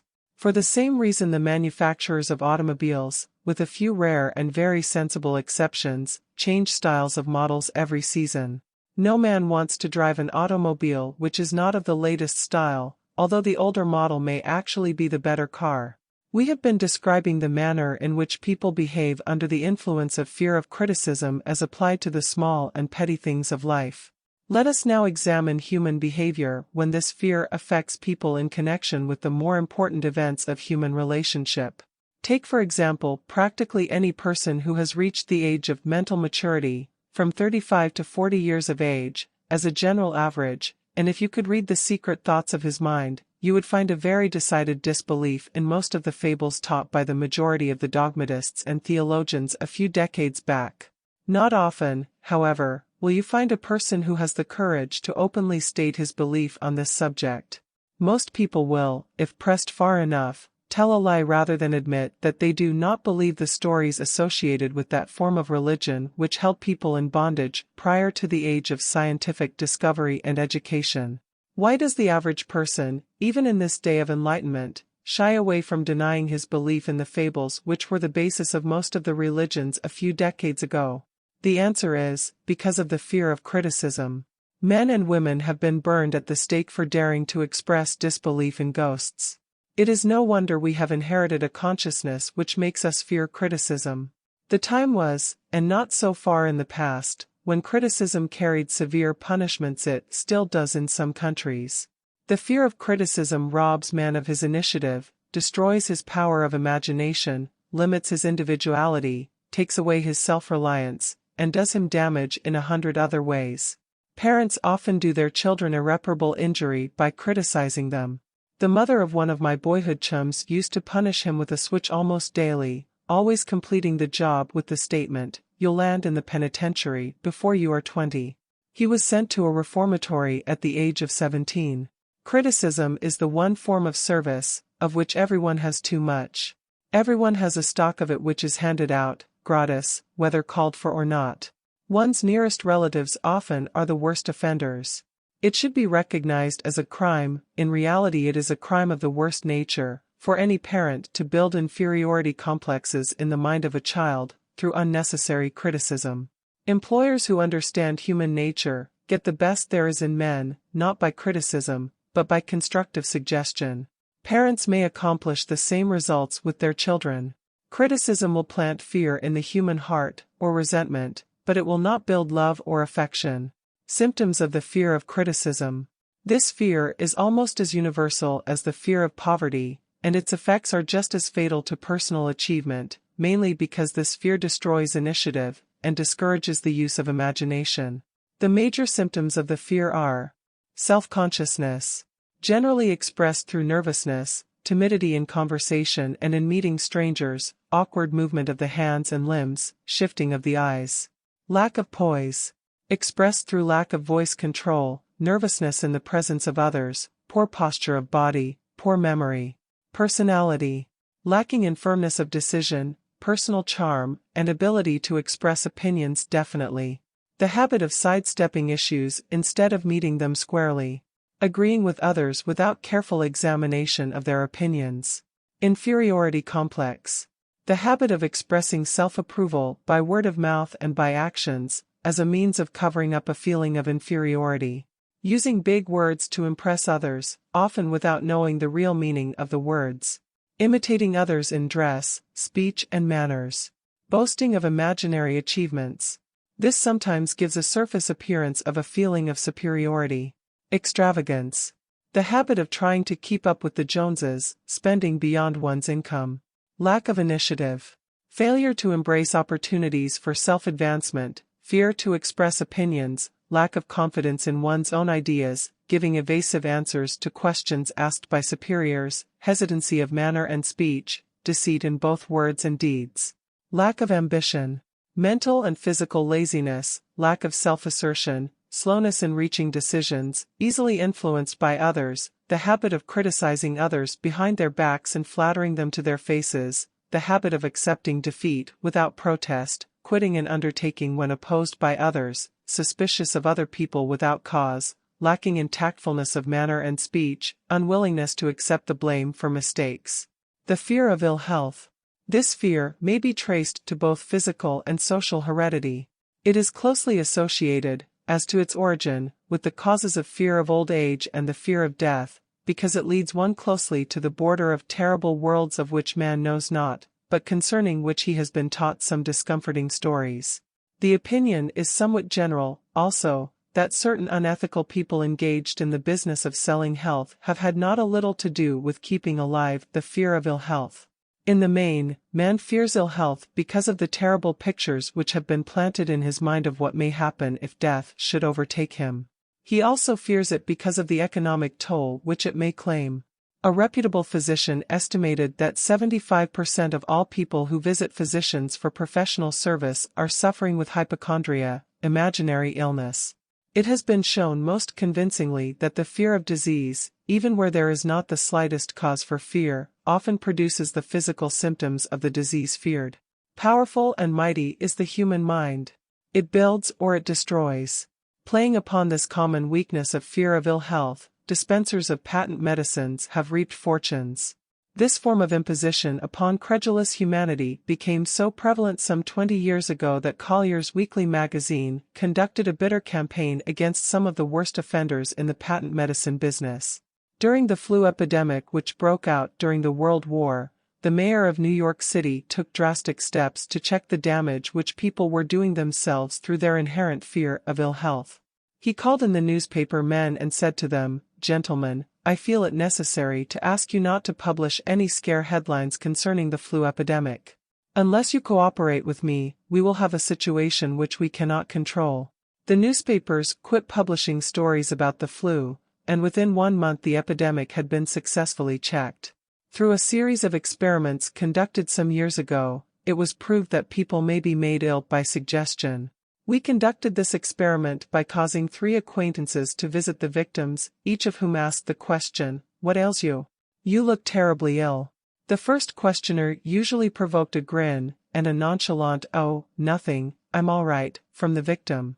The second questioner usually was answered with the statement, "I don't know exactly, but I do feel badly." The third questioner was usually met with the frank admission that the victim was actually feeling ill. Try this on an acquaintance if you doubt that it will make him uncomfortable, but do not carry the experiment too far. There is a certain religious sect whose members take vengeance upon their enemies by the hexing method. They call it placing a spell on the victim. There is overwhelming evidence that disease sometimes begins in the form of negative thought impulse. Such an impulse may be passed from one mind to another, by suggestion, or created by an individual in his own mind. A man who was blessed with more wisdom than this incident might indicate, once said, "When anyone asks me how I feel, I always want to answer by knocking him down." Doctors send patients into new climates for their health, because a change of mental attitude is necessary. The seed of fear of ill health lives in every human mind. Worry, fear, discouragement, disappointment in love and business affairs, cause this seed to germinate and grow. The recent business depression kept the doctors on the run, because every form of negative thinking may cause ill health. Disappointments in business and in love stand at the head of the list of causes of fear of ill health. A young man suffered a disappointment in love which sent him to a hospital. For months he hovered between life and death. A specialist in suggestive therapeutics was called in. The specialist changed nurses, placing him in charge of a very charming young woman who began, by prearrangement with the doctor, to make love to him the first day of her arrival on the job. Within 3 weeks the patient was discharged from the hospital, still suffering, but with an entirely different malady. He was in love again. The remedy was a hoax, but the patient and the nurse were later married. Both are in good health at the time of this writing. Symptoms of the fear of ill health. The symptoms of this almost universal fear are autosuggestion, the habit of negative use of self-suggestion by looking for, and expecting to find the symptoms of all kinds of disease. Enjoying imaginary illness and speaking of it as being real. The habit of trying all fads and isms recommended by others as having therapeutic value. Talking to others of operations, accidents, and other forms of illness. Experimenting with diets, physical exercises, reducing systems, without professional guidance. Trying home remedies, patent medicines, and quack remedies. Hypochondria. The habit of talking of illness, concentrating the mind upon disease, and expecting its appearance until a nervous break occurs. Nothing that comes in bottles can cure this condition. It is brought on by negative thinking, and nothing but positive thought can effect a cure. Hypochondria, a medical term for imaginary disease, is said to do as much damage on occasion as the disease one fears might do. Most so-called cases of nerves come from imaginary illness. Exercise. Fear of ill health often interferes with proper physical exercise, and results in overweight, by causing one to avoid outdoor life. Susceptibility. Fear of ill health breaks down nature's body resistance, and creates a favorable condition for any form of disease one may contact. The fear of ill health often is related to the fear of poverty, especially in the case of the hypochondriac, who constantly worries about the possibility of having to pay doctor's bills, hospital bills, etc. This type of person spends much time preparing for sickness, talking about death, saving money for cemetery lots, and burial expenses, etc. Self-coddling. The habit of making a bid for sympathy, using imaginary illness as the lure. People often resort to this trick to avoid work. The habit of feigning illness to cover plain laziness, or to serve as an alibi for lack of ambition. Intemperance. The habit of using alcohol or narcotics to destroy pains such as headaches, neuralgia, etc., instead of eliminating the cause. The habit of reading about illness and worrying over the possibility of being stricken by it. The habit of reading patent medicine advertisements.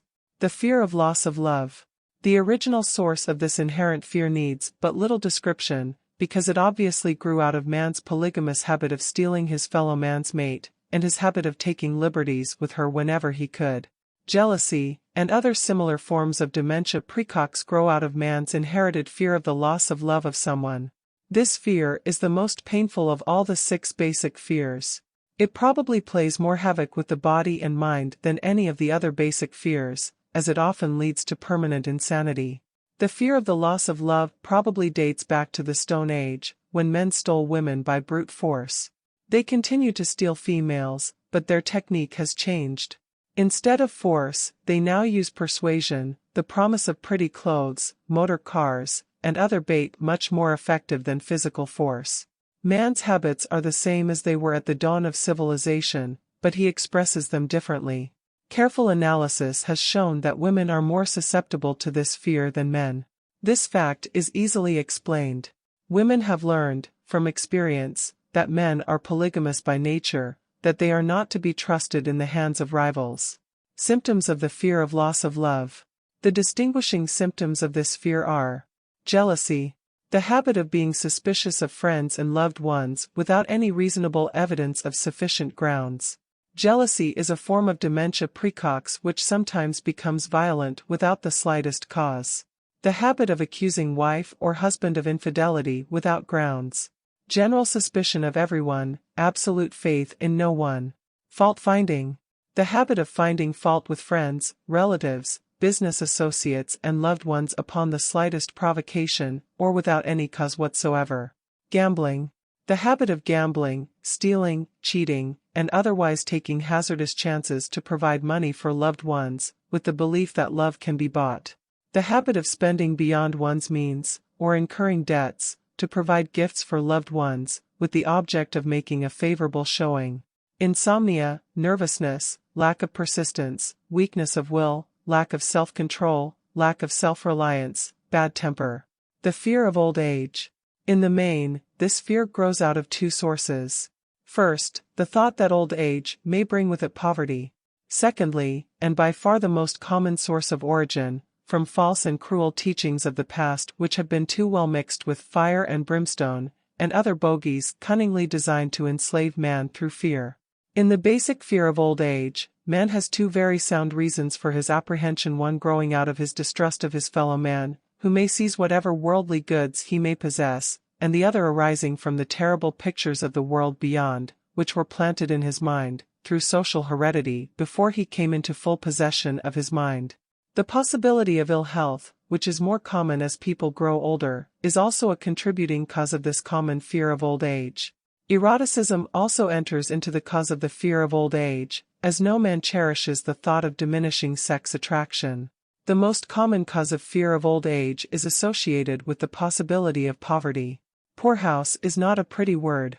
It throws a chill into the mind of every person who faces the possibility of having to spend his declining years on a poor farm. Another contributing cause of the fear of old age is the possibility of loss of freedom and independence, as old age may bring with it the loss of both physical and economic freedom. Symptoms of the fear of old age. The commonest symptoms of this fear are the tendency to slow down and develop an inferiority complex at the age of mental maturity, around the age of 40, falsely believing one's self to be slipping because of age. The truth is that man's most useful years, mentally and spiritually, are those between 40 and 60. The habit of speaking apologetically of one's self as being old merely because one has reached the age of 40, or 50, instead of reversing the rule and express gratitude for having reached the age of wisdom and understanding. The habit of killing off initiative, imagination, and self-reliance by falsely believing one's self too old to exercise these qualities. The habit of the man or woman of 40 dressing with the aim of trying to appear much younger, and affecting mannerisms of youth, thereby inspiring ridicule by both friends and strangers. The fear of death. To some this is the cruelest of all the basic fears. The reason is obvious. The terrible pangs of fear associated with the thought of death, in the majority of cases, may be charged directly to religious fanaticism. So-called heathen are less afraid of death than the more civilized. For hundreds of millions of years man has been asking the still unanswered questions, whence and whither? Where did I come from, and where am I going? During the darker ages of the past, the more cunning and crafty were not slow to offer the answer to these questions, for a price. Witness, now, the major source of origin of the fear of death. Come into my tent, embrace my faith, accept my dogmas, and I will give you a ticket that will admit you straightaway into heaven when you die, cries a leader of sectarianism. Remain out of my tent, says the same leader, and may the devil take you and burn you throughout eternity. Eternity is a long time. Fire is a terrible thing. The thought of eternal punishment, with fire, not only causes man to fear death, it often causes him to lose his reason. It destroys interest in life and makes happiness impossible. During my research, I reviewed a book entitled A Catalogue of the Gods, in which were listed the 30,000 gods which man has worshipped. Think of it. 30,000 of them, represented by everything from a crawfish to a man. It is little wonder that men have become frightened at the approach of death. While the religious leader may not be able to provide safe conduct into heaven, nor, by lack of such provision, allow the unfortunate to descend into hell, the possibility of the latter seems so terrible that the very thought of it lays hold of the imagination in such a realistic way that it paralyzes reason, and sets up the fear of death. In truth, no man knows, and no man has ever known, what heaven or hell is like, nor does any man know if either place actually exists. This very lack of positive knowledge opens the door of the human mind to the charlatan, so he may enter and control that mind with his stock of legerdemain and various brands of pious fraud and trickery. The fear of death is not as common now as it was during the age when there were no great colleges and universities. Men of science have turned the spotlight of truth upon the world, and this truth is rapidly freeing men and women from this terrible fear of death. The young men and young women who attend the colleges and universities are not easily impressed by fire and brimstone. Through the aid of biology, astronomy, geology, and other related sciences, the fears of the Dark Ages which gripped the minds of men and destroyed their reason have been dispelled. Insane asylums are filled with men and women who have gone mad, because of the fear of death. This fear is useless. Death will come, no matter what anyone may think about it. Accept it as a necessity, and pass the thought out of your mind. It must be a necessity, or it would not come to all. Perhaps it is not as bad as it has been pictured. The entire world is made up of only two things, energy and matter. In elementary physics we learn that neither matter nor energy, the only two realities known to man, can be created nor destroyed. Both matter and energy can be transformed, but neither can be destroyed. Life is energy, if it is anything. If neither energy nor matter can be destroyed, of course life cannot be destroyed. Life, like other forms of energy, may be passed through various processes of transition, or change, but it cannot be destroyed. Death is mere transition. If death is not mere change, or transition, then nothing comes after death except a long, eternal, peaceful sleep, and sleep is nothing to be feared. Thus you may wipe out, forever, the fear of death. Symptoms of the fear of death.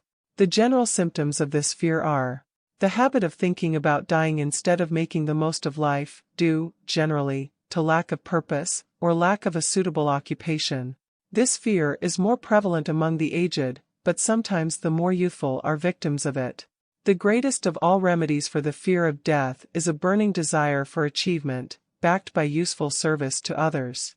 A busy person seldom has time to think about dying.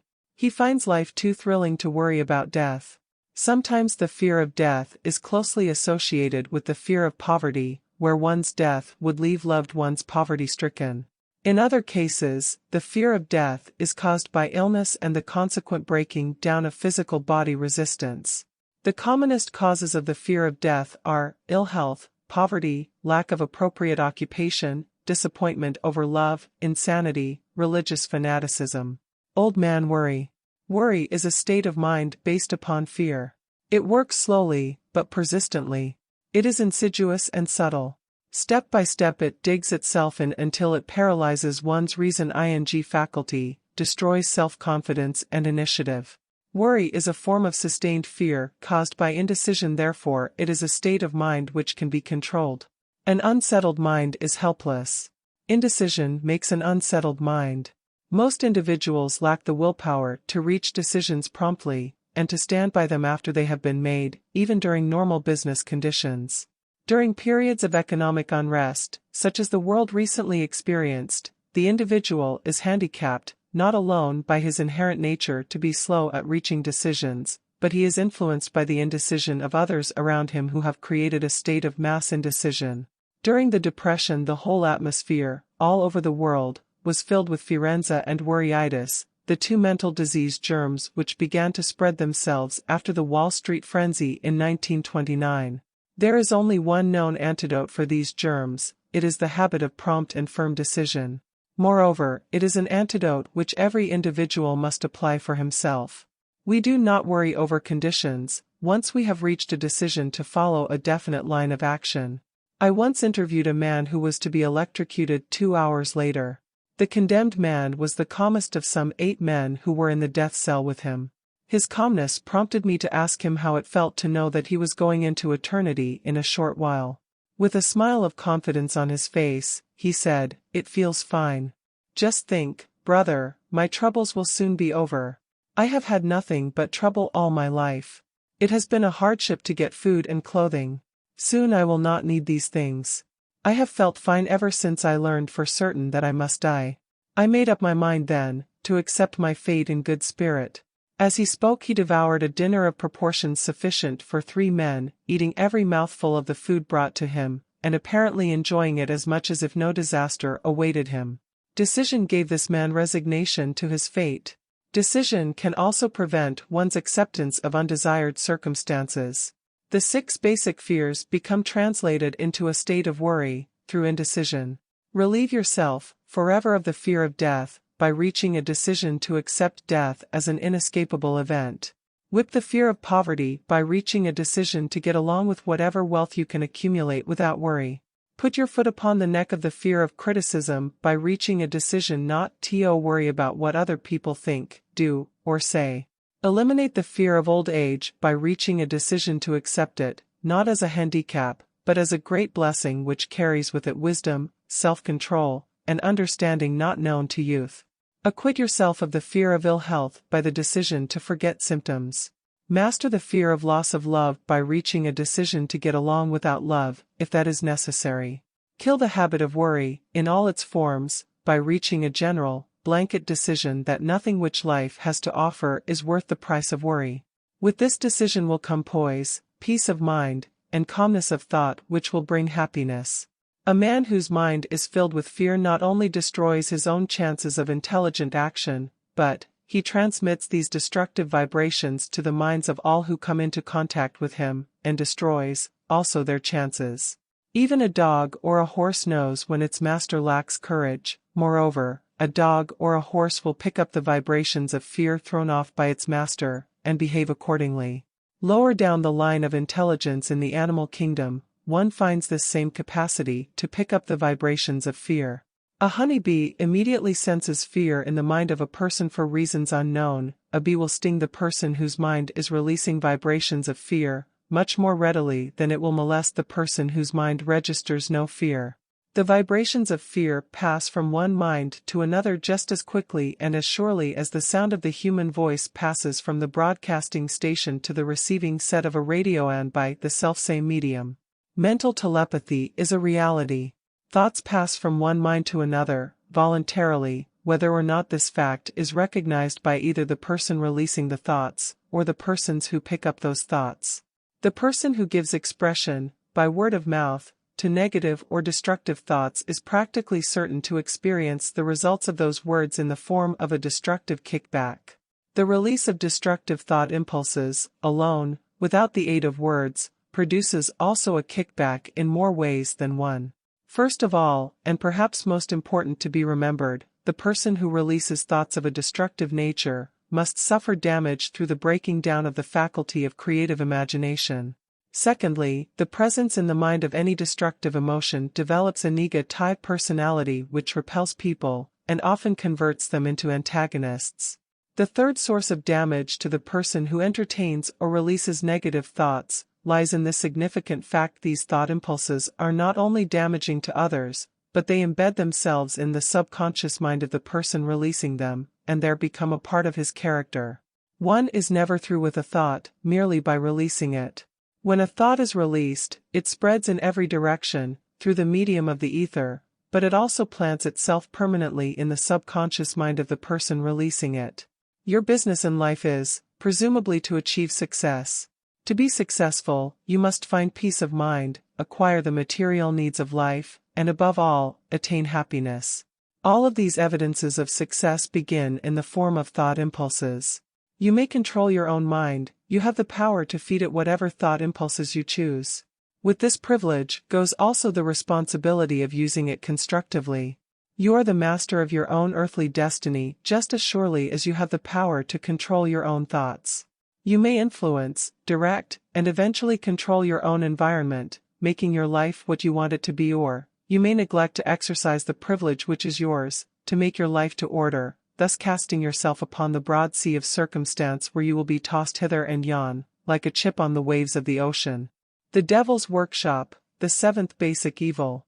In addition to the 6 basic fears, there is another evil by which people suffer. It constitutes a rich soil in which the seeds of failure grow abundantly. It is so subtle that its presence often is not detected. This affliction cannot properly be classed as a fear. It is more deeply seated and more often fatal than all of the 6 fears.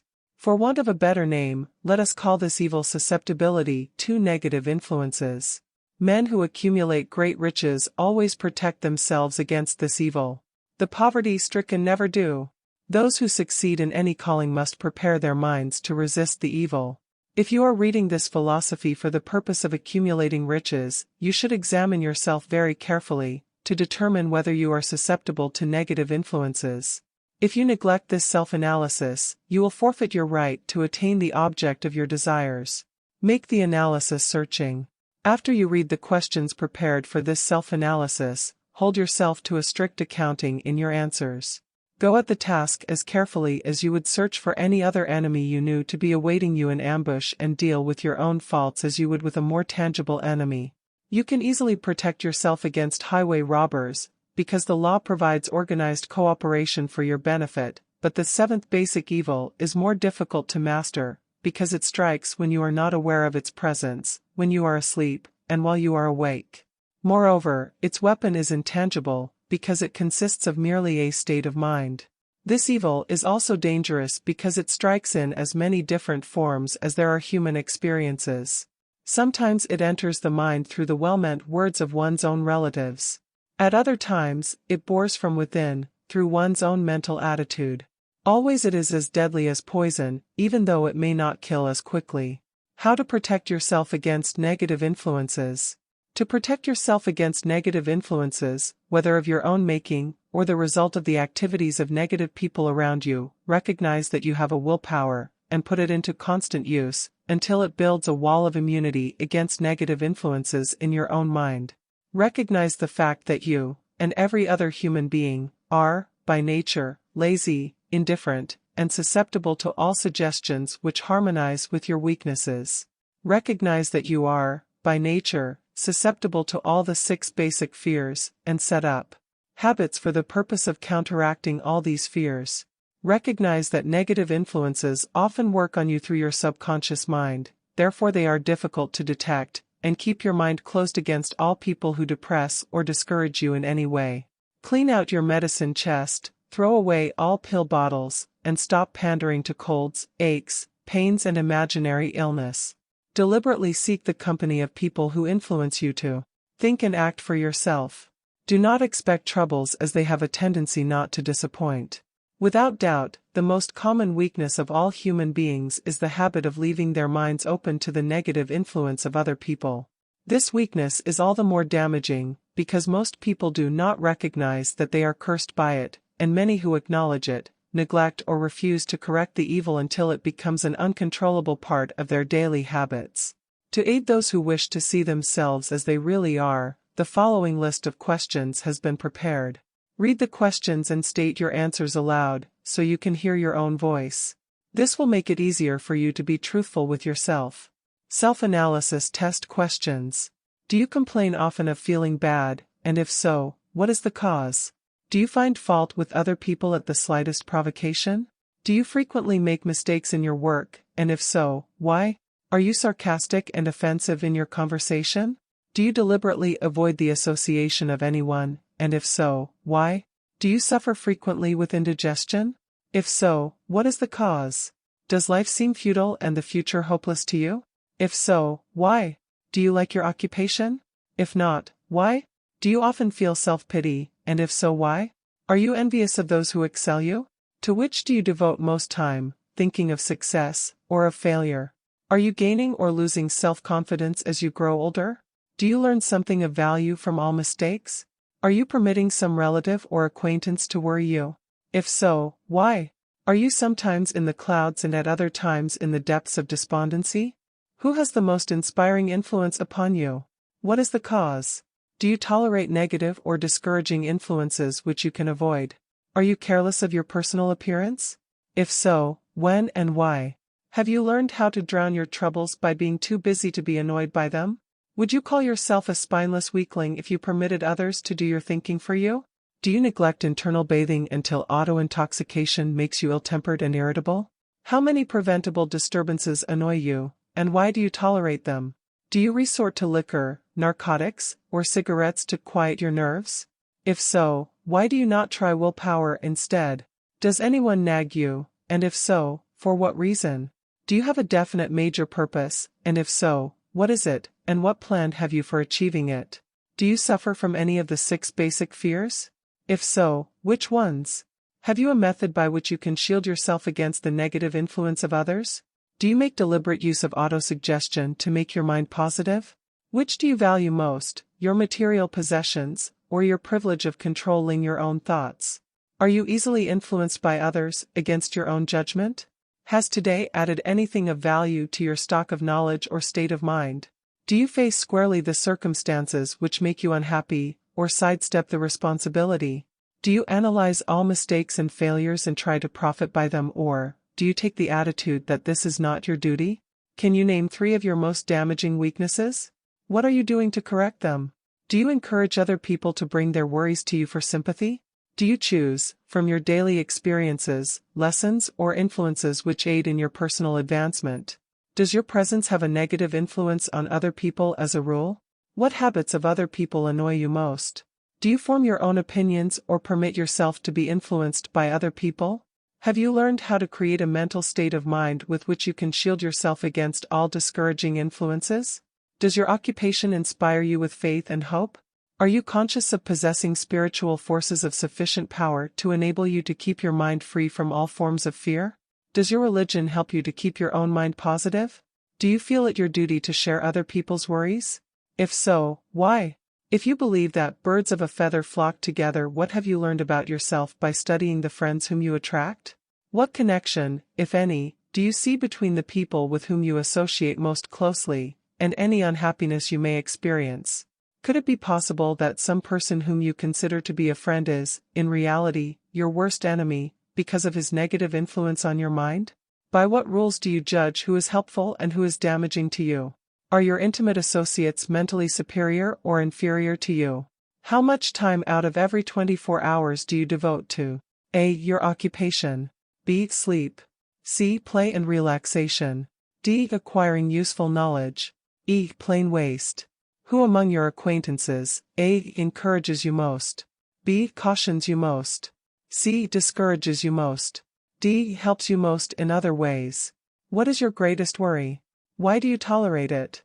When others offer you free, unsolicited advice, do you accept it without question, or analyze their motive? What, above all else, do you most desire? Do you intend to acquire it? Are you willing to subordinate all other desires for this one? How much time daily do you devote to acquiring it? Do you change your mind often? If so, why? Do you usually finish everything you begin? Are you easily impressed by other people's business or professional titles, college degrees, or wealth? Are you easily influenced by what other people think or say of you? Do you cater to people because of their social or financial status? Whom do you believe to be the greatest person living? In what respect is this person superior to yourself? How much time have you devoted to studying and answering these questions? At least one day is necessary for the analysis and the answering of the entire list. If you have answered all these questions truthfully, you know more about yourself than the majority of people. Study the questions carefully, come back to them once each week for several months, and be astounded at the amount of additional knowledge of great value to yourself you will have gained by the simple method of answering the questions truthfully. If you are not certain concerning the answers to some of the questions, seek the counsel of those who know you well, especially those who have no motive in flattering you, and see yourself through their eyes. The experience will be astonishing.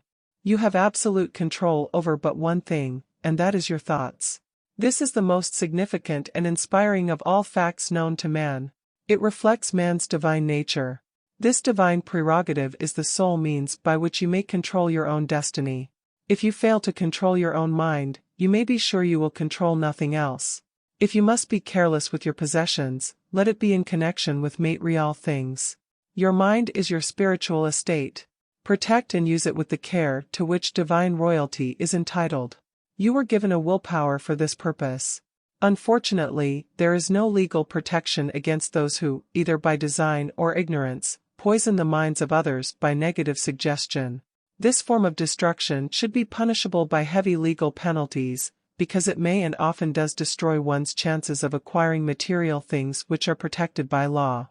Men with negative minds tried to convince Thomas A. Edison that he could not build a machine that would record and reproduce the human voice, because they said, no one else had ever produced such a machine. Edison did not believe them. He knew that the mind could produce anything the mind could conceive and believe, and that knowledge was the thing that lifted the great Edison above the common herd. Men with negative minds told F. W. Woolworth he would go broke trying to run a store on 5 and 10-cent sales. He did not believe them. He knew that he could do anything, within reason, if he backed his plans with faith. Exercising his right to keep other men's negative suggestions out of his mind, he piled up a fortune of more than $100 million. Men with negative minds told George Washington he could not hope to win against the vastly superior forces of the British, but he exercised his divine right to believe. Therefore this book was published under the protection of the Stars and Stripes, while the name of Lord Cornwallis has been all but forgotten. Doubting Thomases scoffed scornfully when Henry Ford tried out his first crudely built automobile on the streets of Detroit. Some said the thing never would become practical. Others said no one would pay money for such a contraption. Ford said, "I'll belt the earth with dependable motor cars," and he did. His decision to trust his own judgment has already piled up a fortune far greater than the next 5 generations of his descendants can squander. For the benefit of those seeking vast riches, let it be remembered that practically the sole difference between Henry Ford and a majority of the more than 100,000 men who work for him is this: Ford has a mind and controls it, the others have minds which they do not try to control. Henry Ford has been repeatedly mentioned, because he is an astounding example of what a man with a mind of his own, and a will to control it, can accomplish. His record knocks the foundation from under that time-worn alibi, "I never had a chance." Ford never had a chance, either, but he created an opportunity and backed it with persistence until it made him richer than Croesus. Mind control is the result of self-discipline and habit.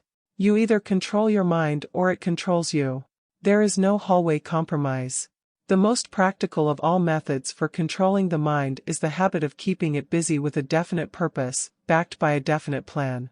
Study the record of any man who achieves noteworthy success, and you will observe that he has control over his own mind, moreover, that he exercises that control and directs it toward the attainment of definite objectives.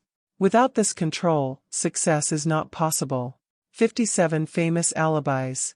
By Old Man. If people who do not succeed have one distinguishing trait in common. They know all the reasons for failure, and have what they believe to be airtight alibis to explain away their own lack of achievement. Some of these alibis are clever, and a few of them are justifiable by the facts. But alibis cannot be used for money. The world wants to know only one thing: have you achieved success? A character analyst compiled a list of the most commonly used alibis. As you read the list, examine yourself carefully, and determine how many of these alibis, if any, are your own property. Remember, too, the philosophy presented in this book makes every one of these alibis obsolete. If I didn't have a wife and family. If I had enough pull. If I had money. If I had a good education. If I could get a job. If I had good health. If I only had time. If times were better. If other people understood me. If conditions around me were only different. If I could live my life over again. If I did not fear what they would say. If I had been given a chance. If I now had a chance. If other people didn't have it in for me. If nothing happens to stop me. If I were only younger. If I could only do what I want. If I had been born rich. If I could meet the right people. If I had the talent that some people have. If I dared assert myself. If I only had embraced past opportunities. If people didn't get on my nerves. If I didn't have to keep house and look after the children. If I could save some money. If the boss only appreciated me. If I only had somebody to help me. If my family understood me. If I lived in a big city. If I could just get started. If I were only free. If I had the personality of some people. If I were not so fat.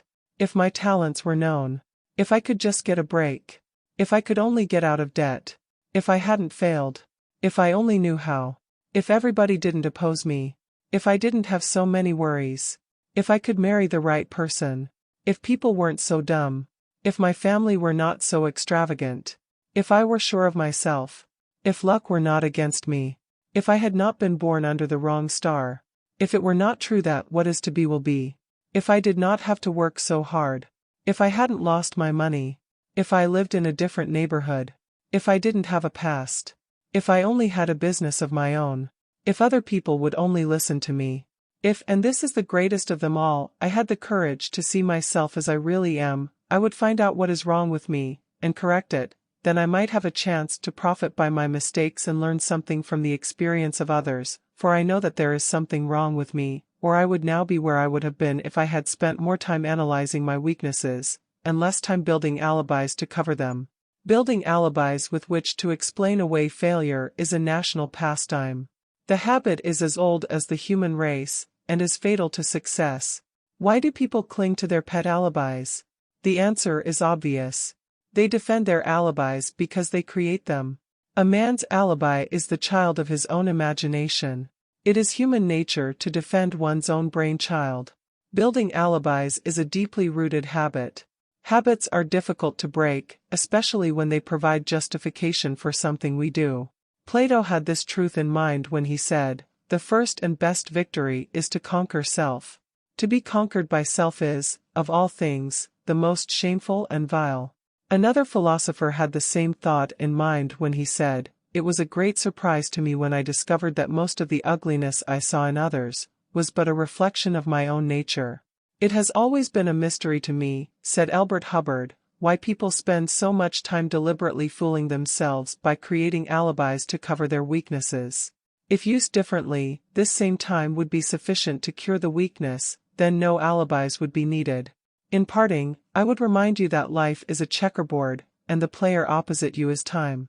If you hesitate before moving, or neglect to move promptly, your man will be wiped off the board by time. You are playing against a partner who will not tolerate indecision. Previously you may have had a logical excuse for not having forced life to come through with whatever you asked, but that alibi is now obsolete, because you are in possession of the master key that unlocks the door to life's bountiful riches. The master key is intangible, but it is powerful. It is the privilege of creating, in your own mind, a burning desire for a definite form of riches. There is no penalty for the use of the key, but there is a price you must pay if you do not use it. The price is failure. There is a reward of stupendous proportions if you put the key to use. It is the satisfaction that comes to all who conquer self and force life to pay whatever is asked. The reward is worthy of your effort. Will you make the start and be convinced? If we are related, said the immortal Emerson, we shall meet. In closing, may I borrow his thought, and say, if we are related, we have, through these pages, met. The end.